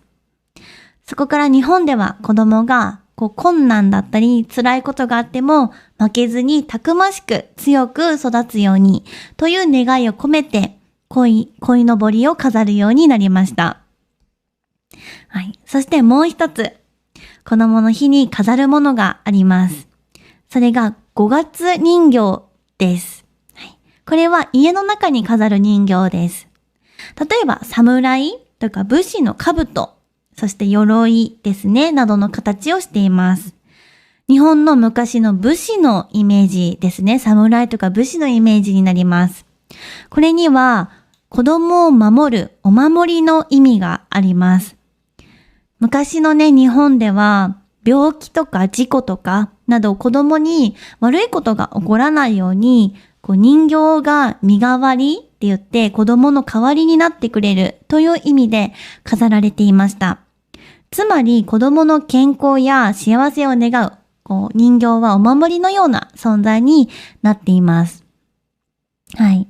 これはですね、3月3日に実は、ひな祭りっていうイベントもあるんですね。この日は、また別のね、人形を飾ったりもするんですけども、子供の日については、こういったものを飾っていきます。そして子供の日に食べる特別な食べ物もあります。皆さん知ってますか？結構ひな祭り、3月3日のひな祭りって女の子のね、イベントもあるんですけど、その日は、ちらし寿司を食べたり、ひなあられっていう結構ね、カラフルなポップコーンみたいなお菓子があるんですね。これはお米からできてるんですけど、とても美味しい、甘くてちょっと美味しいものなんですけど、ひなあられってものがあるんですけど、子供の日はですね、また別の特別な食べ物があります。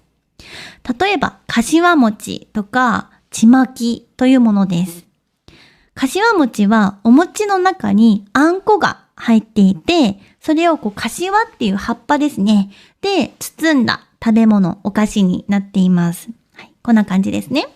そしてちまきは、お餅をその竹の葉っぱ、また別の葉っぱなんですけど、竹の葉っぱで包んだ食べ物になります。実はね、日本では東日本ですね。真ん中より東の方を東日本って言うんですけど、東日本ではかしわ餅。西日本ではちまきを食べることが多いと言われています。でも最近は結構地域に関係なく食べるお家が多いんじゃないかなと思います。どちらもですね、子供の健康と成長を願って食べる食べ物になります。はい。甘くて美味しいものになっていますね。はい。私は東日本だったので、柏餅でした。北海道なので、私はね。はい。柏餅を食べたことがあります。実はね、ちまきは食べたことがないです。はい。ちょっと食べてみたいですね。若干味が違うと思うので、食べてみたいなと思います。はい。そして日本ではこの時期になると、たくさんの鯉のぼりがね、飾られる場所もあります。例えば、川の上にね、たくさん鯉のぼりを飾るイベントとかもあります。公園とか観光地のイベントなどですね。有名な場所としては、群馬県の館林とか、熊本県の杖立温泉。はい。そして神奈川の相模川などがあります。はい。さらにいっぱい泳ぐ鯉のぼりは本当にね、綺麗で日本の春の風景の一つになっている感じですね。日本でね、鯉のぼり見たことあるよって方いますか？どうかな？ぜひいたらね、コメントで教えてください。はい。そしてね、子供の日はゴールデンウィークなので、家族で一緒に過ごす日でもあります。例えば、子供と一緒にお出かけをしたり、一緒にご飯を食べたり、あと一緒に家族写真を撮ったり、家族の時間を大切にする人も多いです。ゴールデンウィークの期間なので、旅行とかレジャーとかテーマパークに行く方も最近は多いですね。はい。ということで、今日は日本の子供の日について紹介をしました。子供の日は5月5日の日本の祝日になっています。ゴールデンウィークですね。ゴールデンウィークの最終日ですね。最後の祝日になっています。子供の健康と成長を願う日として作られた祝日です。鯉のぼりを飾ったり、5月人形を飾ったり、柏餅とかちまきを食べたり、いろいろな文化があります。春になるとね、空にたくさん鯉のぼりが泳ぐ風景を見ることもできます。もしかしたら東京とか都会ではもしかしたら見られないかもしれないんですけど、田舎とかね、はい。私の実家ではよく鯉のぼりが上がっていました。はい。もし日本に来る機会があれば、ぜひ日本らしい春の風景も見てみてほしいなと思います。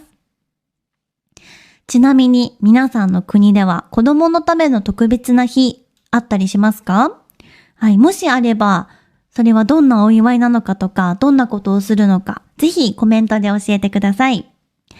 それでは、今日も最後まで聞いてくれてありがとうございました。ではまた次のエピソードでお会いしましょう。またねー。皆さんこんにちは。リアルな日本語ポッドキャストのお時間です。日本語コーチのしおんです。今日も聞きに来てくれてありがとうございます。皆さんはいかがお過ごしですか？私はですね、最近仕事が結構忙しくて、全くね、最近休みを取れていなかったんですね。で、3日間連続家から出ないで仕事してた日があって。で、ちょっとね、さすがに、なんかリフレッシュしたいなーって気持ちになって、この前ね、お友達にランチを誘ってもらって、レストランに行ってきました。皆さんは休みの日はどんな風にして過ごしていますか？何か趣味とかはありますか？私最近新しい趣味がまだなくて、なんか休みがあっても何していいかわかんないんですよね。なんか新しい趣味になんかチャレンジしたいし、なんかリフレッシュもできると思うので、ぜひ皆さんの休日の過ごし方とかも教えてくれたらとても嬉しいです。ぜひコメント欄に書いてくれたら嬉しいです。はい。それでこの前ね、友達と日本語コーチ仲間の方だったんですけど、ランチに行ってきたんですね。で、なんか、これすっごい日本っぽいって思った出来事があって、なんか、レストランにいた時にメニューを見るじゃないですか。で、私は、これも美味しそうだし、これも美味しそうだなーって思ってて、すごい迷ってたんですよ。どっちにしようみたいな感じで迷ってたんですね。で、私は正直どっちも食べたいなと思ってたんですけど、なんとなくこっちにしようかなと思って、その時ハンバーグのメニューを選んだんですね。そしたら友達が、両方頼もうよって言ってくれて、結局私が最初に食べたいって言ってた2つを注文してくれたんですね。全然友達の好きなもの頼んでもらって全然私は良かったのに、気遣ってくれたのかな。で、私が食べたいって言ってた2つを注文してくれました。そう、なんか日本では結構こうはっきり食べたいとか言わなくても、なんかこれもいいねとか、ああこれも美味しそうだねっていう言い方で気持ちを伝わってるっていうことがあるんですよね。で、相手の方、お友達の方も、その言葉とかニュアンスとか、この空気感、私が出していた空気感を感じてくれて、本当はどっちも食べたいんだろうな、決められないんだろうなっていうのを、理解してくれることがあります。つまり、言葉にしなくても、気持ちだったりとかを相手がこう察して行動してくれるみたいな、そういうことが日本では結構自然に行われているような気がします。こういう経験をしてから、私はこれって日本独特のコミュニケーションの特徴だなって感じました。はい。皆さんの国ではどうですか？なんか態度とか、直接言葉にしなくても、相手に伝わることきっとあると思うんですよね。はい。ただ日本は結構、エレベーターがジグザグに並ばずにまっすぐに並んでたりとか、日本の電車とかを待ってる人たちが一列に綺麗に並んでるの多分皆さんイメージつくかなと思うんですけど、結構空気を読んで、その場の雰囲気をこう感じ取るっていうことをよく日本人はするなと思います。そう。なので今日は空気を読むということについてお話をしてみたいなと思います。皆さんは空気を読むという言葉自体聞いたことありますか？はい。日本ではこの言葉を本当によく聞きます。直訳すると read the air ですよね。どういうことってなりますよね。つまり空気を読むということなんですけど、でもこれはもちろん天気の話ではないんですね。はい。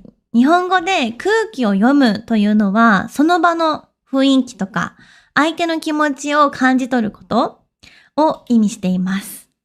実はこれ日本人のコミュニケーションの中でとても大切にされている考え方なのかなと感じています。今日はそんな日本の空気を読む文化についてお話をしていきたいなと思います。まず空気を読むとはどういうことなのか、どういう意味なのかについて説明をしていきたいと思います。空気を読むというのは言葉にしなくても相手の気持ちとか状況を理解することですね。例えば、相手の方が忙しそうだったら、あえて話しかけないとか、会話の流れを見てタイミングを考えて話す。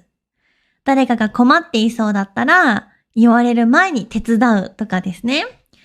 こういう行動は周りの雰囲気とか、相手の気持ちを考えて行動するということですよね。日本ではこれを空気を読むと言います。日本では、この人空気読めるよねって言われると大体いい意味です。はい。つまり、周りをよく見ている人とか、思いやりがある人、気遣いができる人というイメージになります。では、この文化ってどこから来たのか知っていますか？実は空気を読む文化は日本人の思いやりとか考え方から生まれたとも言われています。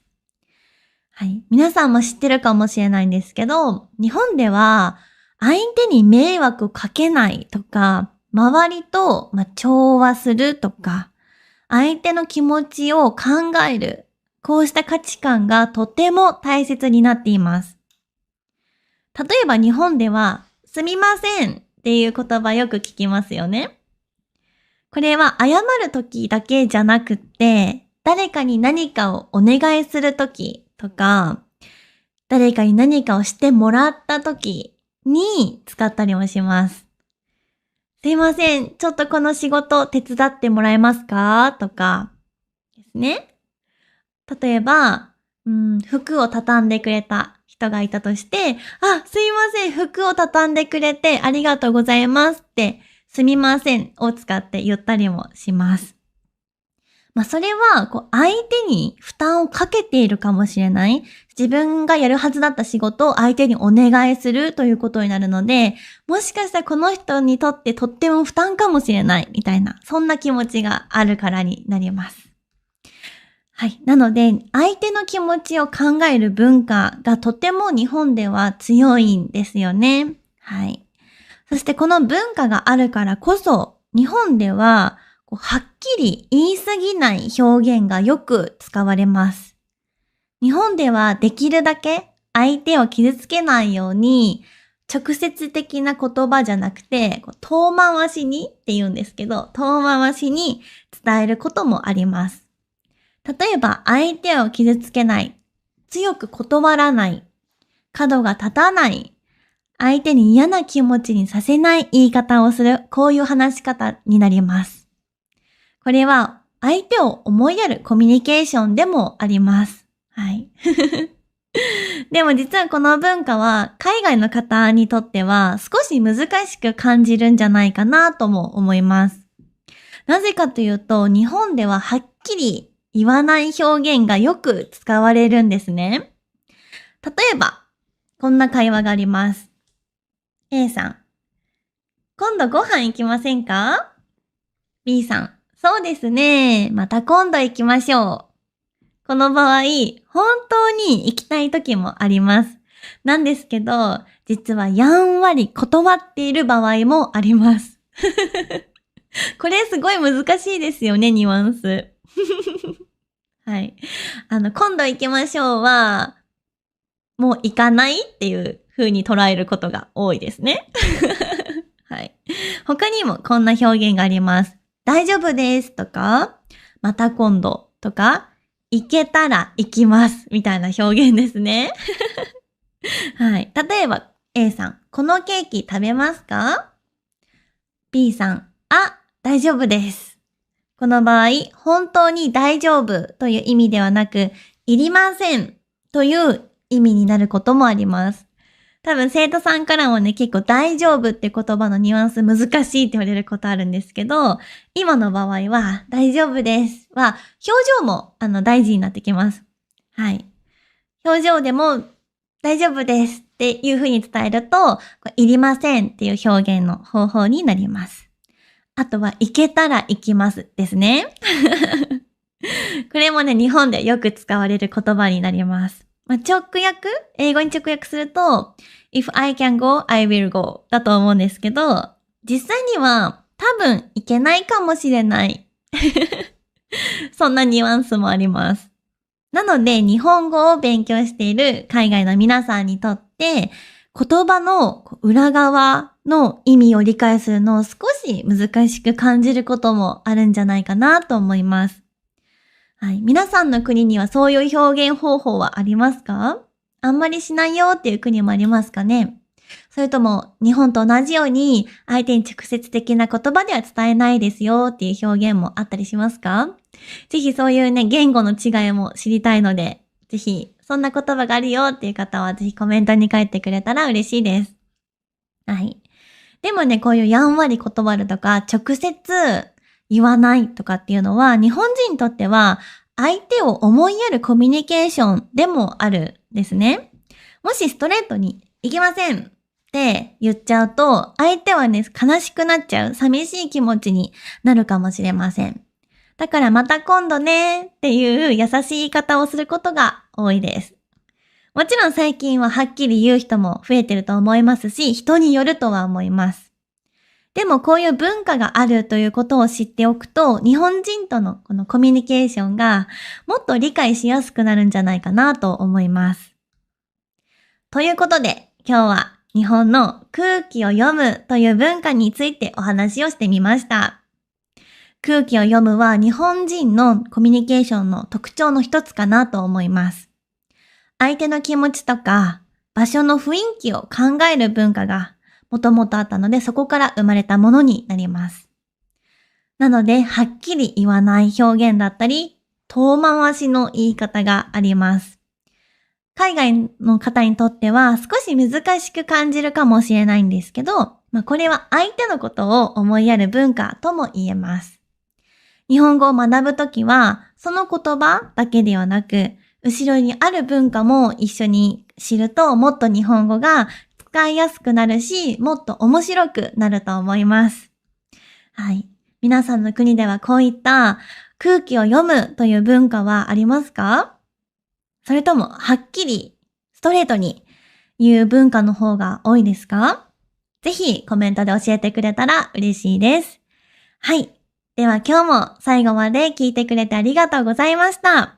ではまた次のエピソードでお会いしましょう。またねー。皆さんこんにちは。リアルな日本語ポッドキャストのお時間です。私は日本語コーチのしおんです。今日もポッドキャストを聞きに来てくれてありがとうございます。はい、実はですね、ちょっとお気づきの方もいるかもしれないんですけど、ポッドキャストの収録をするための専用の部屋をね、作っちゃいました。そう、今までね、リビングで撮影してたんですけど、別の部屋で今撮影をしています。この部屋はもともといつも私の生徒さんとオンラインでレッスンをしていた部屋なんですけど、その部屋にこのマイクを設置したりとか、今カメラの向こうにライトを設置してるんですけど、ライトを置いていつでもポッドキャストを撮影できるようにしました。今までそうリビングで撮ってたんですけど、大きいライトがなくって、いつも晴れていないと、天気が晴れじゃないと、ちょっと暗い映像になっちゃって、雨の日だと撮影できなかったりとか、あと夕方とか夜の時間になってしまうと、なかなかポッドキャストを撮影できなかったりしていたんですね。だし、あとリビングなので、毎回カメラを置いたりとか、マイクを設置したり、ライトを設置するっていうのが、いちいち撮影のたびに準備するのがちょっと大変だったので、もうすぐにね、撮影できちゃう部屋を作っちゃえと思って、撮影部屋を作ってしまいました。はい。ちょっとインテリアまだ少なくて、この植物しか今置けてないんですけど、この後ろに置く棚みたいなものも買って、今はね、その到着を待っています。はい。ちょっとその棚をね、可愛く飾り付けしたりとか、アップデートしていきたいなと思っています。はい。今後の動画で、後ろの背景が若干変わっているかもしれませんので、それもぜひね、楽しみに待っていてくれたら嬉しいです。はい。そしてですね、ちょっと来月なんですけど、私旅行にね、行こうかなと思っています。せっかく去年フリーランスになって、どこでも仕事ができる、パソコン1台でどこでも仕事ができるようになったのに、半年以上かなずっと家の中で仕事をしてたんですね。で、ちょっと外にやっぱり出てみたいなっていうか、旅行にもともと行きたくてフリーランスとかに頑張ってなったのに、全然海外に行けてなかったので、来月ね、ちょっと旅行をしに行こうかなと思っています。はい。場所はね、ちょっと台湾にしようかなって思ってるんですけど、皆さんは台湾に行ったことありますか？ちょっとね、私は初めて実は行くので、すごくワクワクしています。皆さん知ってるかな？千と千尋の神隠しっていうジブリの作品に出てくる、テーマになっているような舞台のテーマになっている場所が、台湾の9分っていう場所にあったりして、そこもね、見に行きたいなと思っています。そう、ジブリの作品はすごく大好きで、千と千尋の神隠しはもうこれまでに何回見たんだろう。子供の時、すっごい何回も見た記憶があるので、もう多分10回以上、もう20回以上見てるかもしれないです。っていうくらいね、ジブリの作品好きで、特に千と千尋の神隠しは大好きなジブリの作品なんですけど、その舞台になっている9分っていう場所が台湾にあって、そこをね、ちょっと見に行きたいなと思っています。はい。で、私実はですね、今沖縄っていう場所に住んでるんですけど、沖縄に住む前は、実はフィリピンに住んでいたんですね。でも、その前、そのもっと前は、生まれてから26年間、ずーっと北海道に住んでいました。はい。なので、結構フィリピンで生活してた時は、日本と違うことがすっごいたくさんあって、結構びっくりするようなこともあったんですよね。そう、私北海道から出たことなかった。北海道以外の場所で日本でも住んだことがなかったので、日本を出ていきなりフィリピンに住んだ時は、もう結構衝撃的なことがたくさんありました。はい。そこでちょっと今日のテーマはですね、海外に住んでいた私がびっくりしたこと、そして日本との違いについてお話をしていきたいなと思っています。皆さんは海外旅行結構行ったことありますか？海外に住んだことがある方もいらっしゃいますか？どうかな？はい。多分ね、少なからず海外に行った時に自分の国との文化の違いだったりに、違いにびっくりしたことありませんか？どうかな？例えば、それ普通のことみたいな。日本では絶対これしないのに、みたいな。自分の国ではこんなこと絶対しないのに、みたいな経験なかったりしませんか？どうかな？はい。同じね、日本国内とかでも若干ね、ルールが違ったりするかなと思うので、海外旅行に行ったことがない方も、自分の住んでる地域と別の地域に行くと全然違ったりしますよね。海外はね、そのギャップが本当にすごくて、もう全然違うことがたくさんありました。はい。こういう文化のギャップって、旅行に行ったりとか実際に住んでみることで気づきますよね。多分これを聞いてくれてる皆さんも同じような経験がね、あるんじゃないかなと思います。はい。そう、実はね、フィリピンの前に、21歳ぐらいの時かなにね、私もオーストラリアのシドニーに、その時は留学っていう形で1ヶ月半、2ヶ月いかないくらいなんですけど、長期滞在していました。はい。そしてその後、日本に戻ってきて、フィリピンのセブ島に去年かな？はい、1年半くらい結構長期で住んでいた経験があります。結構日本とは全く違う文化とか生活をもう実際に住んで経験したので、結構ね、驚くことがたくさんあったので、今日はそれをね、いっぱい皆さんに紹介したいなと思います。日本に住んでいると当たり前だなって思っていることが、海外では全然当たり前じゃないことよくあります。逆に海外の方がこういう文化はいいなって思ったりすることもありました。今日はそんなリアルな体験をいくつかね、皆さんにお伝えしたいなと思っています。まずですね、一番最初に感じたのは、人との距離感の違いですね。はい。特にオーストラリアのシドニーに私も留学で1ヶ月半くらいいたんですけど、みんな結構フレンドリーでした。中にフレンドリーじゃない方もいるかもしれないんですけど、私が出会った方は結構みんなフレンドリーでした。例えば、カフェとかでコーヒー買いに行こうかなと思って買いに行った時に、日本だと普通に店員さんが、いらっしゃいませ、みたいな。じゃあコーヒーお願いします、みたいな感じで、本当すごく短い会話しかしない、もう必要なことしか会話をしないですけど、オーストラリアの店員さんとかは、Hi, how are you today? みたいな感じで、話しかけられることがたくさんありました。そう、最初私は、これ私に今聞いてる？みたいな感じで、ちょっとね、びっくりしたこともあります。日本ではあんまり知らない人とそんなに会話することってあんまり多くないなぁと思っています。お店にもよりますけどね。例えば服を買いに行った時は、服屋さん店員さんが話しかけてきてくれたりとかしますけど、基本的にカフェとかレストランとかでは、そんなにたくさんすごく仲良くならないとしないなと思います。初対面でいきなり、今日の調子はどう？みたいな会話はしないことが多いかなと思います。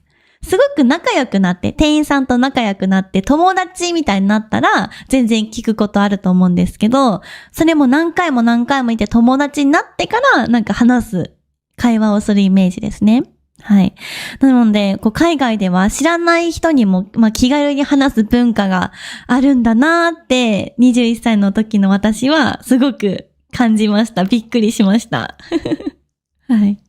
あとね、二つ目に驚いたことがあって、それは交通機関の違いですね。これは特にフィリピンのセブ島で感じました。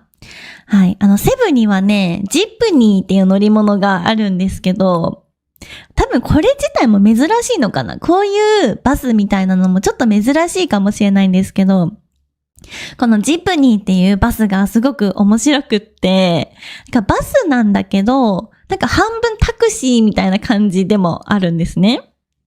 Google マップで調べると、どこのジップニーがどこに行くかっていうのは、なんとなくわかるんですけど、来る時間とかは特に決まってないんですよ。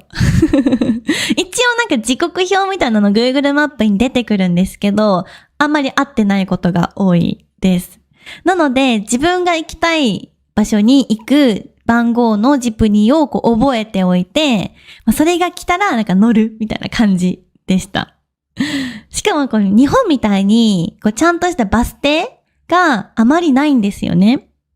あるところもあるんですけど、基本的にはバス停って全然なくって、ここで乗るのかなみたいな感じで、最初どこで待てばいいかもわからなかったし、すごく戸惑った経験があります。このバスどこで乗れるのみたいな。行きたいところの番号のバスが来ても乗り方がわかんなくて、行っちゃったみたいな感じになったことが何回もあります。最初の頃は何回もありました。あとね、一番びっくりしたのが降りるタイミングですね。そのジップニーっていうバスは、降りるタイミングがちょっと独特で、日本だと普通バスにボタンがついていて、ここで降りますピンポンみたいなボタンがあるんですね。それを運転手さんに押して知らせて、次のバス停で止まって降りるっていうのが、普通の日本のバスの仕組みなんですけど、ジップニーはですね、全然違って、バスの中にある、手すりみたいな、捕まっておくための手すりみたいなのがあると思うんですけど、そこを小銭コインでコンコンコンコンって叩いて、それで音を出して、運転手さんにここで降りますっていうのを伝えるんですよ。ちょっと独特ですよね。フィリピンのセブ島以外にもこんなバスあったりしますか？どうなんだろう。私が知ってる限りではフィリピンのセブ島でしか見たことがないんですけど、どうかな？皆さんのお住まいの地域にはどんなバスがありますか？はい。最初その降り方？コインを叩いて、音を鳴らして降りますっていうことを伝えるってことを知らなくって、ここで降りたいんだけど、どうやって降りるんだろうみたいな感じになっていました。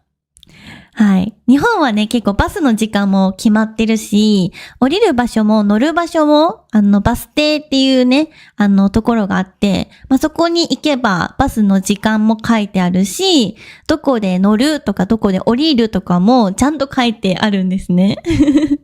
だから結構ジプニーに乗った時に、すっごく自由だって思いました。はい。でもね、便利だったんですよ。日本ってやっぱ特に田舎とかだと、バスの本数が少なくて、1時間に1本とか、30分に1本とか、東京とかね、大阪とか、京都とか、たくさん人がいる場所は、たくさんバスが来ると思うんですけど、特に日本の田舎は結構バスの本数も少なくて、1日に何本みたいな、3本しか来ませんみたいな地域もあったりするんですけど、ジプニーはね、結構本数走っていて、時間がわからない代わりに、たくさん来るから、別に時間を、把握してなくても、来たやつに乗ればいいみたいな感じだったので、それはね、すっごく便利だなと思いました。はい。で、あと、ジプニーっていうそのバスは、窓がないですね。で、結構吹き抜けになっていて、私はすごく風を感じて、すごく気持ちいいなって思っていました。日本のバスは結構窓を閉め切っていて、バスの外の風景は見えるけど、風を感じるとかはなかったんですけど、ジップニーはね、全部窓がないので、すごく風を感じながら帰ってましたね。でも逆に雨の日とかはめっちゃ濡れちゃうのでちょっと不便だったかなと思います。雨の日はね、あんまり出歩くこともなかったかもしれないです。はい。ですね。あともう一つね、びっくりしたのが、フィリピンでこれもびっくりしたことなんですけど、野犬がいることでした。はい。日本では野良猫はね、たくさん外で見かけるし、沖縄特に猫めっちゃいるんですけど、野良猫ちゃんたちたくさんいるんですけど、日本はね、野犬って呼ばれる野生の犬野良犬ってよく言われるんですけど、野良犬はほとんどいないんですよね。はい。沖縄に少しいるらしいんですけど、私は見たことなくって、北海道に住んでた時も見たことなかった。犬は見たことなかったですね。はい。でもフィリピンでは普通に道歩いてると、犬がすごい自由に歩いたりとかしてて、最初はね、ちょっと怖かったです。はい。犬って、狂犬病っていうね、危ない病気を持ってる可能性があるってことは、事前に聞いていたし、そのためのワクチンがあるくらい、人間用のワクチンがあったりするくらい、危ない病気ってことは知っていたので、ワンちゃんが近づいてきた時にちょっとビクビクしながら歩いてたりしました。うん。でもフィリピンのね、セブ島のワンちゃんたちは結構のんびりしていて、人が別に近くを通っても全然気にしない感じでした。みたいな感じで。はい、ずっとお昼寝してたりとか、たまに走り回ってるワンちゃんもいるんですけど、なんかあんまり基本的に人間に興味がなさそうな感じで、はい。だったので、特に襲われるみたいな経験もせずに安全に過ごしてはいたんですけど、病気を持ってるかもしれないっていうことを知っていると、ちょっと怖いなって思いますよね。皆さんの国ではどうですか？野良犬は結構いますか？どうかな？はい。野良猫はね、日本でもよくいて、私の家の近くにも野良猫たくさんいるんですけど、可愛いなと思いながらいつも見てます。はい。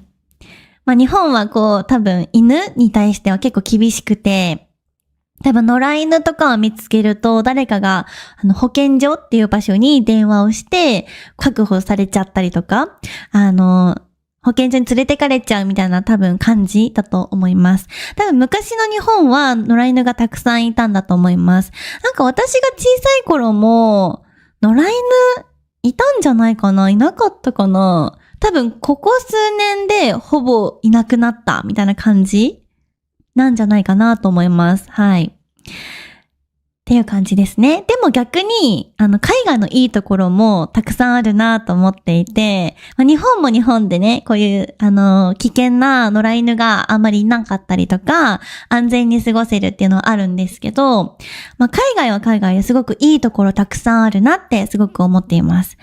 例えば、生活の自由さですね。日本ってめっちゃ忙しい。なんか日本人は結構みんな忙しいイメージがあるかなと思うんですけど、仕事中心の生活っていう人も結構多いんですね。私もね、結構若干そんな感じなんですよ。今はちょっと仕事が忙しくて、結構自分の生活を大切にするってことはあまりできていなくて、結構仕事に全力投球している感じなんですけど、海外では、忙しくても、なんか人生をめっちゃくちゃ大切に楽しんでる人が多いなと感じましたね。なんかそれはすごくいいなって思います。そういう文化なのがとてもいいなって思います。なんか日本はイメージ結構頑張ってる人もたくさんいて、なんか頑張らなきゃいけないみたいな。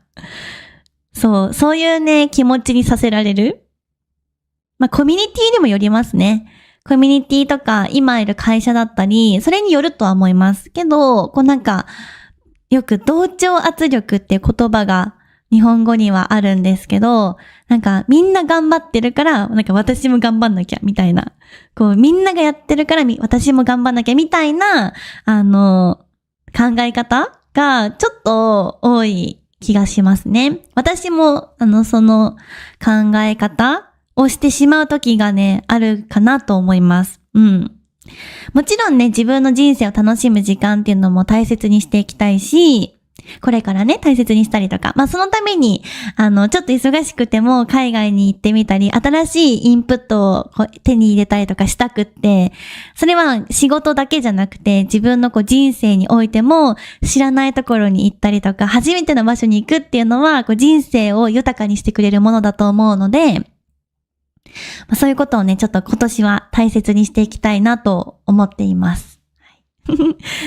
ですね。皆さんはなんか自分のこう人生を楽しむためにやっていること何かありますか？まあ趣味みたいなものですよね。趣味をこう大切にする人もいるかなと思うんですけども、なんか私は今年はちょっといろんな場所に行っていろんな経験をしたりとか、自分のこう知らない場所に行って新しいことを知りたい。そんな年にしたいなと思いました。もちろんね、たまに休むことも大切なので、ちゃんと休みを作ったりはね、今年はちゃんとしていきたいなと思ってるんですけど、なんか私のこう性格の問題なんですけど、なんか予定が空いてると埋めたくなるんですよ。予定を詰め込みたくなっちゃうですよね。なんかただただぼーっとしてる時間がなんかすごくもったいなく感じちゃって、だから休みの日とかも、なんかしなきゃみたいな、なんかしたいみたいな気持ちになっちゃうんですよね。そう、だから、家でゴロゴロするみたいなのは本当になくなりました。学生の頃とかはすごく、家でゴロゴロしたりとかしてたんですけど、あと会社員だった時か。会社員だった時も、まあ月曜日から金曜日まで働いて、土曜日と日曜日はちょっとゴロゴロするみたいなことをやってたんですけど、なんかフリーランスになってからはあまり家でゴロゴロするみたいな時間はすごく減ったかなと思います。でもそれはなんか苦痛なわけじゃなくてストレスなわけでもなくて、自分が楽しくってやらせてもらってるから全くストレスはないんですけど、やっぱり体は疲れていくし、頭も疲れますよね。なので、こう突然すっごく疲れたって感じになっちゃうんですよ。それは良くないなと思ったので、自分のペースを大切にしながらも、趣味の時間、旅行に行く時間とか、お仕事を頑張る時間をこうバランスよく、これがワークライフバランスだと思うんですけど、ワークライフバランスをちょっと今年1年は大切にしたいなと思っています。はい。ちょっとこれがね、私の課題ですね、今年の。はい。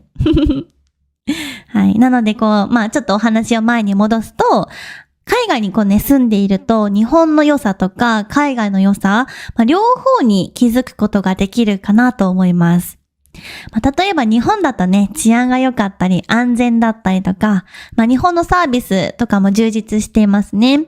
あとは交通機関がすごく便利だったり、いろんな手段があって便利だったり、これはね、本当にすごいことだなと、海外に行って感じることもありました。日本の凄さに感じることもありました。でも同時に海外に出てみて、自由な雰囲気だったりとか、フレンドリーな人たちとか、そういったゆったりした時間を過ごしてたりする人たちを見て、とてもね、なんか魅力的だなって思いました。なんか憧れちゃういいなって思うこともありました。そう、やっぱり私もやっぱ日本人だからというか、元々の性格で、新しい人、初めての人にいきなり話しかけるっていうのはあんまり得意じゃないのででも話しかけられたら嬉しいし、お話ができるきっかけを作ってくれて、話しかけてきてくれた人にはありがとうって思うんですけど、自分からアクションするっていうのはなかなか日本で生活していると余計にないかなと思いましたね。なので海外のこのフレンドリーな感じとかはすごく素敵だなって思います。はい。ということで、今日は海外生活でびっくりしたことについてお話をしてみました。海外に住んでると日本との違いにたくさん気づきました。びっくりすることもありましたけど、それも海外生活の面白さかなと思います。はい、あとは違う文化、自分の国とは違う文化を知ることで、自分の国のこともよくわかるようになりますよね。はい。もし皆さんの中に海外に住んだことがある方がいたら、ぜひびっくりしたこと、あとは日本旅行に来てびっくりしたことでもいいので、ぜひね、コメント教えてくれたら嬉しいです。なんかきっと面白い話があるんじゃないかなと思います。はい。ということで、今日も最後まで聞いてくださってありがとうございます。ではまた次のエピソードでお会いしましょう。またねー。皆さんこんにちは。リアルな日本語ポッドキャストのお時間です。私は日本語コーチのしおんです。今日もポッドキャストを聞きに来てくれてありがとうございます。皆さんは最近お元気ですか？私はね、結構元気です。はい。仕事がね、ちょっとバタバタ忙しい時期でもあったんですけど、はい。なので少しね、リフレッシュしたいなと思っています。皆さんは忙しくて疲れたっていう時はいつも何をしてリフレッシュしていますか？私は出身が北海道なんですけど、北海道に住んでいた時はよく仕事が忙しくて疲れたなーっていう時はいつもね、温泉に入ってリフレッシュしていました。温泉とかサウナですね。はい。とっても大好きなんですけど、よく入りに行ってました。結構毎週のように行ってたかもしれない。それぐらい温泉とね、サウナが大好きなんですけど、皆さんは何をして過ごしていますか？ストレスが溜まった時とか、忙しくて疲れた時、何をしたら一番リフレッシュできますか？どうかな？ぜひコメントで教えてくれたら嬉しいです。はい。で、私ね、温泉がさっきね、好きって言ったんですけど、実はね、私今沖縄県に住んでるんですけど、沖縄は温泉が少ないんですよ。そう。温泉に行こうと思ったらね、ちょっと車で、何十分か走んなきゃいけなかったり、気軽に入れる温泉みたいなのがないんですよね、あんまり。はい。なので今ね、すごく温泉に行きたいです。多分沖縄ってもう半年以上もう夏みたいな感じで暑いから、あんまり温泉が少ないのかもしれないんですけど、そう、北海道にいた時は寒いのもあったし、冬はすっごく寒くなっちゃうので、体を温めるためにもよく温泉に行ってたんですけど、そう、でも沖縄にはね、あんまり温泉がないので、ちょっとね、北海道に帰って温泉たくさん入りに行きたいなと思っています。はい。じゃあここでね、皆さんにもちょっと聞いてみたいことがあるんですけど、皆さんは温泉に入ったことありますか？日本といえば結構お寿司とかアニメとか、あとはシンボルで言うと富士山とか、いろいろね思い浮かぶものあるかなと思うんですけども、日本代表する文化ですよね。温泉。はい。皆さん知ってるんじゃないかなと思います。日本に来たことがある方は、温泉に行ったよっていう方いるかもしれませんね。どうですかね？皆さんは日本に来たことがある方は温泉に入ったことありますか？はい。でもね、まだ日本に来たことがない方とか、温泉ってどんなものなの？とか、普通の、お風呂と何が違うの？と思うかもしれません。実はね、温泉はただお風呂の中に入るだけじゃなくって、日本の歴史とか文化と深く関係しているものになっています。なので今日は日本の温泉文化、そしてその歴史についてお話をしていきたいなと思います。まず、温泉とは何かなんですけど、これについて簡単に説明したいなと思います。そもそも温泉っていうものは、地下から自然に出てくる温かいお湯のことになっています。日本はね、火山がとても多い国なんですね。皆さんが知っている富士山も実は火山なんですね。なので日本にはたくさん温泉があります。実は日本には約3000以上の温泉地があると言われているそうです。日本全国いろんな場所にね、有名な温泉地たくさんあります。例えばもちろん北海道、すごく有名な場所いくつかあります。あとは長野とか、大分とか、鹿児島とか、熊本とかですね。あとはもう本当にいろんな場所、群馬とかも有名だし、日本中にね、有名な温泉たくさんあります。なので日本では温泉旅行っていう旅行とかもあるくらい、文化としてもとても人気かなと思っています。では、日本の温泉文化っていうのはいつから始まったか皆さん知ってますか？これ日本人でも知ってる方少ないんじゃないかな。はい。実はね、温泉の歴史っていうのはすっごく古いものになっています。日本では1000年以上前から温泉が利用されてたと言われています。例えば、奈良時代とか平安時代っていうね、時代があるんですけども、その時の記録にも温泉っていうものがね、出てきます。昔の人たちは、もう結構温泉に入ることで、体の疲れを取ったりとか、病気を治したりする、はい、と考えて、利用していたようです。なので温泉はただリラックスするための場所じゃなくって、健康になるため、健康のための場所でもあったようです。実際に今でも温泉には疲労回復とか、血行、血の流れが良くなるとか、そんな効果がね、あると言われています。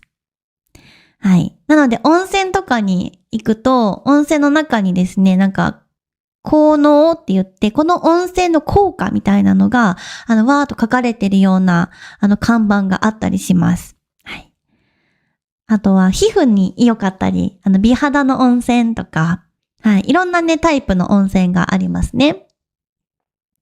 あとは日本の歴史の中で、温泉っていうのは結構多くの人に愛されてきました。例えば、昔の武士、侍みたいな人だったり、旅をしてる人とか、温泉に入って体を休めていたそうです。有名な温泉地の中には、とてもね、結構長い歴史を持つ場所もたくさんあります。例えば、道後温泉ですね。これ有名な温泉地なので、聞いたことがある方がいらっしゃるかもしれないんですけど、愛媛県っていう四国の愛媛県にある温泉で、日本で一番古い温泉の一つと言われています。あとは、草津温泉ですね。草津温泉は群馬県にあるとても有名な温泉地です。日本人の中でも結構人気の場所になっていますね。うん。はい。あとは熱海とか、はい。有馬温泉とか、いろんなね、有名な温泉地があります。じゃあ実際に温泉に入るとき、どんなことをするのか気になる方もいらっしゃるかもしれないですね。はい。いくつかね、温泉にはルールがあります。例えば、温泉のお湯の中に入る前に体を洗うというルールがあります。日本では温泉は体を洗う場所とかではなく、体を温めてリラックスする場所になっています。なので先にシャワーとかで体をきれいに洗ってから温泉に入ります。あともう一つ日本の温泉文化で有名なのが裸で入ることですね。海外とかの温泉とかスーパーみたいな場所では水着で入るものが多いかなと思います。でも日本では基本的に裸で温泉に入ります。なので、最初は少しびっくりする方もね、海外の方だといるかもしれないんですけど、日本ではそれが普通の文化になっています。結構ね、オンラインで今日本語私も生徒さんに教えてるんですけど、裸で入るのってことにとてもびっくりしている生徒さんよく見ます。はい。そして温泉の楽しみ方はお風呂だけじゃないです。はい。多くの温泉地には、旅館って呼ばれるスタイルの、日本の伝統的な宿ですね、ホテルがあります。旅館では温泉に入った後に美味しい日本料理を食べたりとか、畳の部屋、ジャパニーズスタイルですよね。畳の部屋でゆっくり休んだりすることができます。はい。温泉と、食事と、温泉地にはとても自然豊かな場所がたくさんあるので、自然、この3つを楽しむのが、日本の温泉旅行みたいな感じです。あと最近では露天風呂も人気ですね。露天風呂っていうのは、外にある温泉のことになっています。例えば山の景色を見ながらとか、海を見ながらとか、雪を見ながら温泉に入ることができます。これは結構日本ならではの特別な体験かなと思いますね。うん。はい。私が行ったフィリピンには、温泉って呼ばれる場所は、あったんですけど、やっぱり水着を着て入るようなスタイルでしたし、日本の温泉って多分ちょっと熱い、温度が結構高めで熱いかなと思うんですけど、フィリピンで入った温泉は結構温度が低くて、どっちかっていうと、なんか温水プールみたいな、ちょっと温かめのプールみたいな感じでした。はい。あとは日本で私がね、行った中で、好きな温泉地があるのでちょっと紹介したいんですけど、熊本県にある、黒川温泉っていう場所ですね。私が実際に行ってきた場所なんですけど、本当に、今までで一番良かったんじゃないかな。熊本の黒川温泉っていう旅館だったりとか、温泉地があるんですけど、一番良かったなと思います。私もね、まだまだ行ったことがない温泉地、有名な場所でもね、行ったことないとこたくさんあるので、私が今まで行った中では一番良かったなと思います。食べ物もね、美味しかったし、温泉もたくさん入れる、いろんなスタイルの温泉がたくさんあって楽しかったし、旅館も素敵な場所だったし、温泉地、街が全体的にすごくいい雰囲気で、すごくね、良かったなと思います。あとね、岐阜県の下呂温泉もうすごく良かったですね。下呂温泉っていう場所があるんですけど、岐阜県ですね。有名な愛知県名古屋のちょっと上にある岐阜県なんですけど、すごく良かったですね。下呂温泉もおすすめです。はい。なんかね、私、温泉地の雰囲気が好きなんですよね。なんか日本のちょっと伝統的なものが残っている。旅館って結構古いものが多かったり、昔から使われてる建物だったりするので、結構日本の雰囲気が残っていて、すごく好きな場所ですね。はい。ちょっとフィリピンに私去年1年半住んでから、温泉地にまだ行っていないので、今年はね、どっか温泉地行ってみたいなと思います。行ったことがないのは、結構たくさん行ったことない場所たくさんあるんですけど、大分の、日本でも結構有名な湯布院とかっていう場所は、すごく温泉がね、有名なんですよ。はい。あと、大分の、湯布院ともう一つね、有名な場所があったんですけど、そこと、あとは、草津温泉とか、はい、行ってみたいですね。ぜひね、日本旅行に来られる方、タトゥーが入っていて、ちょっとみんなと同じ温泉に入ることは難しいって方も、貸し切り風呂っていうのがあったりする旅館とかもあったり、もうお部屋の中に、温泉が出てくるような、ホテルもあるので、そう、客室露天風呂って言うんですけど、客室の中に、露天風呂があったり、客室にお風呂が、温泉で出てくるような、宿もあるので、ぜひね、入ってみてほしい。皆さんにも。はい。なんか、あまり文化として、お湯に浸からない方もいらっしゃるかなって思うんですけど、入ってみると、たくさん汗もかいてデトックスされるし、その後に食べるご飯とかもなんかいつもよりね、美味しく感じるんですよ。たくさん汗をかくからかなわかんないけど。なんか美味しく感じたりします。なのでね、ぜひ日本に来たからには、一度はね、温泉入ってみてほしいなと思います。はい、結構ね、タトゥーが入ってる方とかはお断りされちゃうことがあるので、事前にタトゥーとかが入っている方は、貸し切りのお風呂があるかとか、お部屋の中に温泉が出る、施設なのかとかをぜひチェックしてからね、行ってみてほしいなと思います。はい。ということで、今日は、日本の温泉文化について紹介をしました。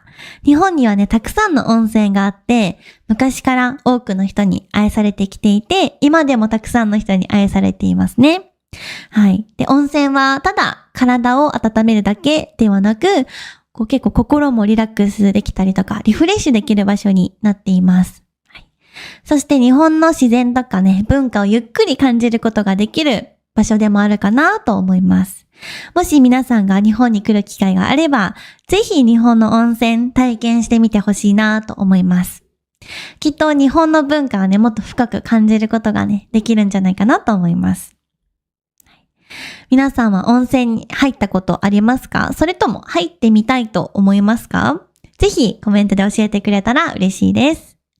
あとですね、リクエストも大歓迎です。このポッドキャストでこういうテーマについて聞きたいとか、これがわからない日本語についてのご質問でも OK です。みたいなのがあれば、ぜひコメントにどんどん書いていただけると嬉しいです。はい。ということで、今日も最後まで聞いてくださってありがとうございました。ではまた次のエピソードでお会いしましょう。またねー。皆さんこんにちは。リアルな日本語ポッドキャストのお時間です。私は日本語コーチのしおんです。今日もポッドキャストを聞きに来てくれてありがとうございます。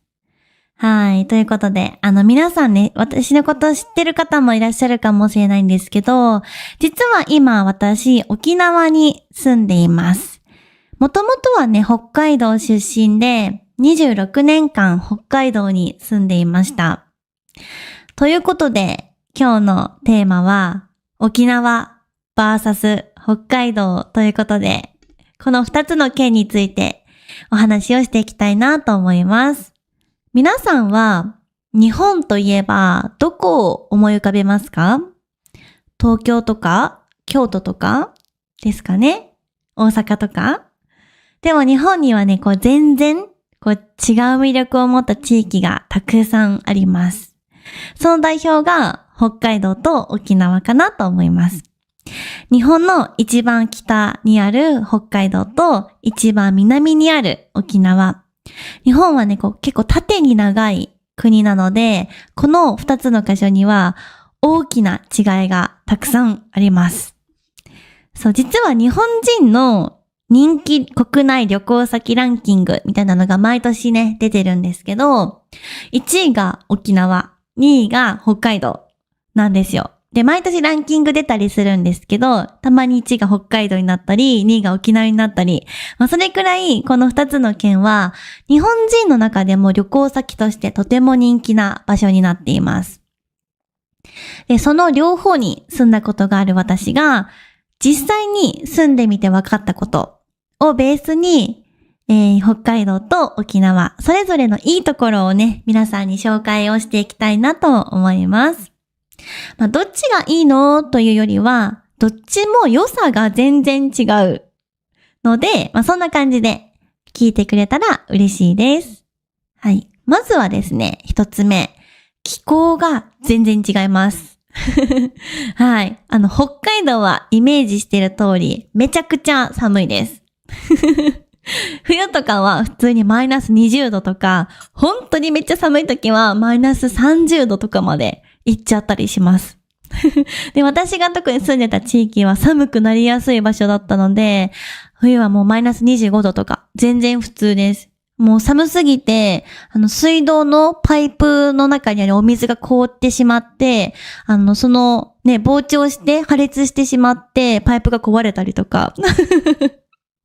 なので夜は毎日水抜きっていう作業が必要だったりとか、シャワーに残っている水とかをシャワーを振って、水を抜くっていう作業をしないと、次の日の朝、凍ってしまって、水道をひねっても水が出てこないみたいな。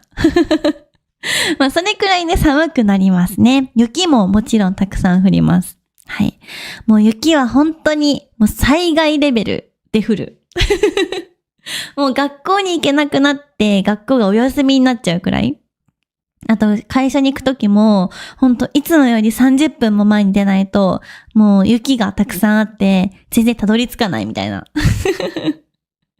それぐらい雪がひどくなることもありますね。で、一方で沖縄は、やっぱりもうイメージ通り、もうめちゃくちゃ暖かいですね。冬でも15度ぐらい、一番寒くても15度、13度、12度とか、それくらいプラスなんですね。はい。なので、コート全然いらない日とかもあります。はい。北海道だったらもうダウンとかコートとかもうニットの上にコート着て、みたいな。本当に寒い時はもうダウン着ないともう寒いっていう感じだったのに、もうコートすら必要ないですね、沖縄では。これ最初かなりびっくりしました。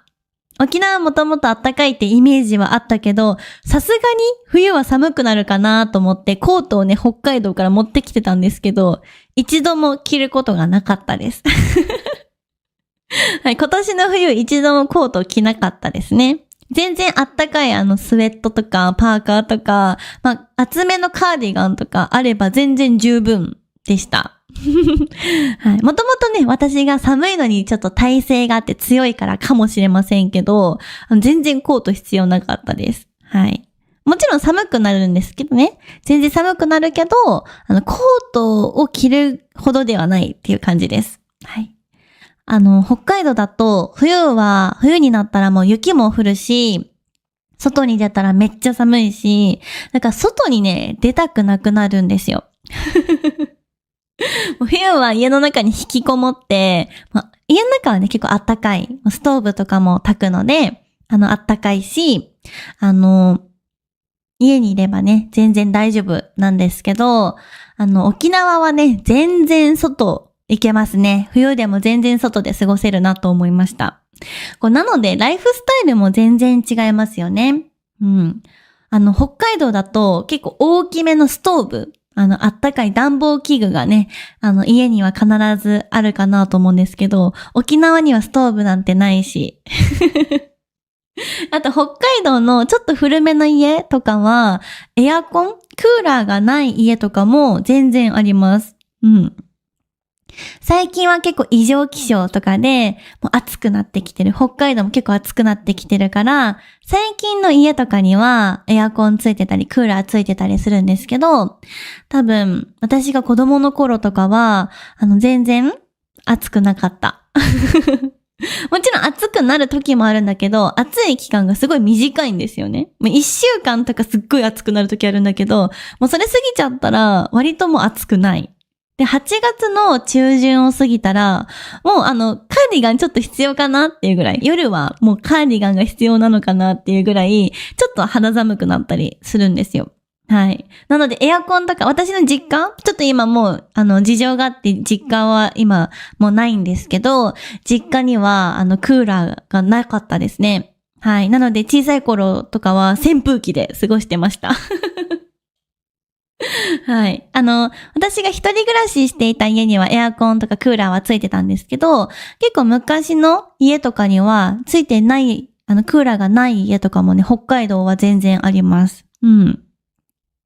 でも沖縄ではもうクーラーが必須ですね。はい。そして除湿機っていう、湿度をこう落としてくれる、湿度を下げてくれるような機械とかも入れないと、もう湿気が多くって、カビが生えてしまうので、北海道では一度も使ったことがなかった除湿機っていうのをね、家には2台置いて、カビ対策をしています。もう本当除湿機って空気中の多分水分をこう集めてくれて、空気中の湿度を下げてくれるものなんですけど、一日その機械を動かしていたら、タンクに水が溜まる方式になってるんですけど、タンクの中がもう満杯になって、もう一日にもう2回、タンクの水を捨てないと、こうパンパンになっちゃうぐらい、結構湿度がね、高い地域になっています。でもね、なんか自然と嫌な感じはしないんですね。私が海の近くに住んでるからなのもあるかなと思うんですけど、沖縄のこの暑さとこう湿気っていうのは意外と大丈夫な気がします。どちらかというと、東京とか大阪とか、私おじいちゃんが兵庫県っていうね、大阪の近くにある兵庫県に住んでるんですけど、兵庫とかの方がもう全然なんかもっとジメジメしてて、ちょっと嫌な暑さな感じだったような気がします。なので沖縄は結構私が住んでる地域が海が近かったり、結構風が吹く地域なので、過ごしやすい。湿気が少しあっても全然過ごしやすいかなと思います。なので沖縄の夏はすごく好きです。もちろん暑いけど。はい。暑いけど結構好きですね。はい。あとは二つ目ですね。食べ物の違いが結構あるなと思います。北海道といえば海鮮有名ですよね。シーフードが有名で、お寿司とか美味しいし、カニとかイクラとかホタテとか、もうめっちゃくちゃレベルが高いです。お店のレベル、レストランのレベルももちろん高いし、スーパーに並んでるね、食材もレベルが高い気がしますね。うん。正直ね、北海道の海鮮は日本トップレベルじゃないかなと思います。はい。一方で沖縄は、なんかジャンルが全然違う感じですね。例えば、ゴーヤっていう苦い野菜があるんですけど、知ってる方いますか？皆さんの国ではゴーヤ食べることあるかな？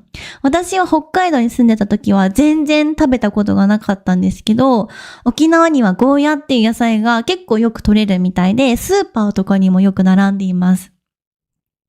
で、沖縄の家庭料理といえば、ゴーヤチャンプルですね。まあ、チャンプルっていう料理があるんですけど、ゴーヤと、豆腐だったりとか、あと卵と一緒に炒めたものをなんかチャンプルって言うんですけど、そのゴーヤチャンプルっていう食べ物だったりとか、あとは沖縄そばですね。これもびっくりしました。そばって白っぽかったりグレーの色をしていて、ちょっと細い麺のイメージが一般的なものだなと思うんですけど、沖縄のその沖縄そばっていうのはちょっと太くて、なんかうどんみたいな感じなんですよね。そばっていう名前なんだけど、なんかうどんっぽい感じで、なんかあっさりめの出汁の中に麺が入っていて、で、トッピングに豚のなんか分厚い、なんていうかな、そう、三枚肉とかって言うんですけど、豚の厚い、チャーシューみたいな。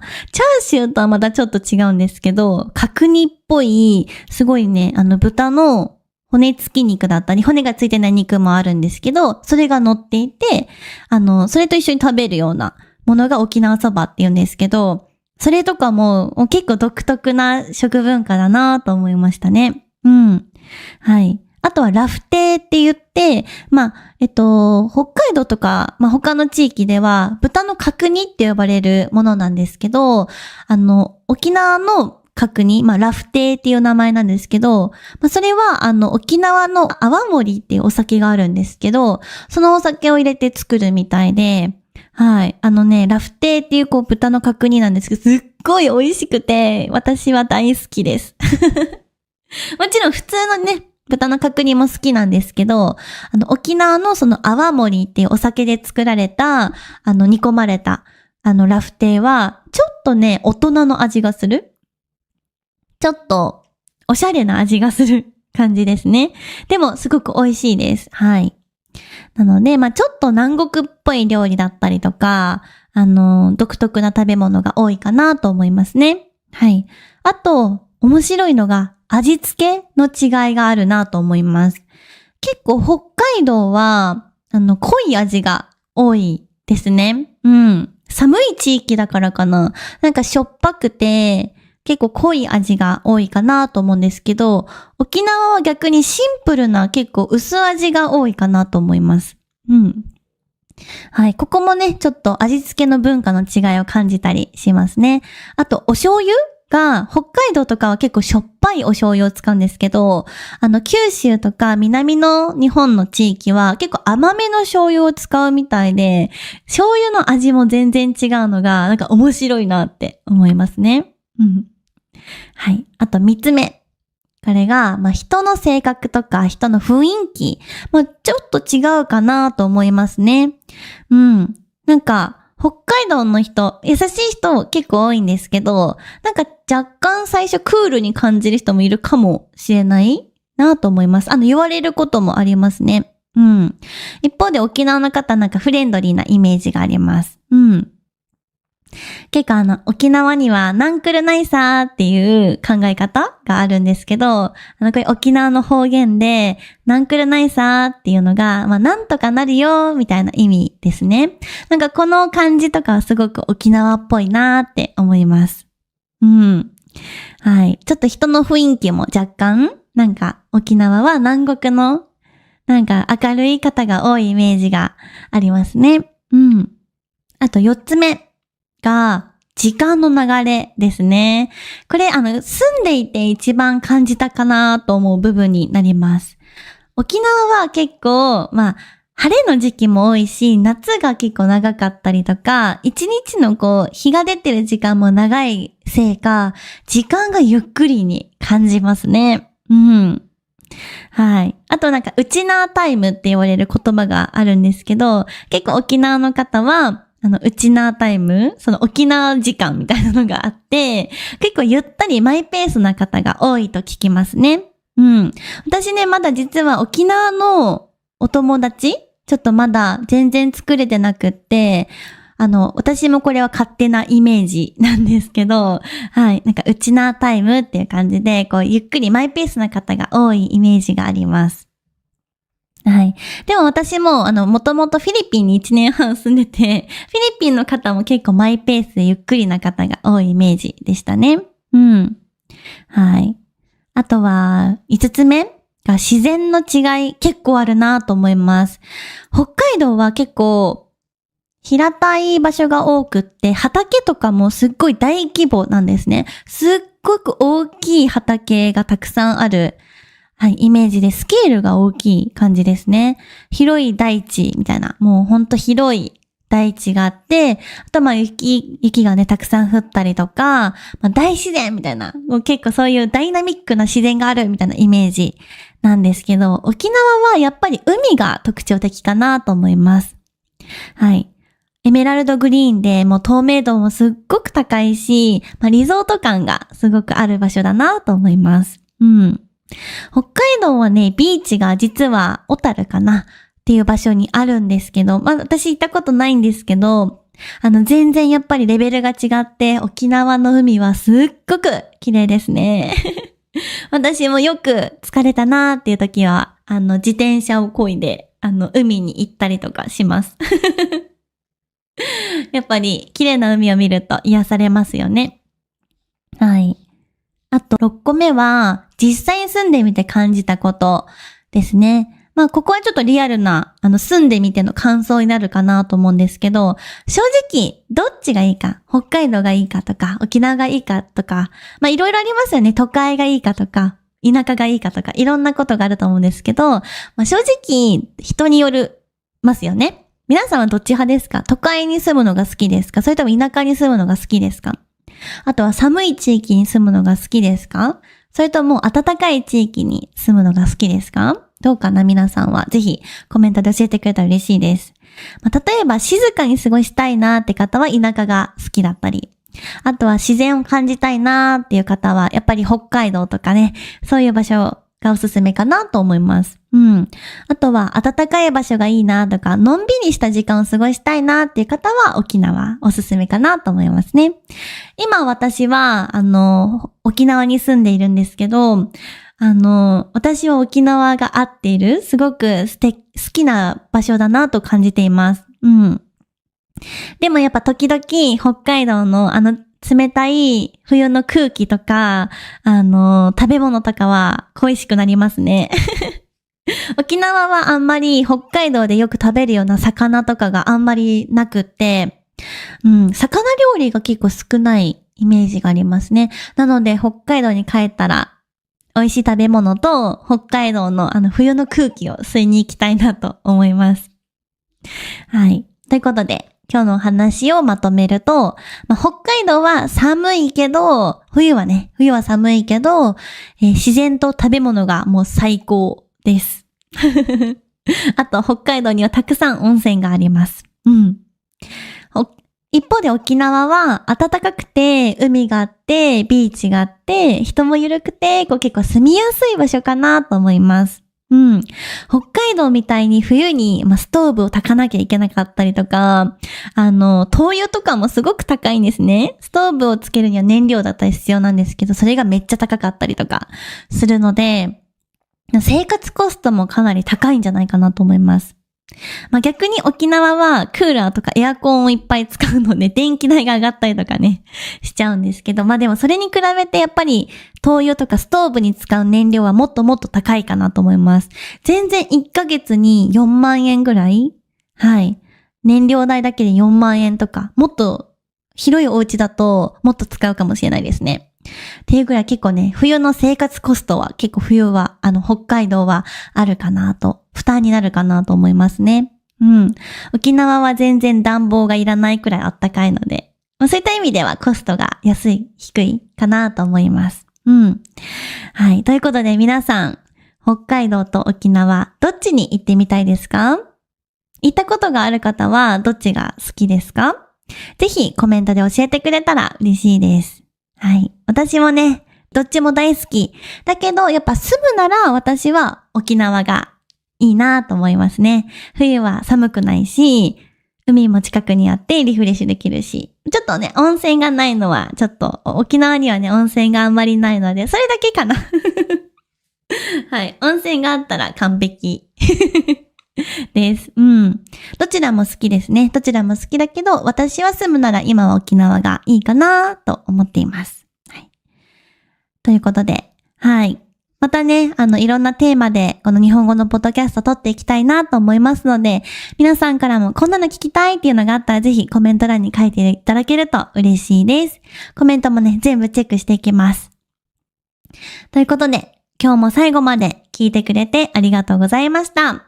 それではまた次のエピソードでお会いしましょう。またねー。皆さんこんにちは。リアルな日本語ポッドキャストのお時間です。私は日本語コーチのしおんです。今日もポッドキャストを聞きに来てくれてありがとうございます。日本はですね、もう桜の時期が終わって、今は初夏と呼ばれる時期になってきました。爽やかなね、結構風が吹いていて、天気も良くて、結構ね、とってもね、気持ちいい季節になっています。このね、初夏というのは、はじめに夏という漢字を書いて初夏と言うんですけど、だいたい5月から6月の上旬くらいまでの時期を指すんですが、暑すぎず寒すぎず、本当にね、過ごしやすい時期なんですね。結構外に出ると気持ちいいし、ちょっとね、お散歩したくなったりとか、なんかこれから夏が始まるんだなぁと思うとワクワクしてきます。でも実はですね、このすっごくね、天気も良くて気持ちいい季節なのに、日本人は5月になるとある病にかかると言われています。病っていうのは病気という意味なんですけど、もちろん本当の病気になるとかではなくって、ある状態を表す言葉になっています。この季節に多くの人が感じる、多くの結構日本人が感じる、ちょっとした心の変化とか、体の変化とか、皆さんもね、新しい学校に入った時とか、新しい仕事を始めた時、最初はね、結構やる気があって、よし、頑張るぞって思っていたのに、少し時間が経ったら、なんかやる気が出ないなとか、ちょっと疲れてるかもとか、学校とか仕事に行きたくないなって、こんな風に思ったことありませんか？これ多分ほとんどの人が経験してるんじゃないかなと思います。実はね、こういう状態を指す日本の言葉があります。そう、それが今日のテーマ、5月病についてです。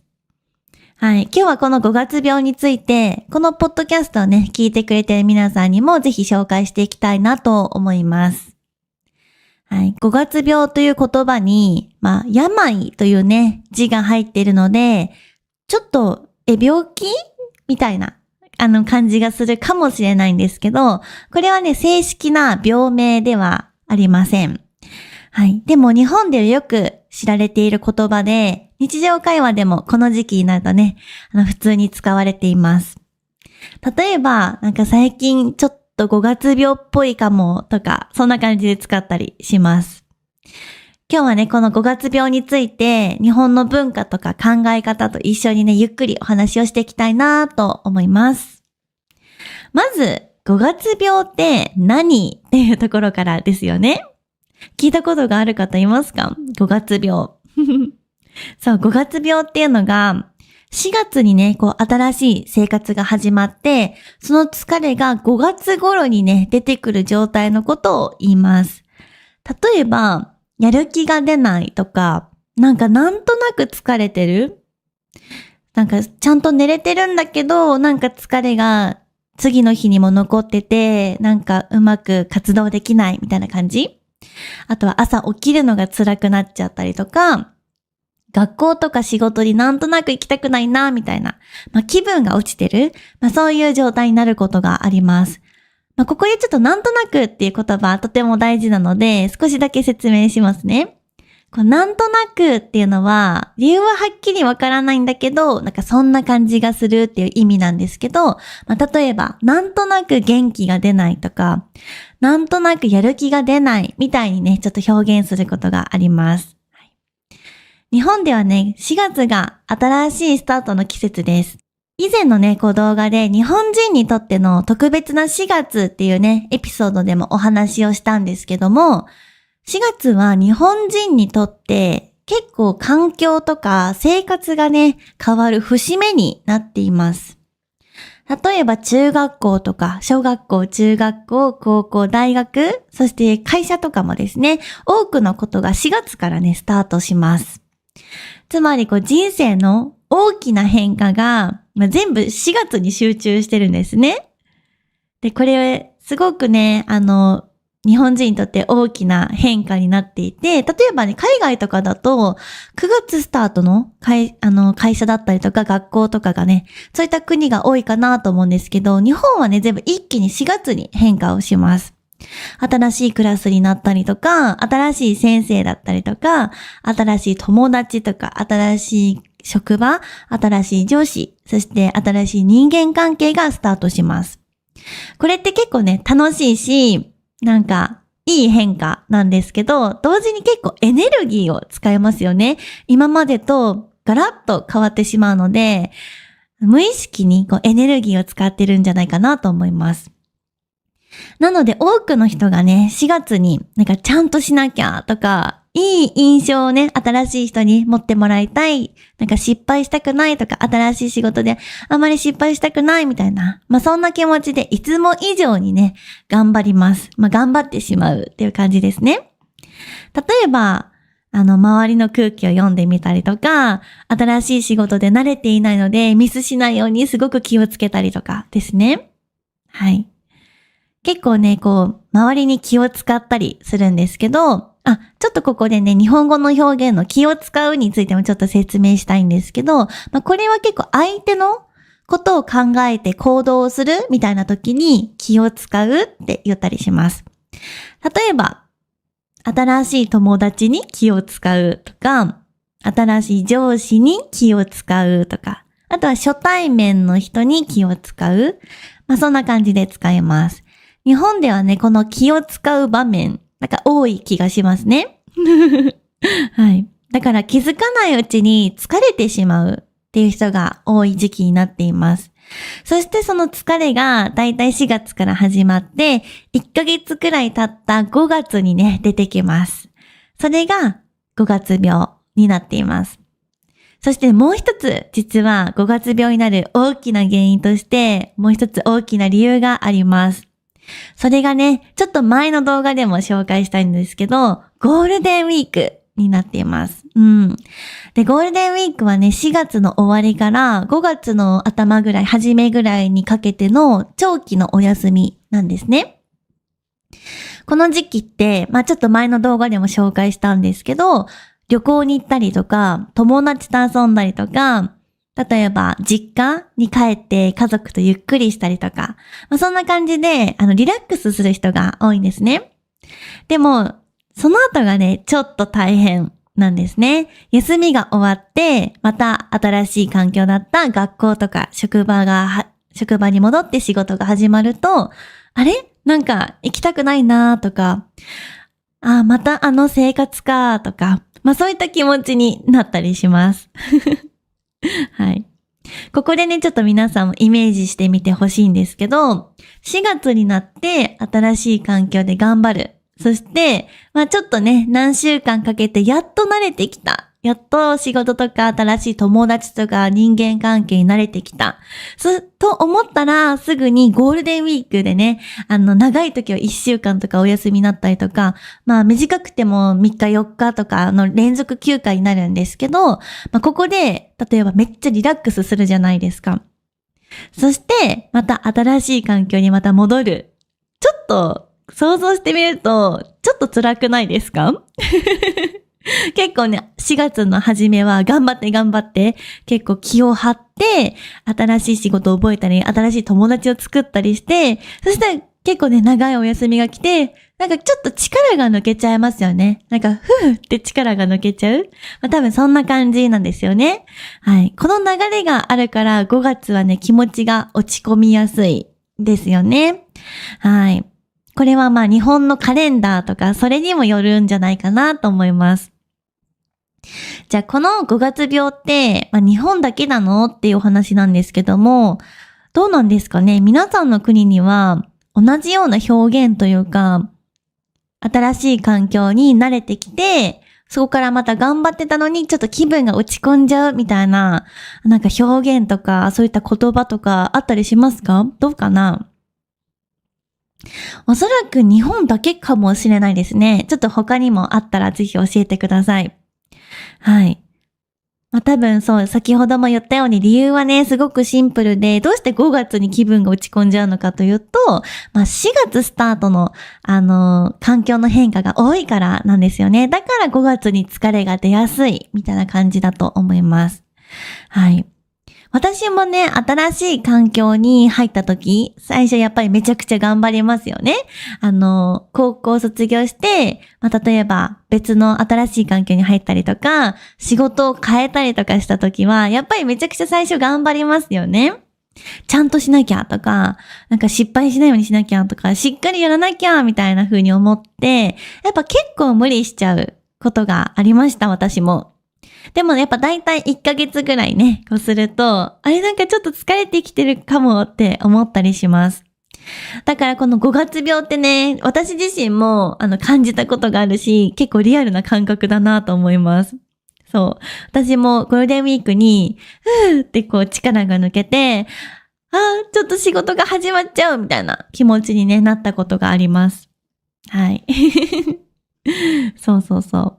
じゃあ日本ではね、これをどうやってこの5月病をみんな乗り越えてるのかっていうと、よく言われてるのは当たり前のことなんですけど、やっぱ無理をしないこと、無理をしすぎないことですね。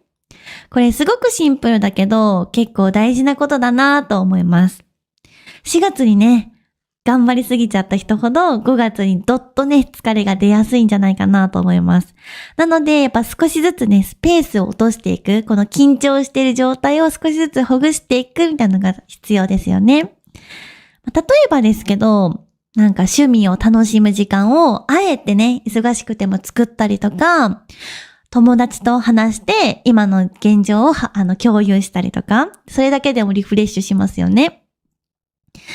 あとは好きなもの食べたりとかこういう時間を作ることをね、大事かなと思います。気分転換ですね。そうそうそう。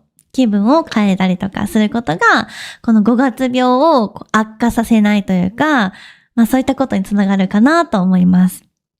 あと、もう一つね、大事だなって私も思うのが、完璧を目指さないみたいなことも大事かなと思います。やっぱり新しい環境に入ると、どうしてもね、さっき言ったようにちゃんとやんなきゃとか、失敗したくないなって思ったりしますよね。でもやっぱり最初から何かをね、こう完璧にできる人ってあまりいないと思うんですね。私も日本語の先生になってから初めてのレッスンはもう本当に多分緊張してたし、完璧にできたっていう自信はなかったし、でもやっぱりどんどんね、経験を積んでいくと慣れてきますよね。だから少しずつ慣れていけばいいんじゃないかなと思います。そして、あとちょっと疲れてるって思った時に少し休むっていうことがね、大事かなと思います。そもそも自分って今ちょっと疲れてるなと気づけたら、それだけでもね、すごいことかなと思います。自分の状態に気づけているので、自分のことをね、ちゃんと守ることができますよね。なので、無理をしすぎず、自分のペースで進んでいくっていうのがいいのかなと思います。特にこの時期はね。はい。ということでね、今日は日本の言葉、5月病についてお話をしてみました。5月はね、新しい生活が始まった後、5月頃にね、疲れが出ちゃって、気分が落ち込んだりする状態のことを表します。皆さんの国ではそういったことありますか？結構9月スタートの学校とか会社が多いので、そういった時期に、やっぱ10月とかになってきて疲れが出てきて、気分が落ち込んじゃうみたいなこと経験あったりしますか？皆さんは。どうかな？そうね。私もね、今はフリーランスとして働いているから、カレンダー通りのお休みではなくて、自分が決めてお休みを作ったりとかしてるので、5月病になるってことは、ないかなと思います。結構会社員の方とか、スケジュールが決まってる方、普段の生活がある程度ルーティン化されてる方とかは、なりやすいのかなと思いますね。私も会社員の時は5月病にそんな感じになったことがあるので、はい。なので会社員の方は結構なりやすいのかなと思います。はい。もしね、日本で生活してたりとかすると、ちょっと5月病かもっていうね、言葉を聞くことがあるかもしれません。これもね、日本ならではの面白い表現かなと思います。はい。皆さんもね、今、5月で、そこまで疲れていない方もいらっしゃるかもしれないんですけど、もしね、ちょっとでも疲れてるなーって感じてる人がいたら、無理をしすぎず、うまくね、休みをね、作ってくださいね。私も仕事が忙しすぎて、いつの間にかね、自分のキャパがオーバーしちゃって、疲れがね、ドッとくる時があるんですけど、最近はね、結構うまく息抜きをすることが大事だってことに気づいたというか、それをしないと、ずっと走り続けることができないなってことにちゃんと気づけたので、最近は結構、息抜きの時間をあえて作ったりとかしています。はい。結構ね、リスナーの皆さん、このポッドキャストを聞いてくれてる皆さんに、しおん先生、忙しすぎないですか？大丈夫ですか？ってね、コメントでいただくこともね、あったんですけど、最近はね、うまく、休みを取り入れたりとか、自分のリフレッシュになることをね、取り入れてくることができるようになりました。はい。でも私も最近これができるようになりました。はい。なので皆さんもね、自分を責めすぎず、失敗したとしても自分を責めすぎず、このね、時期を一緒に乗り越えたりとか、ちょっと疲れてるなっていう時期はね、しっかり息抜きしていただけたらなと思います。はい。ということで、今日もね、最後までポッドキャスト聞いてくれてありがとうございました。またこんな感じでね、日本ならではの言葉だったりとか、文化についてお話をするポッドキャストをね、また更新していきたいと思いますので、ぜひまだチャンネル登録をしていない方は、ぜひチャンネル登録をして、次のエピソードをお待ちいただけたら嬉しいです。はい。ということで、それではまた次のエピソードでお会いしましょう。今日も来てくれてありがとうございました。またねー。皆さんこんにちは。リアルな日本語ビデオポッドキャストのお時間です。私は日本語コーチのしおんです。このポッドキャストでは日本語を勉強している皆さんに向けて日本の文化や日本語について、そして私が日々感じていることなどを自然な日本語でお届けしています。今日はですね、本題に入る前にちょっと紹介したいものがありまして、紹介コーナーをしていこうかなと思います。はい、ちょっと初めてね、紹介コーナーというものをね、やってみようかなと思うんですけども、ずっとね、このポッドキャストを聞いてくれてる方はもうお気づきかもしれないんですが、新しいね、棚が届きました。めっちゃ可愛くないですか？なんか、うねうねしてて、すごい可愛いですよね。このデザインが好きで、購入してみました。はい。で、今日ね、ちょっと紹介したいものは、新しい棚もそうなんですけども、実はこの私の後ろにある、これですね、時計見えますか？この時計なんですけど、実は私がですね、ハンドメイドして作ったものになります。ちょっと皆さんにも近くでお見せしますね。はい。こちらなんですけど、ちょっと今、針がプランプランしちゃった。動かしたから。はい。このね、時計なんですけど、海をイメージしたレジンでこう作られたものになっています。なんか沖縄にね、こういう体験ができる場所があって、そこのハンドメイドでやっているお店に体験をお申し込みをして、私も作ってみました。そう、めちゃくちゃ可愛くないですか？沖縄の海をイメージして作ってみました。ここにあるこのザラザラした砂は本物の砂なんですよね。はい。めっちゃ可愛くて、結構近くで見るとキラキラしていて、とっても可愛いです。めっちゃお気に入り。結構ね、作るのは最初難しいかもと思ったんですけど、意外と作ってみたら簡単で、ここにね、青い、絵の具みたいなものを塗ったりとか、下はね、これボンドになってるんですけど、ボンドをちょっと塗って、その上に砂をかけたりとか、結構ね、意外と簡単に作れちゃいました。結構可愛くてお気に入りです。はい。こんな感じ。なんかいくつかね、沖縄ではこういったものを作れる店舗があるそうなので、もしね、沖縄に旅行に来るタイミングがあったら、ぜひ皆さんも作ってみてください。なんか時計以外にも、なんか小さめのキャンバスとかにも思い出作りとしてなんか作れるそうなので、皆さんもぜひ沖縄に旅行に来る際、もし時間があったらぜひ作ってみてほしいなと思います。はい。ちょっとね、時間がかかる。このレジンとかを乾かすのかな多分。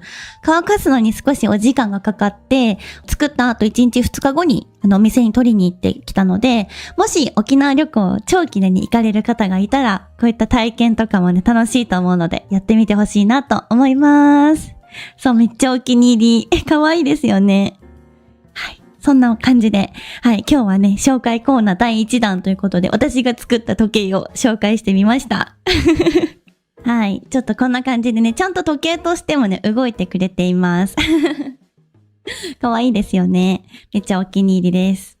はい。ということで、今日は初めて紹介コーナーみたいなのをしてみたんですけど、次回もね、私の持っているものだったりとか、結構旅行に行く機会が多いので、現地で買ったものとか、そういったものを皆さんにも紹介しながら、ちょっと恒例の、コーナーにしていこうかなと思っています。はい。楽しんでいただけましたでしょうか？はい。ということで、皆さんはですね、最近旅行に行ったりしましたか？どうかな？私はですね、この前日本の南のエリアにある福岡と長崎というところに旅行に行ってきました。はい、もう福岡はね、本当に結構海外の方もたくさんいて、すっごく賑わっていました。はい。福岡には博多空港っていう空港があるんですけど、博多空港から、市内ですね、街中はとっても近くて、すっごく便利な、街だなと思いました。なんか大体、空港って、街よりもちょっと離れたところに、あると思うんですけど、福岡はね、結構市内から多分30分ぐらいで着く場所に空港があって、飛行機をね、降りた瞬間、電車に乗って、もうすぐ街中に遊びに行けるのがすごくいいなと思いました。うん。はい。あとは、糸島っていうところにも行ってきたんですけど、福岡の糸島っていう場所ですね。はい。そこちょっとね、雨が降っていて、本当は、牡蠣、わかるかな？牡蠣。オイスターですね。牡蠣を食べに行く、場所があって、すごく有名なんですけど、そこに行きたかったんですけどね、雨がちょうど降ってしまって、行けませんでした。すごい残念。はい。ちょっと次回は、リベンジしていきたいなと思います。はい。次またね、福岡に行くことがあったら、絶対また糸島に行って、牡蠣をたくさん食べたいと思います。そう、私、牡蠣大好きなんですよ。はい。なんですけど、そう、福岡の糸島っていうところは牡蠣がすっごく有名で、炉端って言って、こう、牡蠣をもうその場で焼いて、こう、食べるみたいなことができるね、場所がたくさんあって、早く行きたいなと思います。はい。私が行った時ちょうど雨だったので、私たちはイチゴ狩りをしてきました。はい。そこにはあれ何種類だったかな？ 9 種類か10種類ぐらいのイチゴがあって、ビニールハウスの中にイチゴがずらーっと並んでいるんですけど、もう直接イチゴをもう取ってその場で食べるみたいな体験ができるイチゴ狩りっていうものをしてきました。もうイチゴ一生分食べたんじゃないかっていうぐらいいちごでお腹いっぱいになったっていう感じでしたね。結構ね、9種類とか10種類とかあったはずなんですけど、全部味が違って、なんか同じいちごなのに、面白かったですね。味が全然違う。結構フルーティーな、酸っぱめのいちごだったりとか、もう甘い、もう本当に甘いいちごがあったりとか、なんかこのいちごはケーキに合うんだろうなーって思ういちごだったり、このいちごはもうそのまま食べてももうほんとスイーツじゃないかっていうぐらいもう甘いいちごがあったり、本当にお腹いっぱいいちごを食べてきました。はい。いちご狩りはね、ビニールハウスの中でやるので、雨に濡れることなくいちごをたくさん食べてくることができました。はい。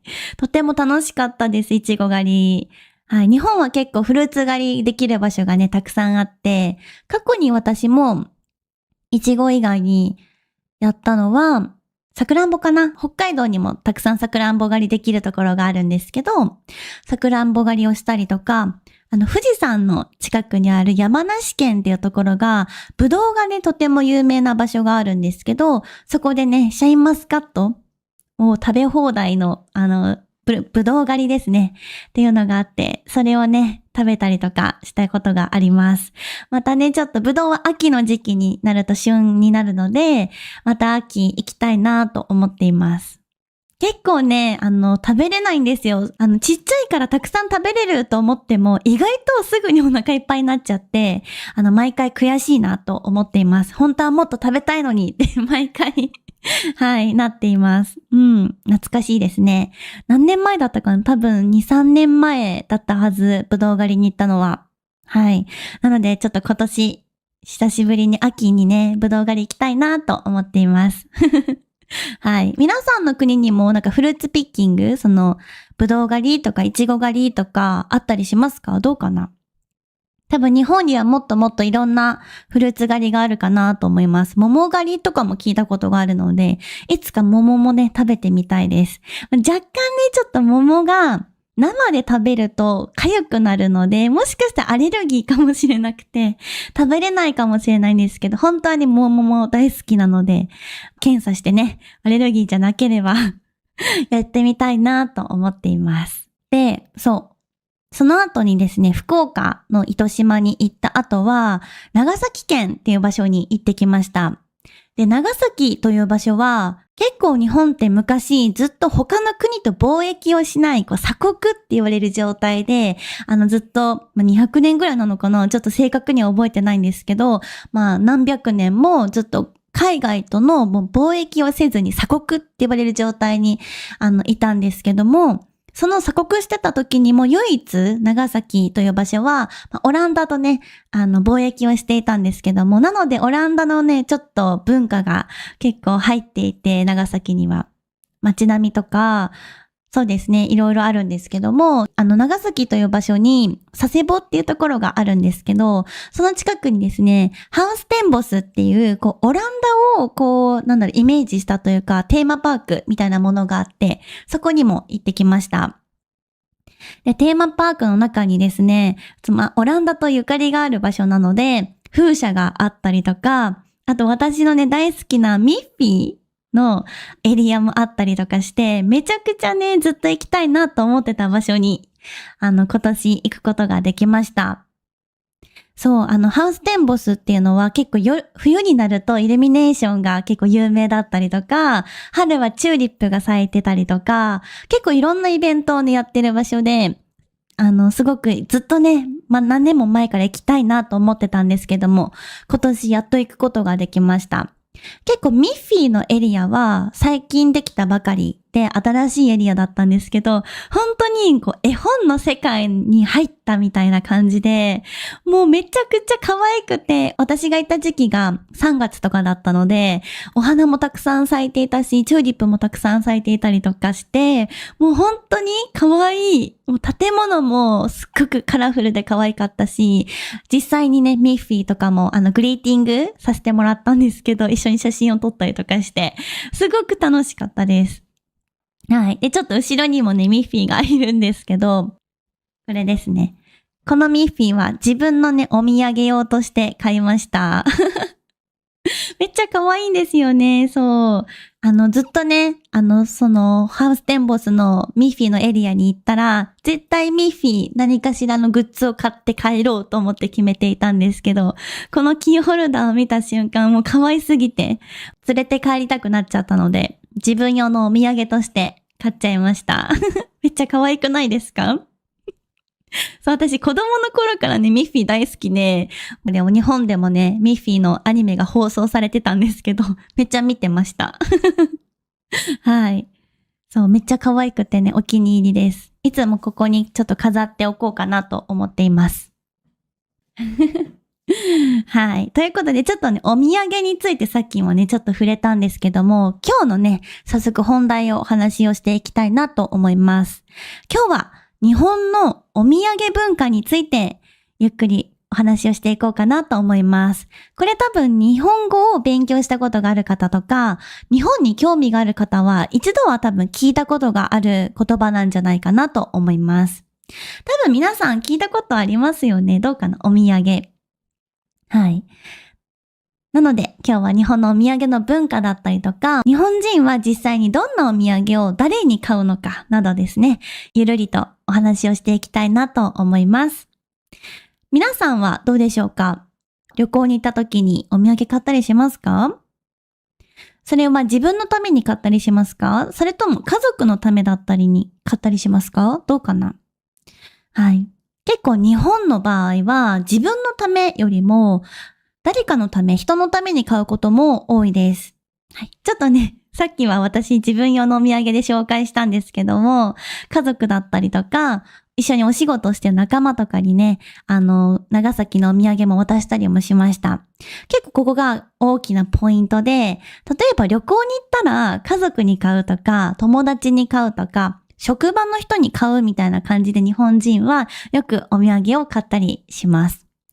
海外にもですね、お土産の文化あると思うんですけど、特に日本はみんなに配るみたいな感覚が強いかなと思います。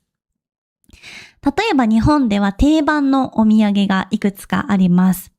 北海道旅行といえば、白い恋人っていうラングドシャかな、クッキーみたいな感じですね。ホワイトチョコが中に入っててクッキーにサンドされたものなんですけど、これが結構有名だったりとか、東京に行ったら東京バナナっていうお菓子があるんですけど、これを買ってみんなにプレゼントしたり、あとは沖縄、私が今住んでる沖縄だったら、チンスコーっていう、これもちょっとね、クッキーみたいな、ビスケットみたいなお菓子なんですけども、こういったものが結構定番としてあったりします。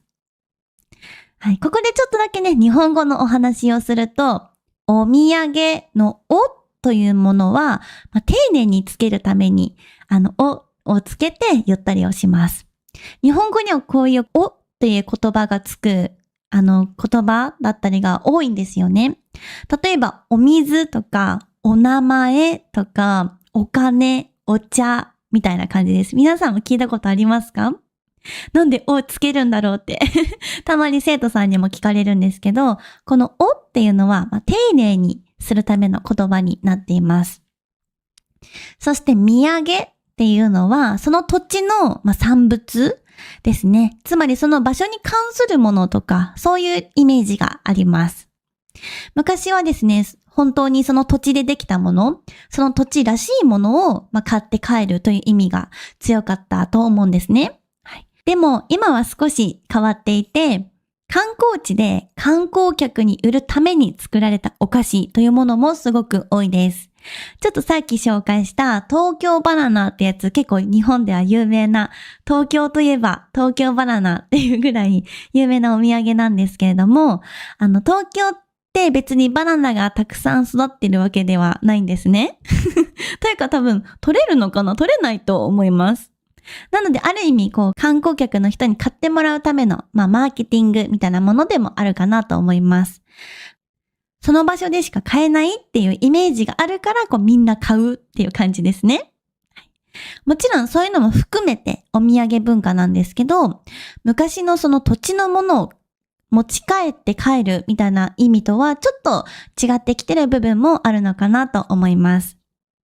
あと、日本のお土産って結構ほとんど食べ物な気がします。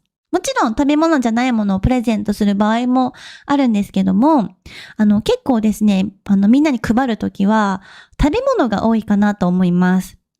はい、それも結構特徴的かなと思いますね。置物とか雑貨とかじゃなくってお菓子が多いです。しかも結構大事なのが、個包装って言って、一個一個ちゃんと袋に包まれてるものを個包装って言うんですけど、これがね、とても多い気がします。例えば、白い恋人とかもそうなんですけど、クッキーが10枚入っていても、大きい袋にまとめて入ってるみたいな感じじゃなくて、1枚ずつ小さい袋に入ってる状態ですね。これが日本のお土産では本当に多い形かなと思います。理由は簡単で、みんなに配りやすいからですね。もちろん一人に1個ずつ渡しやすいし、職場でも分けやすいし、個包装だと衛生的ですよね。綺麗なまま渡せますよね。はい。なのですごく便利だなと思います。だから結構日本の観光地に行くとお土産売り場みたいなところに本当に配る前提で作られているようなお菓子とかがたくさんあるかなと思います。結構多いのはクッキーとかチョコレートとかせんべいとかおまんじゅうみたいなお菓子が箱に入っていて、その一つ一つが包まれているような状態で売られているかなと思います。はい、これはどうですかね？海外の方は面白いと思うのかな？どうでしょう日本人ってそんなに配るのって思うかもしれないですけども、結構ね、本当にね、配ったりもします。特に職場ですね。これ日本の中でもかなり特徴が出る場面なのかなと思うんですけど、旅行に行きましたとか、旅行から帰ってきました。そしたら会社とか職場ではこれお土産ですって言ってお菓子をですね、置いていったり配ったりとかします。多分日本で働いたことがある方とか、日本人の方はね、結構あるあるって共感してくれるかなと思うんですけども、逆にですね、海外の方にお土産会社の人にまで買うのって生徒さんに言われてびっくりされたことがあります。はい。でも日本では会社の人たちに配るって結構一般的かなと思います。私も前会社員として働いてた時はお休みもらって旅行に行った時は会社の皆さんにお休みありがとうございましたって言ってお菓子を配ってました。それは周りのみんなもやってましたね。うん。おそらくこれは多分自分だけ休んで楽しんできましたみたいな、そういう感じを和らげる意味合いも少しあるかなと思います。例えば自分が休みを取って旅行に行って、でもその間は他の人が自分の仕事をしたりしてますよね。そういう時に楽しかったですだけだと、ちょっと自分だけ楽しんだ感じになっちゃって、だからこれよかったらどうぞお休みありがとうございましたみたいな感じで、渡すことで気持ちをシェアしたりとかしてる感じがあるかなと思います。はい。あと日本人がお土産を渡すときによく言うフレーズがあるんですけど、大したものじゃないんですけどとか、つまらないものですがみたいな、ちょっとへりくだった表現をすることがあります。これね、結構海外の方とかは最初すごく不思議に感じるかもしれません。はい。くれるのになんで自分からつまらないって言っちゃうのみたいな。はい。でもこれは本当につまらないものだと思ってるというよりは、謙遜の文化ですね。日本によくある謙遜の文化から来ているものだと思います。相手に対して押し付けがましくならないようにするみたいな言い方ですね。大したものじゃないんですが、よかったらどうぞみたいな感じで言ったりします。このね、言い方とかも結構日本人っぽい、日本っぽいのかなと思いますね。はい。あとよく使う表現が、受け取った人がよく使う表現ですね。わざわざありがとうございますって言ったりします。これ日本語学習者さんにとって結構大事な表現かなと思うんですけども、わざわざって何って生徒さんからも聞かれたことがあるんですけど、これわざわざというのは自分のために、時間とか手間をかけてくれてありがとうございますというニュアンスが込められています。例えば、わざわざ来てくれてありがとうございますとか、わざわざ連絡してくれてありがとうございますとか、わざわざお土産ありがとうございますみたいに使います。なので、ただもらったことに対してだけじゃなくて、そのために自分にプレゼントを渡すために使ってくれた時間とか、相手が動いてくれたことに感謝をしているような、ニュアンスが入っています。これもね、結構よく日本人が使う表現だなと思いますね。なので、日本人がお土産をもらったときは、わざわざありがとうございますとか、すいませんありがとうございますみたいな感じで言ったりします。はい。すいませんとかも結構面白いですよね。謝ってるわけじゃないのに、すいませんって言う。これもね、生徒さんに聞かれたんですけど、なんですいませんって言うんですかみたいな聞かれたことがあります。日本語ではすみませんっていうのが、申し訳ないですとか、ありがとうの気持ちも結構混ざったような感じですみませんを使ったりすることがよくありますね。相手に手間をかけさせたとか、気を使わせたって思うと、ありがとうだけじゃなくて、すいません、わざわざみたいな感じで、すみませんって言葉も出てきたりします。これも日本語を勉強してると、最初はちょっと不思議に感じるポイントかもしれません。そしてこのもらったものを返すみたいな感覚はお土産だけじゃなくて、もっと広い日本の文化にもつながってくるかなと思います。日本には結構お返しの文化があります。例えば誰かから何かをもらったら、後で別の形で何かを返すという感覚ですね。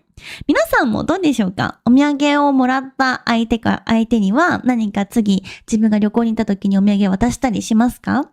多分それと同じ感覚ですね。はい。日本ではね、このお返し文化っていうのが結構根強いのかなと思います。はい。ただですね、最近若い人たちとかは少し変わってきているかもしれません。昔ほど絶対に何かしなきゃいけないっていう感じでは今はないし、職場でも買わない人もいたりとか、はい、しますね。あとは友達同士ならもっとラフな感じのことも多いです。例えば旅行に行っても、今回は自分のものしか買わなかったっていう人も全然普通にいます。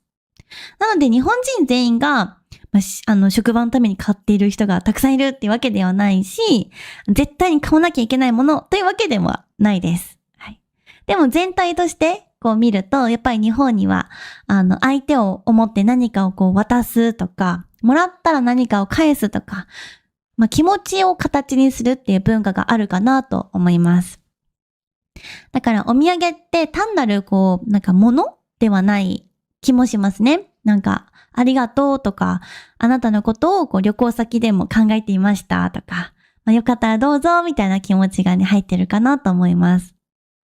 はい。なので決して別に物に価値があるとか、高いものとかではなくても全然いいんですよね、お土産って。大事なのは何かを渡すっていうよりも気持ちを渡すみたいなことなのかなと思います。もちろんね、本音を言うと、お土産ってたくさん買っちゃうと荷物になるし、運ぶのも大変だし、職場の人数とかが多いと結構お金もね、たくさんかかってきたりしますよね。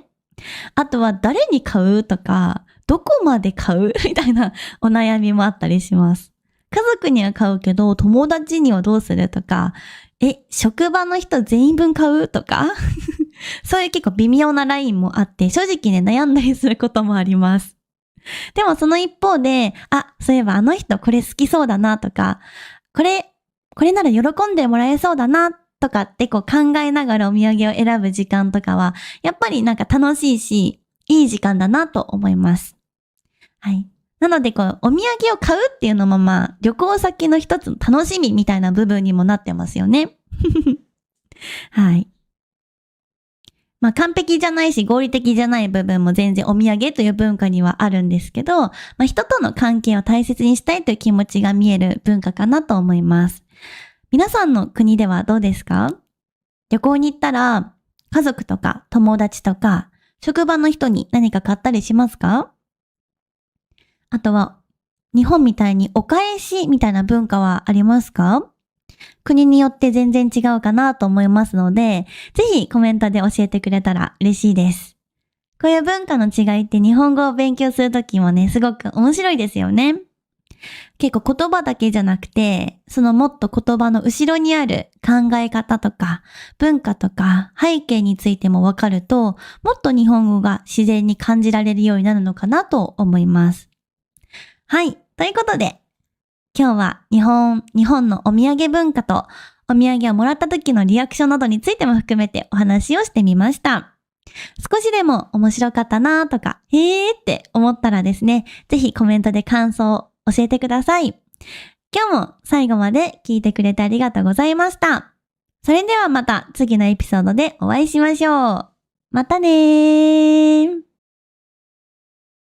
皆さんこんにちは。こんにちは。リアルな日本語ポッドキャストのお時間です。こんにちこんにちは。は。今日はゲストに来ていただいています。日本語コーチのけいこ先生です。はい、私の名前はけいこです。よろしくお願いします。よろしくお願いします。じゃあけいこ先生のちょっと皆さんにもちょっと初めてだと思うので紹介をしていきたいなと思うんですけども、はい。けいこ先生はどちら出身ですか？はい、私は京都出身です。京都みんなめっちゃ人気。人気な場所ですね。みんな行ってるかな？ね、多分このポッドキャスト見てる方は多分行ったことがある方めっちゃ多いと思います。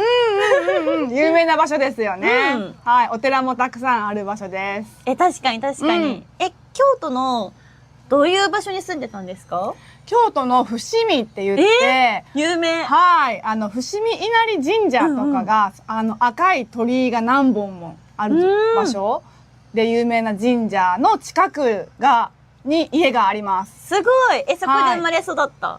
そこで生まれ育った。はい、そうなんだ。はい、京都人です。京都人ですね。じゃあ関西弁ですね。関西弁ですね、普段は。京都に何年くらい住んでたんですか？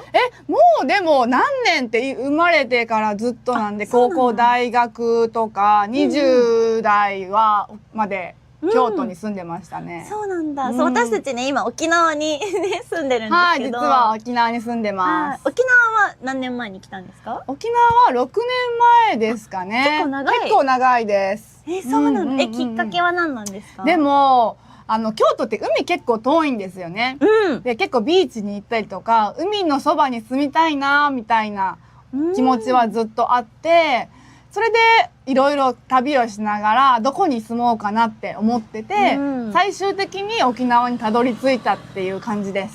そうなんだ。じゃあもう、海への憧れがあったみたいな。ありましたね。そうなんだ。確かに京都って海のイメージ全くないですね。そう、結構海遠くて、ビーチってなったら福井県行ったりとか、海じゃないけど琵琶湖で泳いだりとか、そういうことが多かったので、海への憧れがありましたね。なるほど。琵琶湖って泳げるんですね。琵琶湖結構綺麗ですよ。北に行ったら。知らなかった、泳げるの。そっかそっか。知らなかった。そうなんですよ。沖縄は好きですか？いや、住みやすいですね。確かに確かに。いや、いいですよね。海も近いし。ちょっと日本だけど、ちょっと海外っぽさもある。みたいなところもいいなと思うし、ちょっとまあなんか人もゆっくりしてるし、あんまり忙しくない感じが合ってるなと思います。確かに京都なんて今人めっちゃいますよね。人めっちゃ多いですね。確かに。この前帰ってましたよね、京都に。この前実家に帰ってました。2週間ぐらいいたのかな。いっぱいいました人。いっぱいいました。でもやっぱりみんなが行くところって嵐山、清水寺とか、こう有名なところにみんな行くから、結構地元の人が行く場所とかはそんなに意外と混んでなかったので、そうなんだ。まだまだ穴場スポットはあるなと思いました。じゃあ私も知らない、日本人でも知らないような地元の人だけが知ってるスポットがあるんですね。そうですね。ちょっと皆さん来た時はぜひ連絡もらったら。ぜひけいこさんに。教えます。はいインスタグラムとかでもね、発信してるので、ぜひ皆さんもフォローしてください。はい、お願いします。そっかそっか。ちょっと私も今度京都に行くときは、恵子先生に連絡して聞きます。ぜひぜひ。はい。空いてるお寺に案内します。ぜひぜひ行きたい。いいですね。京都は多分3年前か4年前に行ったっきり全然行けてないから、また行きたいです。久しぶりにやっぱり帰ると、いいところだなって思いますね。住む時はそんなに感じてなかったけども、結構夏暑いですよね、京都。夏暑いし、冬は寒いんですよ。意外と雪も降りますよね。そう、雪もたまに降ったりね、するので、結構住むのはね、季節、この天候的には大変かなって思うけど、遊びに行くのにはめちゃくちゃいろんなスポットがあって。大阪とか、滋賀県、和歌山とか、周りも近いですし、確かに。そう、関西っていいですよね。そうなのよ。それよく言われる。ね、なんか東京と、横浜とかが有名じゃないですか。それ以外ってあんまりスポットがないけど、関西めっちゃいろんなとこ行けますよね。大体だから電車で1時間とかあれば、隣の県もすぐ行けちゃうんで。確かに。確かに旅行に行くなら、関西おすすめですね。いいと思う。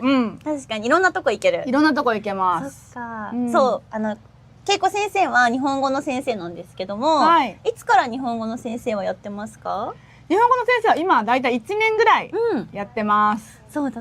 今生徒さんってどんな生徒さん、どんな国の生徒さんいらっしゃいますか？結構でもいろんな国の生徒さん多いですね。そうなんだ。本当にデンマークとかカタールとか台湾、アメリカ、本当にいろいろな国ですね。私もびっくりしてます。そっか。一番多いのはどの国ですか？結構バラバラ？でも今はアメリカの生徒さんが多いですかね。そうなんですね。でもヨーロッパの方も多いですよ。確かにデンマークってすごい私はいない生徒さん。そっか。なんか日本語コーチになってみて、やってよかったなって思ったことありますか？でもやっぱり自分が知らないことを知れるとか、その国のことを教えてもらえるとか、知らない食べ物を教えてもらったりとかっていう、なんか自分の世界が広がるのもありますね。私たちも広がりますよね。私たちもすごい勉強になりますね。確かに。レベルはどれくらいの生徒さんが多いですか？でも結構本当に一から学びたいっていう人が多いかもしれないですね。じゃあ初級の生徒さん？初級の生徒さんが多いですね。あいうえおからとか？あいうえおから一緒にやってます。そうなんだ。じゃあ初級の生徒さんが得意なんですね。そうですね。上級の生徒さんもいます？そうですね。最近は N2 に挑戦したいっていう JLPT っていう日本語の試験があるんですけど、その N2、1が一番高くて、その次ですね。そこに挑戦したいっていう生徒さんもいらっしゃいますね。すごい。N2 もまあまあ難しいですよね。難しい。私も難しいと思います。そう、日本人でも難しい。日本人でも難しい。すごい。その生徒さんはどうして JLPT を頑張ってるんですか？その生徒さんは、日本で弁護士になりたい。弁護士目指してる？弁護士になりたいっていう人で。だからもう日本語はある程度もう自由に喋れる方なんですけど、さらに弁護士として仕事をするために試験を受けたいっていう方ですね。めっちゃすごいですね。弁護士？すごいですよね。すごすぎる。本当にいろんな方います。結構もう3ヶ月後に日本に旅行するから、日本語習いたいって言って、本当に3ヶ月一緒に練習させてもらって、日本語。で、一人で日本に来て、レストランで注文ができたって連絡もらったりとか。めっちゃ嬉しいですよね。そういうの嬉しいですね。確かに。そっか。あれ、この前生徒さんとお会いしてましたよね。会いました。京都に帰った時に2人生徒さん会いました。京都でも会ってたんですね。会いました。そうなんだ。どの国の生徒さんですか？イギリスの生徒さんですね。リタイアされて夫婦で日本に旅行来られて、クルーズで回るみたいな。クルーズ。なんかゴージャスな旅でした。すごい。素敵ですね。それも京都ちょっと案内してあげて、日本酒のお店に一緒に行ったりとか、京都の古民家のお店を案内したりとか、すごく楽しんでもらえたので、いいですね。よかったなと思って。あ、そうなんだ。はいもう一人の生徒さんは？もう一人の生徒さんは一人旅で、日本を1ヶ月間かけて旅するっていう。すごい長期。そう。で、その方は陶器が好きで、陶芸が好きで、いろんな日本の陶芸を見て回ったり、買って回ったり、たくさん買ってらっしゃいました。どうやって持っていくの？そう。だから気をつけてねって、割らないように気をつけてねって。確かに。しかも重たいですよね。そう、結構重たい。そうなんだ。で、めっちゃ買ってた。すごい。でもいいですね。そういう趣味があるのいい。もうたくさん焼き物があるし、いろんなね、いますよね。そっかそっか、そうなんだ。目的は本当それぞれですね。旅行とか JLPT とか。そっかそっか。面白い。あとやっぱ漫画が好き、読みたいとか。あと最近生徒さんで言ったのが建築家になって、日本ってやっぱり建築家が有名な方がたくさんいらっしゃるんで、安藤忠雄さんとか。聞いたことある。はい、そう、私もちょっと詳しくなかったんですけど、それを見に行きたいっていう人がいるんだと思って。そうなんだ。なんか結構有名な人が作った建物たくさんあって、四国の香川県にある、なんか、でっかい体育館みたいなのが取り壊されるみたいなニュースがあって、でもみんなその有名が作ったデザイナーさんのやつだし、もうそれを守るみたいな感じで、なんかそう、いろんなトラブルがあったニュースを見ました。そっか。そう。今日もね、直島ってなんかアートの島って言われてて、いろんなオブジェが直島にあるんですけど、それを見に行く直島っていう、広島の離島？はいはい。広島県なんだ。広島県。ちょっと間違ってたらごめんなさい。香川かな？ちょっと待って。なんか香川にもあるんですよ。あの辺ですね。ありますよね。そう、香川にもなんかアートの街みたいないろんなオブジェがあるところがあるんですよ。あ、そうかな。そう。そう、だから私より詳しいっていうね。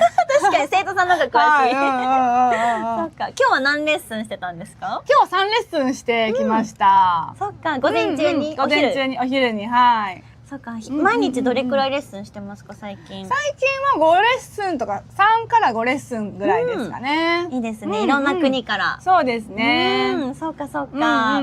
いいですね。そうか。そう、今日は海でね、そう、撮影をしてるんですけど、私たち今沖縄に住んでいて、そう、沖縄は一番日本の南にある島なんですけど、そこに住んでいて、で、一番最初台湾と日本の交流イベントみたいな場所でね、そう、最初あって、で、そこから日本語教師チャレンジしたいということで、いろいろ一緒に活動してたんですけど、そう。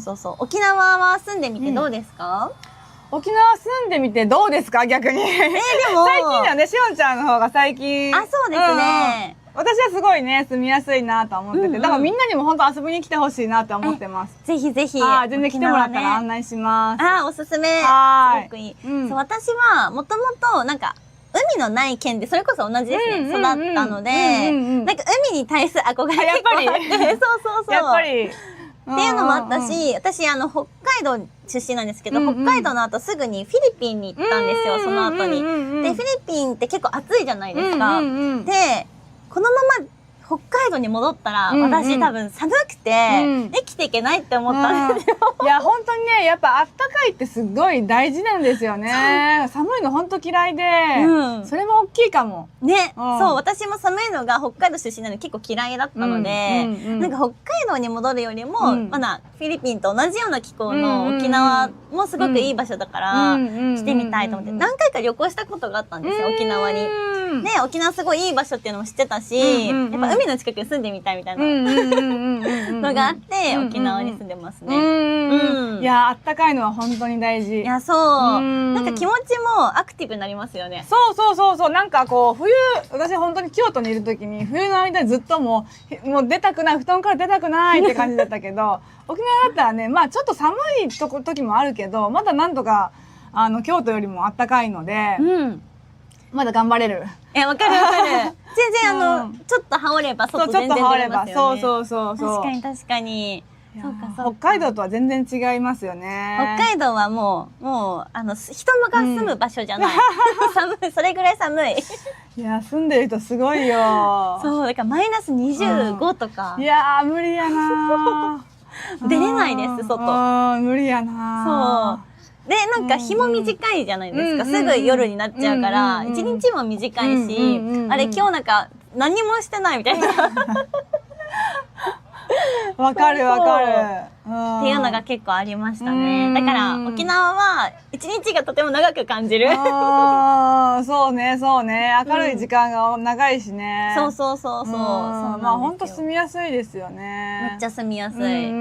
そっか。あとはね、一つちょっとじゃあ沖縄に何がないかなと思ったら、美味しい北陸とか北海道の魚かな。魚はね。日本海の魚。確かに。それだけ。なんでないんだろう。そう、日本はやっぱね、魚が美味しいからね、そういうところは、魚だけ。確かに。魚好きですか？魚大好きなんです。そっか、それ悲しいですね、食べれないと。そう。ちょっとお取り寄せが必要になりますね。それはそう。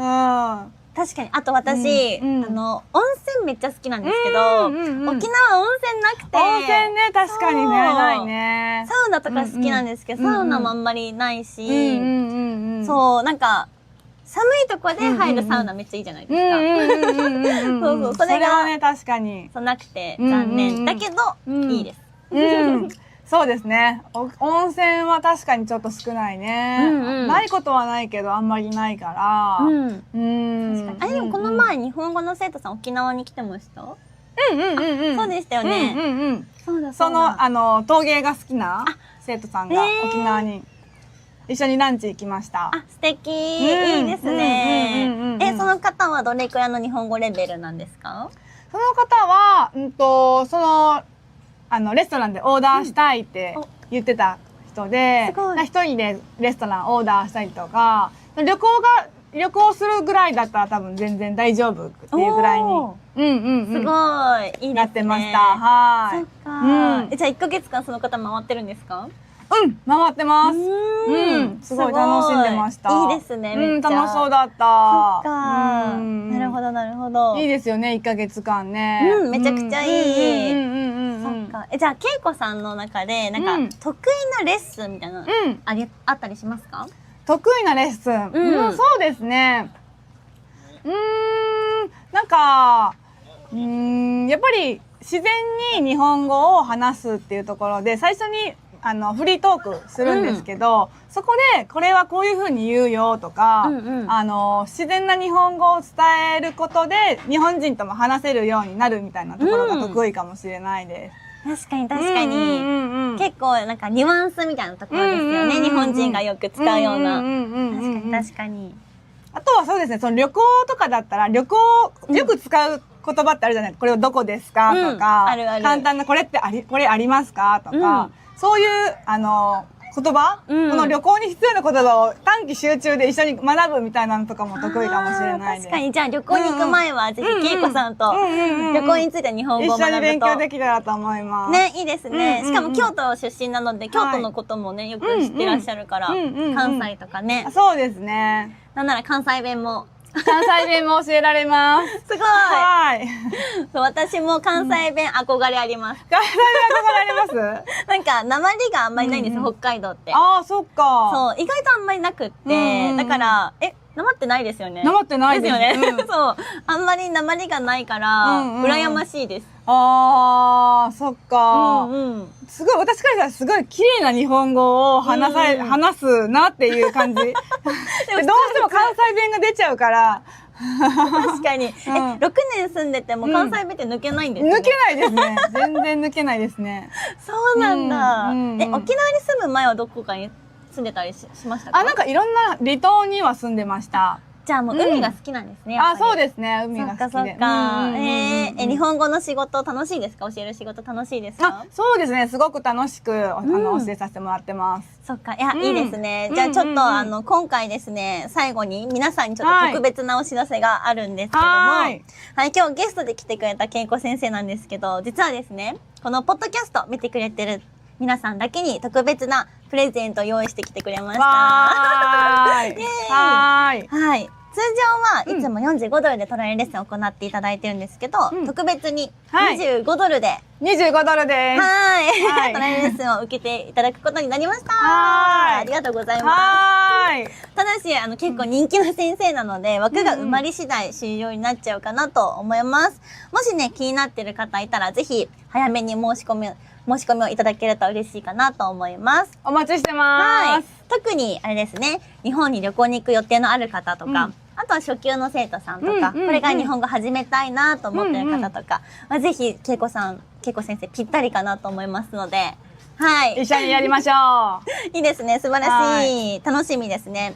はい。ぜひ、お申し込み方法については概要欄の方にリンクを貼っておきますので、そちらからお申し込みいただけると嬉しいです。はい。お待ちしてます。なんか、今見てくださってる方に、皆さんに向けてメッセージいただいてもいいですか？はい。日本語ってなんか難しく思うかもしれないですけども、一緒に勉強していくことですごく楽しく、一緒に覚えていけたらなと思うので、ぜひ受けてみてください。はい。ぜひ、けいこ先生はめちゃくちゃおすすめの先生なので。ありがとうございます。はい。ぜひぜひよろしくお願いします。お待ちしてます。はい。では、今日も最後まで聞いてくれてありがとうございました。ありがとうございました。ではまた次回もお会いしましょう。またね。じゃあねー。皆さんこんにちは。リアルな日本語ビデオポッドキャストのお時間です。私は日本語コーチのしおんです。このポッドキャストでは日本語を勉強している皆さんに向けて日本の文化や日本語について、そして私が日々感じていることなどを自然な日本語でお届けしています。ではですね、本題に入る前にいつも恒例の紹介コーナーをしていきたいと思います。はい。ということで、今日紹介したいなと思っているものについてはですね、私最近本を買いました。というか、今日買いました。はい。この本はですね、100日後に英語がものになる、1日10分ネイティブ英語書き写しという本になっています。はい。最近私ね、英語の勉強をね、めちゃくちゃしているんですけども、ちょっとね、今まで書いたりとかっていう練習方法をあまりしてこなかったんですよ。なんかいつもリスニングしたりとか、話したりとか、そういった練習は結構してきたんですけど、ちょっと新しいことしてみたいなと思って、書き写しっていうね、本を買ってみました。で、これどんな練習をするのかというとですね、左ページ、こっち側にですね、ネイティブが話しているような言葉、文章が、こちらの左ページに書いてあって、ここに英語訳、英語が入っていて、こっちにも日本語が入っているんですけども、これをまず音声で聞いて、この文章を声に出して音読をして、で、その文章を見ながら書き写していくっていう練習方法になっているそうです。で、私もともとね、なんか書くとか結構好きなんですよ。でも英語の勉強で書くってことはあまりしてこなかったので、ちょっと実験的に私もやってみたいなと思って、こんな本を買ってみました。はい。で、この本の活用方法としては、まず音声がなんかあるので、音声を聞いて、で、その音声を聞きながら音読をして、声に出しながら、こちらに書いてある文章を右側のページに書き写していく。で、可能なら、この順番を5回繰り返していくと、すごく、いい練習になりますよというものになっています。はい。なんか音読しながら文字を書くことで、学習効果がさらにアップしますということで、これが本当に効果があるのかどうかを私自身がちょっと実験したいなと思ってこの本を買ってみました。はい。私もね、今日本語を教えてる先生として、自分も言語学習者として、自分がやってみて良かったこととかを生徒さんにフィードバックしたりとか、生徒さんにも紹介をしているんですけども、書くっていう練習ってあんまり今まで自分もやってこなかったなと思ったので、書くとね、もしかしたら記憶に定着しやすかったりとか、なんか、いい、ポジティブな効果があるかもしれないなと思って、ちょっと、これを100日ちょっとチャレンジしてみようかなと思っています。はい。ちょっとね、忙しい日々レッスンとか教材をね、今作ってたり、今アプリも作ってるんですけど、教科書アプリみたいなの作ってるんですけど、日々ね、忙しいながらも、私もやっぱり言語学習者としてもっともっと英語上手になりたいし、頑張りたいなと思って、で、皆さんも多分日本語を勉強している私の生徒さんだったりとか、今このポッドキャストを聞いてくれている日本語を勉強している方たちも、日々ね、忙しいと思うんですよ。で、忙しいながらも時間を見つけて、例えば私の生徒さんだったらレッスンに来てくれたりとか、で、自分で勉強してる方自習したりとかしてると思うんですけど、それってすごいことだと思うんですよね。で、私自身も忙しいを言い訳にせずに、英語にちょっと向き合うっていう時間をちゃんと作って、私も英語の勉強をね、しっかり続けたいなと思ってこんな本を買ってみました。はい。もしね、この勉強法がいいなって思って、日本語にも応用できるようなことであれば、皆さんにもこのやり方とか、やってみての効果とかもシェアしてみたいなと思っております。ということで、ちょっとね、続けてやってみようかなと思っています。はい。皆さんはなんか書くのとか好きですか？どうかな？私結構小さい頃からね、なんか文字を書くの結構好きで。でも最近やっぱスマホとかね、パソコンばっかり使うから、書くっていう機会がやっぱなくなってきてますよね。学生の頃は毎日ノート書いたりとかしてましたけど、やっぱ大人になってくると、タイピングとか入力するしか、全然使ったりとかしてなかったので、改めて書くっていうのをちょっとやってみたいなと思って、こんな本を買ってみました。もしなんか学習にとってプラスなポジティブな効果があったら皆さんにもシェアしたいなと思っています。はい。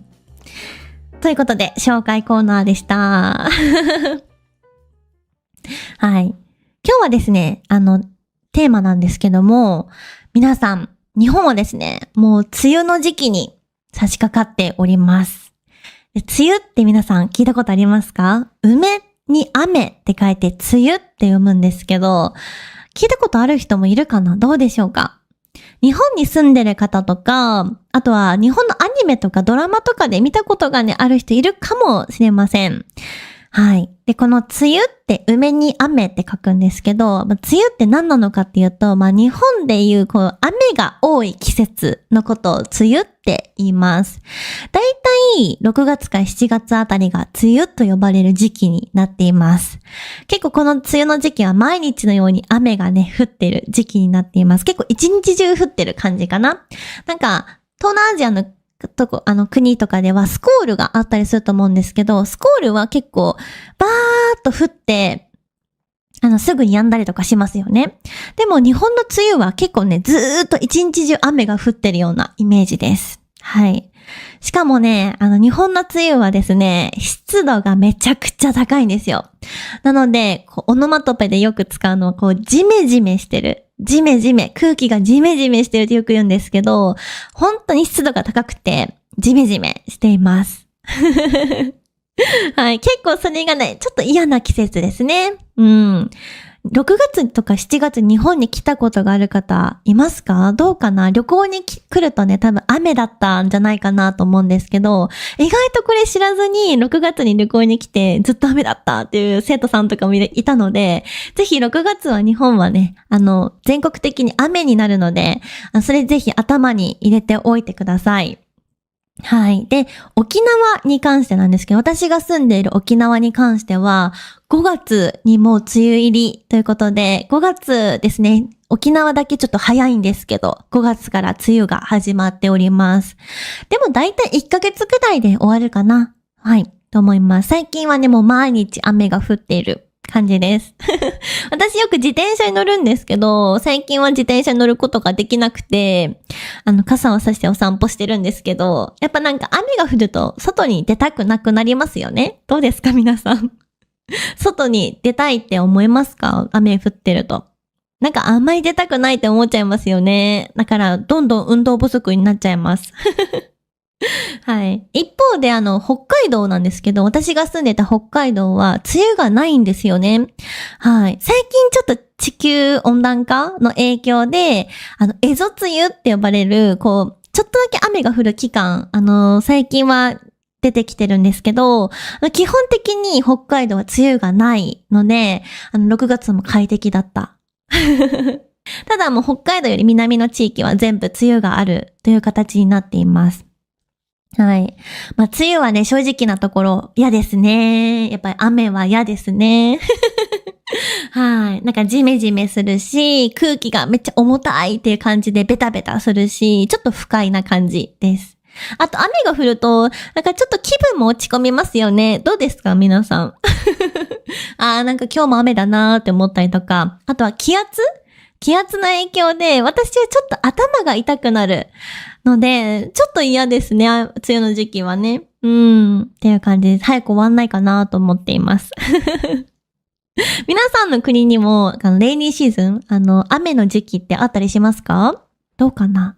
私、フィリピンに住んでいた時は、雨季というね、雨に季節と書いて雨季と読むんですけど、雨季の時期があったので、雨の時期たくさんあったんですけど、でもやっぱ日本の梅雨との違いは、フィリピンの雨季はですね、雨が降っても結構止むんですよ、ちゃんと。ずーっと一日中雨っていうわけじゃなくて、まとめてバーってこう強い雨が降って、すぐ止むんですよね。なので、こう一日中雨じゃなかったのはすごく良かったなと思います。はい。ただ日本の梅雨はですね、結構一日中雨なので、それがちょっと憂鬱ですね。はい。結構梅雨の時期はこう髪の毛が広がっちゃったりとか、服がこうね、なんかベタベタする感じとか、肌がちょっとベタベタする感じとか、あと部屋の中もすごく蒸し暑くなるので、除湿機っていう部屋の湿度をこう取る機械をこう回しておかないと、ほんと部屋もジメジメしちゃってカビが生えちゃったりするので、私は家に2台除湿機を置いて炊いています。はい。ちょっと過ごしにくい季節かなと思いますね。あとはこれリアルに生活してて困るのは、洗濯物が全然乾かないんですよ。やっぱ梅雨の時期だとジメジメしているので、午前中に洗濯機をかけて、干そうと思って部屋で干してても、全然夜になっても乾かないみたいなことが結構あるので、それが結構嫌ですね。はい。幸いですね、沖縄の家には、実はですね、乾燥機がデフォルトでついてるお家が結構多いんですよ。私のお家もね、もともと、乾燥機がついていて、洗濯機はついてないんですけど、もともと乾燥機だけは家についてて、今の時期はすごく乾燥機に助けられています。乾燥機がなかったら多分全然乾かないんですよね。はい、という感じですね。なので、沖縄とかでは特に除湿機と乾燥機がとってもマストで必要なものになっているかなと思います。でもね、実は梅雨の中にもですね、いいことがあるんですよ。はい。私は唯一これが楽しみというか好きだなと思う部分なんですけど、皆さんこのお花知ってますか？アジサイっていうお花なんですけど、とっても可愛くないですか？これ日本の梅雨の時期に咲くお花なんですけど、めっちゃ可愛いんですよね。で、ちょっと調べてみたら、日本原産のお花らしいですね。他の国にもありますかね？どうですか？皆さんの国にはこのアジサイっていうお花ありますか？どうかな？はい。もともとは日本に咲いていたお花みたいです。はい。私ね、アジサイめっちゃ好きなんですよね。結構いろんな色があって、よく見るのは青とか紫とかピンクとか、あとは白とか緑とかのね、アジサイもあったりします。で、雨がね、こう降った後のアジサイとかすっごいキラキラしてて可愛いんですよね。そう。私が住んでた北海道にもアジサイがたくさん咲いてる場所があって、道路のこの脇のところにたくさんアジサイが咲いていてめっちゃ綺麗だったのをね、すごく覚えています。結構日本では梅雨の風物詩と言われているかなと思いますね。はい。アジサイって面白くって、土の成分なのかな？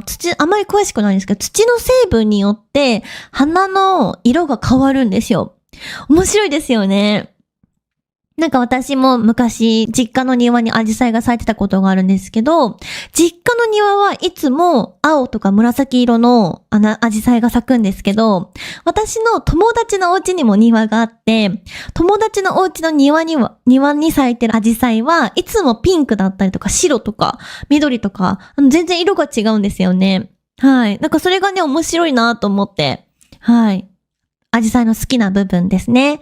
アジサイってなんかちっちゃいお花がたくさん集まってて、こういう丸い形になってるんですけど、それもめっちゃ可愛いなと思います。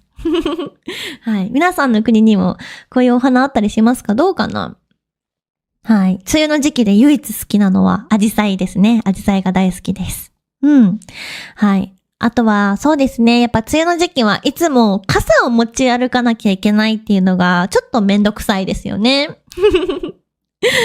傘を忘れて外に出ちゃった時とかは、やっちゃったと思って、こう部屋に戻って取りに行ったりとか、あとは、午前中、ちょっと雨が止んでいて、傘を持ってくることを忘れていた時とか、で、帰りの時に雨がめっちゃ降ってるとか結構あるので、傘買わなきゃみたいな、コンビニで傘買わなきゃみたいになるのがちょっと嫌ですね。なのであんまり出かけないです。はい。でもですね、この梅雨という時期が終わると、いよいよ日本も夏がやってきます。はい。梅雨がね、終わると、めっちゃ晴れるんですよ。もう青空みたいな感じ。はい。で、日差しも強くなったりとか、気温もね、すごく高くなっていくんですけど、一気に夏になってきます。この梅雨が終わったらもう一気に夏になってきます。で、日本の夏はね、皆さん来たことがある方わかるかもしれないんですけど、意外と暑いんですよね。そう。私もともと北海道出身なので、北海道は割と過ごしやすい夏の気温だし、あんまり湿度も高くないからめっちゃ快適なんですけど、本州ですね。東京とか大阪とか京都とか、本当このメインアイランドのところはもうめちゃくちゃ蒸し暑いし、暑いんですよね。びっくりするぐらい。はい。で、沖縄もやっぱり暑くなりますね。はい。でも夏はですね、楽しいこともたくさんあって、やっぱ海に入れたりとか、あと花火ですね。皆さん花火知ってますか？見たことあるかな？日本の花火。日本の花火はですね、スケールが全然違うんですよね。で、いろんな種類の花火とかあって、見てて本当に楽しいエンターテインメントですね。本当面白いですね。はい。花火があったりとか、あとは皆さんも、私の生徒さんもよく行きたいって言ってるんですけど、夏祭りですね。夏祭りとかは、やっぱり夏にしかないので、毎年楽しみなイベントですね。夏になったらね、浴衣とかも着たりとかして、浴衣は結構意外と涼しいんですよ。生地がね、結構薄めで、涼しい素材なので、浴衣はね、とても好きですね。自分で着るのちょっと難しいんですけど、何度か頑張って着たりとかして。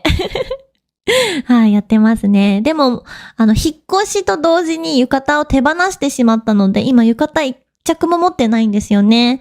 はい。なんか、夏祭りの時にしか着れないから、一着ぐらい欲しいなと思います、また。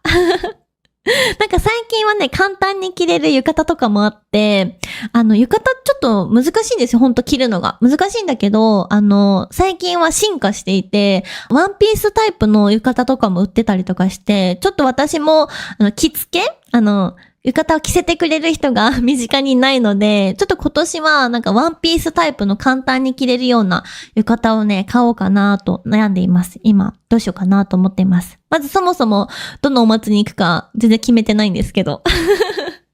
はい。でもね、今年も夏を楽しむために夏祭り浴衣を着ていきたいなと思っています。はい。っていう感じですね。もう、梅雨は本当に、もう早く1ヶ月終わって、もう梅雨早く終わってっていう感じなんですけども、まだなんか夏が始まる準備期間みたいな感じですね。はい。じゃあちょっと今日のまとめをしていきたいなと思います。梅雨っていうのは、梅に雨って書くんですけど、これで梅雨と読みますね。日本では雨が多い季節になってきます。だいたい日本では6月から7月にかけて1ヶ月間が梅雨の時期とされています。沖縄は5月1ヶ月間梅雨の時期になっていますね。なので旅行にね、計画してる方とかは、6月にね、来ちゃうとめっちゃ雨降ってるので気をつけてください。はい。で、特徴は、ジメジメしていたり、湿度が高かったりとか、洗濯物なかなか乾かなかったりとか、はい、そんな感じです。でも、ちょっとお話にもありましたけど、アジサイがね、すごく綺麗に咲いてたりとか、雨の景色もね、意外と悪くなかったりもします。はい。そして、梅雨が終わると、ついに夏が来るということで、7月ぐらいからは日本もめちゃくちゃ夏が来ますね。はい。で、8月になったら、お祭りとかもどんどん始まっていって、いよいよ夏っていう感じになってきます。うん。はい。皆さんの国には、梅雨のような季節はありますか？雨季と言われるものとか、寒気と言われるものあったりしますかね？どうかな？ぜひ教えてくれたら嬉しいです。結構私も海外旅行行きたいなと思うんですけど、レイニーシーズンに当たってしまうと、ずっとね、観光してて雨が降ってたりとかしちゃうとあれなので、ぜひ皆さんの国も、雨季がある場合は何月なのか、ぜひ教えてください。そういえばね、去年、ベトナムに行ったんですけど、6月だったかな？ 6 月にベトナム行ったんですけど、1週間くらいいたのに、ずっと雨だったんですよ。多分、レイニーシーズンだったんですよね。そう。それを知らずに行ってしまったので、調べればよかったんですけど、調べずに行ってしまったので、ずーっと雨でした。はい。なので、ホテルにね、結構引きこもっていたような、はい、感じでしたね。本当はもっといろいろ観光したかったんですけど、ずっとホテルにいました。次は、レイニーシーズンじゃない時に行きたいなと思います。はい。ぜひ皆さんの国でも雨の多い時期とかがあったら、ぜひコメントで教えてください。はい。そしてリクエストも大歓迎です。こんなテーマのお話聞きたいよとか、日本のこんな文化について知りたいとかあったらぜひコメント欄にもね、リクエスト書いてくれたらとても嬉しいです。そして、まだですね、このポッドキャストチャンネル登録していない方はぜひチャンネル登録して次回のエピソードも楽しみに待っていただけるととても嬉しいです。はい。では今日もこのエピソード聞いてくれてありがとうございました。また次回のポッドキャストのテーマでお会いしましょう。またねー。皆さんこんにちは。日本語コーチのしおんです。今日はですね、日本語教師仲間のまい先生をゲストにお迎えしています。実はまい先生と私はもともとお友達でした。今は私と同じく日本語を勉強したい生徒さんに向けて日本語を教えている先生をしています。まい先生はあるきっかけから日本語教師の道に進まれたんですが、海外に住んでいた経験もあって、もともとは塾で英語を教える先生をしていました。優しくて話しやすい雰囲気なので、初心者の方や会話に自信がない生徒さんにもぴったりです。今回はそんなまい先生のこれまでのストーリーや今教えている生徒さんについてだったり、先生として大切にしている思いについていろいろお話を伺っていきたいなと思います。どんな先生が気になる方はぜひ最後までご視聴ください。それではまい先生、よろしくお願いします。じゃあまい先生、こんにちは。こんにちは。はい、よろしくお願いします。よろしくお願いします。はい、じゃあ早速なんですけど、まい先生の自己紹介をお願いします。はい。オンラインで日本語の先生してます。まいと言います。よろしくお願いします。よろしくお願いします。出身は、日本の神奈川県っていうところ、東京の近くですね。で、生まれて、今は福岡県に住んでます。で、もともと、そうですね、大学卒業して、塾で英語の先生をしてまして、その後、オーストラリアにワーキングホリデーに行ったり、あとはフィリピンで働いたりとかして、今は日本でまた働いて、日本語の先生をやってるって感じです。おー、ありよろしくお願いがとうございます。よろしくお願いします。そう、まい先生とはね、実はフィリピンのセブ島で出会ったんです。そうなんです。そう、前の仕事がね、同じ仕事で、うん別の部署だったんだけど、同じ仕事仲間で一緒に働いていました。じゃあ、まい先生はどうして日本語の先生になろうと思ったか、きっかけを教えてください。はい、そうですね。まず、私、教えるのがめっちゃ好きで、さっき自己紹介でもちょっと話したんですけど、大学卒業して、英語の先生やってたんですけど、大学で、教員免許っていう、学校の先生になれる教員免許っていうのも取得してて、なので、もともとすごい教えることが好きだったんですね。で、実際に英語を教えてたりとかして、あとは自分も英語を勉強してるので今もずっとなんかこう言語を学ぶことの楽しさみたいなのをすごく知ってるので、それをこう自分の母国語である日本語を学びたいっていう人に対してこう自分のなんだろうな経験とかスキルとかっていうのを活かして働けたらなと思っていたらしおんさんにやってみないっていうふうに言ってもらったので今チャレンジして日本語の先生やることになりました。すごいいいですね。ありがとうございます。じゃあ、まい先生は英語の先生をやりながらやっていた経験もありつつ、今日本語を教えてるから、どっちもいいですね。スキルを使えてますね。そうです。素晴らしい。ありがとうございます。はい。じゃあ、そんな舞先生の、日うんうん。本語の生徒さん、学んでいる生徒さんにはどんな生徒さんが多いですか？そうですね。一応国籍は結構バラバラで、東南アジアの方のタイとか、あとベトナムとかの生徒さんもいますし、ブラジルとかトルコとか、結構多岐にわたってて、レベルで言うと、今私が持ってる生徒さんの8割ぐらいが初心者、もうひらがなも全然読めないですっていうところから始まってますね。でも、結構今はテキストのひらがなも全部普通に読めるようになって、日本語で授業したりとかする生徒さんもいるくらいな感じですね。すごい、ひはい。らがな読めないとうん。ころから、今は日本語だけでレッスンできるようになってる。そうなんですよ。すすごい、さすごいです。がですね。素晴らしい。ありがとうございます。じゃあ、まい先生の生徒さんは初級者さん、ビギナーの方がうん、多いんですかね。そうですね。やっぱり、まあ、自分が英語を話せるので、やっぱりその初心者、学ぶときに、なんかこう、日本語だけしか喋れない先生だと、ちょっと不安だなっていう人は、いざとなったら英語で説明とかもできるので、そういうところでは多分初心者の方が選んでくれたのかな、選びやすい先生だったのかなとは思いますね。まさにいいですね。英語でもね、解説してくれると、より初心者さんは理解が深まっていいと思います。ありがとうございます。じゃあ、そんなまい先生ははい。普段、はい、どんなレッスンをしていますか？そうですね。基本的には、その生徒さんの目的とか、あとはどんなスタイルで勉強したいかっていうのに合わせて、スピードとかも合わせてやってるんですけど、基本のスタイルとしては、もう最初、フリートーク、今日週末何してましたかとか、今日何しましたかとかっていうフリートークをちょっとして、その後、テキストで文法の勉強をするっていうのが、普通の流れなんですけど、生徒さんによっては、もう全然フリートークずっとしたいですっていう生徒さんもいたりとか、漢字の勉強したいですって言われたら漢字のテキスト作って一緒に漢字勉強したりとか、結構生徒さんに合わせて、それぞれレッスンはカスタマイズしてますね。すごい。じゃあ、生徒さんにオリジナルの教科書を作ったりしてるんですね。そうですね。基本的にいろいろ作ってます。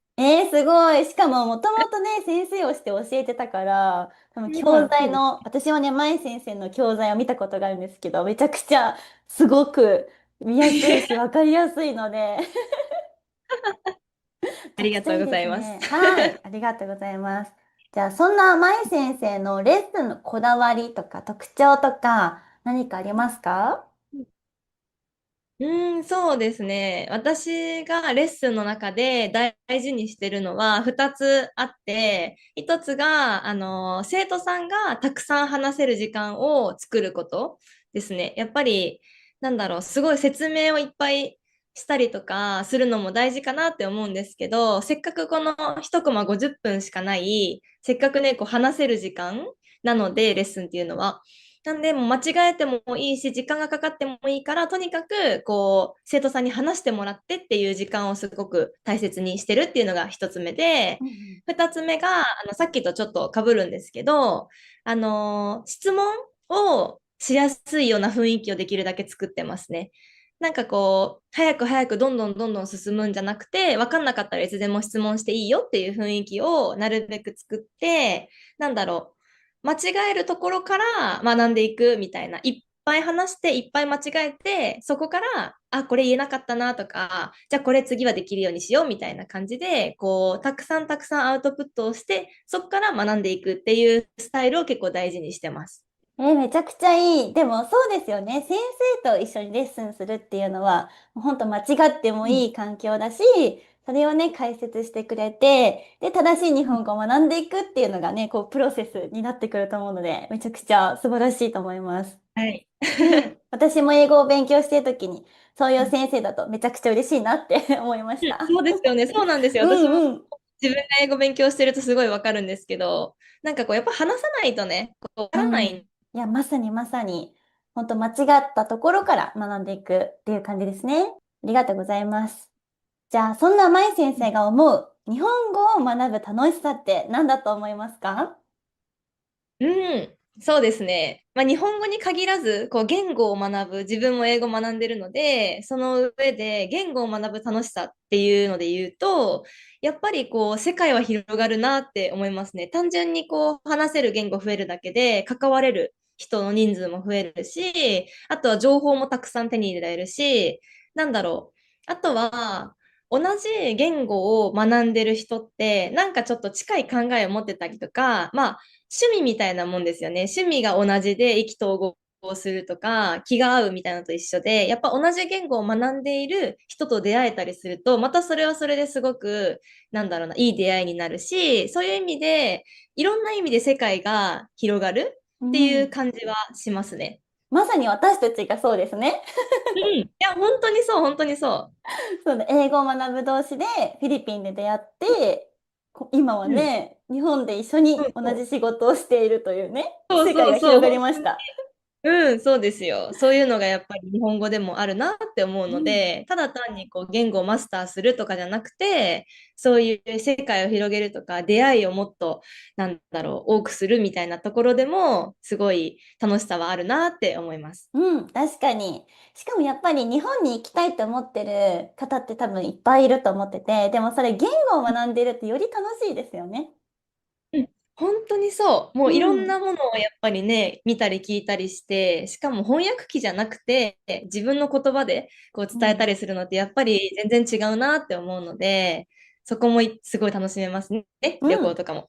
確かに確かうん。に。そうですね。それがもう学ぶ楽しさだったりもしますね。はい。はい。ありがとうございます。じゃあ、そんな舞先生のトライアルレッスン、体験レッスンでは、どんな体験ができますか？はい。一応流れは、まず、まあ、初めましてなので、自己紹介をして、そこから、そうですね、今、その日本語を学んでいる方だったら、どんなところでつまずいてるかなとか、っていうところをちょっとヒアリングしたりとか、これから学ぶよっていう人も、どういうふうに学んでいきたいかな、目的は何かなとか、最終的にどういうところまで行きたいかなみたいなのをちょっと聞かせてもらって、一緒にこう、じゃあどうやって勉強していこうねっていう、こうロードマップみたいなものを作って、そこからは、まあ多分、トライアルレッスン受けてもらってるってことは、こう実際にレッスンどういうことやるのかなっていうのは気になってると思うので、教科書とかを使いながら、こうどんな感じでレッスンやりますっていう、こうミニレッスンみたいなものを体験してもらうっていうのがトライアルレッスンの中身ですね。うん。素晴らしい。いいですね。じゃあ、トライアルレッスンに参加してくれたら、学習のロードマップが作れて、しかも自分専用のものが作れるってことですね。そうです。うんうん。OK です。じゃあ舞先生はね、もともと塾の先生も日本で長くやっていて、教育の仕事にもね、長く携わっていました。また、オーストラリアとかワーキングホリデーの経験もあるし、フィリピンで働いた経験もあるので、海外の文化にね、とても理解があったりします。そして、英語も得意なので、また初心者さんの方とか、これから日本語を学び始める方にはね、英語でのサポートもできるということだったので、ぜひ日本語をね、これから勉強してみたいという方や、日本語を勉強してて伸び悩んでる方ですね。そんな学習者さんにとてもおすすめな先生だと思います。はい。そして、このポッドキャストを聞いてくれてる方は限定で、舞先生のトライアルレッスン、通常30ドルのところ、今だけ10ドルで受けてくださるとのことです。ありがとうございます。ぜひね、なかなかね、こんなチャンスないので、ぜひ気になる方は動画の概要欄をご覧ください。それでは最後に、日本語を学んでいる皆さんに向けて、舞先生からメッセージをお願いします。はい。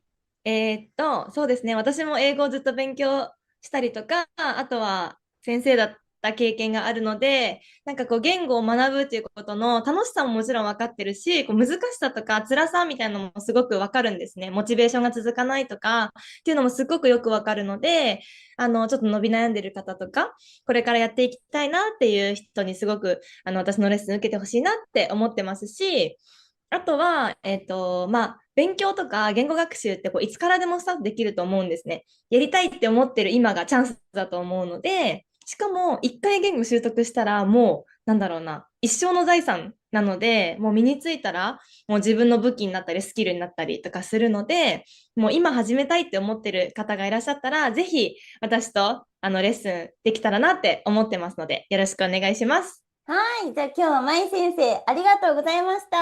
ありがとうございました。あ、またね、このポッドキャストにもまい先生、ゲストとしてね、お迎えしていろいろお話ししていきたいと思いますので、ぜひチャンネル登録も忘れずによろしくお願いします。お願いします。ありがとうございました。ありがとうございました。皆さんこんにちは。リアルな日本語ビデオポッドキャストのお時間です。私は日本語コーチのしおんです。このポッドキャストでは日本語を勉強している皆さんに向けて日本の文化や日本語について、そして私が日々感じていることなどについて自然な日本語でお届けをしています。そしていつものですね、本題に入る前に前回に引き続きちょっと紹介コーナーをしていこうと思います。はい。今日ね、皆さんに紹介したいなと思うのはですね、こちらになります。じゃじゃーん。これはですね、パイナップルケーキです。はい。実は私、この前、台湾に行ってきました。はい。で、台湾のお土産といえば、パイナップルケーキ。すごく有名なんですけど、皆さん知ってますか？これね、ちょっと試食させてもらったんですけど、めっちゃ美味しかったので、ちょっとね、お友達にお土産として買ってみました。結構ね、重たい、ずっしりしていて、多分たくさん入ってるんだろうなと思います。中身は多分ちょっと見えないかもしれないですけど、こんな感じで中にパイナップルが入っている、パイナップルのパウンドケーキみたいな感じですね。はい、になっています。はい。ちょっと試食して美味しかったので、お友達にも食べてほしくて買ってみました。はい。で、あとはですね、お茶ですね。台湾はすごくお茶が有名だと思うんですけども、台湾のお茶を買ってみました。これはジャスミン茶ですね。はい。缶も可愛くて、パッケージが可愛かったのでちょっと買ってみました。こちらも友達のお土産として買ったので、お渡ししていきたいなと思っています。はい。皆さんは旅行に行った時とかお土産買ったりしますか？前回もちょっとね、お土産についてのエピソードをポッドキャストでも撮らせてもらったんですけど、私は結構旅先でお土産を買うのが好きです。自分のためにもね、お土産を買ったりします。後ろにね、結構自分のお土産たくさん置いてるんですけど、実は。はい。なんですけど、皆さんはいかがですか？旅先に行ったらお土産を買ったりしますか？どうかな？思い出になったりしますよね。あとはなんか美味しいものを見つけたりとかしたら友達にもあげたくなっちゃうので、私はよくお土産を買って配ったりしています。はい。ということでですね、この前台湾に行ってきたんですけど、実は日本は4月の終わりから5月の初めにかけてゴールデンウィークっていう長い連休の期間になります。前回のエピソードでゴールデンウィークについてお話ししたので、気になる方はぜひこちらの動画を見てほしいんですけど、そう、ゴールデンウィークにですね、台湾に行く計画があって行ってきました。はい。初めてだったんですよ、台湾行ったのが。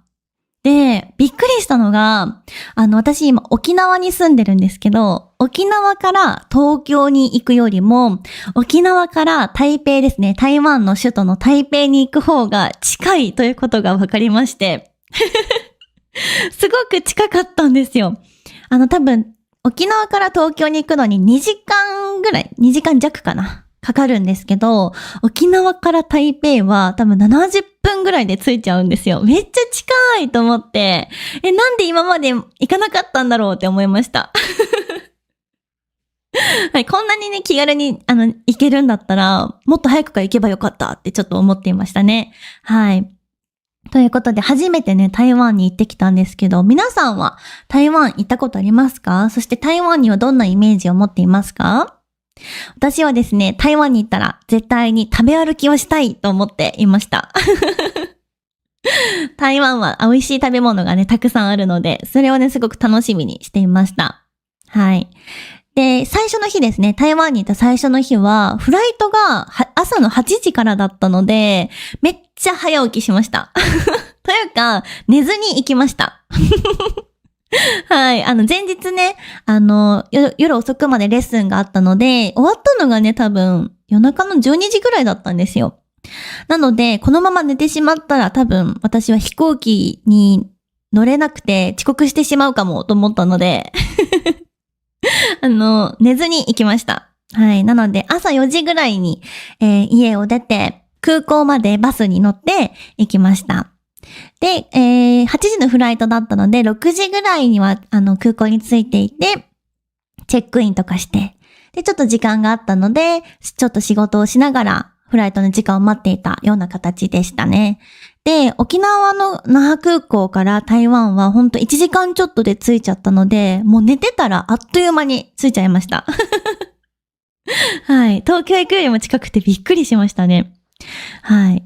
で、1日目は台北駅っていうところでランチを食べて、なんか辛い火鍋みたいな感じかな。はい。火鍋みたいなものを食べましたね。はい。すごく美味しかったです。結構、スパイス山椒なのかなはい。が効いていて、辛いんだけど、なんか痺れる感じで、そんなにずっと辛いわけじゃなくて、ピリピリピリってこう、痺れる感じの辛さで、私はね、すごく大好きな味でした。とても美味しかったです。ちょっと料理の名前忘れちゃったんですけど、なんかちっちゃい火鍋みたいなやつでしたね。とても美味しかったです。で、その後は、台湾駅の中を散策したりとかしていました。あとは、台湾に行ったら絶対飲みたいと思ってたタピオカですね。はい、ミルクティーのタピオカを絶対飲みたいと思ってたので、それをお昼ご飯食べた後に飲んだりして、こう台湾の駅の中を歩いていました。はい。で、その後ですね、荷物結構持っていたので、ホテルにチェックインしようと思ってホテルに向かっていきました。はい。台北駅から結構バスが出ていたり、地下鉄があったりとか、すごくね、交通も便利でしたね。はい。とても便利で、地下鉄とバスを使ってホテルに行きました。はい。で、あと、ホテルに着いた後に、まだまだ全然時間があったので、せっかくだから台湾の街を散策したいなと思っていろいろ調べてたら、U バイクっていう自転車ですね。シェアライドみたいな、自転車のシェアサービスみたいなのが、街中に結構あって、黄色とかオレンジの自転車がたくさん街中を走ってたんですよ。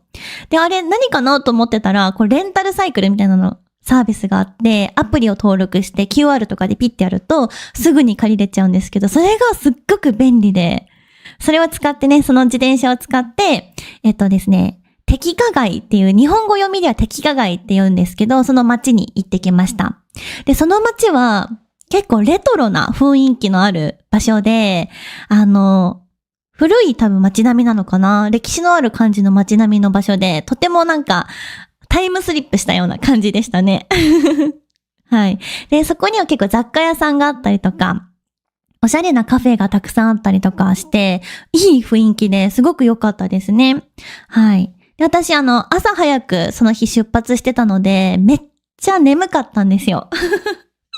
なので、コーヒーを飲みたいと思って、ちょっとおしゃれなカフェを探して、はい、入ってみました。で、そこのカフェでラテを飲んだりとか、チーズケーキ食べたりとかして、はい、ゆっくり過ごしていました。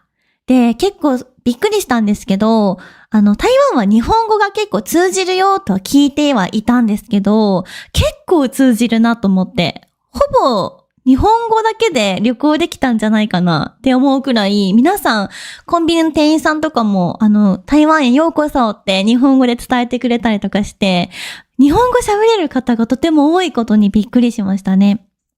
はい。すごく日本語を使ってコミュニケーションを取ってくれて、私はすごく嬉しかったです。はい。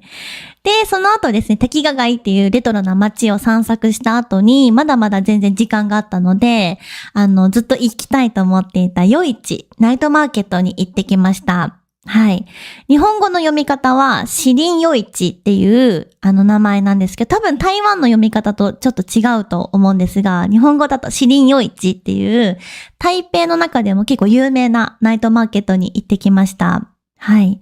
そこではですね、もう絶対食べたいと思ってたものがいくつかあったので、食べ歩きをしようと思って、はい、行ってきました。で、一番最初に食べたのが一口餃子ですね。こんなちっちゃい餃子を食べたりとか、あと絶対食べたいと思ってた小籠包を食べたりとかしました。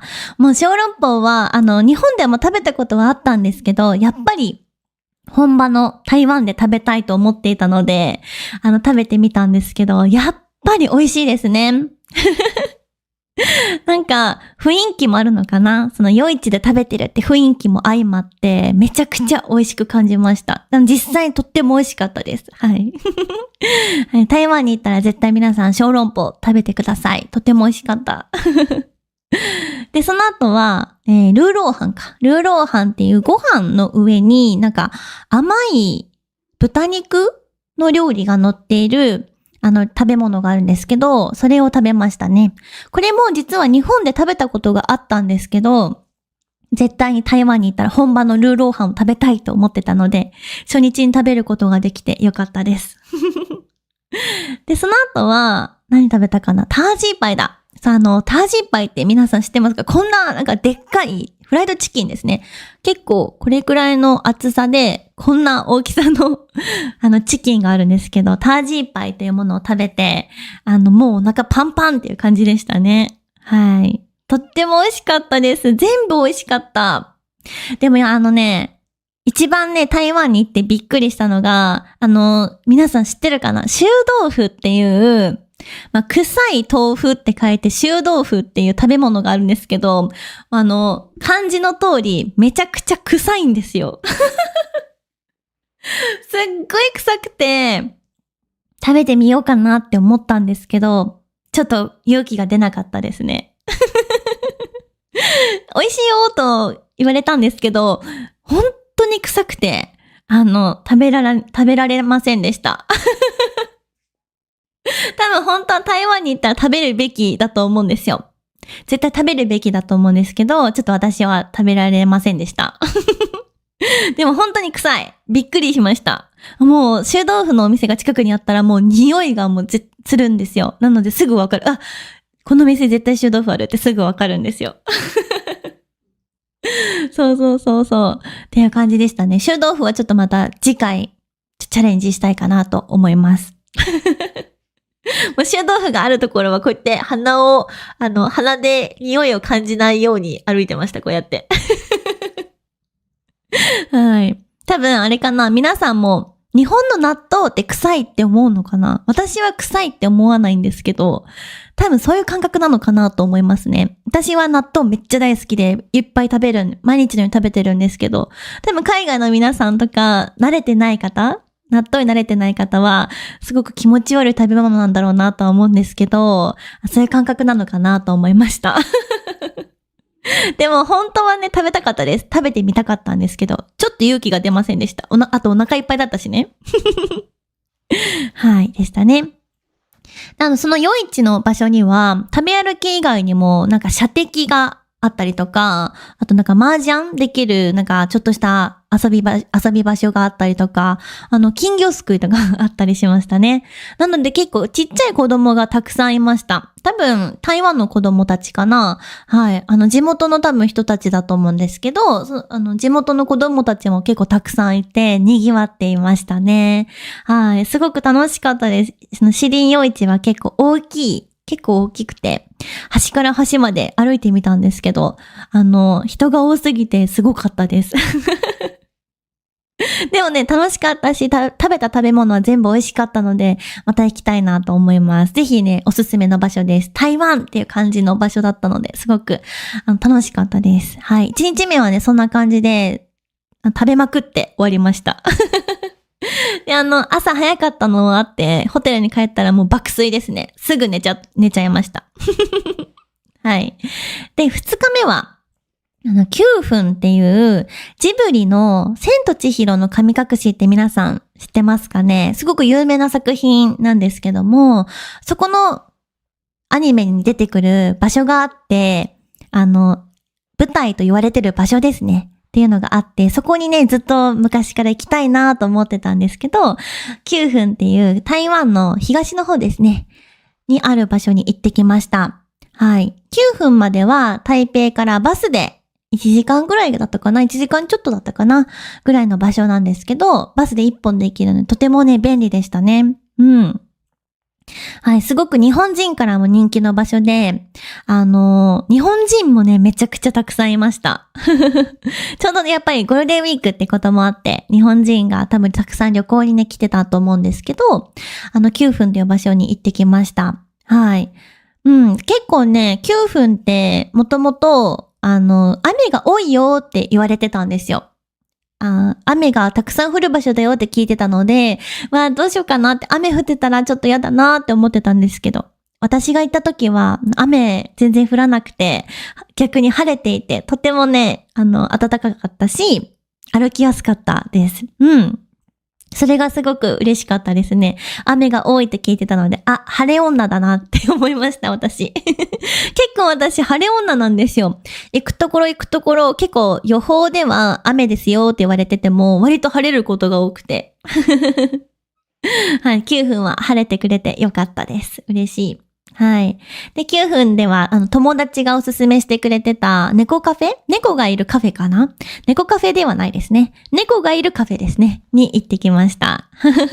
私ね、やっぱコーヒーが大好きなので、どうしてもコーヒーをね、毎日一杯は飲みたくなっちゃうんですけど。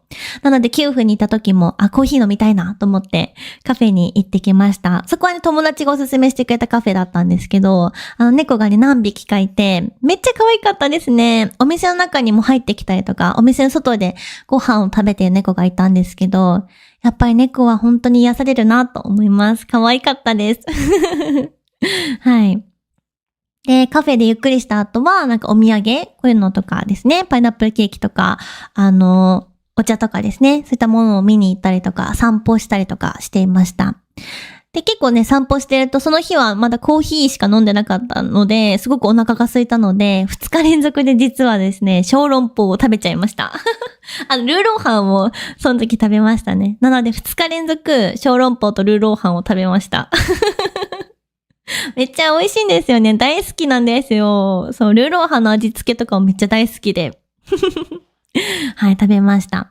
で、9分はですね、夕方から夜にかけて、ランタンがたくさん光る場所なので、それを見たいなと思ってたんですけど、私たちが行った時は結構まだ明るかったので、夕方頃に、お茶屋さんですね。台湾すごくお茶が有名なんですけど、お茶屋さんに行って台湾のお茶と、なんかお茶菓子みたいなのを食べてゆっくり日が落ちるのを待っていました。はい。で、そろそろね、日が落ちたなと思って外に出たら、もう人がめっちゃいて、身動き取れなかったですね。すごかったです。やっぱり夜はすごく人が集まるんですね、あの場所は。とても夜が多分人気な場所なので、すっごい人がいました。結構韓国の方とか日本のツアーの方とか団体で来る方も結構多くて、すごく人がたくさんいましたね。はい。雨だけ降らなくてよかったなと思います。で、ずっと見たかった、ランタンがついている場所ですね。そこも見ることができて、すごく良かったです。ずっとね、もう行きたい国リスト、行きたい場所リストの中に私は入っていたので、見ることができて、行くことができて、すごく良かったです。はい。で、そんな感じで2日目もですね、めちゃくちゃ体力を使い果たしたので、ホテルに帰ってすぐ寝ちゃいました。はい。で、3日目は9分を出て、その次に10分という場所に行きました。で、ここからは、その9分という場所からバスで10分という場所に行けるんですけど、ランタンそれこそ自分で、なんか願い事を書いて、こう、ランタンを飛ばすみたいなことができる場所があって、そこに行ってきました。で、線路の中に入って、願い事を書いたランタンを飛ばすっていうのがすごく面白い体験で、たくさん観光客の方がいましたね。で、この時はですね、ちょっと雨が降ってしまったんですね。で、結構雨が降ってきてしまったので、外を歩くのもちょっと難しかったので、かき氷屋さんをちょっと途中で見つけたので、マンゴーのね、かき氷を食べたりしました。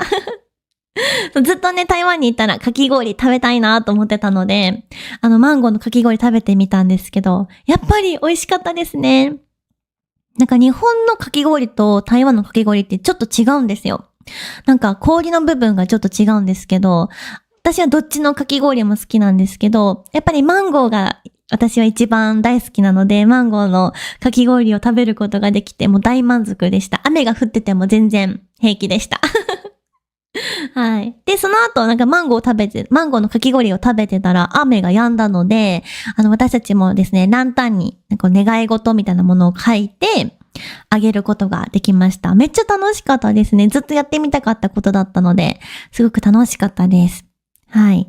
で、その日はそのまま10分から台北に戻ってきて、一緒にですね、彼と一緒に行ってたんですけど、彼のお友達と火鍋を食べに行ってきました。皆さん火鍋知ってますか？私は日本で火鍋って食べたことないかも。別の場所、フィリピンとかで食べたことがあったんですけど、その時にすごい火鍋大好きになって、絶対本場の台湾で食べてみたいと思ってたんですけど、火鍋をね、食べることができました。火鍋って多分半分が、この赤いちょっと辛めのスープで、もう半分が、選べるんですけど、豆乳とかちょっとミルキーな感じのスープで分かれている鍋なんですけど、めっちゃ美味しかったですね。なんか赤いスープの方はすごく辛いかなと思ったんですけど、辛いんだけど、なんかその辛さが、あんまり残らない辛さで、私は食べやすかったです。うん。結構痺れる系の辛さだったんですけど、とても美味しかったです。で、台湾のお友達とね、一緒に行ってきたので、食べ方みたいなことも教えてもらったりとか、こっちのスープには、赤い方のスープには、お肉入れた方がいいよとか、こっちの豆乳の方のスープには野菜たくさん入れて食べた方がいいよみたいな感じで、食べ方を教えてもらいました。はい。めっちゃ美味しかったです、火鍋。また食べに行きたいなと思います。私が住んでる沖縄にはですね、あんまり火鍋屋さんないんですよね。だから、味は、また台湾に行かないといけないなと思っています。はい。で、4日目は、朝にですね、私生徒さんのレッスンを1、2レッスンやってて、14時のフライトだったので、ホテルでゆっくり過ごしながら、コーヒー屋さんに行って、コーヒーを買って、空港に帰って向かって、日本に帰ってきたという形になっています。はい。3泊4日の旅だったんですけど、台湾と9分と、10分という場所に行くことができて、とても大満足な旅になりました。結構南の方のね、台湾のエリアも面白いと聞いたので、次回は南のエリアにも行きたいなと思っています。すごく充実した旅になって、レッスンもね、毎日しながら、朝午前中と夜のちょこっとの時間だけ、レッスンをしながら旅をさせてもらったんですけど、すごくね、リフレッシュできました。めっちゃ楽しかったです。はい。今回3泊4日で行ったけど、やっぱりちょうどよかったので、おすすめですね。はい。次はもっと南のエリアとかも行きながら、ゆっくり旅したいなと思っています。今年はですね、たくさん旅をしながら、そして生徒さんとのレッスンをしながらですね、私もいろんなとこに行って、いろんな体験をしたいなと思っています。こうやってね、ポッドキャストで皆さんにも旅で出会ったことについてだったり、旅で会ったことについてだったりとかをシェアしたりとかね、できるので、すごくね、いい旅だったかなと思います。はい。今日もね、このポッドキャストを聞いてくれてありがとうございました。まだね、チャンネル登録してない方は、ぜひ、これを機にチャンネル登録していただけるととても嬉しいです。では次回のエピソードでまたお会いしましょう。またねー。皆さんこんにちは。リアルな日本語ビデオポッドキャストのお時間です。私は日本語コーチのしおんです。今日も聞きに来てくれてありがとうございます。このポッドキャストでは日本語を勉強している皆さんに向けて日本の文化や日本語についてそして私が日々感じていることなどについて自然な日本語でお届けをしています。それでは本題に入る前にいつもの紹介コーナーをしていこうと思います。そう、最近ね、私が買ったものについてなどを紹介するコーナーを実は前々からやっているんですけども、今回紹介するのはメガネです。はい。皆さんは目どうですか？いいですか？悪いですか？私はですね、こっちの右目がすごく悪いんですね。実は左目はすごくいいんですけど、右目だけがとても視力が悪いです。今はね、実はコンタクトをつけているんですけど、普段コンタクトも実はこっちは度が入っているコンタクトをつけていて、こっちは度なしの、カラコンですね、をつけています。はい。で、メガネも実はですね、右目だけに度が入っているですけども、左目にはね、何も入っていない、人が入っていないメガネになっています。はい。ちょっとだけかけてみようかなと思います。こんな感じ？ちょっと今、コンタクトしてるからちょっと変な感じなんですけど、度が強いみたいな感じなんですけど、こんな感じです。はい。今回購入したのは黒縁のメガネになります。メガネのね、このフレームの部分をね、縁って言ったりしますね。はい。黒縁メガネになっています。で、ここがちょっとゴールドになっていて、ここも少し耳にかけるとこですね。が黒いメガネになっています。はい。こんな感じ。どうですかね？メガネ似合ってるかな？すごい何本もたくさんメガネをかけてどれが合ってるかなって試着してこれを選びました。はい。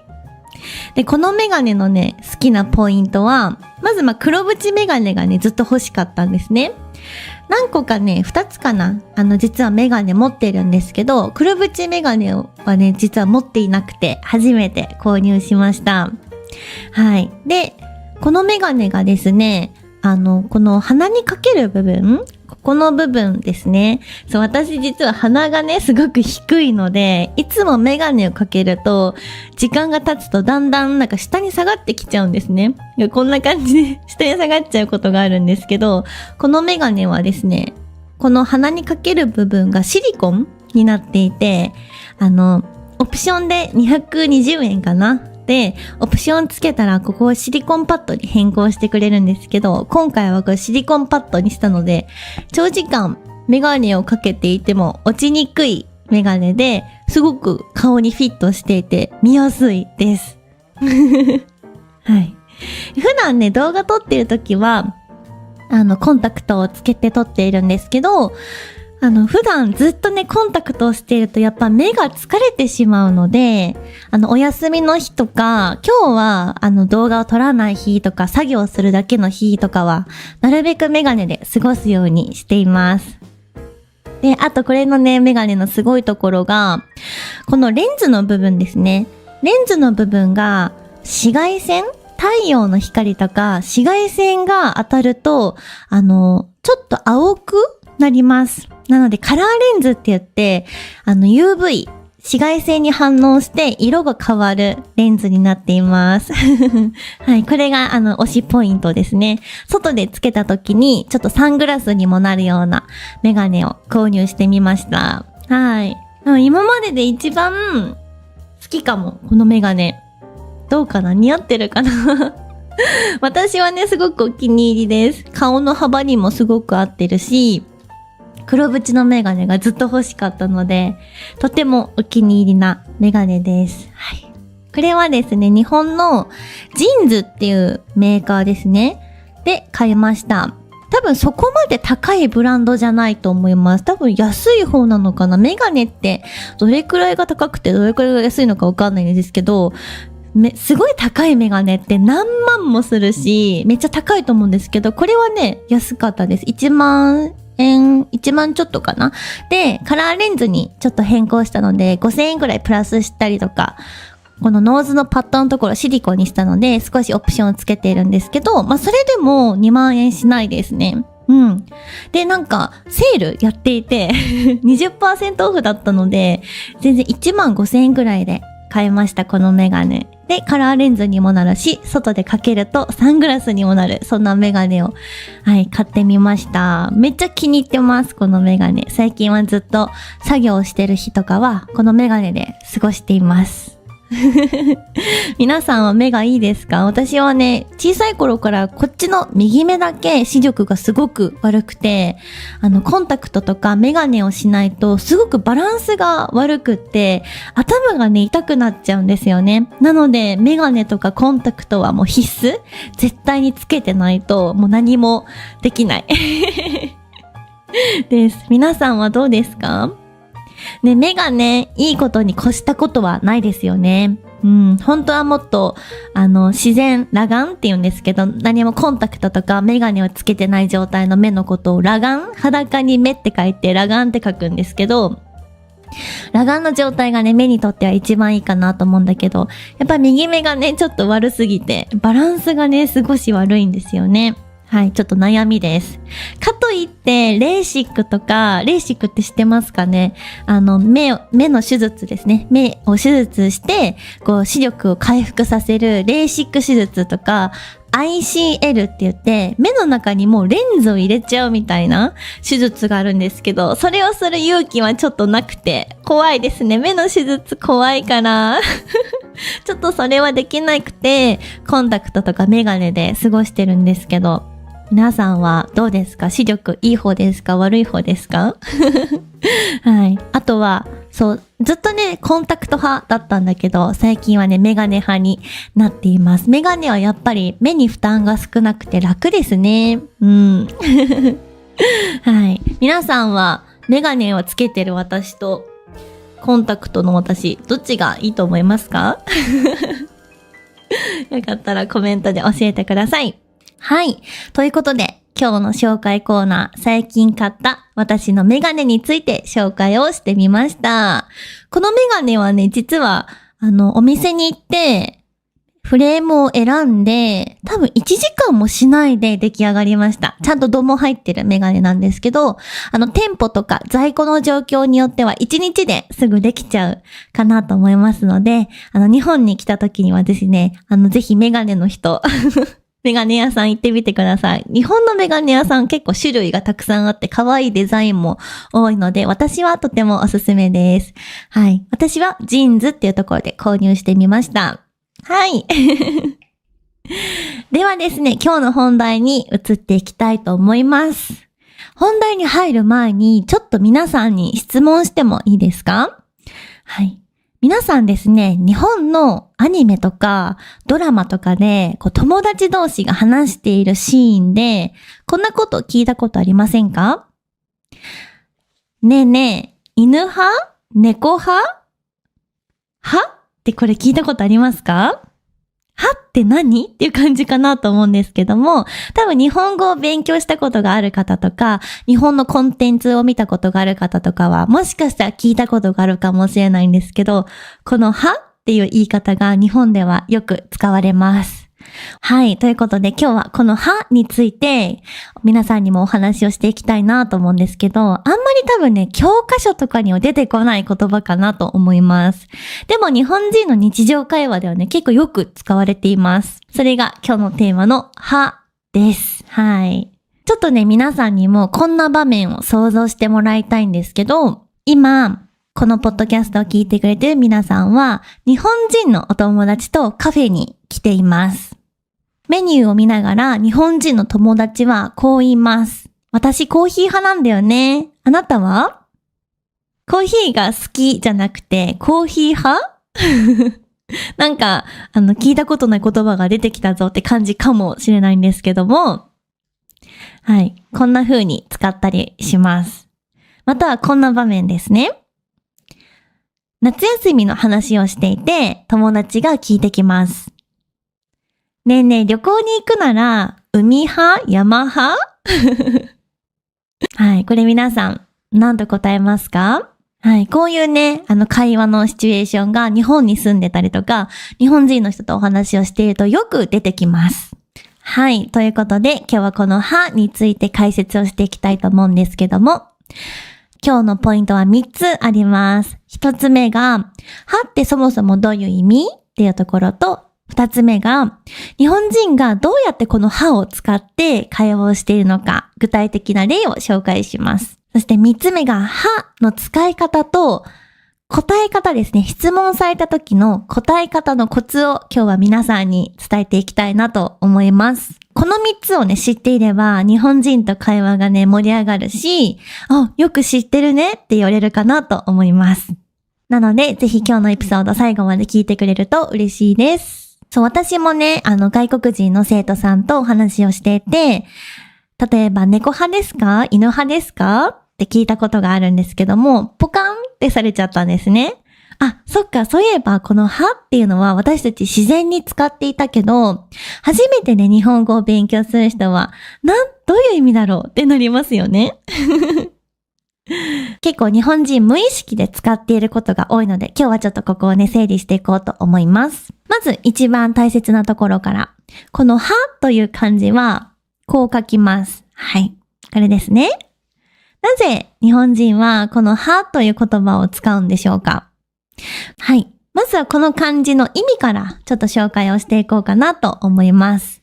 実はこの漢字ですね、もともとは川の支流って言って、大きい川から流れている小さい川ですね。こう分かれている小さい川。これを表す漢字、意味でした。はい。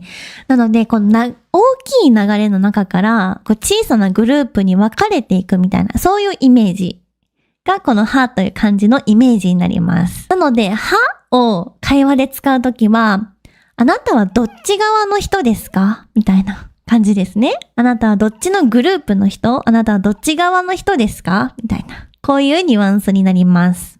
英語で言うと I am a dog person みたいな感じですね。このパーソンの中に、はという意味が含まれているかなと思います。これを私は犬の人ですっていうわけじゃなくて、私は犬が好きな側のこうグループの人ですよみたいなイメージで使うかなと思います。ちなみにね、このはという言葉はもともとはアートの世界とかでもよく使われている言葉になります。例えば皆さん、印象派って聞いたことありますか？はい。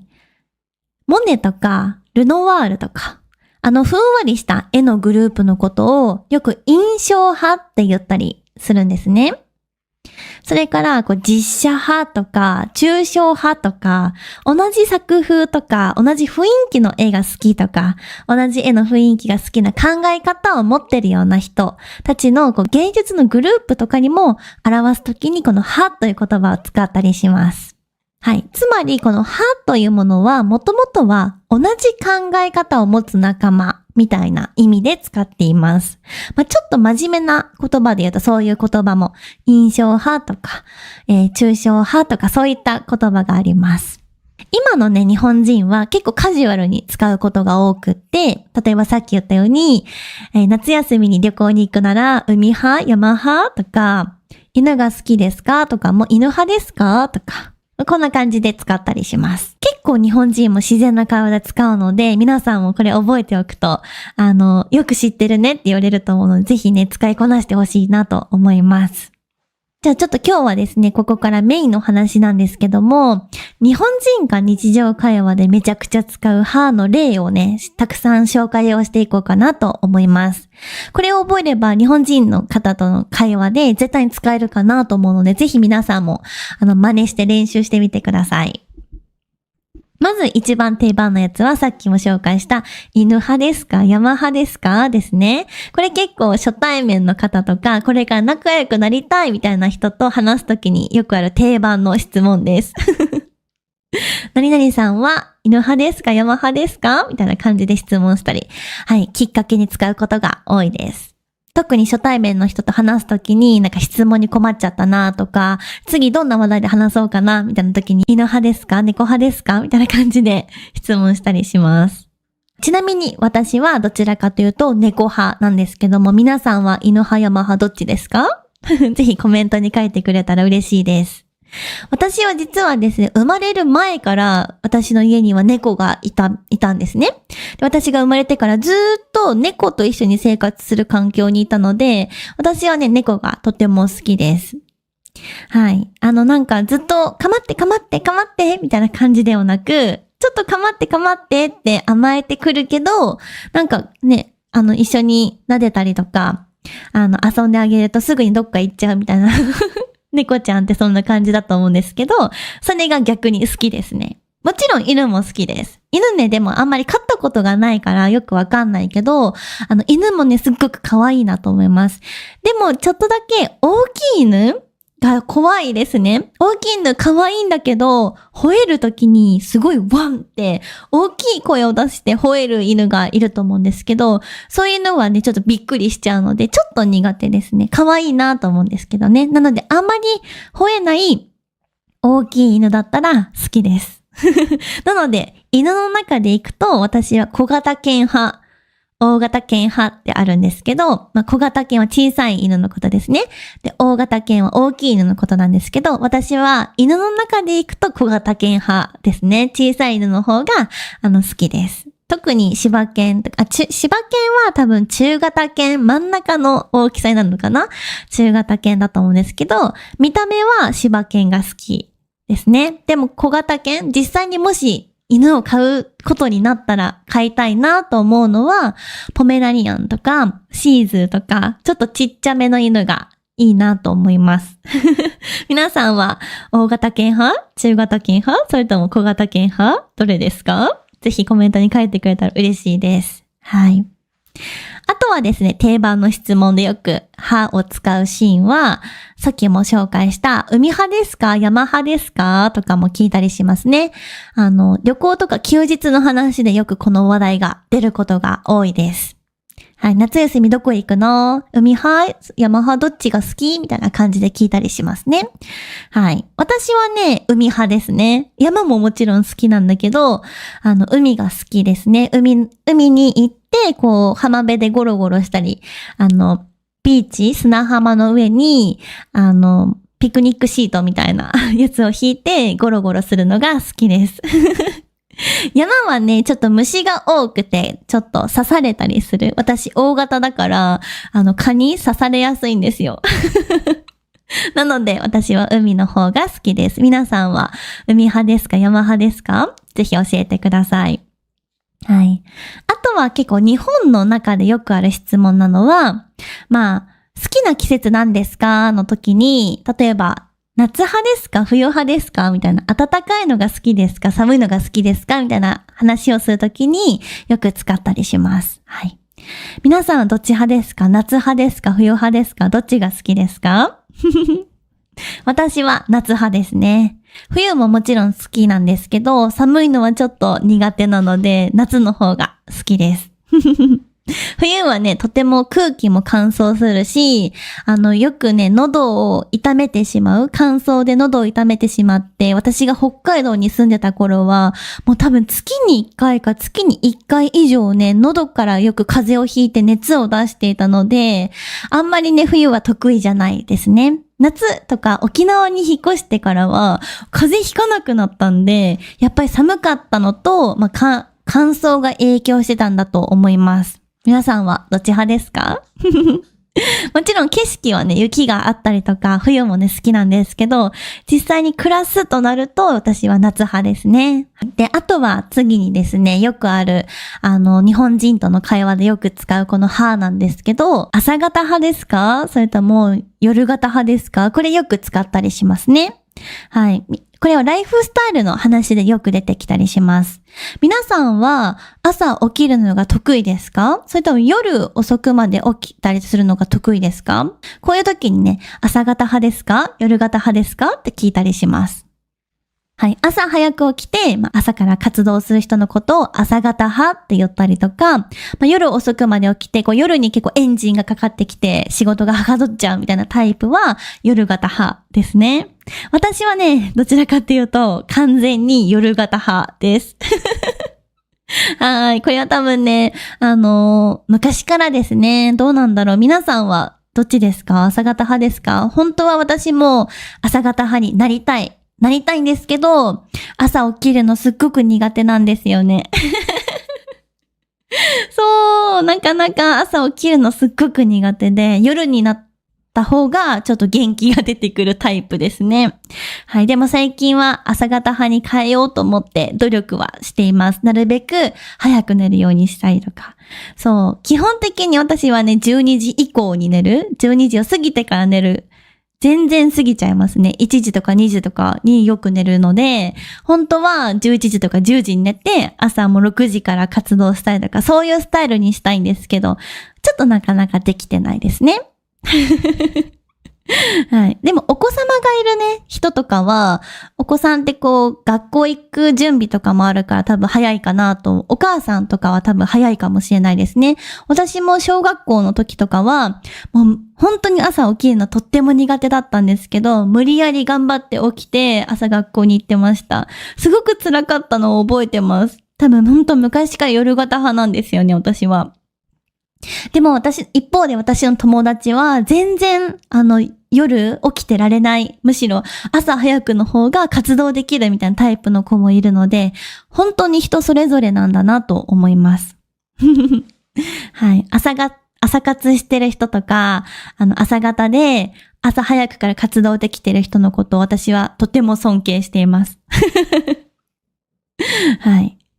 あとはですね、食べ物とかでもよく使ったりします。例えば甘いものが好きですか？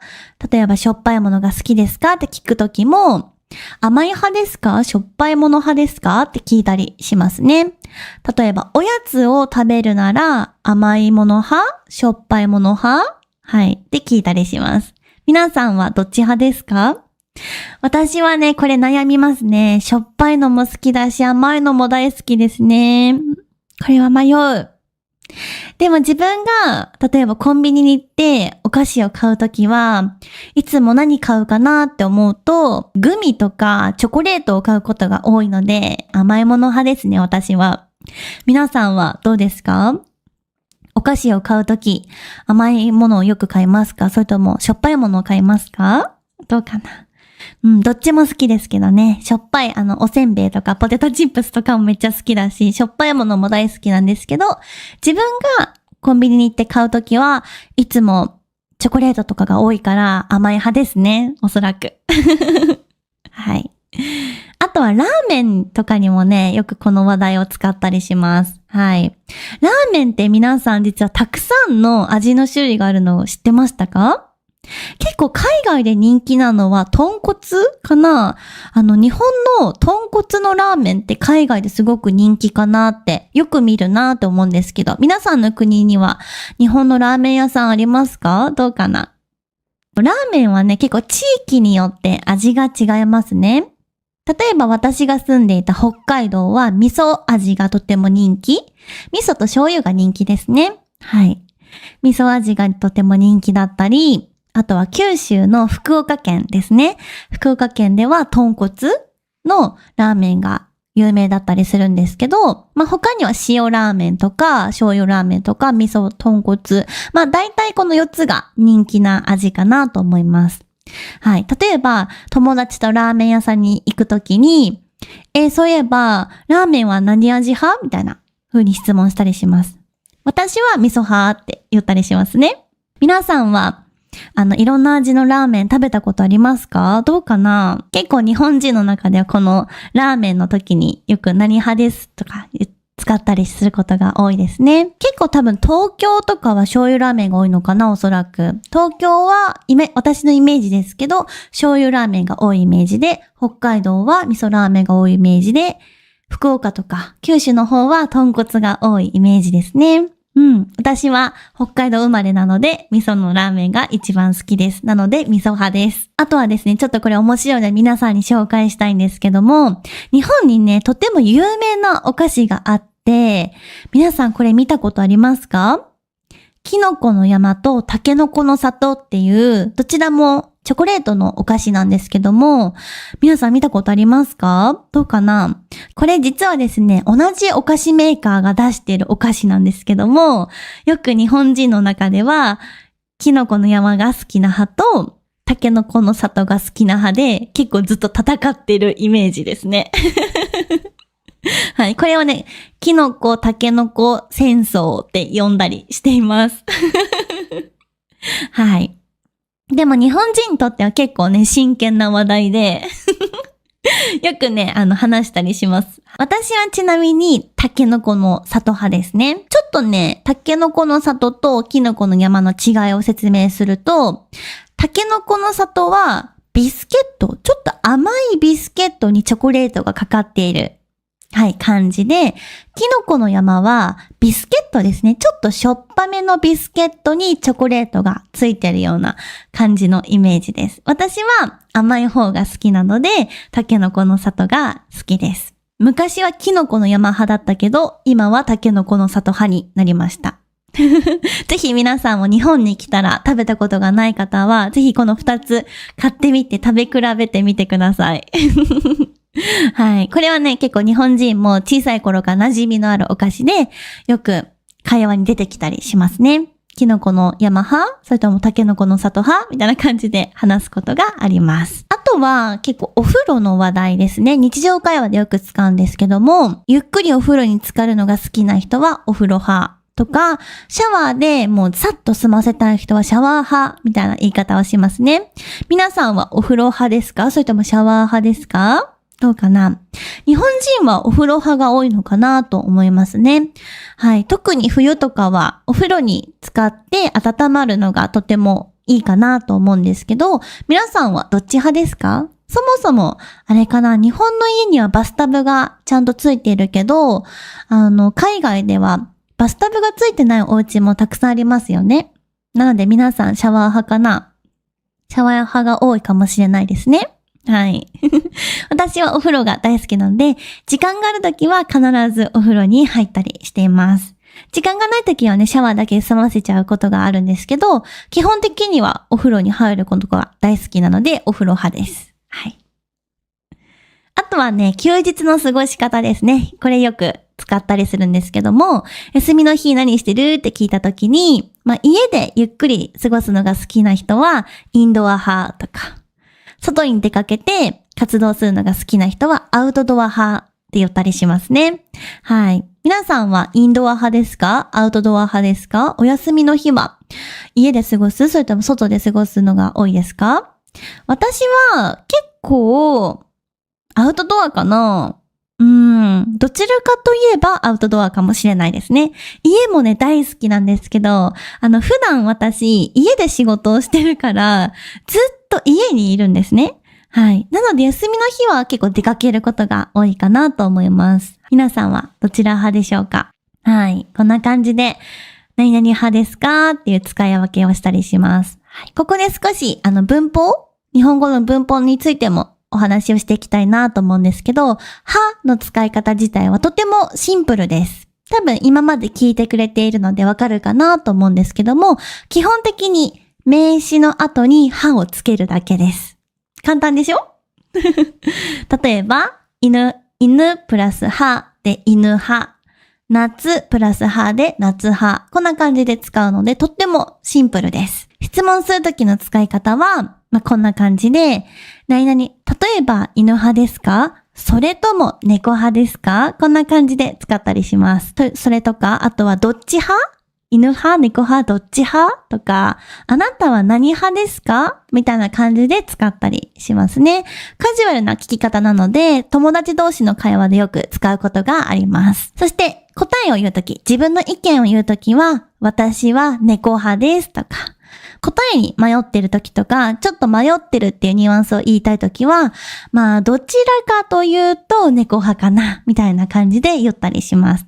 どちらかとっていうのをつけると、ちょっと迷ってるけど、こっちかな、みたいな感じですね。はい。100% で言うと、70% ぐらいは好き、みたいな感じかな。はい。イメージはそんな感じです。特にね、覚えてほしいのがさっき言ったどちらかというフレーズですね。とても便利なのでぜひ使ってみてください。完全に 100% 好きではなくて、70% ぐらい好きかなみたいな時にどちらかというと何々派ですって言ったりします。例えば皆さんは夏派ですか？冬派ですか？って質問された時に、どっちも好きだけどなーって答えに迷う時があると思うんですね。その時は例えば夏も冬もどちらも好きですが、どちらかというと夏派です。こんな風に答えたりします。はい。はっきりこっちっていうよりも少し柔らかく言いたい時に使ったりします。あとちょっとここで文化的なお話をしたいなと思うんですけど、日本人がなんでこんなにはという言葉を使って表現するのかについて考えてみたりとか調べてみると面白い理由がいくつかあったので紹介していきたいなと思います。まず一つ目の理由ですね。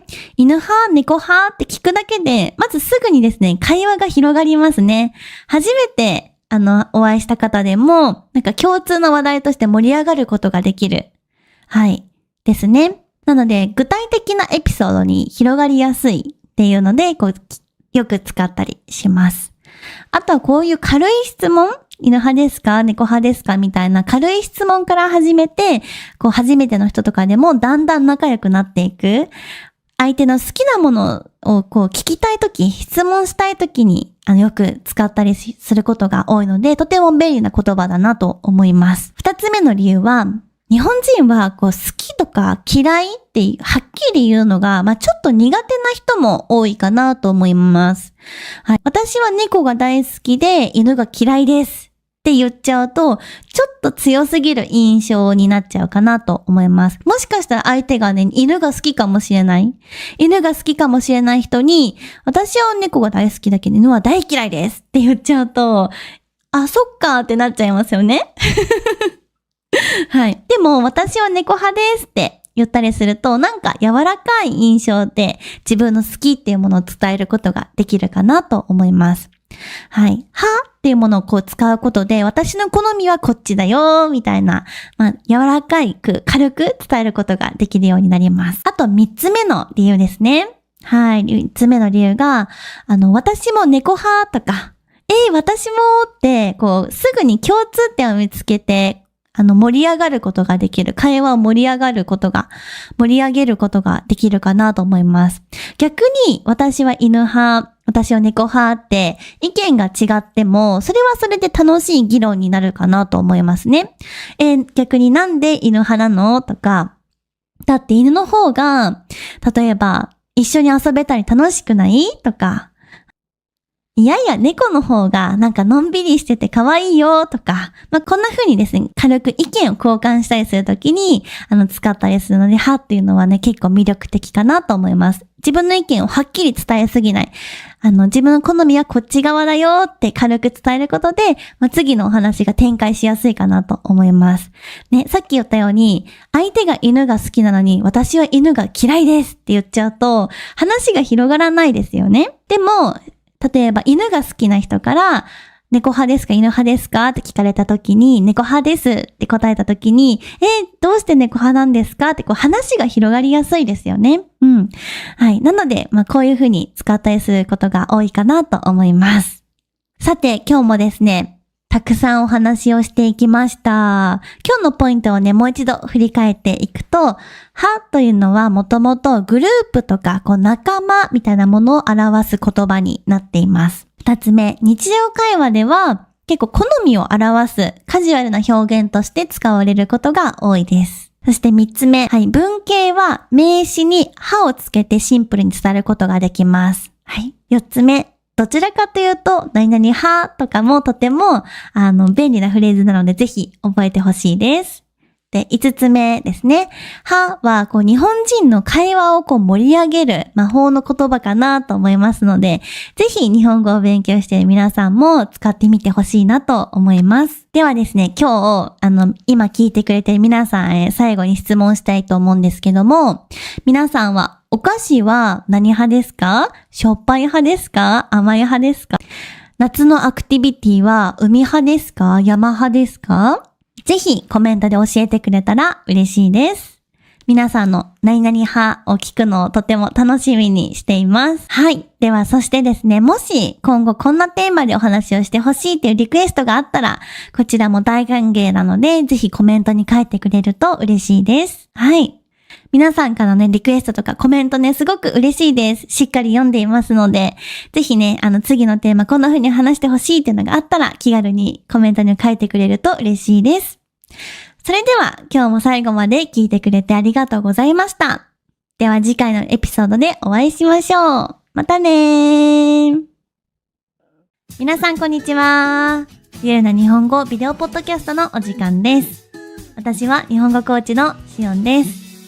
このポッドキャストでは日本語を勉強している皆さんに向けて日本文化や日本語について、そして私が日々感じていることなどをリアルな日本語でお話をしています。はい。ということで、今日も本題に入る前にちょっと紹介したい商品があるんですけれども、これいつもに紹介コーナーしてるんですけど、特に、案件とか PR のためではなく、私が本当にいつもね、好きで買ってるものとか愛用してるものをちょっと紹介したいなと思ってやっているコーナーになります。はい。いつかね、スポンサーの方がついたら嬉しいななんて思ってるんですけど、はい。こんな感じですね。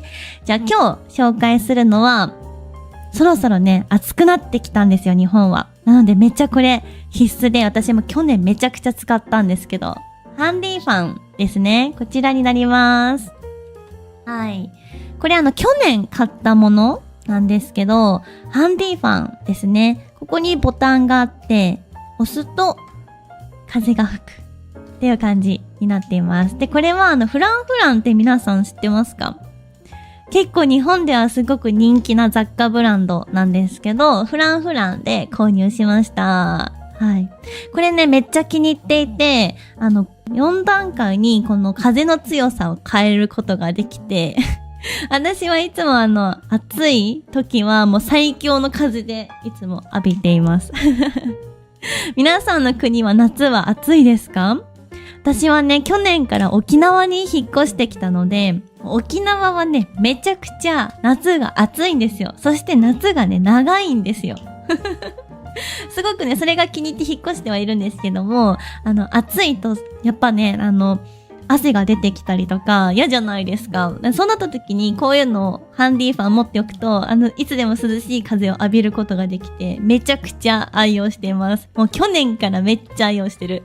例えばなんか外でお出かけする時とか、海に行く時とか、やっぱ暑いじゃないですか。もう外出ただけでも汗だくになっちゃうぐらい沖縄めっちゃ暑いので、てか日本の夏ってめちゃくちゃ暑いので、はい。なのでこれめちゃくちゃ使っています。で、これはタイプ C の充電器で充電することができるので、充電式になっています。なんかこれもね、ついてたんだけど、台座かな？多分テーブルにこうやって置けるようになっています。はい、2ウェイみたいな感じですね。持ち運びもできるし、机の上にこういう台を置いて、これを乗せて、机の上でこうやって涼しいみたいな感じできますね。これほんと毎日使っていて、クーラーをつけるほどじゃないけど、ちょっと暑いなーって思う時とかに、私は机の上に置いて、こうやって、はい、風を浴びています。めちゃくちゃおすすめ。結構日本に来たらたくさんこういう商品売ってると思うので、ぜひ、はい、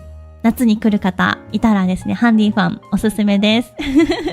はい。実はここの台座みたいな部分にもタイプ C の充電器が挿せるようになっているので、この充電器みたいなものに挿しながら、充電することができて、めちゃくちゃ便利です。はい。で、この多分ストラップかな？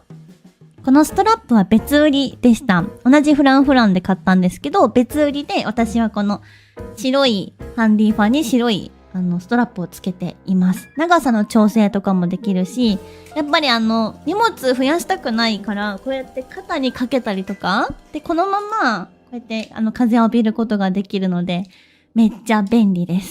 はい。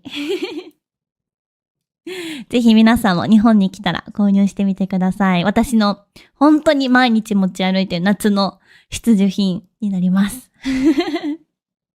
はい。ということで、今日本はというか、私が住んでいる沖縄はもうめちゃくちゃ暑くなってきて、もう夏って感じです。皆さんの国はどうですか？まだ寒いところもあるかな？なんか1週間前かなに、ニューヨークの生徒さんとオンラインレッスンした時に、ニューヨークのもっと北の方で雪が降ったっていうニュースを聞いたよって聞いて、雪？みたいな。もうその時5月の後半とかだったのに、5月の末に雪が降るなんてと思ってすごくびっくりしました。私も実は北海道出身、日本の一番北の北海道出身なので、5月に雪が降るってことは体験したことがあるんですけど、さすがに5月の末にはもう雪がなくなっていたので、びっくりって感じでしたね。皆さんの国ではどうですか？もう結構暑くなってきたのかな？どうでしょうか？そう、最近日本ではね、6月になって、梅雨と呼ばれる時期に入ってきました。梅雨のエピソードはね、ちょっと前回ぐらいの時にお話ししているので、よかったらこのエピソードも聞いてみてほしいんですけど、そう、今沖縄は梅雨明けっていう風になっていて、梅雨がもうなくなった？雨のシーズンじゃなくなって、毎日晴れが続いています。ただこのメインの、日本の本州と呼ばれる部分ですね。そこは多分6月から1ヶ月間くらいかな、梅雨の時期になるかなと思います。はい、なので6月に、旅行に来る予定のある方とかは、雨が降るかもしれないので、カッパですね。カッパとか、傘とか、持ち歩きできるような折りたたみ傘とかがあると、とても便利だと思います。今日はね、テーマをあんまり決めていなくて、実は私、1週間前かな、地元の北海道に帰ってたんですよ。ちょっとあることがあって、ちょっと帰ってたんですけど、9日間くらいかな、そう。1週間以上ね、北海道に滞在してたんですよ。久しぶりに帰ったんですよね、私。3年ぶりぐらい、そんなに経ってないか、2年ぶりぐらいに北海道に、帰ってきたんですけど、やっぱ北海道もいいとこだなって、改めて思いましたね。はい。私の地元はとってもね、美味しいものがたくさんあったりとか、自然もたくさんある場所で、まあ田舎なんだけど、すごく自然もある場所で、美味しいね、料理屋さんとかもたくさんあって、地元に来たらね、絶対に食べ過ぎちゃうんですけど。はい。友達とかにも会えたりとかして、ほんと久しぶりに友達にも会えたりとかして、よかったなーって思います。やっぱ地元に戻るって、たまに、やりたいなって思いました。はい。で、私の地元は、北海道の中でも東側の帯広っていう場所なんですけど、そこから多分皆さんも知ってるかもしれないんですけど、札幌っていう結構大きな、町があるんですよ。大きな都市があるんですけど、帯広から札幌までは、だいたい車で3時間ぐらいかな、高速道路を使って3時間ぐらいかなの場所にあるんですけど、その札幌にもね、1週間くらい滞在してました。はい。札幌もね、皆さん行ったことある方いるかな？すっごいいいところで、食べ物ももちろん美味しいし、まあ都会なので結構遊ぶ場所もたくさんあるし。で、私は今回ワーケーションっていう形で仕事をしながら、まあレッスンですね。オンラインでレッスンもやっているので、オンラインレッスンをしながら、北海道にワーケーションしていました。で、札幌はね、結構、私の地元とか、あと東京とかにも比べても、ホテルがね、安いんですよ。結構安かった。やっぱ時期が外れてたからなのかな。今ハイシーズンではないからなのか、札幌のホテル結構安くて、はい、なんかいい感じのとこに泊まってたんですけど、普通に東京とかに泊まるより半分以下ぐらいの値段で多分宿泊することができました。で、今回そう、ワーケーションって形で、コワーキングスペースに札幌っていくつかあるんですけど、すごいたくさん札幌にコワーキングスペースがあって、コワーキングスペースに行って、まあ、レッスンをして、みたいな感じの生活をしていました。うん。やっぱり旅をしながら、なんかお仕事できるっていいなーって改めて思いましたね。こうやって、パソコン一台でお仕事できるのはすごくいろんなとこに行く選択肢も増えていいなって改めて思いました。はい。という感じですね。っていうこともあってちょっと2週間くらい動画投稿が止まっちゃっていて本当に皆さん待っていてくれた方すみません。そして待っていてくれた方ありがとうございます。はい。という感じで北海道にちょっと帰っていたのでちょっと動画投稿できてなかったんですけどもまた今日から再開をしていきたいなと思っています。はい。で、いつもね、私、台本をちょっと置いたりとか、話すトピックを決めて、結構カメラの準備をして、話し始めてるんですけど、今日はね、結構フリートークみたいな感じで、チャレンジをしています。私にとってもチャレンジをしています。で、最近ね、私何をね、頑張ってるかっていうと、実は毎日、教科書を作ってるんですよ。今、デジタルで、教材という形で、教科書のアプリケーションを実は今開発をしていまして、もうそれがね、結構なボリューム。やっぱ日本語を、文法をね、一から学べる教材作りたいなと思っていて、よく市販とかに売ってる教材いくつかあるんですけども、やっぱり私も先生としてレッスンしているときに、なんかもっとこういう教え方したいなとか、こんなこと生徒さんが疑問に思うんだってことを反映された教科書ってなかなかないんですよ。はい。っていうのもあるし、もちろん PDF でデジタルデータとかは各教科書あるかなと思うんですけれども、教科書に直接書き込みをしたりとかデジタル上でパソコンの上からとかスマホのところから教科書に実際に自分で思ったことをメモしたりとか学んだことをメモするってことが、基本的にはできないじゃないですか。はい。だけど、やっぱレッスンをしていくときに、教科書にメモ的に直接解説を書いたりとか、生徒さんにたくさん問題を解いてもらってるんですけど、問題とかも直接入力できた方が便利じゃないと思って、で、そんな教科書がね、世の中にないんですよ。そう、だから、作っちゃおうと思って、実はね、1年半前から私、教科書をね、開発、オリジナルでしています。はい。もうそれがね、今、もともと旧バージョン、ちょっと古いバージョンの教科書を作って今いたんですけど、今ね、それをもっともっと新しくしようってことで、可愛くしたり、デザインを良くしたりとか、もっと使いやすくしたいなと思って、今アプリケーションの準備をしていて、これほんと正直に言うと、1日もう4時間ぐらいしか寝れてなくて、で、私ちょっと過去に私の仕事の紹介もしたポッドキャストがあるんですけども、私このレッスンとか教科書を作る以外にも別の仕事たくさんやってるんですね。まあ日本語に関するお仕事なんですけど、例えばこのポッドキャストもそうですし、あともう一個先生を育成するっていうところ、日本語教師になりたい方とか、日本語教師としてもっとさらに生徒さんにもっとわかりやすく教えられるようになりたいとか、まあそういった生向けに、コーチとして私が育成をさせていただいてるんですね。でそういうことも重なっていて、本当にやることがいっぱい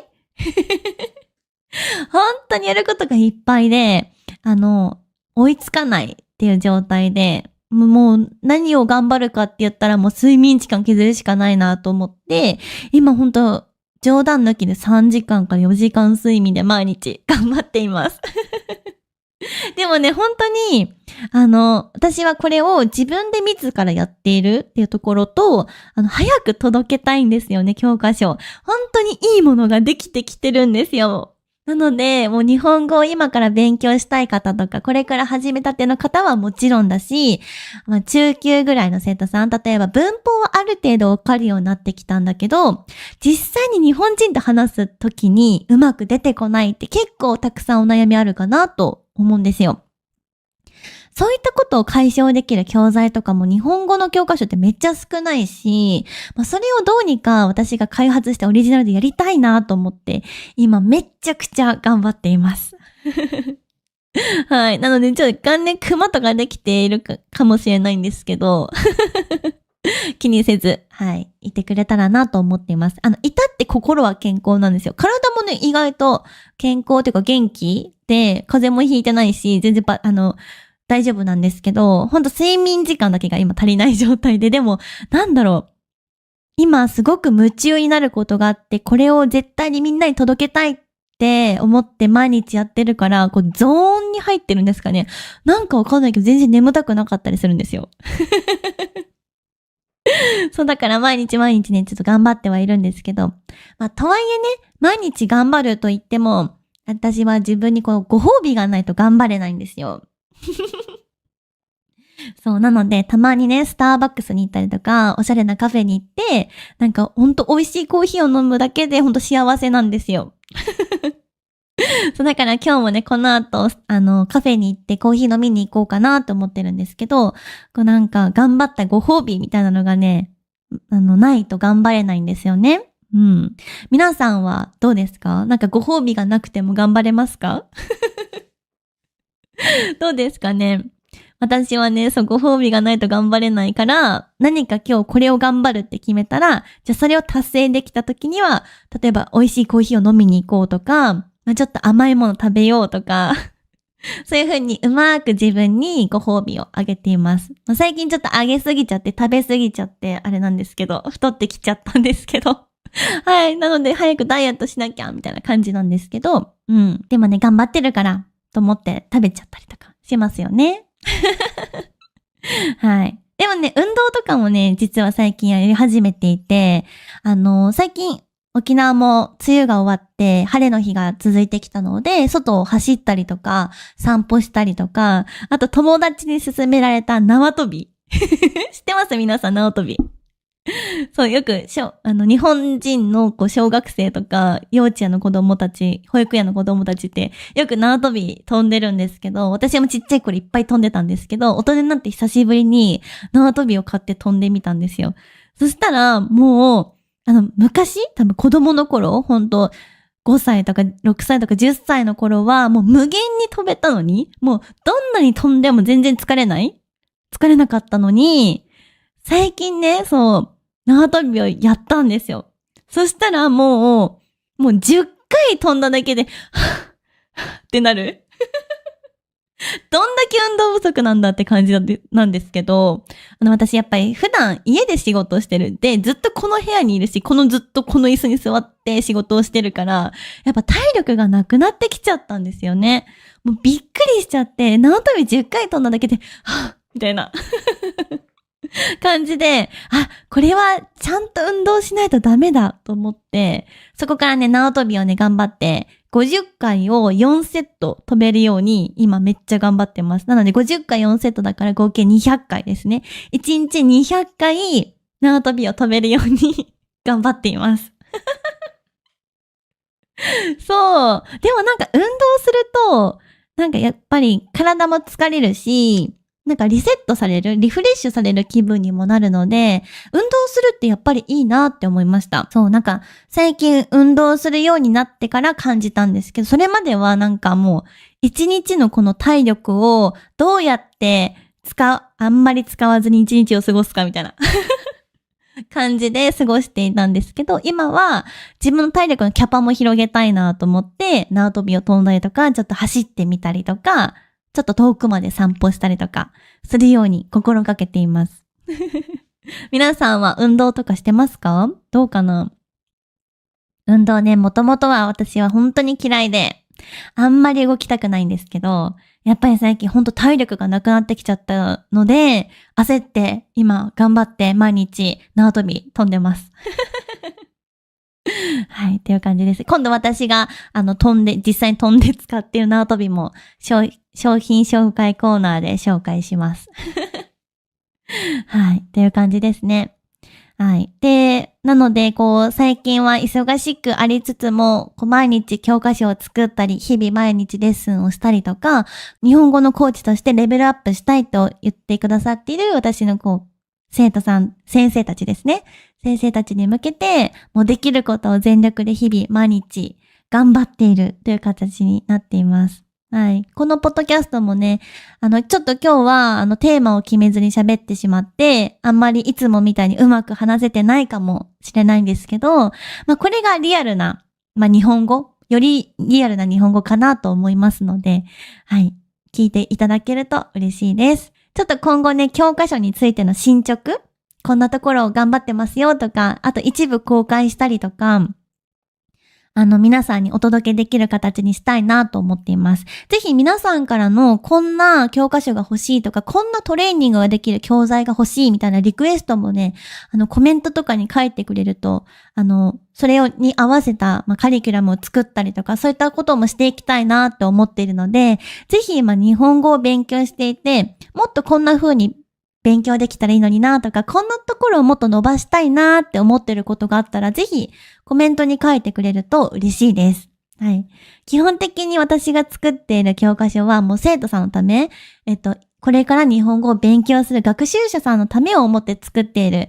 その学習者さんがよりもっと日本語を自然に話せるようにもう考えて作っている教科書になっているので、ぜひ皆さんからのリクエストも聞けると、もっともっといい教科書になると思いますので、ぜひ教えてくれたら嬉しいです。ということで、今日もポッドキャストを聞きに来てくれてありがとうございました。それではまた次回のエピソードでお会いしましょう。またねー。皆さんこんにちは。ゆるな日本語ビデオポッドキャストのお時間です。私は日本語コーチのしおんです。このポッドキャストでは日本語を勉強している皆さんに向けて、日本の文化や日本語について、そして私が日々感じていることなどについて自然な日本語でお届けしています。教科書とかにはね、載っていないようなネイティブが使う表現とか言い回しの部分もぜひ拾ってみながら、このポッドキャストを聞いてみてください。それでは本題に入る前にいつもの紹介コーナーをしようかなと思います。今日はですね、ちょっと食べ物を用意してきました。最近ね、私めちゃくちゃ忙しくて、本当に寝る時間がないぐらい忙しくて、何してるかっていうと、毎日ね、オンラインレッスン、生徒さんがいるので、オンラインでレッスンをしてるんですけど、オンラインレッスンもたくさんやっていますし、今ね、実は、これから会社をね、作るんですけど、その会社の設立のための準備だったりとか、あとね、一番大きなプロジェクトがあるんですけど、今ね、日本語のね、教科書アプリを作ってるんですね。で、私日本語を教えていく中で、たくさんもっとこういう解説をしたいなとか、生徒さんからこんなことを聞かれて、解説したこととかをね、全部まとめた教科書っていうのをね、今作ってるんですね。もうそれが本当にね、大掛かりな大きいプロジェクトで、本当に時間がないです。はい。そんな中でね、ちょっと私もご褒美を自分で買おうと思って、今日は私の大好きなミスタードーナツを買ってきました。皆さんミスタードーナツって知ってますか？日本ではね、結構有名なドーナツチェーンなんですけど、私ね、このミスタードーナツの、ポン・デ・リングっていうドーナツがめちゃくちゃ大好きなんですよ。これ知ってるかな？私はね、このチョコのポン・デ・リングが一番好きなんですけど、どんな形してるかっていうと、こんな形ですね。はい。こんな感じで、なんか丸いちっちゃいドーナツが輪っかになっててくっついてる。で、中にね、クリームが入ってるんですけど、これがね、大好きなんですよ。はい。これをね、一つ買ったのと、あともう一個多分今の期間限定だと思うんですけど、レギュラーのメニューじゃないんだけど、じゃじゃーん。見えない。これ何かっていうと、抹茶です。抹茶のチョコドーナツ。これね、ずっと食べたくて、買っちゃいました。はい。ということで今日はちょっと食レポですね。これ食レポってみんな聞いたことあるかな？食事をしたレポートですね。どんな感想だったかをちょっとみんなにも伝えながら、このドーナツを食べていきたいなと思います。まずは私の大好きなポン・デ・リングから、はい、食べます。ミスタードーナツって皆さんの国にもありますか？どうかな？私ね、前にフィリピンに住んでたことがあるんですけど、フィリピンにもね、ミスタードーナツがあったんですよ。しかもセブンイレブンのコンビニの中に、なんかちっちゃいね、ミスタードーナツがあったんですよ。でも、日本のミスタードーナツとフィリピンのミスタードーナツ全然違くて、すごくびっくりしたのを覚えてます。そう、フィリピンのミスタードーナツにはこのポン・デ・リングがなかったですね。はい。ちょっと食べてみたいと思います。いただきます。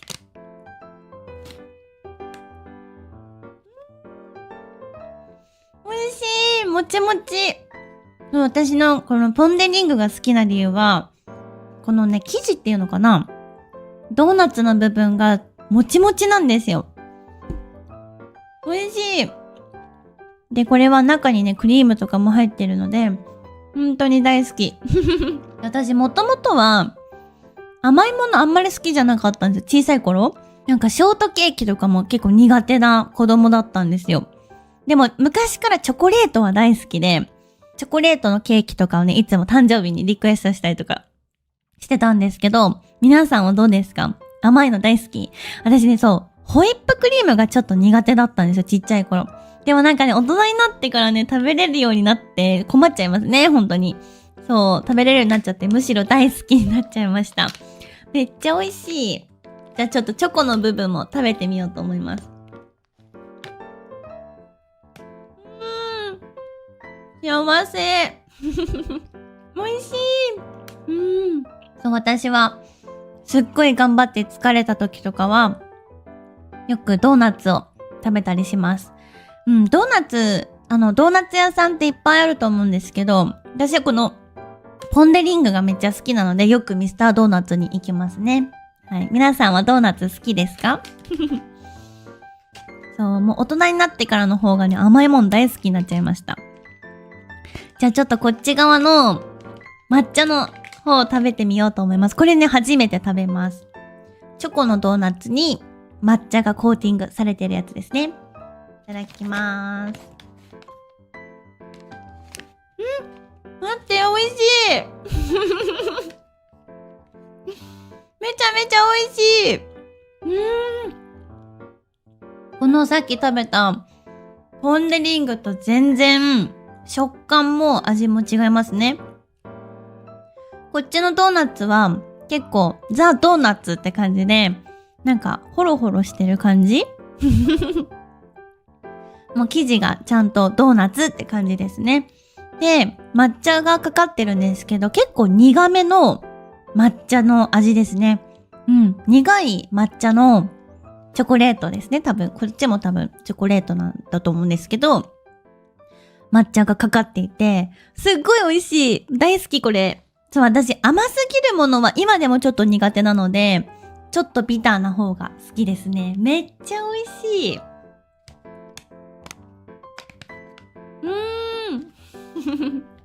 美味しいです。もう抹茶大好きなんですよ。なんか最近海外ですごい抹茶流行ってますよね。皆さんの国では抹茶流行ってますか？どうかな？もうなんか抹茶がなくなってきてるって言いますよね。すごいもう人気すぎて海外でもなくなってきてるって聞いたことがあります。抹茶がなくなったら本当に無理かも。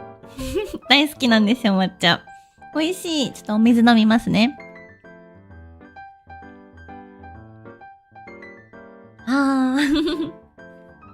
ちょっとね、残りは後でゆっくり食べようかなと思います。はい、ということで今日紹介したのはミスタードーナツのドーナツでした。はい、ポン・デ・リングと抹茶のチョコレートドーナツですね。これを皆さんに紹介しました。ぜひ日本に来たらミスタードーナツね、おすすめです。結構リーズナブルだし、昔はねもっと安かったんだけど、今もリーズナブルで食べれるし、すごく美味しいドーナツなので、ぜひ皆さんも食べてみてください。そう、今ね、本当はね、実は私ね、本当は、ミスタードーナツで最近めちゃくちゃ人気の、モッチュリンっていうドーナツがあるんですよ。最近発売されたばっかりかな。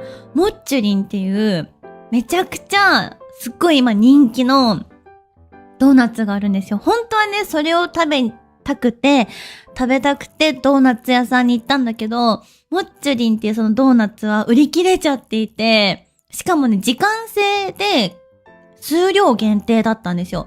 私が見に行ったお店は、例えば朝の10時に50個限定。しかも1人2点まで。1人2個以上買えないんですよ。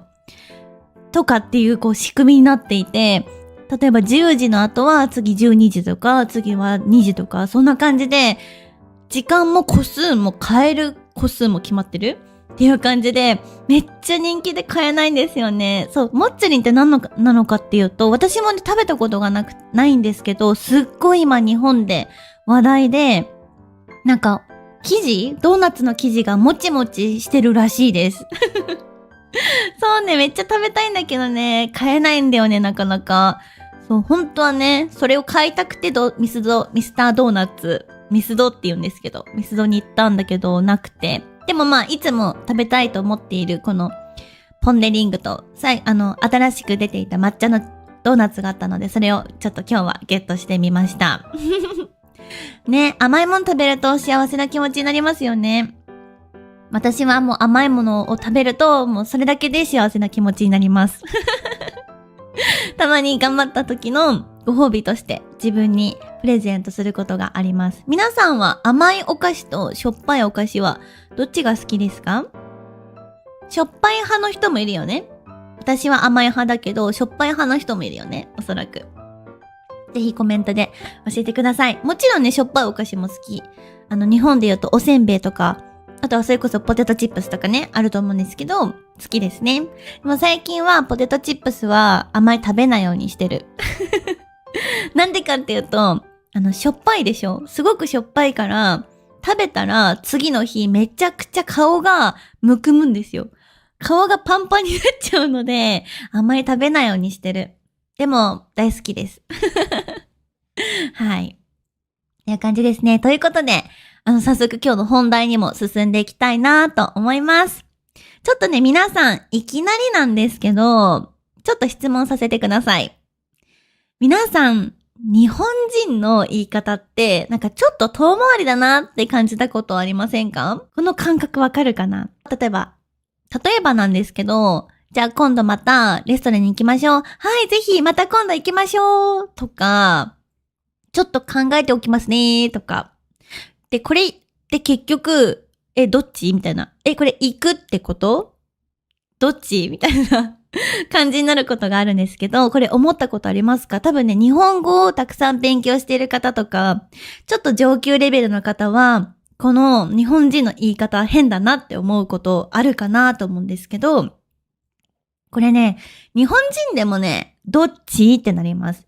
また今度ねって言うんですよ。私も言うんだけど、言われた時は、どっちかなってなります。でもなんかどっちとか関係ないんですよね、正直。また行くかもしれないし、行かないかもしれなくて、どっちでもいいんですよ、本当は。どっちでもよくて、ただ、また今度行こうね。また今度ね。で、OK なんですよ。はい。これ多分、日本語をね、勉強している方が、皆さん、これってどっちなのって思ったりとか、行きたいの行きたくないのって聞かれることもたくさんあるので、ちょっと今日これは解説していきたいなと思うんですけども、はい。多分こういう日本語のニュアンスっていうのがもっともっと分かってくるようになると、日本人同士の会話とかももっと分かってくるようになるし、例えばね、今日本語を勉強してる方で単語とか覚えてきたなとか、文法も結構分かってきた。覚えられてきた。だけど、会話になるとなぜかうまく話せないとか、日本人の言ってるニュアンスをなんか 100% 理解しきれてないなって思うことがね、あるかなと思うんですけど、日本語っていう言語がそもそも、そういう言語、あんまりはっきりものを言わなかったりとか、ちょっと遠回しな表現をする言葉が多いから、多分日本語を勉強してる方はちょっとね、どっちとか混乱しちゃうかなと思うんですけども、この日本語っていう言葉の裏側みたいなものを読むっていう文化が、もともとあるんですよね。そこで今日のテーマです。日本人の本音と建前について今日はじっくりお話ししていこうかなと思います。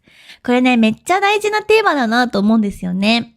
日本語っていう、ただただ言葉を理解するだけじゃなくて、日本人のこの考え方とか文化みたいなところを理解すると、もっともっと自然に喋れるようになるし、日本人同士の会話も分かってくるかなと思います。今日はね、ちょっと結構ボリュームたっぷりでいくので、気軽に聞いていただければ嬉しいです。はい。それではですね、まず、そもそも本音と建前って何っていう話だと思うんですけど、まずは言葉の意味からちょっと解説しようかなと思います。で、本音っていう言葉は、本当の気持ちですね。心の中で思っている私の本当の気持ち。例えばこれもね、今日のドーナツ美味しい。これ心の中でも思ってるし、本当に思ってる本音です。はい。で、建前っていうのは、相手とかその場のことを考えて表に出す言葉ですね。すごくシンプルに言うと、心の中が本音で、口に出す方が建前っていうイメージです。で、建前は必ずしも本音ではないということですね。この場の空気を悪くさせないために自分の気持ちを隠して相手に伝える、コミュニケーションを取るっていう方法になります。ちょっと難しいよね。難しいかもしれないんだけど、ちょっと一緒に今日いっぱい解説していこうと思うのでついてきてくれたら嬉しいです。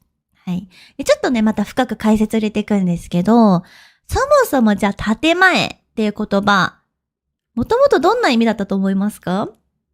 建前ってどんな意味かっていうところが深掘りしていきたいなと思うんですけど、もともとはね、建築の言葉なんですよ。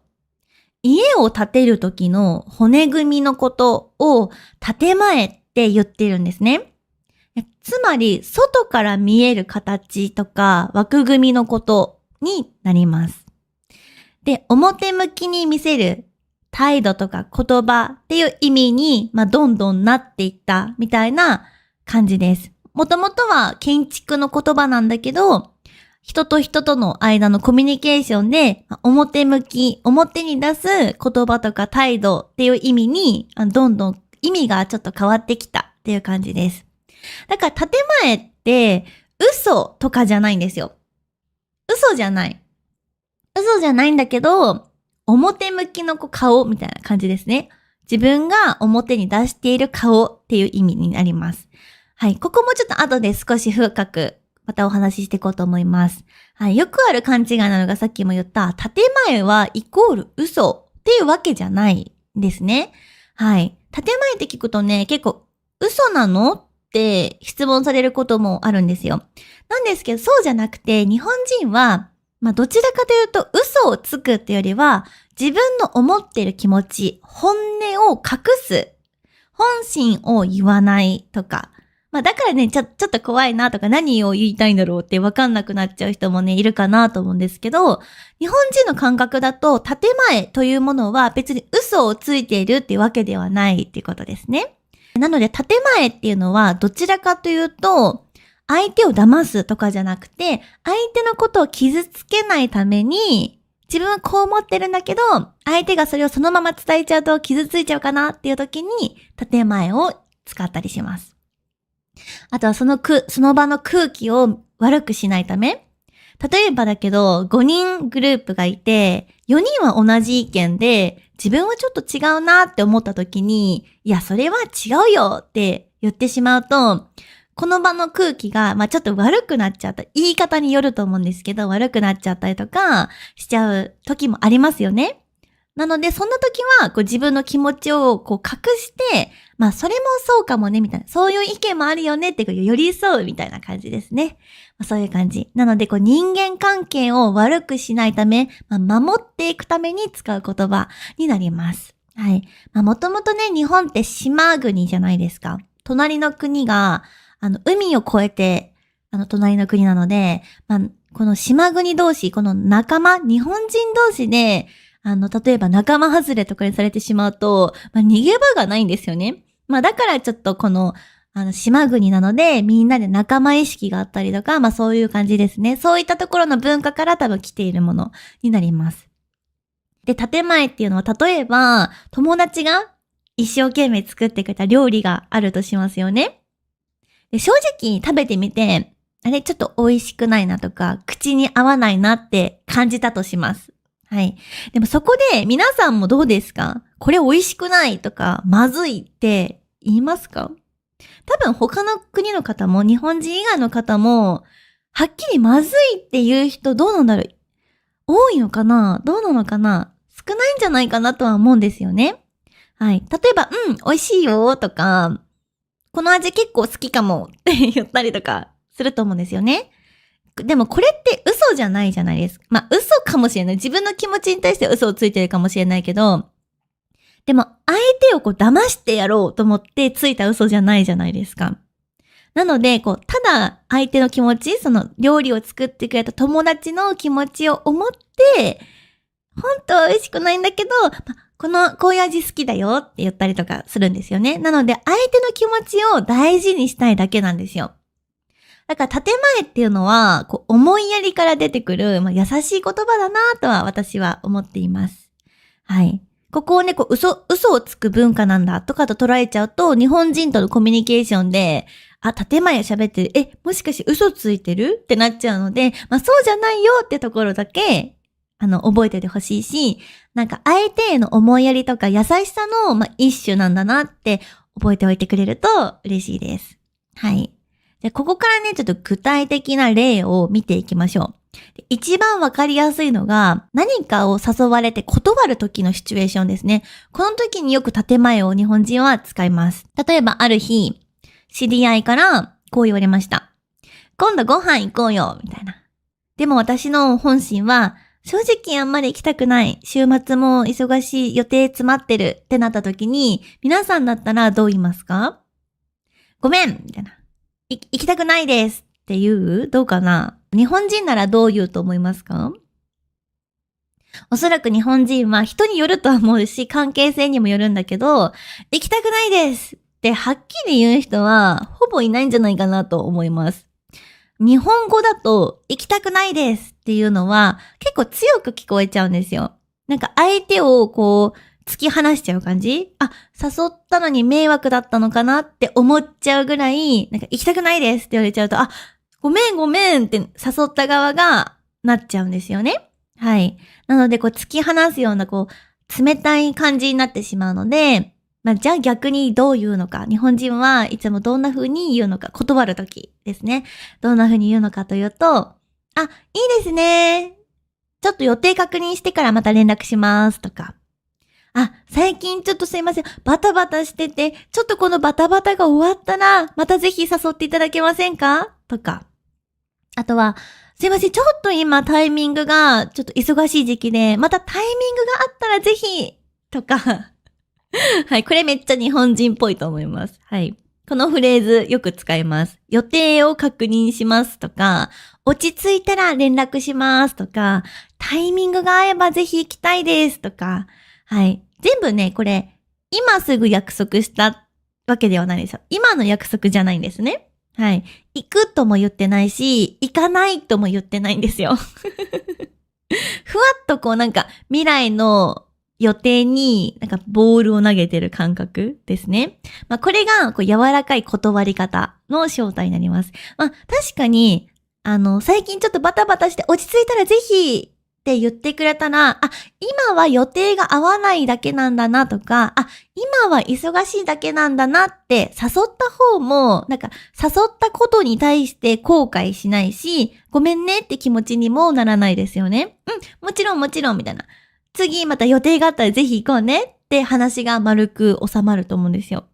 だけどここで、じゃあ今度ご飯行こうよって言った時、いや、行かない、行きたくないって言っちゃうと、じゃあもう誘いたくなくなりますよね、その人のこと。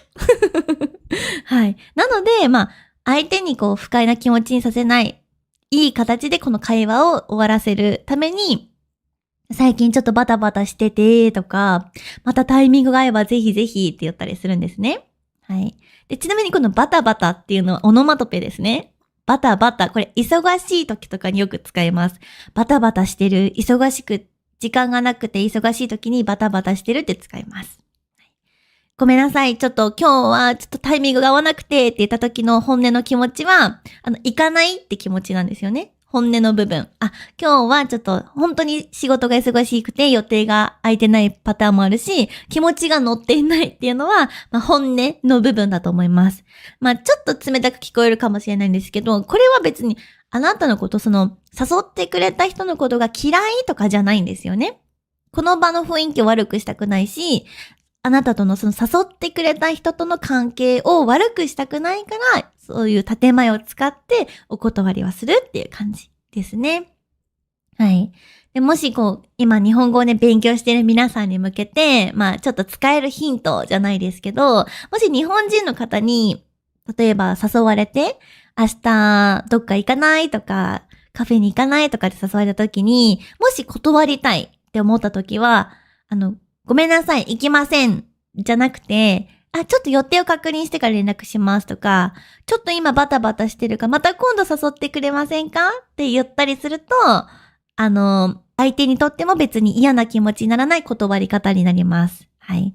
逆に言うと、日本人の人を誘ったとき、皆さんが、例えば仲良くなった日本人と、例えば明日映画に行かないって言って誘った場合は、ごめんね、ちょっと予定わかんないから確認してから連絡するねって言われた時は、もしかしたら行きたくないのかなというか、本当にバタバタしてるのかなって思ったりする。はい。そんな感じで大丈夫です。やんわりノーを言ってるんだろうなっていうサインとして受け取っていただいていいかなと思います。はい。逆にね、本当に行きたい時の日本人は、いいですね。じゃあ、今度ご飯行くとしたら、来週の金曜日とかどうですかって、具体的な日にち自分から出しますよね。この人と本当に行きたいと思っていたら。ここがちょっと見分けるポイントかなと思います。はい。で、あとはね、魔法の言葉があります。皆さん多分知ってると思う。聞いたことがある言葉だと思います。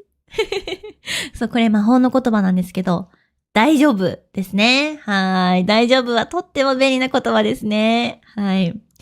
多分ね、皆さんも大丈夫って言葉を勉強したことがある方、多分わかるかなと思うんですけど、ちょっと日本語を勉強する上で、ちょっとわかりづらい言葉だと思うんですよ。はい。大丈夫です。ちょっと厄介な言葉ですね。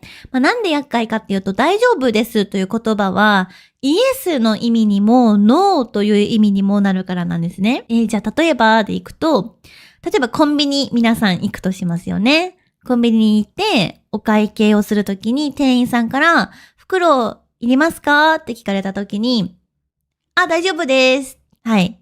この大丈夫です。どっちだと思いますか皆さん。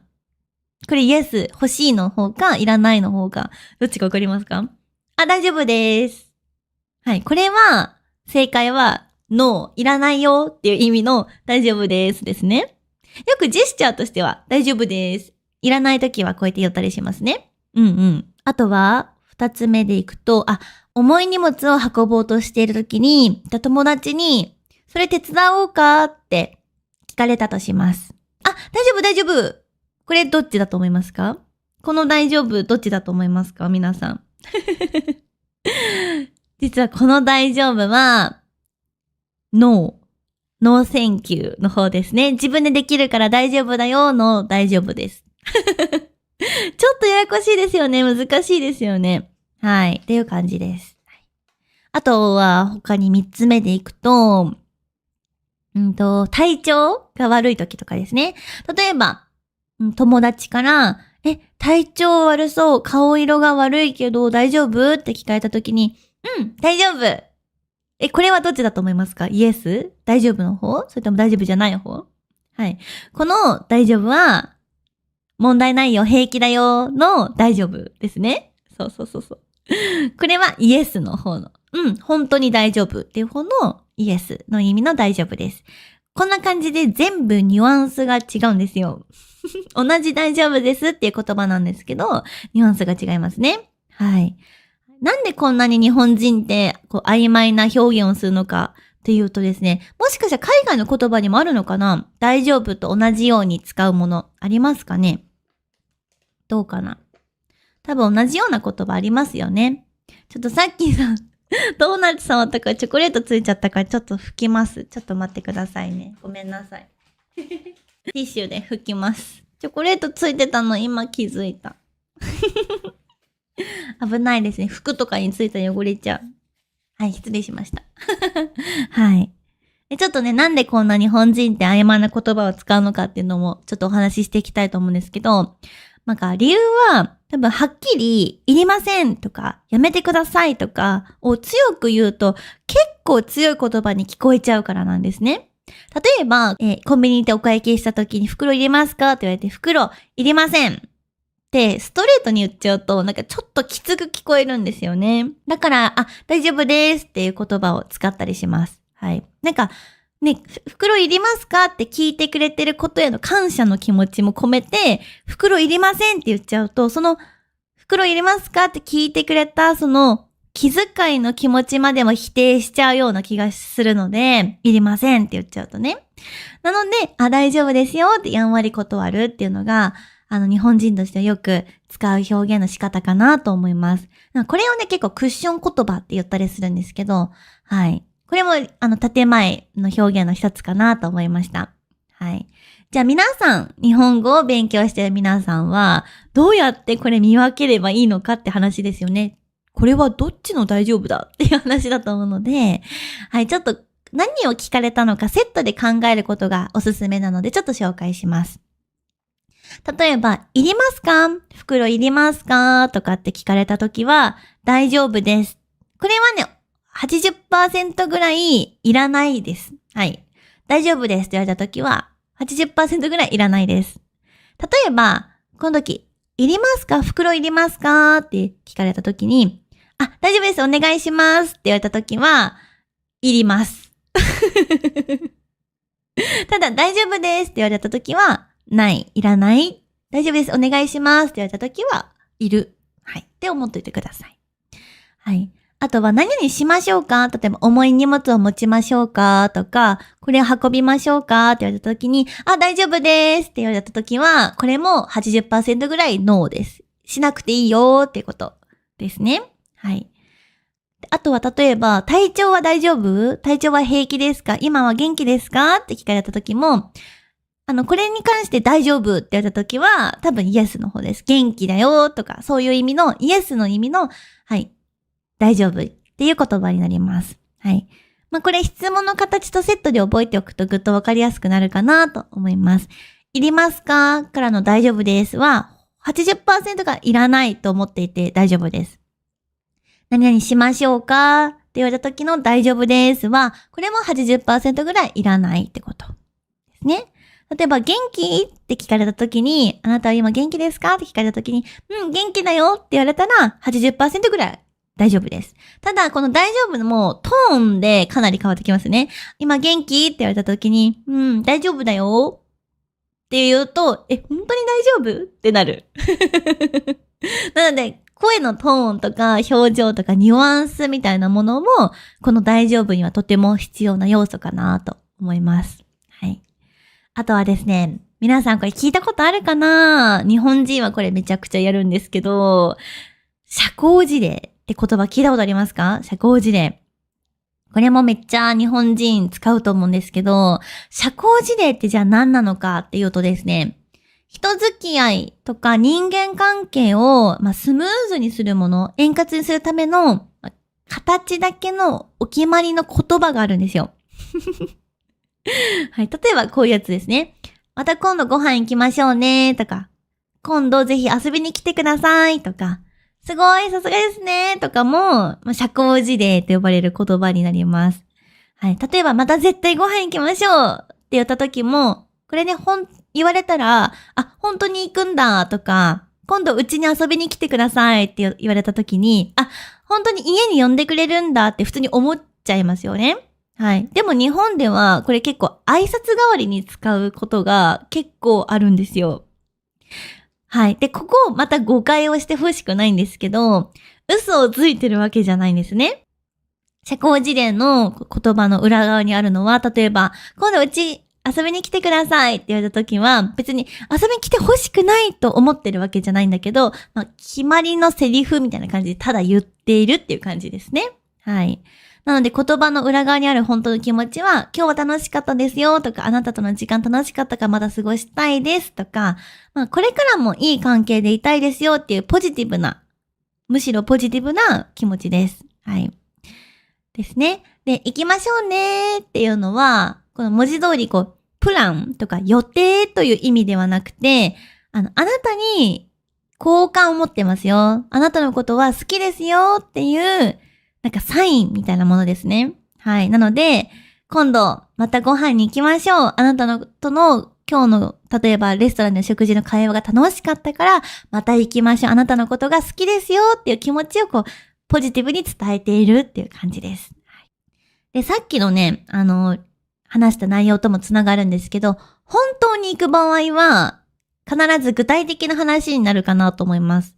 じゃあ、いつ行くとか、来週はどうですかとか、例えばご飯に誘うなら、和食がいい？それともイタリアンがいい？とか、じゃあ後で予定を送りますねとか、具体的に話を進めるかなと思います。本当に行きたいときはね。はい。逆に行きましょうね。また今度ね。行きましょうね。で終わると、これ以上進まない、話が進まなかったら、それは社交辞令ということです。別に悪い気持ちじゃないんだけどね。行きたくないとかじゃなくて、とりあえず今日はすごく楽しかった。また行きたいと思ってるよっていう気持ちを伝えたいからそう言っているっていう感じです。はい。なのでちょっとこれポイントなので、ぜひ覚えておいてくれると嬉しいです。で、もう一つはですね、ビジネスでの世界について建前を、あと褒め言葉についてもお話ししようかなと思います。日本のビジネスシーンとかでは、建前のフレーズめっちゃあるんですよ。例えば、会議とかで自分の意見に反対されちゃうときに、ストレートにその意見ダメですね、とは言わないですね。代わりに、例えば、なるほど、面白いですね。ただ、ちょっとだけ検討させてください。とか、方向性としてはありだと思います。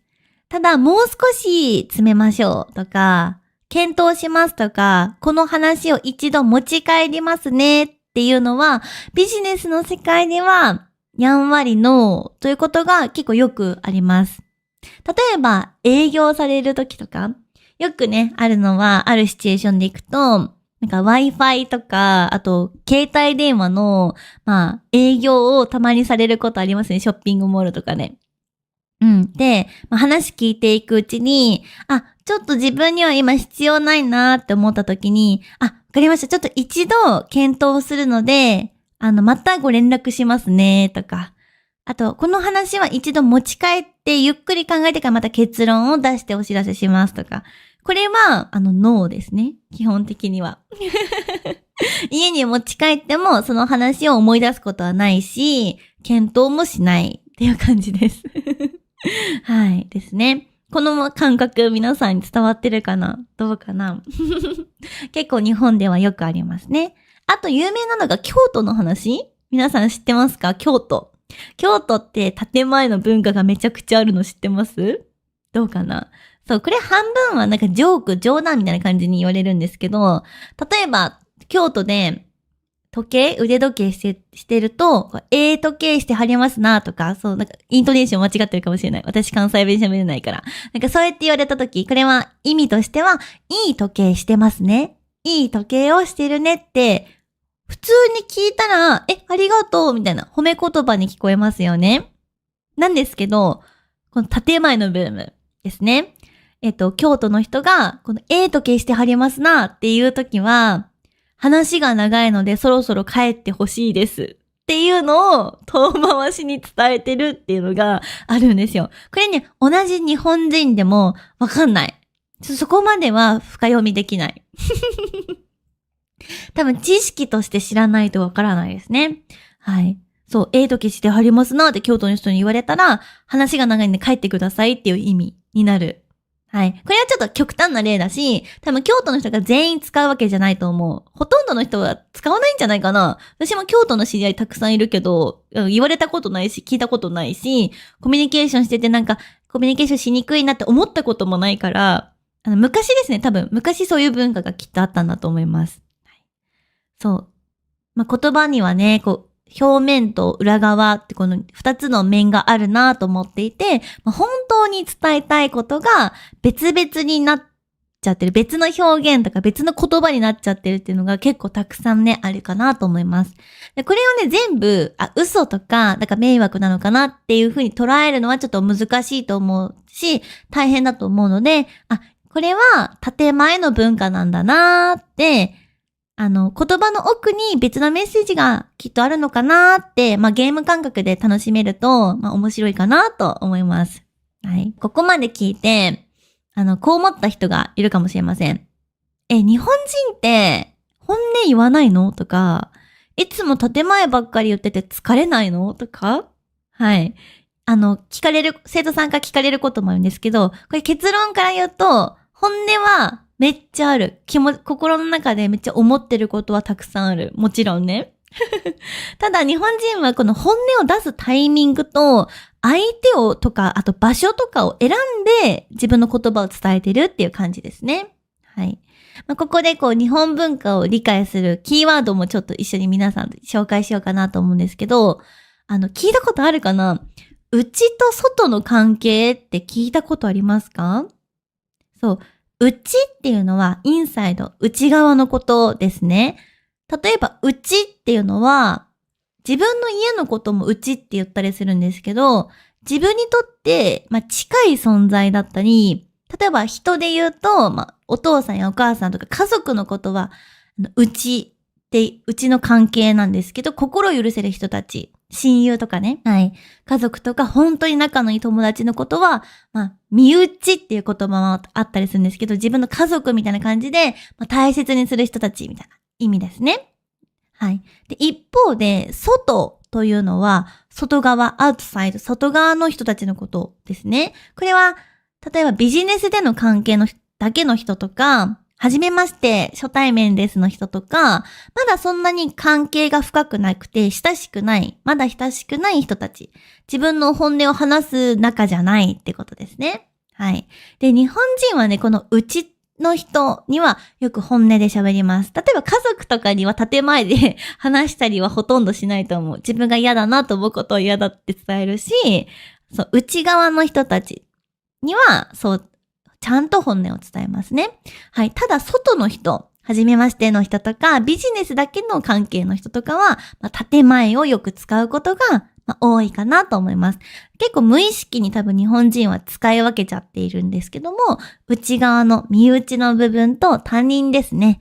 まだ仲良くない人たちには言葉を使い分けて、本音と建前を使い分けています。はい。でもこれちょっと考えてみると、日本だけじゃなくて、皆さんの国にもあるんじゃないかなって思うんですけど、どうですか？ぜひ教えてほしい。はい。会社の上司とかに話すときとか、親友同士で話すときとか、家族と話すときとか、多分言葉遣いとか、話す内容とかもきっと変わりますよね。どうかな？ちょっとぜひコメントで教えてください。はい。日本はその内と外の差が他の国よりちょっと大きいというか、ちゃんと差があるっていう感じかな、おそらく。はい。だから日本人が全く本音を言わないんじゃなくて、日本人は例えば友達との距離だったり、相手との距離で本音の出す量を、調整しています。うん。この人にはちょっと本音話せるかもとか、家族だからもう全部話しちゃうよとかね。そんな感じです。はい。逆に言うと、例えば日本人の、例えば皆さんお友達ができたとして、皆さんに、その日本人の友達がポロッと本音を言い始めたら、私のこと内側の人間だなって思ってくれてるんだなとか、そういうサインかもしれないですね。ちょっと嬉しいですね、そうなったら。はい。そう、なので、本音で打ち解けるとかっていうのは結構、本当に仲良くなったなって実感できるかなと思います。うん。私も友達から親友になる時とかあるじゃないですか、多分ね。その時友達の状態だと多分まだ本音を言わない。だけど、コミュニケーション重ねていったりとか、一緒に過ごす時間が長ければ長くなるほど、やっぱりそこで、本音を出すチャンスがね、たくさん出てくると思うので、だんだん本音を出していくっていう感じですね。日本人にはね、なんでこんな本音と建前の文化があるのかっていう背景のちょっと話をまたしたいんですけど、理由はね、大きく分けて2つあるかなと思います。ちょっと今までにも解説したんだけど、1つ目は、っていうのを大切にするからですね。そう、日本では昔からこの和っていう字、和っていうのは、皆さんとのチームワークだったりとか、調和っていうのをすごくね、大切にしてきた文化がもともとあります。はい、これ多分ね、昔の歴史的なバックグラウンドが関係してるかなと思うんですけど、日本ってもともとお米を作る、農業の国だったんですよね。お米作りって皆さん一人でできると思いますか？多分、一人じゃできないんですよ。田植えとか、稲を植えるっていう作業とかも、昔は機械じゃないからみんなで多分協力してやってたし、お水の管理とか、稲が育ってきて、お米ができて収穫するときも、おそらく昔はそんなハイテクなものがないので、みんなで協力しながらそれを作っていたと思うんですね。はい。村のみんなで、町とか村のみんなで協力しないと、この農業っていうのは成り立たなかったんですね。だからこそ、自分一人の意見を強く通す、こうだからとか、やりたくないとか、そういうことを言ってしまうよりも、みんなと仲良く、このチームの輪を乱さないようにうまくやるの方が、最終的にいろんなプロセスがうまくいくから、大事にされてきたっていう感じですね。その名残が今の言葉遣いにも残っているかなと思います。正しいことをズバッとはっきり自分の本音をそのまま言っちゃうっていうよりも、よくね、角が立たないようにって言うんですけど、角っていうのはここの部分ですね、角。ここが丸くなるように、角が立たないように、相手にとって突き刺さらないように、はい、柔らかく言うっていうのが、美徳とされてきたっていう感じです。ここでポイントなのは、日本人とのこのコミュニケーションでは何を言うかとかよりも、どうやって伝えるかみたいなこともとても重視してるかなと思います。日本人の感覚からすると。たとえ内容、私が言ってることが正論で正しいものだとしても、言い方がきつかったら、うわ、あの人きついなって思われちゃったりとかするんですよね。逆に言えば、ちょっと言いにくいこと、例えば相手のここを直してほしいみたいな。はい、例えばですけど、なんだろうね。片付けをしてくれない人がいるとして、ここ直してほしいな、綺麗にしてほしいなっていう時に、もうちょっと早く片付けしてよって怒るよりは、ちょっとここを綺麗にしてくれたら嬉しいなって言ったりするんですね。その方が、こう、相手を立てながら、こう言えたら、逆にあの人感じがいいなってなるし、相手もスムーズに動いてくれますよね。あ、わかった、片付けるねってなる。うん。から、この感覚結構日本語を話す上で、てか、人とのコミュニケーションをする上でめちゃくちゃ大事かなと思っていますね。はい。皆さんの国ではどうですか？結構はっきりものを言うタイプなのかな？どうかな？日本だからそうじゃない気がしますね、これは。コミュニケーションを円滑にする上で必要だからやっているっていう感じですね。あともう一つ、二つ目の理由が、察する文化があるからです。察するって言葉知ってる？皆さん。そう、察する文化。察するっていうのは、相手に直接言葉に出さなくても、相手の思ってる気持ちを、こう思ってるのかなって、気持ちを汲み取るっていうんですけど、汲み取ってあげること。日本では、なんか言わなくても分かってよとか、空気を読んでねっていう感覚が結構強いんですね。なのでこれを専門的にはハイコンテクスト文化って言ったりとかもするんですけど、言葉そのものより、その場の状況とか、関係性、友達だったり人との関係性とか、空気感とかに、たくさんの情報がすごく乗っかっているっていう文化っていう意味なんですね。このハイコンテクスト文化っていうのはね。だから日本人ははっきり全部言わないんですよ。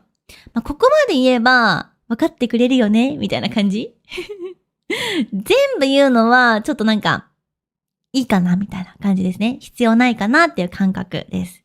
相手が察してくれることを前提に言葉をあえて少なくするとか、その足りない部分を埋めたりするのが、建前とか空気を読むっていう力につながってるんですね。すごいコミュニケーションの仕方してるよね、日本人って。面白いですよね。でも結構それは、人と話すときはあるかなと思います。だし、でもやっぱりね、いいことばっかりじゃないんですよ。この建前とかを使うっていうのは、今までは結構ポジティブな意味で皆さん使ってますよ、みたいな。相手を傷つけないために、建前というものを使ってますよって皆さんに今言ってたんですけど、もちろんデメリットもあるんですよ。フェアに話しますね。はい。デメリットは例えば、わかりにくいですね。本音が見えなくて、相手の心、相手が思ってる本当の気持ちがわからないから、何を言いたいんだろうってなる。これ日本人でもあります。この人は本当は何が言いたいのかなってすごく考える。あとは誤解が生まれますね。そう。例えば、明日ご飯に行きましょうって言って、大丈夫ですって言った時に、この大丈夫は OK の方だなって思っちゃって、明日、明日の予定があると思っちゃうとかね。そうそう。誤解が生じる。これはね、結構よくあります。どっちの大丈夫ってなる。日本人でもね。はい。あとはストレスになりますね。どっちかわかんないし、すっごく相手の気持ちを考えて話すから、ちょっと大変疲れちゃうっていう感じですね。はい。あれ断ってたのとか、気づかなかったみたいな。大丈夫って言われて、その気持ちに気づけなかった。どっちかがわかんなくて、本当は行きたくないのに、行くと捉えてしまって、気づかなかったってなっちゃうことも、普通に日本人同士でもあります。日本人もね、そう、本音を言えなくてもやもやすることなんてたくさんあります。言いたいことを飲み込んで、本当はこう思ってるってことを飲み込んで、ニコニコ建前で対応して、仕事でもすごく建前をよくいっぱい使うので、もう建前たくさん使いすぎ自分の本音を隠してね、言っていたので、家に帰ってからもう、はぁって疲れちゃうみたいな。私、昔の会社員の時そうでしたね。めちゃくちゃ疲れてました。人とのコミュニケーションに。はい。そういう日本人多分たくさんいると思う。私みたいに、大変な思いをしている人多分たくさんいると思うんですけど、だからね、建前文化っていうのはパーフェクトではないですよね。完璧じゃないし、必ずしも、メリットだけじゃないって感じですね。最近とか若い人とか中心にもっとはっきり言おうよみたいな流れとかもあるし、まあ文化って生き物なので、なんか変わってきますよね、おそらくね。これから日本も変わってくるんじゃないかなとは思います。じゃあ、皆さんね、日本語を勉強して、これどうしたらいいの？建前みたいになっちゃうじゃないですか。どうしたらいいのって感じだと思うんですけど、まあ、実用的にね、使えるようにしたいなと思うので、ちょっとお伝えしようかなと思います。はい。日本人と話すときのこの本音と建前に皆さん、日本語を勉強して皆さんがどう向き合えばいいのかを3つのポイントで紹介していきます。まず1つ目。言葉だけを信じすぎないでください。その人が発している言葉だけを信じすぎないってところ。はい。その言葉を 100% そのまま受け取らないことです。言葉の中身だけじゃなくて、まあ、時間の流れとか、その時の空気感とか雰囲気も一緒にトータルで見ていくって感じ。例えば声のトーンとか、表情とか、あとは時間、話している時間の感覚とか、あとは話の具体性とかですね。まあ、こういうところに本音が出てくると思います。さっきも言ったように、例えば今度ご飯行こう。いつ行く？来週はどう？って言われたら行きたい。それは本音として行きたいという気持ち。また今度また連絡するよとかって言われたら、また今度行こうねっていう感じ。まだ行きたくないってわけじゃないけど、次の予定は決めたくないっていう感じですね。はい。なので、具体的に話が進むかどうかが、特にわかりやすいサインかなと思います。あとはね、正直、遠回しの表現に慣れていくしかないっていうことですね。はい。やんわりノーのフレーズちょっと覚えておく。パターンとして覚えちゃうっていうのが楽かなと思います。例えば、ちょっと難しいですね。これ完全にノーですね。はい。あとは、検討しますねとかもノー。考えますねって意味なんですけど、検討しますっていうのはね。はい。あとは、前向きに考えますとかも、状況次第ではイエスにもなるんだけど、ほぼノーっていう感じです。考えておきますっていうのも、やんわりノーを言っているっていうサインです。こういうのをね、知っておくだけで、これは断られてるんだなっていうか、次の予定をはっきり決めたくないんだなって気づけるかなと思います。知識としてね、持っておくだけで、全然日本人との会話の聞こえ方が変わってくるかなと思います。で、日本人も、そして3つ目大事なのが、人それぞれなんですよ。これも結構大事で、全員が全員、建前ばっかりじゃないです。はい。はっきり、めちゃくちゃストレートに言う日本人も中には普通にいます。地域によってとかも違いますし、世代とか、若い人は結構はっきり言うとか、もあるかもしれないし、性格とかによっても違うと思います。私は特に結構あんまり自分の本音を昔から喋るのが得意じゃないので、結構建前みたいなものを使うことが多いと思います。これは性格によるかなと思います。なので、日本人はイコール建前が多いっていうふうに決めつけずに、こういう傾向があるんだな、こういう話し方の人なんだなって、思っていただけると嬉しいかなと思います。あともう一つ、私が日本語の先生として、日本語のコーチとして一つ加えるとしたら、皆さん自身は最初から建前を完璧に使いこなそうとしなくて大丈夫です。外国人のこの日本語を学ぶ皆さんがですね、ちょっとストレートに話しても、日本人は文化が違うもんねって、ちゃんと分かってくれると思います。むしろ大事なのは、相手の建前、日本人が喋ってる建前を受け取れるようになることですね。なので、相手のまた今度ねってとか、そういう言葉を正しく汲み取ることができたら、それだけでコミュニケーションってすっごくスムーズに進むと思います。ちょっと今日はね、ハイレベルジャパニーズの話をしたかなと思うので、もしわかんないことがあったら追加でコメントに質問してくれたら嬉しいです。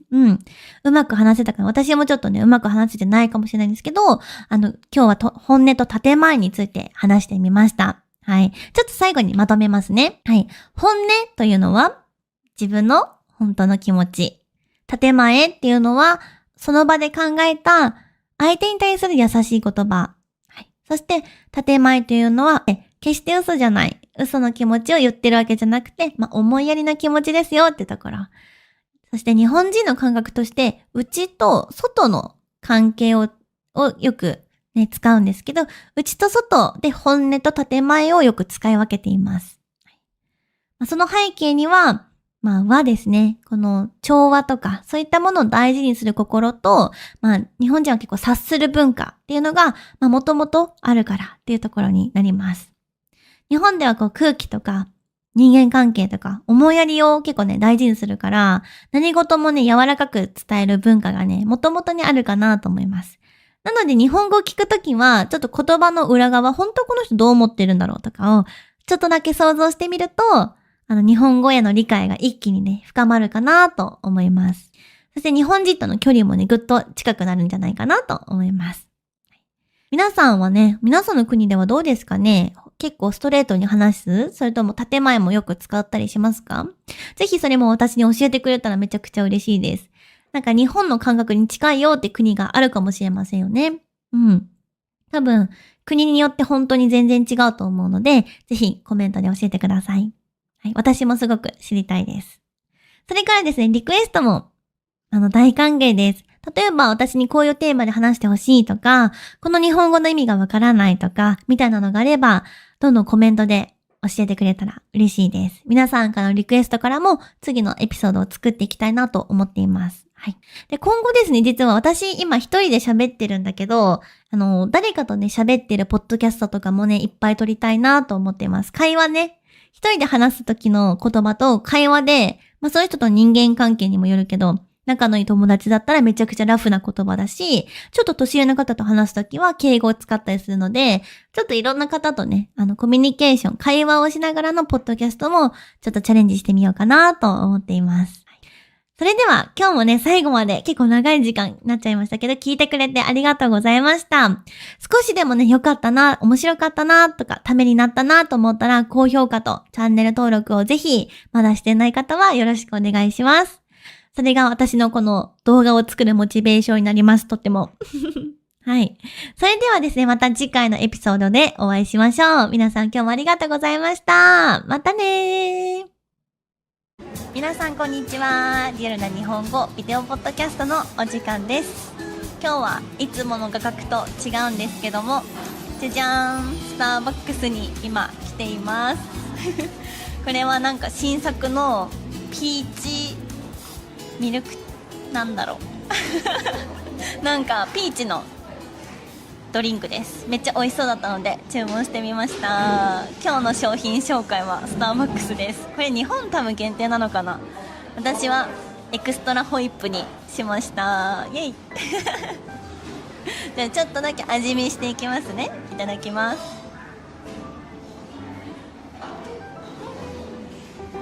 美味しい。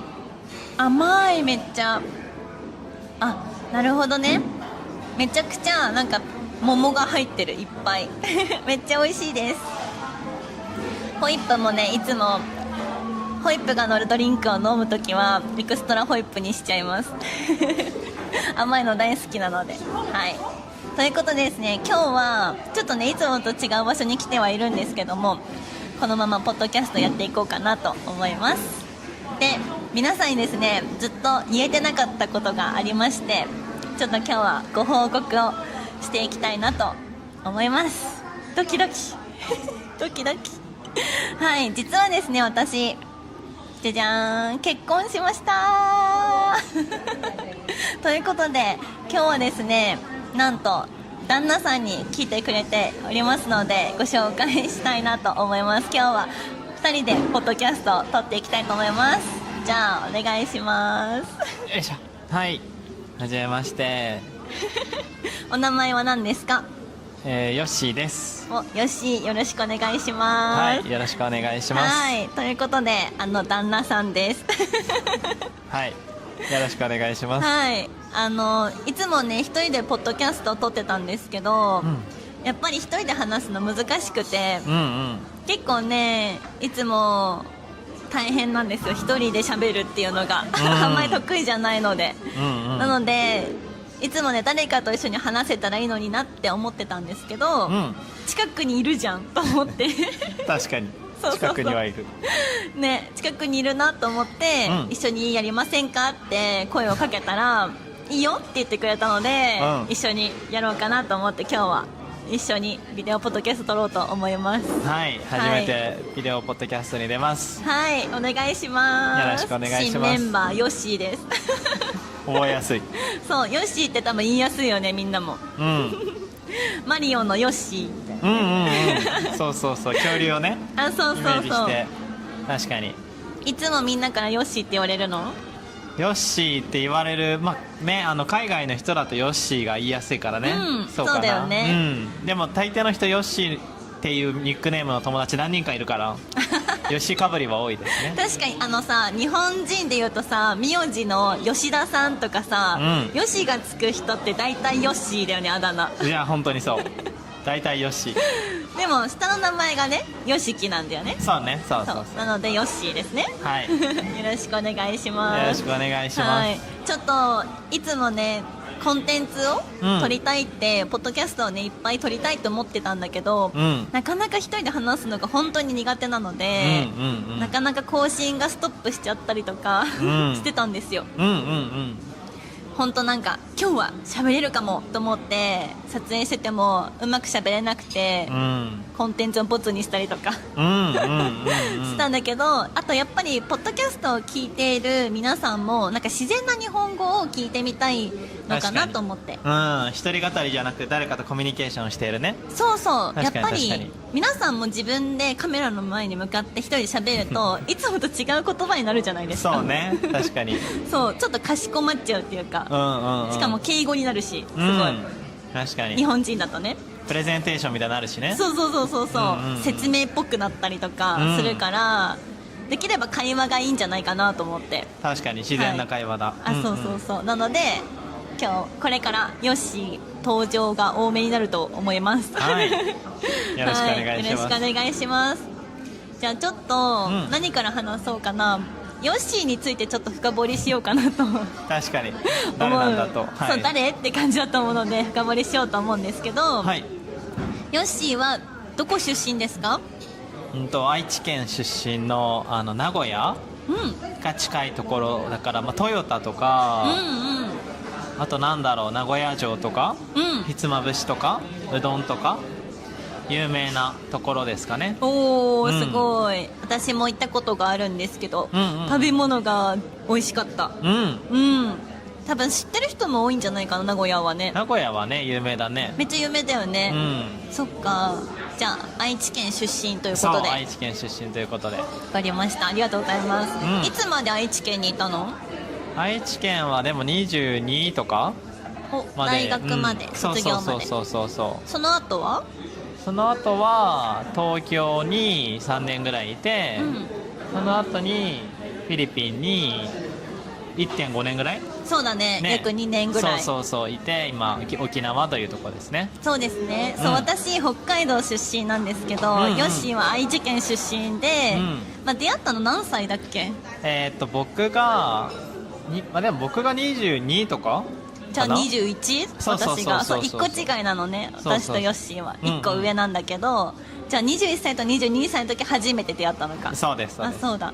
でもスタートあれだよね、友達だったよね。スタートもちろん友達そうそうそう、友達で、うんお付き合い始めたのはいつだっけ？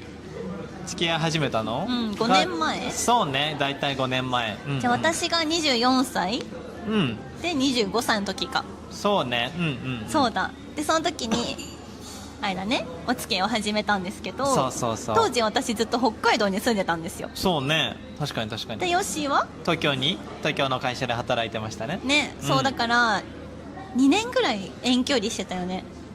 そうね確かに2年3年ぐらい、あ、そんなに。そっか。うん、ちょうど全部コロナだし2021年も、そうねだからまあ3年ぐらいは遠距離かな、うん、そうだそうだ、そうちょうど私たちが付き合った頃がコロナだったんだよね、うんそうで北海道と東京で遠距離をずっとしてましたね、うんうんうんうん3年近く。そうね遠距離してました。そうでも私その時会社員じゃなかったから、うん結構東京に遊びに行ったりとかしてたの。うんうんうんうん、ね確かに確かに。私ヨッシーもリモートワーカーだったから、うんまあ、今もリモートワーカーなんだけど、うんうんうんうんリモートワーカーなんか結構私の地元に来てくれてたよね。そうね、東京いたり北海道行ったり一緒に旅行したり、なんかいろんな日本全国各地転々としながら移動しながら働いたりね、してたね。そうだ、九州の熊本に行ったりとか確かに確かに。それこそ愛知にね、遊びに行ったりもしたし、うんなんか1回の旅行が長いんだよね。1回にそうね、長いね。いつ働いていつ旅行してるのかわからないね。そう、なんか旅行しながら働くみたいな、お互いそんな感じだったよね。確かに確かに、そういう感じ。で、私がライブ配信を始めるんですよ。そう、ストリーマーだったんだけど昔、ライブ配信もしながら一緒にね旅行したりとかしてました。そうね。ライブ配信は初めてポッドキャストで喋るの？いや、何回か喋ってるかな。あ、れ初めてかな、忘れちゃった。そう、ライブ配信者だったんですよ私、昔2年ぐらいね。すごい、そうね、やってたね。そうそうそうそう。なんかよくある配信者はゲーム実況とかねありますけど、どういう配信をやってたんですか？私はでも主に雑談配信すごい。みんなとおしゃべりしてました、それプラスフルートをやってたので、たまに音楽配信とかをやって、エンターテイナーでしたすごい。それを2年やってたんですか？そう、2年やって喉に限界が来ましたねえ、病院行ったりとかね。そう、ポリープができちゃって、もう続けたら声出なくなるよって言われたからやめたそんなこと言われたことない。そうでも病院行く前も、もう本当声が出なくなったり、声が本当に枯れちゃったりとかして、もう音が出ないみたいな、声にならない、息しか出ないみたいな、っていう状況でした、あの時は。やばい、大変。そうそうそうでしたね。よかったね、配信をやめて。ある意味まあそうだね、健康的にはなったかなその配信してた頃はもう24時間配信のために生きてた感じ。そうね、確かに。レッドブル飲んで。そう、レッドブルを家の中にめっちゃ買い込んで、あんまり飲まない方がいいのは分かってたんだけど、飲まないと本当に寝ちゃうからずっと飲んでたね夜ね、なんか7時ぐらいから稼働して、朝5時ぐらいまで配信してた。してたねえ、人間じゃないみたいな。いや、人間じゃなかった、あの時はね。ねそう、あれをもうずっと続けることは無理だなって、その時から思っていて、で、そう、転職しようってなったんだよね。そう、お仕事を変えようって思った時に、もともと行きたかったフィリピンのセブ島に行きたいと思って、でタイミングよくヨッシーもね。そうね、フィリピンのセブ島の会社に転職をして、なんか全く同じ会社じゃないけどグループ会社的なところだったから、語学学校、そうね、語学学校で違う、学校だったから、でも同じ語学学校の施設は使ってた、から、なんか廊下でよくすれ違うとか。そうそう、なんかヨッシーいるみたいな感じ会社の中で廊下ですれ違う的な感じですね。そうそう、たまに一緒に仕事もしたよね。そうね、そうね、確かにグループ会社だからコラボできるところあるし。そうそう、一緒に仕事したりもしてたり、で初めてその時に一緒に住み始めたね、同棲をしたね。フィリピンでね。そう、フィリピンで初めて同棲した。どこで初めて同棲してんねんってくらい。いや、ほんとそうフィリピンで初めて同棲しましたね。そうそう、2年ぐらい、そうね、年近くね。しかもワンルーム。そう、結構家賃高めの場所だったけどさ、そうね、部屋がワンルームでベッドあって、キッチンあって、なんかちょっとちっちゃい机があるみたいな部屋ね。いや本当にそう。あれってなんて言うんだっけ、フィリピンでワンルームのことなんて言うんだっけ。ワンベッドルームかな。ワンベッドルーム。そう、一つのベッドしかない。そうそうそうそう、で2ベッドルームが日本でいう 2LDK みたいな、そう感じだったんだけど、結構過酷だったね。そうね、なんかアリは結構いるしね虫はたくさんいたね、ゴキブリもでもセブで住めたらどこでも住めるとは思う。そうだね、20代のうちに経験できてよかったなって思うし、一緒に行けてよかったよね。いや本当にそう。あの時もし選択が違ったら結婚してないかもしれない。確かに選択が違ったら怖いこと言う。フィリピンに行くっていうさ決断をお互いにしなかったら、もしかしたら結婚してないかもしれないよね。確かに、それはありそう。ですね。で、2年ぐらいフィリピンに住んで、なんで沖縄来たんだっけ？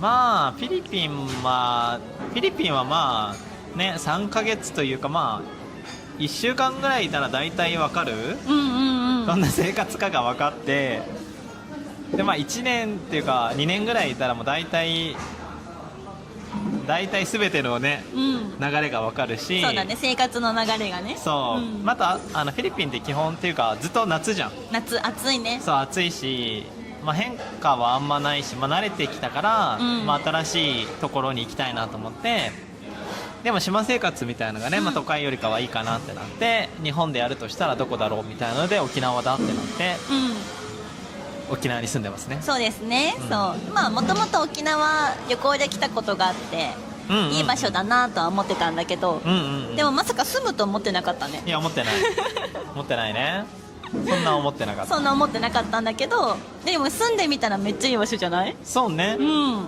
全然海近いしそう。うちから海めっちゃ近くていいよね。うん、天気いいし最近さ、2人で散歩始めたんだよね。散歩タイムね。そう。私たち2人ともさ、在宅ワーク、家で仕事をするリモートワーカーだかうんら、うんうん、運動しないんよね。そうだね、確かに。そうだから散歩しようってなって、うんうんうんうんそう散歩してますよく。散歩大事、うん。運動習慣大事。そうなの。気づいたらずっとね椅子に座ってるしね。あれ今日家の中しか歩いてないみたいな、ね。いや本当にそうあるよね。うん机からお手洗いまでしか歩いてないみたいな。そうそうそうそう。100歩も歩いてないんじゃないかっていうぐらいしか歩いて、ね、それはよくある、うん、そうだからちゃんと運動しようねってことで、う散歩を始めましたね最近。んいや始めましたそうそうそう。で結婚したんですけど、うんうんうん結婚したのはいつだっけ？入籍日うん。は5月の10日ですかね、そうだ今年の、うんうん、そう5月10日に入籍をしてうん夫婦になりました、はいでもさ実感なくない？あんまり実感はない。5年ぐらい付き合ってるんだけどさ、うんうんだからこそなんかあんま実感ないよね。まあそうね、特にまあ男性側は何かが変わるわけでもないし、そうだ、日本だと女性が名字が変わるから、うんうんうんラストネーム名字が変わるから、なんかたまにふとした瞬間に名字変わって私奥さんなんだって思うけど確かに男性特にあんまないよね。あんま変わらないね。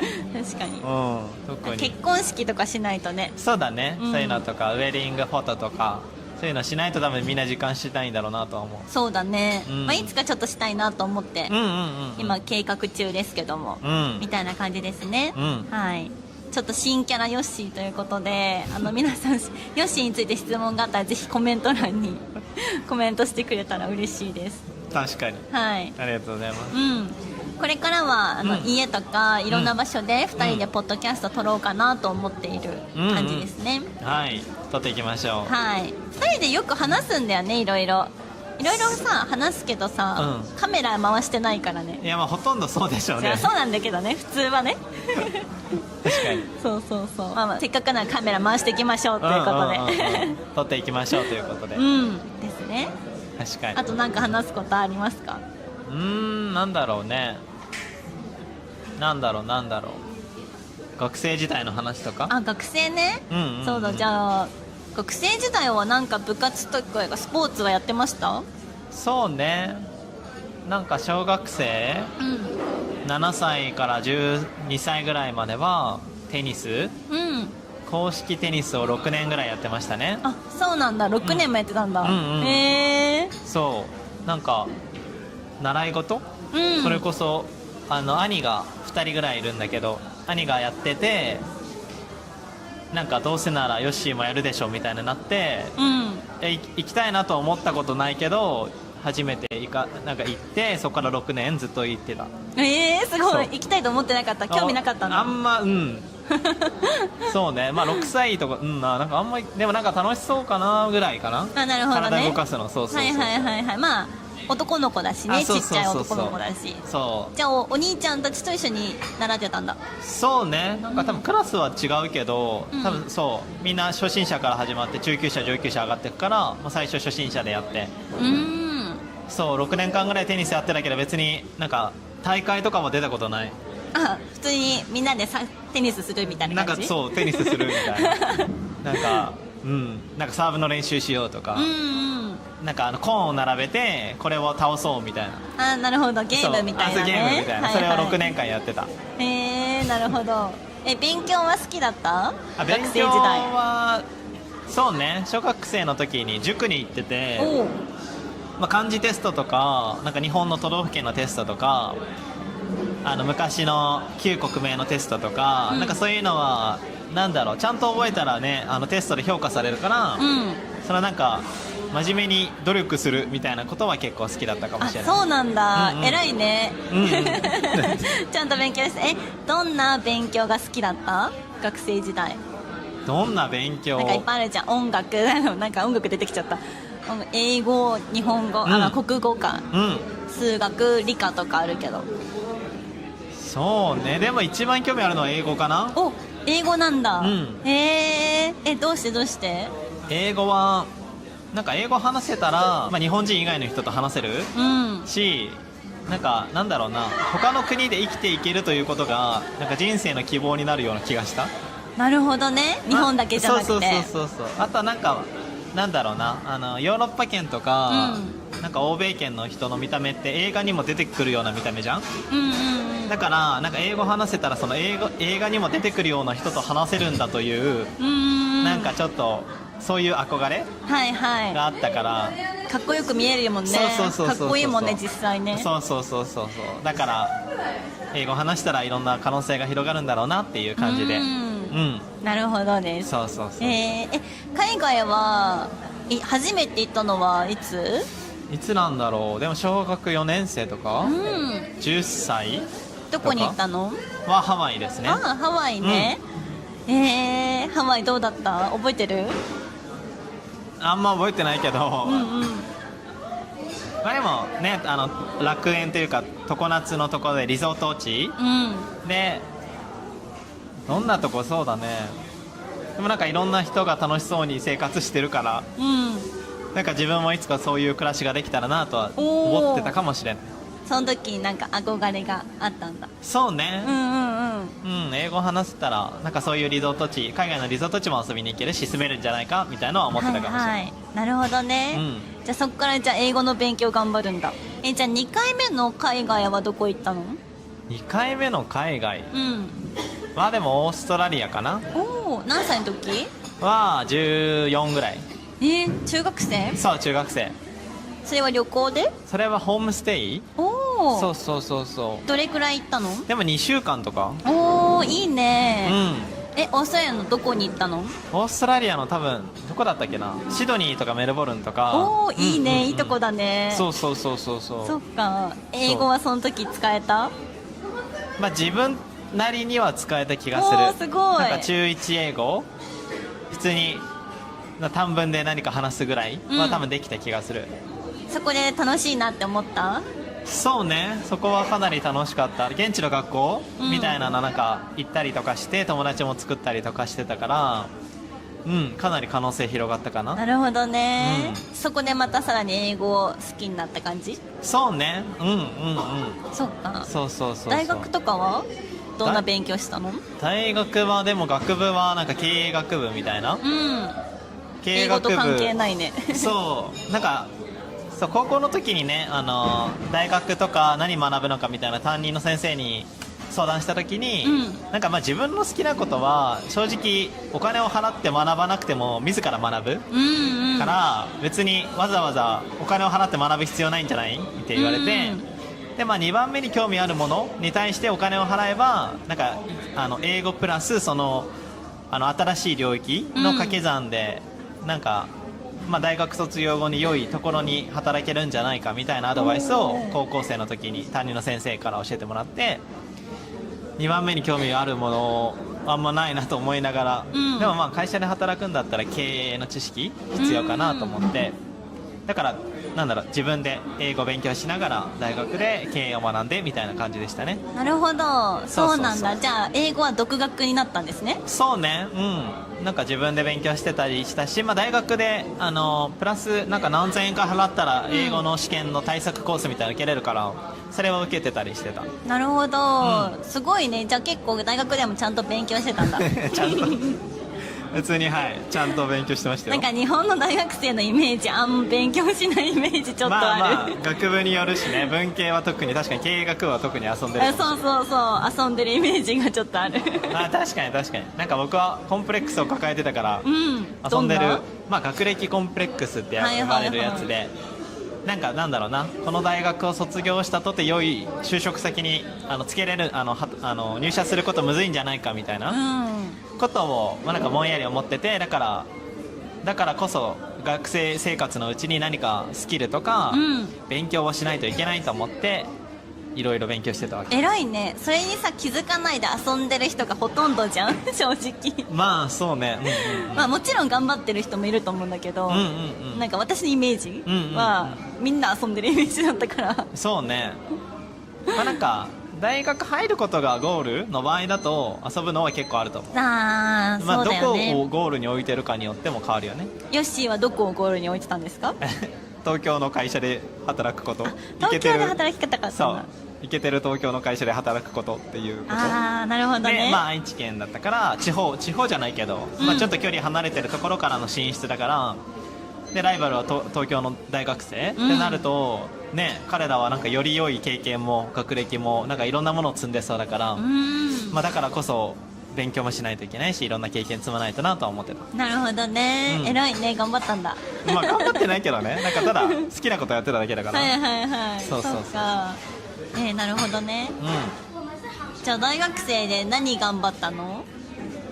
何頑張ったんでしょうね、何頑張ったんだろう。特に頑張ってないかもしれないなんか、海外行ってませんでしたっけ、大学生の時。あ、そうね、19歳の時にカナダにワーキングホリデーの留学はしてたかな。1年そうね、くらい。大体カナダのどこに行ったの？カナダのトロント。トロントね。そうそうそう。私行ったことないけどすっごい行ってみたい。トロン寒いね、トの生徒さんがいる。トロントの生徒さんいる。バンクーバーもいるし、お、すごい。あとモントリオールの生徒さんもいる。ケベック、そうね、すごいすごい。ケベック。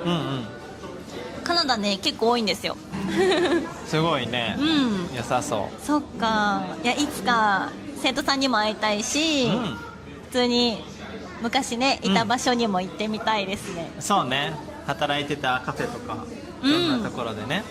そっか。じゃあそこで頑張って英語も使って働いたの？もちろん。カナダで。もちろんおお、すごいじゃん。そうね、まあなんかそうね、留学留学あるあるだと、なんか同じ国出身の人と固まっちゃうみたいなことは、まあどの国の人でもあるかなと思うけど、なんか僕はせっかく留学行くんだったら英語しか話さないとか、日本人とつるまないみたいなルールを持ってたから、なんか現地でその日本人以外の人とつるんだりとか、英語を使って働けるような職種とか職場で働いてた。偉いですね、私も一瞬だけオーストラリアの語学学校行ったんだけど、英語話せなさすぎて、日本人といましたダメだですね、これが。お金かけて行ったのにね。そうそうそうそう、ダメだよね。そうそうそう。そっか、すごいね。19歳でしょ。そうそうそうそう。一人で海外行って働くなんてさ、言語も違う中で本当すごいよね。まあでもそんな変わんないよね。変わんない。言語だけぐらい、言語が違うくらい。言語が違うのが大変なのよ言語が違うくらい。そっかそっか。カナダは楽しかった？そうね、カナダ楽しかった。もう一回行きたい？旅行で、行きたいよね。全然旅行は全然楽しいよ、多分どの国も。私も行きたい。アメリカも行った？アメリカも行った。ニューヨークかな。いつか行きたいです。ニューヨークの生徒さんもねいるから。すごい素晴らしい、騒がしい街。そっかそっか。で日本に帰ってきて、そうそうそうそうそう。その後は就活？そうね。いや20歳で帰ってきて卒業まであと2年ぐらいあるから、そこからはなんか英語使ったバイトとか、なんか企業でインターンシップするとか、なんかそういうことをしてたかな。なるほどね、そっかそっか。大学卒業後は無事に東京の会社にそうね、東京の会社になんかねじ込んで入りね、無理やり入り。なんかあれでしょ、卒業しないと思ってたら卒業してたみたいな言ってなかったっけ？そうねそうね。なんか3月に卒業するけど入社は8月みたいな、はいはい。そうね、うんうん。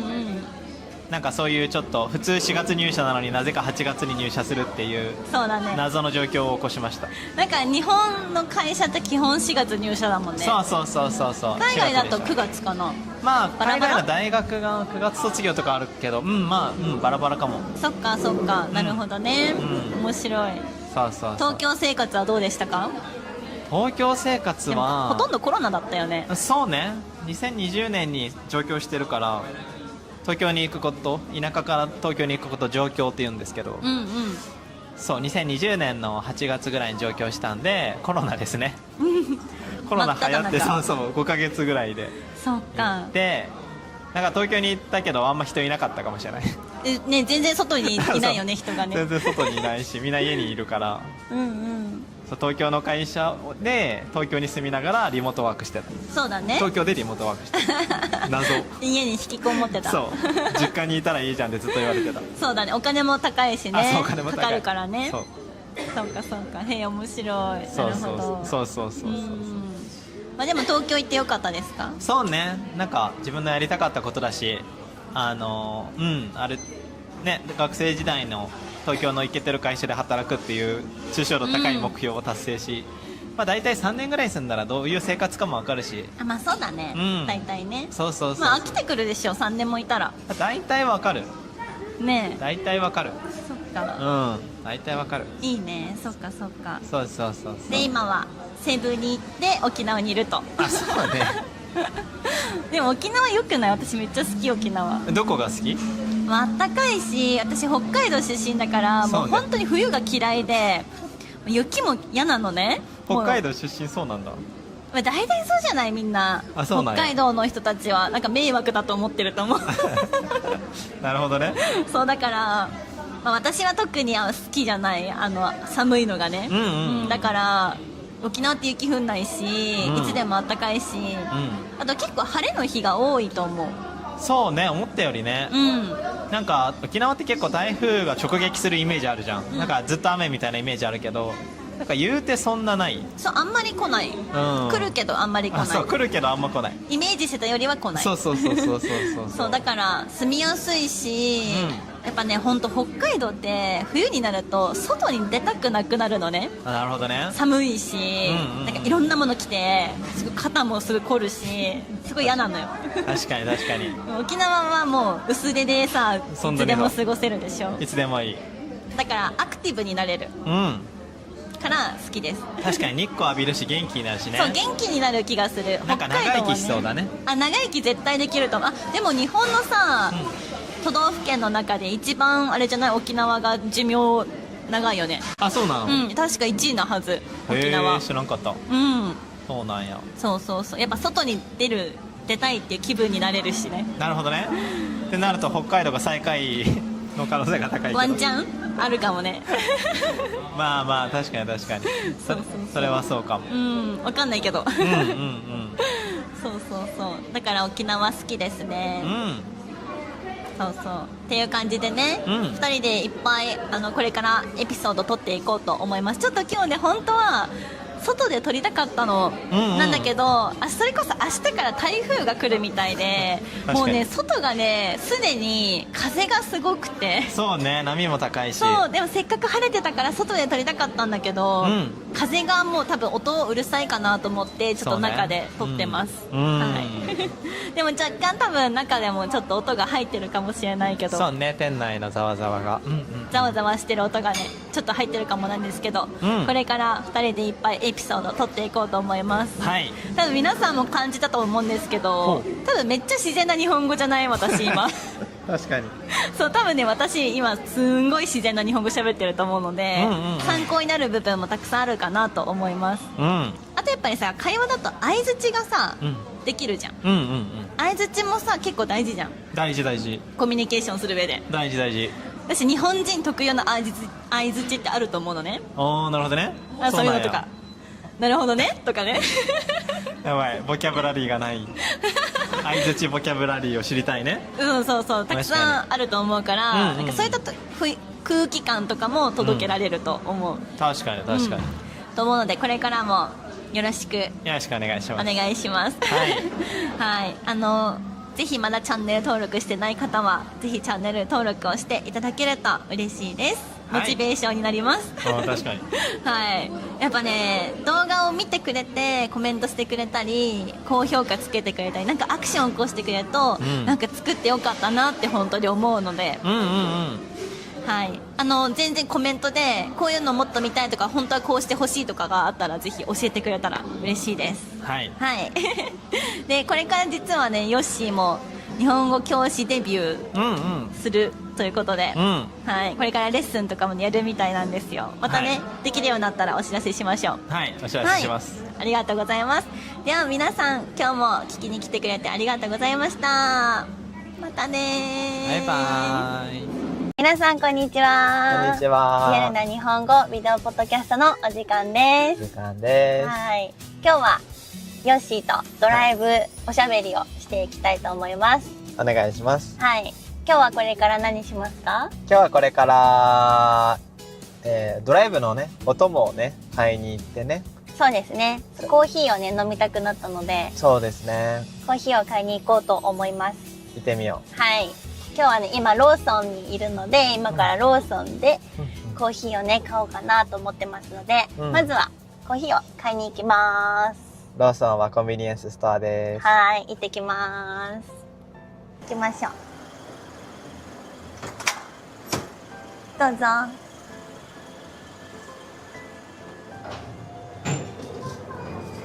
ちょっとゴミ捨てますね。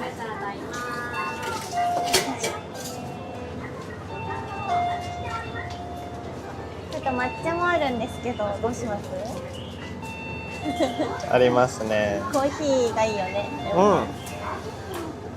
ヨッシーは決まった？コーヒーで。コーヒー？メガ、どうしようかな。メガにするか。メガ、私はメガで。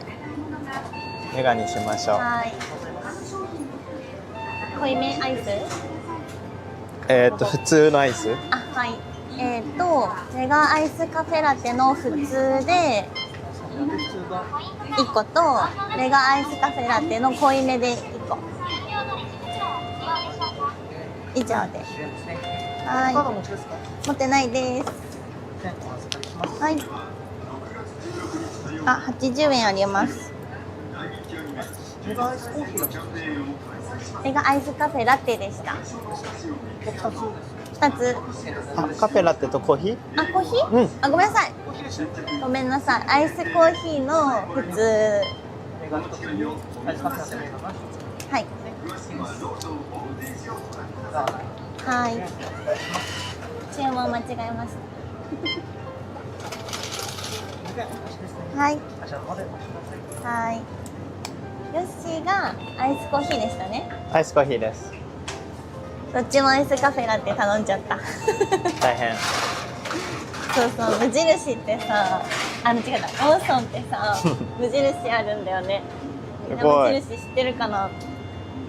あると、カナダにはある。ね、人気だよね。あるとこあるかも。そうそ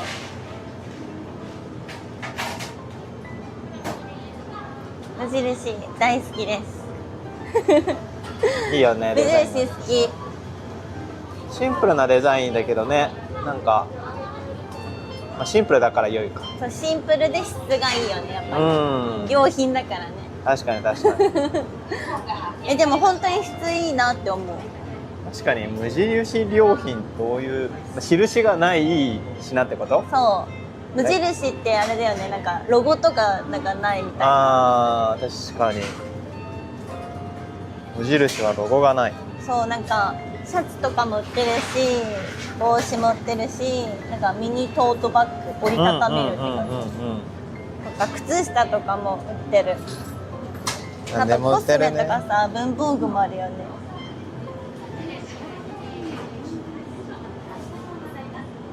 私はよく化粧水使います。確かに。そうできたかな。そうかな。はーい。はーい。よいしょ。アイスコーヒーができたみたい。アイスコーヒー。よいしょ。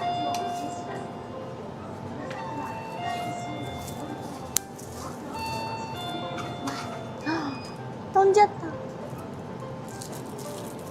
た。はい、ありがとうございます。あ、こっちがラテだ。よいしょ。ゲット。はい、どうぞ。はいどうも。よいしょ。はい、コーヒーゲット。コーヒーゲットです。私はメガアイスカフェラテにしました。僕はメガアイスコーヒーにしました。いいね、飲みます。私これめっちゃ好き。なんか今日マイルドな味がする。濃くないってこと？いつもよりマイルドかも。もしかしたら濃いめじゃないかもしれない。でも美味しいです。逆にこっちが濃いめかも。間違ったのかもね。私がオーダーミスった？わからん。ね。聞いてなかった。まあでも普通に美味しいです。うん。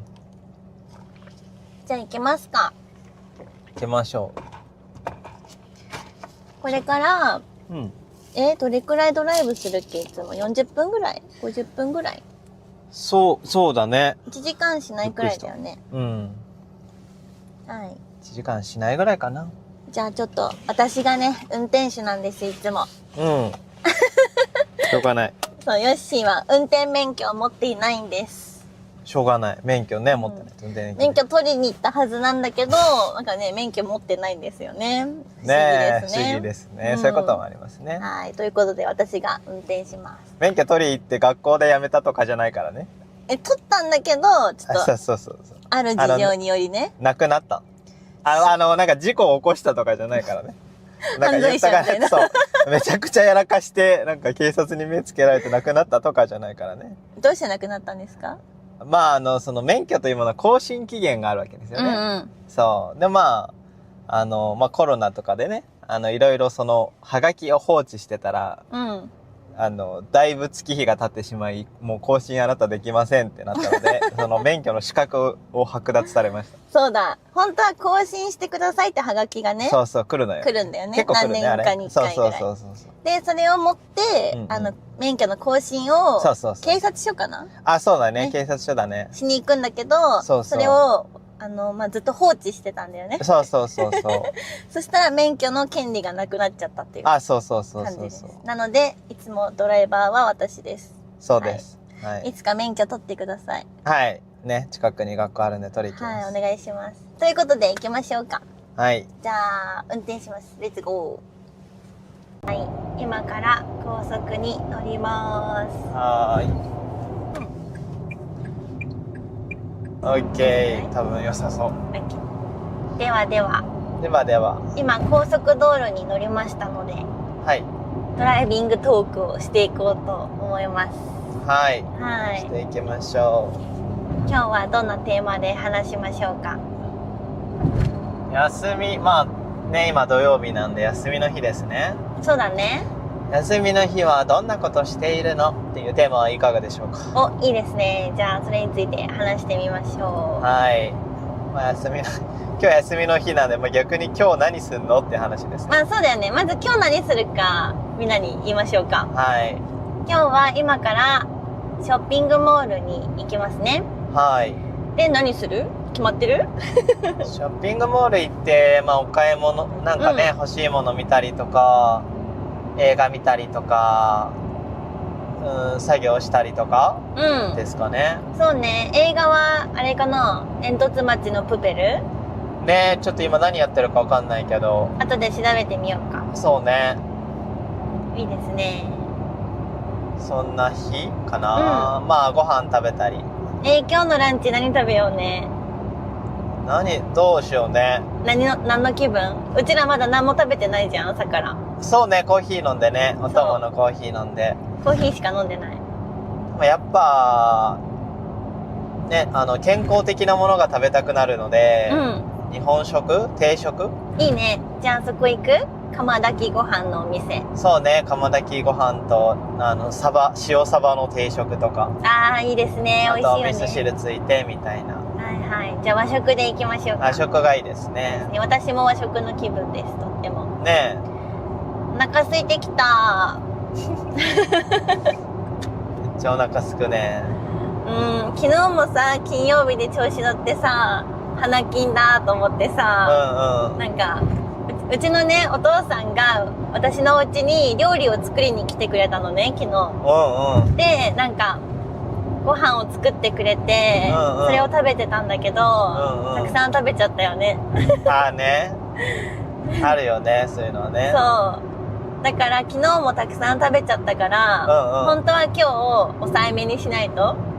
ああ、そういうことね。バランスを取るためにね。そう。って思ってたんだけど、うんうん。せっかくのお出かけだから食べちゃうよね、みたいな。ああね。もうちょっとご飯少なめとかにしたらいいんじゃない？あ、そうだね。炭水化物少なめとかにしたら。やっぱご飯がさ、太っちゃうよね。まあ、炭水化物がそうね。でも私ご飯大好きなんだよな。本当に辛い。つらい。まあ、北海道出身だからね。なんで？関係ねえか。なんか、北関係ない海道はご飯とかさ、まあ、食全部美味しいじゃん。北海道は全部美味しいですね。まあ、食まずいとこないと思うけど、わかんないけど、食がまずいところに生まれてたら、そんな食好きじゃないとかなりそう。あー、でも、まあ私お父さんが料理人なのもあるかもね。なんか昔から食に興味はあるというかさ、美味しいものに囲まれて育ったっていうのはありますね。確かに確かに。そうそう。たまにね、うちにお父さんが料理作りに来てくれるんだよね。すごいね。いいよね、いいよね。めっちゃすごい。料理代行ですね。料理代行です。そう。なんか日本には家事代行というサービスがあるらしいですけど、知ってますか？もちろん、家事代行、この前使ってみましたね。何をしてくれるサービスなんですか？本当はね、本来の目的はエアコンの掃除をしてもらおうと思ったの。まあ、家事代行を依頼したよっていうことね。で、依頼するもともとの背景はエアコンを掃除したかったってことね。そう、エアコンの清掃サービスを調べてたら、家事代行の会社がエアコンも掃除してくれるっていうのを見つけたのね。そういうことね。はいそう、はいはい。最初はそれが始まりで、エアコンね、掃除したいなと、ね、自分じゃできないから、してもらおうと思ってたから、業者をこうネットで探してたんだけど、そしたらこう家事代行のサービスが出てきて、なんか初回2時間、なんかちょっと安めの金額だったから、ちょっと待って、これはやってみようかなみたいな。初めて使ってみようかなって。家事代行って他の家事もやってくれるやつ、例えば、トイレの掃除とか、お風呂の掃除とか、キッチンのシンクの中の掃除とか、部屋も全部掃除機かけてくれたりする、普通に家事をやってくれるサービスなんだけど、それを、ちょっと初回安かったし、使ってみようって思ったんですよ。そう、そしたらめちゃくちゃ良くて、部屋ピカピカになってたよね。なってたね。そうそう。なんかいつも汚いみたいになってますけど、別に綺麗にはなってましたね。そうそうそう。なんか、いつもさ、細かくはできない掃除がたくさんあるじゃん。そうね。時間がかかるところとかね。そう、お風呂とかもさ、さっとは掃除するけど、なんか、ちゃんと綺麗にはできてないみたいなところ、ね。まあまあ、そうね。なんか、プロが持ってる洗剤とかね。そうそうそう。そういうのに。そうなの。あと、沖縄って、私たち今沖縄に住んでるんですけど、沖縄って、お水がね、本州のお水とちょっと違って、香水っていうさ、多分海外のお水とちょっと似てるんだよね。で、香水って、なんか白くなるのよ、ほっとくと。石灰みたいなのが固まって、白くなって、鏡とかさ、真っ白になっちゃうの。そうだね。それがなかなか洗剤で落ちなくて、でも昨日じゃん、この前か、家事代行の人に掃除してもらったら、それもピッカピカにしてくれて、素晴らしいって思いましたね。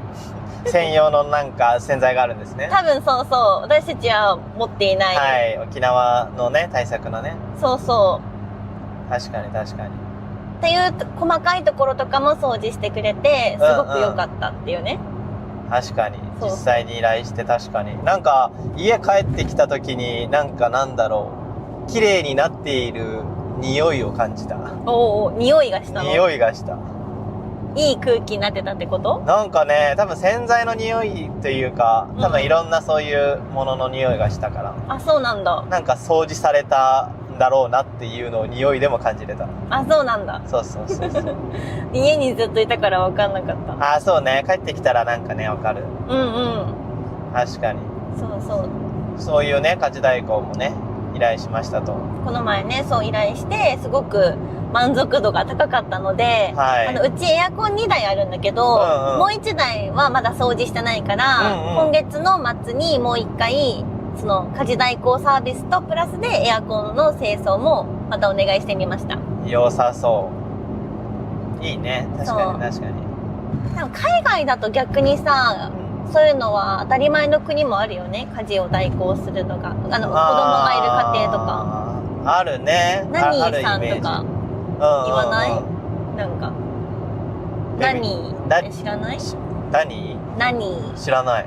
なんか、その家族と本当一緒に同居する形で家事をしたりとか子供のお世話をしたりとかする、まあ、メイドさん的なもののことを何って言うよね。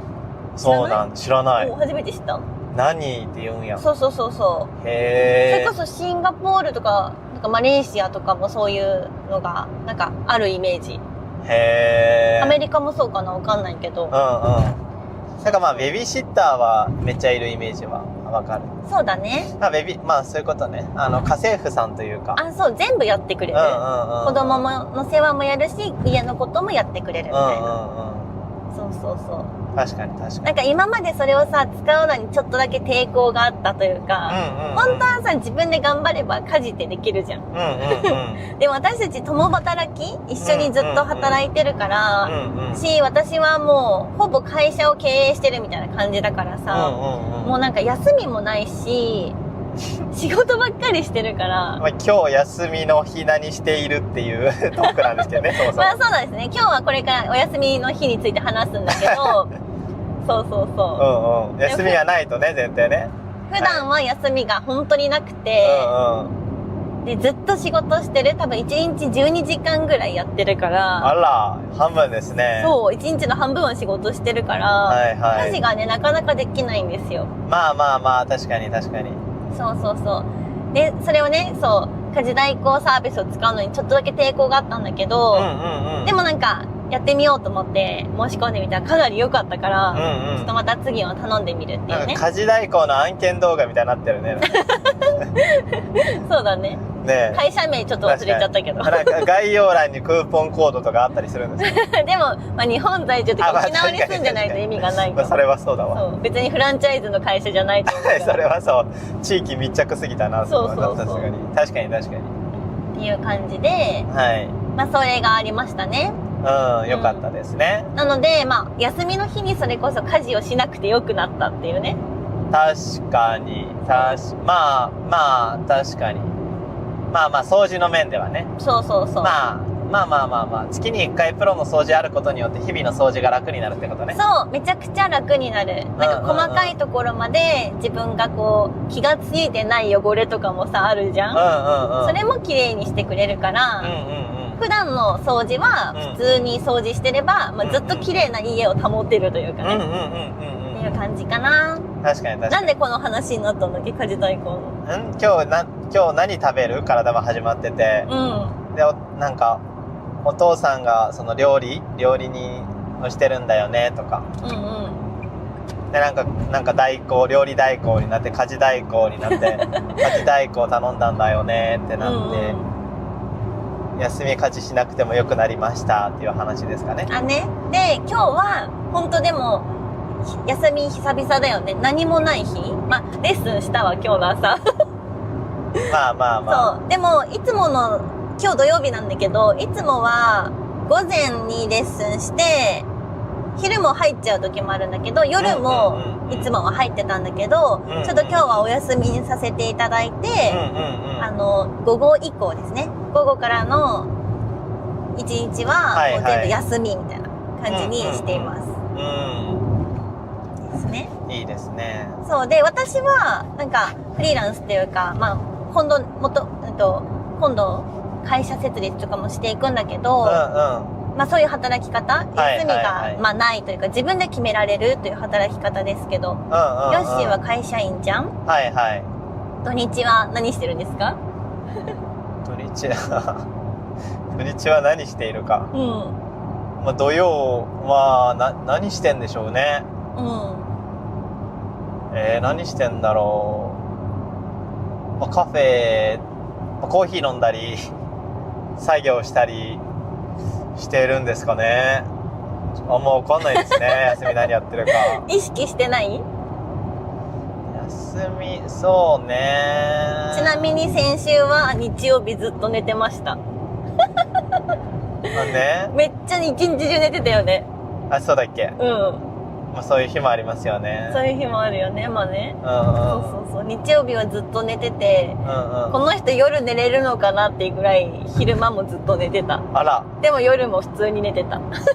めっちゃ寝てますめねっ。ちゃ寝ててすげーって思った。猫みたいな生活。そう、猫みたいになってたよ。まあなんかね、平日たくさん働いて疲れたら土日のどっちかめっちゃ寝るわ。うんうん。まああるでしょうね。うんう確かに。ん。ですね。うん。そうそう。まあでも、なんかまあね、今までの土日はなんかそういう寝てたり作業したりとかしてたけど、うん。これからの土日はなんかクリエイティブなことできたらなとは思ってますね。あ、そうですね。ヨッシーもね、日本語教師としてデビューするんだよね、これから。うんうんだから土曜日も日曜日もレッスンが入る可能性もありますね。うん。はい。どうですか？楽しみですか？日本語を教えるというのは。そうですね。うん。楽しみですね。これからデビューしますね。うん。どうして日本語教師やりたいと思ったの？どうして日本語教師をやりたいと思ったのか。うん。なんか日本語教師をやりたいっていう思ったというよりかは、なんか日本語を学びたいという人に対して、なんか日本語を教えることができたら楽しいんだろうなと思った。うん、楽しそうだからって感じ？その仕事が。まあそうね。最初はそうかな。おー、いいね。うん。特に日本語教師になりたいとは思ってなかっでも結果的になるっていうこた。あ、とだよね。そうそうそうそうそう。なるほどね。そうそうそうそう。でもね、本当私の生徒さんもそうだけど、うんなんか日本のことをやっぱ基本的に好きな人が日本語を学んでくれているから、うんうんうん。なんかね、とっても教える私もすごく楽しい。うん。日本のこと好きでいてくれてるし、うんうん。日本語を学びたいってモチベーションで来てくれているから、うんうんうん。すごくね、嬉しい気持ちになりますね。そうだよね、うん確かに自分の国にとか言語に興味を持ってそれを教えることができてかつ相手も嬉しいってなるとねそうそうそう。ウィンウィンですね。そうなの。確かに。だし、みんなね、私の生徒さんみんな、もうちゃんとね、いつも宿題やってきてくれたりとか、うんうんもうめきめき成長してて、日本語力が。へー。そう。本当にすごい。もう半年ぐらいで日本語だけでレッスンできるようになったりとか。今までは日本語を話せなかったってこと？そうそう、ゼロからの人も半年ぐらいでも日本語だけでレッスンできるようになってる。へー、すごいね。いや、すごいと思う。そうそうそう生徒さん自身も努力してくれてる。うんうんうんうん。確かに。そうなの。でも日本語の、そういうことね。日本語でレッスンができるようになったってことは、日本語を話す練習も生徒自身でやっていたということ？まあ、レッスンの中でね。あ、レッスンの中でね。なんかそのリスンニングは勉強できそうだけど、話すとかコミュニケーションするは、うん。レッスンの中で鍛えたということ？そうだね。レッスンの中じゃないとなかなか鍛えられないかもしれないね、逆に。うんうんうんうん。話すっていうことに関しては。そうだよね。インプットは自分でできる。ね、読めたりね。そう、単語を勉強したり、うんうんリーディングしたりはできるけど、やっぱアウトプットは誰かと話さないと難しいよね。そうだね、コミュニケーションにおいては確かに確かに。まあ、でも私の生徒さんとかにはやっぱり単語をちゃんと声に出して読む練習してねとかは言ってますね。いいですね。そうそうそう。とても楽しいお仕事ですね。うん。確かに。しおんさんは休みの日はどんなことしてるんですか？あ、でも私も結構カフェに行くのが好きだから、うんうん。結構カフェに行って、コーヒー飲みながら、なんか SNS 見たりとか、はいはいはいは自分のやりたいことをやってる感じかな。い。なんかもうカフェに行くだけで私はリフレッシュになるかも。あ、そうなんだ。へえ。何するとリフレッシュになる？何するとリフレッシュになる？そうですね。寝ることじゃないですか？あ、ね、寝ることなんだ。はい。日体曜日力ねね、そんなに寝てると、まあ寝たり、そうね、寝ることとか、運動することとかね。おお、どんな運動？そうそうそう。なんだろう、走るとか、おお、いいですね。自転車に乗るとか。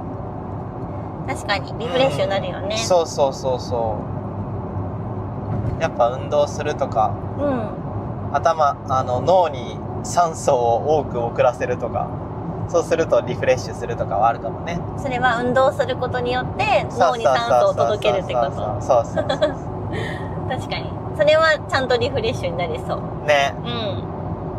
ですね。まあ普段やらないことやるとだいぶリフレッシュになるよね。まあ確かに平日は寝れないしね、たくさんね。そうそうそう。忙しくて仕事が。そうそうそうそう。でも結構最近はお出かけしてるよね。そうだね。お出かけしたり、いろんなとこ行ってるかもね。確かに。この前は北海道ね、一緒に行ったりとか。ワーケーションみたいな。仕事と休みを一緒にやったみたいな感じだね。そうだね。まあ、場所変えて仕事をしているから、そういうこともできるかもね。リフレッシュになる。なんかそう、そもそも私自身が仕事とプライベートを分けてないから、なんか別に、なんて言うんだろうね、スイッチのオンオフがめっちゃあるかって言われると、まあ、正直なくて、だから時間で結構区切ってるイメージ。なんかこの時間は自分の時間にしようとか、カフェ行ってちょっとまったりしようみたいな。はいはいはい。なんか一日休みみたいな日があんまりないし、必要じゃないっていう感じかも。昔から結構。でもそう、最近ね、てか昨日なんだけど、ある YouTube を見てて、スウェーデン人の人たちの過ごし方みたいな。なんかね、よくあるね。そう、なんか北欧の人たちって結構、仕事する時間が短いのに生産性が高いみたいな。よくあるね。よくあるじゃん。そうそう。で、暮らしを大切にしてるみたいな。はいはい。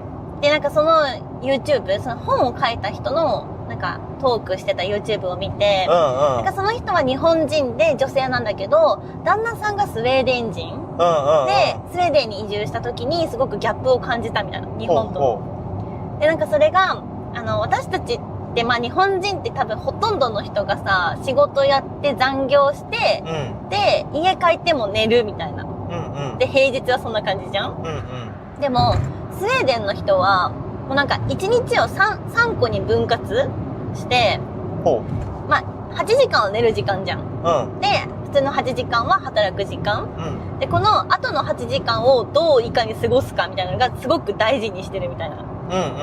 そうそう。だから、残業はほぼないって言ってたね。スウェーデンは残業もないし、私たちってさ、会社員だと、週に5日間の8時間労働で40時間じゃん、週に。なんだけど、スウェーデンは確か37時間らしいです。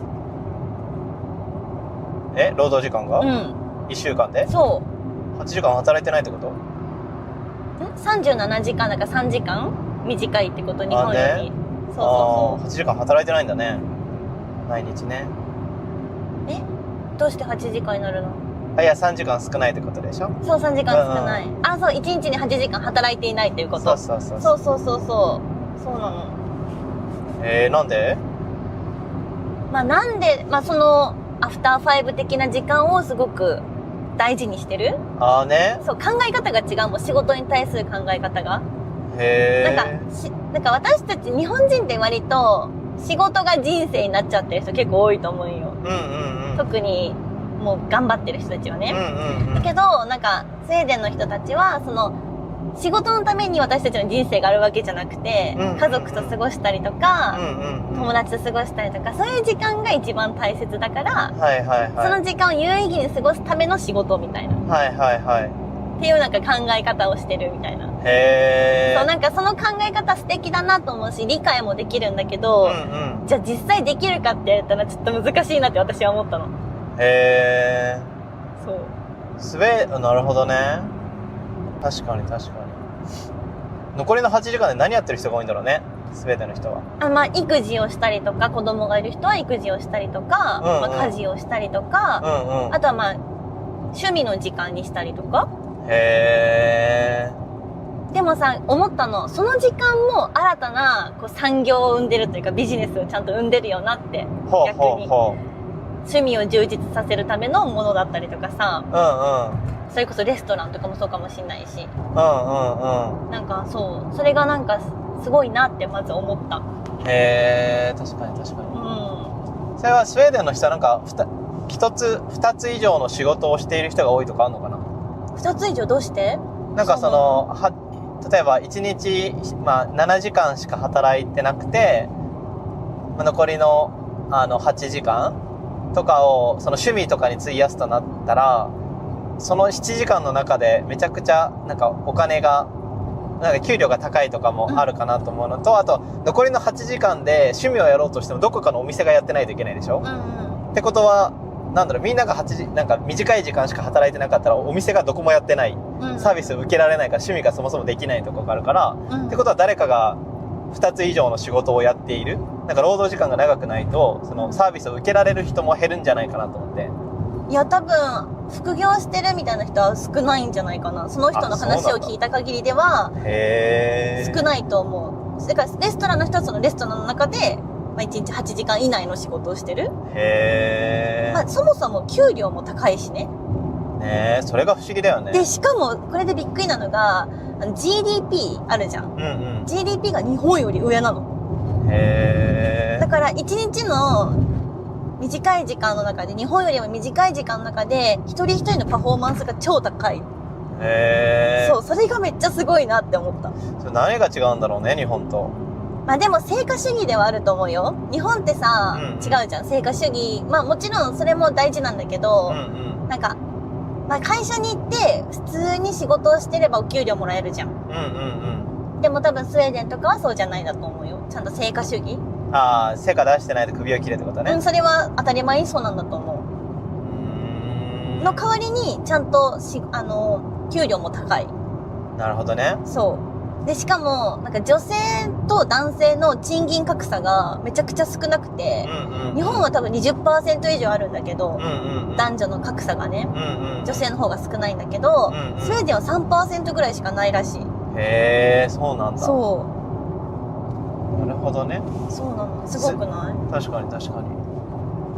スウェーデンのなんかね、産業って何が一番大きな産業なんだろう。 IT 系なのかな。なんだろうね。あれ、IKEA ってスウェーデンデンマークか。なんかデンマーク、いや違うかな、違うかもしれない。IKEA どこだろう。でもなんかそのあたりな気がする。北欧だった気がする。そうだね。そうそうそう。フライングタイガーがデンマークか。あ、フライングタイガーデンマークだね。へー。そうそう。でもまあ日本よりも小さい国だよね。その人も少ない、人口も少ない。確かに確かに。そうそう。でもすごいなーって、なんかその考え方理解できるし憧れもあるんだけど、今の私にはもうちょっと先だなって、できなくて先だなと思ってる。理想はその働き方だけどね。そう。確かに。スウェーデンなんでその働き方できるんだろうね。いや、すごいよね、それがね。気になるよね。逆になんで日本はできないんだろう。だから逆に成果出せない人は、まあ、仕事がなくなるってことは貧富の差が大きいのかな。まあ、もしかしたらそれもあるかもしれないね。あ、でも福祉が充実してるから、おそらく。なんか、病気とかであれば、ちゃんと保証はされる気がするね。なるほどね。でもなんか普通に健康です。でもなんか成果は出せませんって人なんて多分めっちゃいるじゃん。その人は成果出せないからめっちゃ貧乏になるとかなのかな。のかもしれないし、仕事のこの、なんて言うんだろう。簡単な仕事にしかつけないとかはあるかもね。そうだよね。それはありそう。確かに。なんかその働き方をしてるっていうのを聞いて、それが実現できてるっていうのがすごいなって思った。すごいね。ね、インタビューしたくなるね、スウェーデンの人に。聞いてみたい。いないの、スウェーデンの人の生徒さんは。生徒さん、私はいないですね。そうなんだ。オーストリアとかドイツとか、オランダとかはいるんだけど、北欧の人はね、私生徒さんにいないんだよね。ああ、そうなんだ。スウェーデンみたいな国、残業しない。なるほどね。でも北欧とかそうなんじゃないかな。他のフィンランドとかもわかんないけどね。ちょっと教えてほしいです。知ってる方いたら。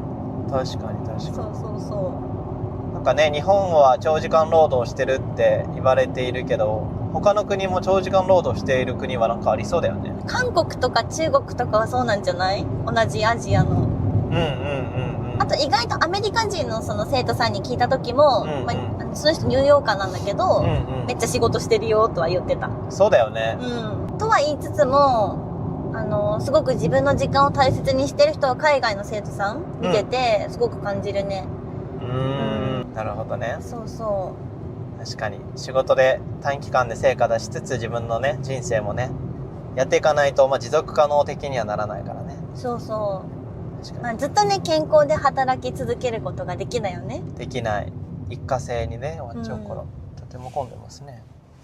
ですね。そうだね。じゃあヨッシーは、どんな休みだったらなんか自分の理想の休みの過ごし方になりますか？理想の休みですね。理想の休みで行くと5時に起きるですね。朝の早い。それはどうして？朝早起きした方がね、その日の一日が長くなるから普通に活動しやすくなる。確かにね。だから朝5時起きて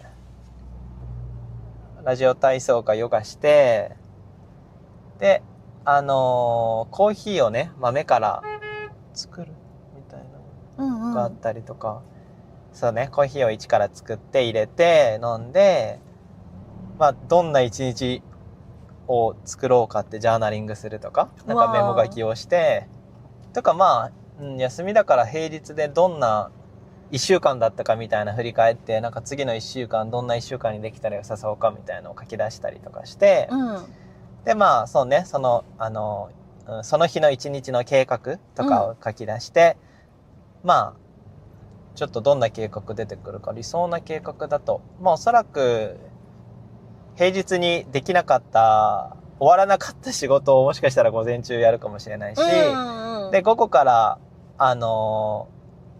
美容院に行ったりとか、買い物行ったりとか、なんか友達と遊んだりとか、なんかそういう外の予定をやっていくかな。で9時ぐらいに寝るとか。早いね。なんか5時に起きて9時に寝る。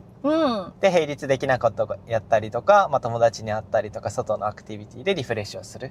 いいですね。なんかそういう一日が良さそうですよね。確かに。ちょっと朝から自分でコーヒー入れればやりたいよね。朝からコーヒー入れればやってみたい。あと平日できないことを入れてみたいよね。例えば？わかんないけど、オンライン英会話とか？ああ、そういうこと？朝、なんかオンライン英会話とか多分日本語教師もそうだと思うんだけど、めっちゃ頭動くやん。動かすね。だから朝一にそれを入れることによって脳が動くから、その日の一日の脳の活性度が良くなるんじゃないか。確かに。でも日本語を教えたらいいかもね、だったら。そう。それはそうだ。ね、なんか休みの一日って言ってるけど、日本語教えると休みじゃなくなるっていうのは、確かに。なんか別にさ、なんか私はなんだけど、休み、仕事って別に区切りたいとも思ってないから、いいんじゃないって思ってる、それで。確かに。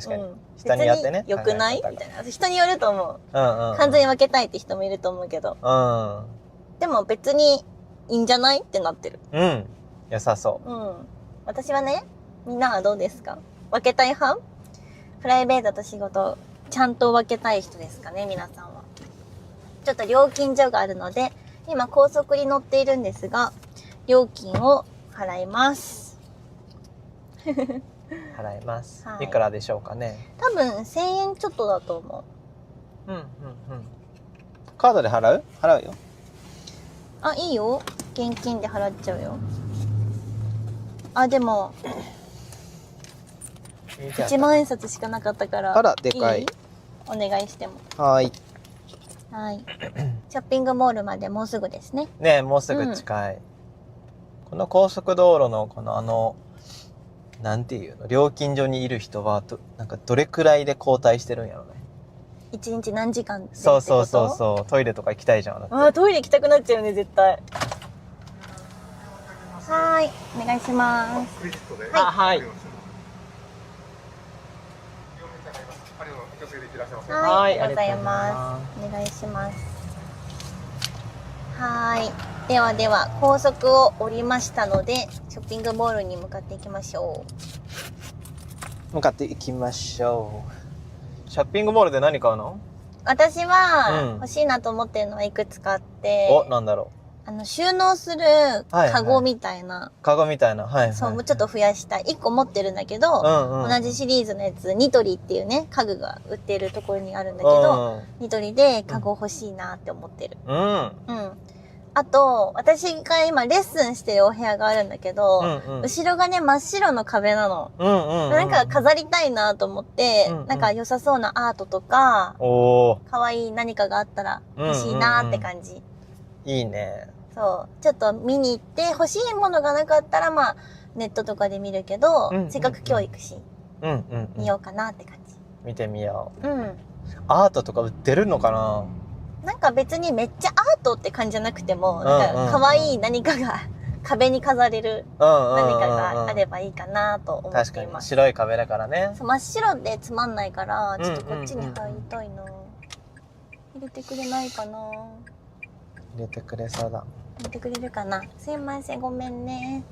よいしょ、ちょっと今車線変更してました。今日土曜日だからね、なんかこの車の道も結構混んでるね。今の時間混んでる時間だわ。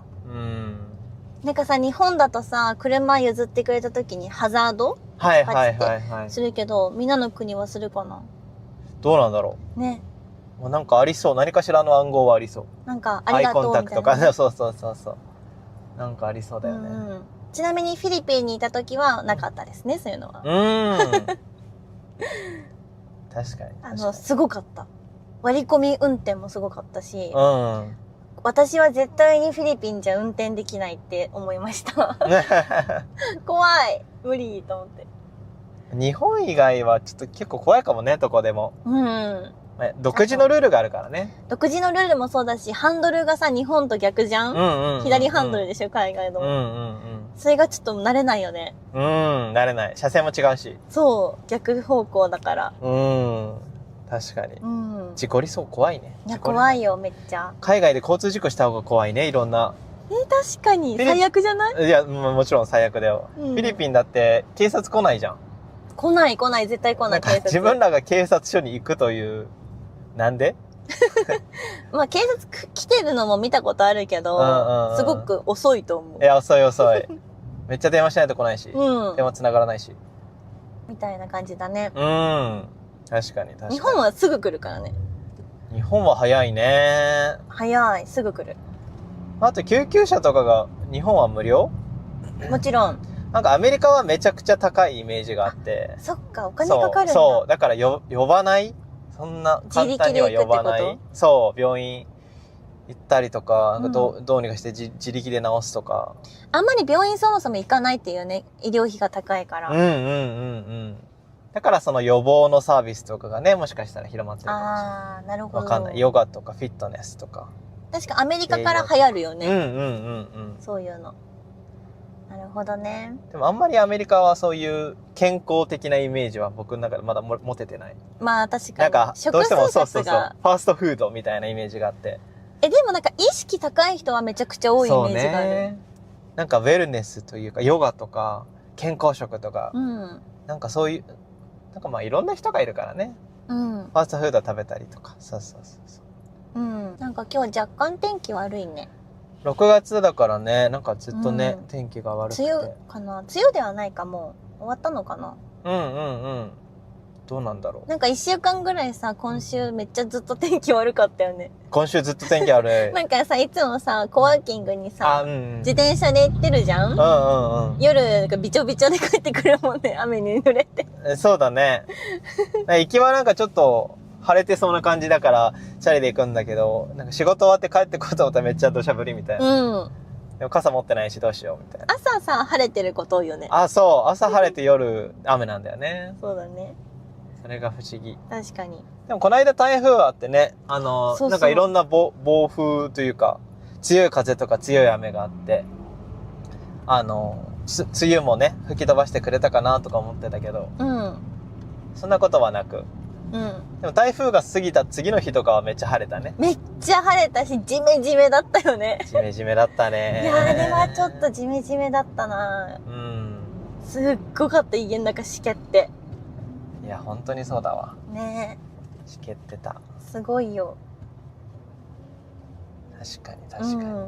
なんか充電が終わりそうだから一旦ここら辺でドライブトーク終わろうかな。40分ぐらいかな。はい。結構喋りましたね。結構喋りました。じゃあ今日はこれからショッピングモールに行ってお買い物をしたり、映画を見たり、ランチを食べたり、はい。して、あとは作業もするかもしれないですね。パソコン持ってきたんで、カフェで作業したりとかしようかなと思っております。はい。はい。やっていきましょう。ぜひぜひ。なんかドライビングトークよくすると思うので、なんか皆さんも2人で話してほしい会話とかトピックがあったらぜひコメントに書いてくれたら嬉しいです。はい。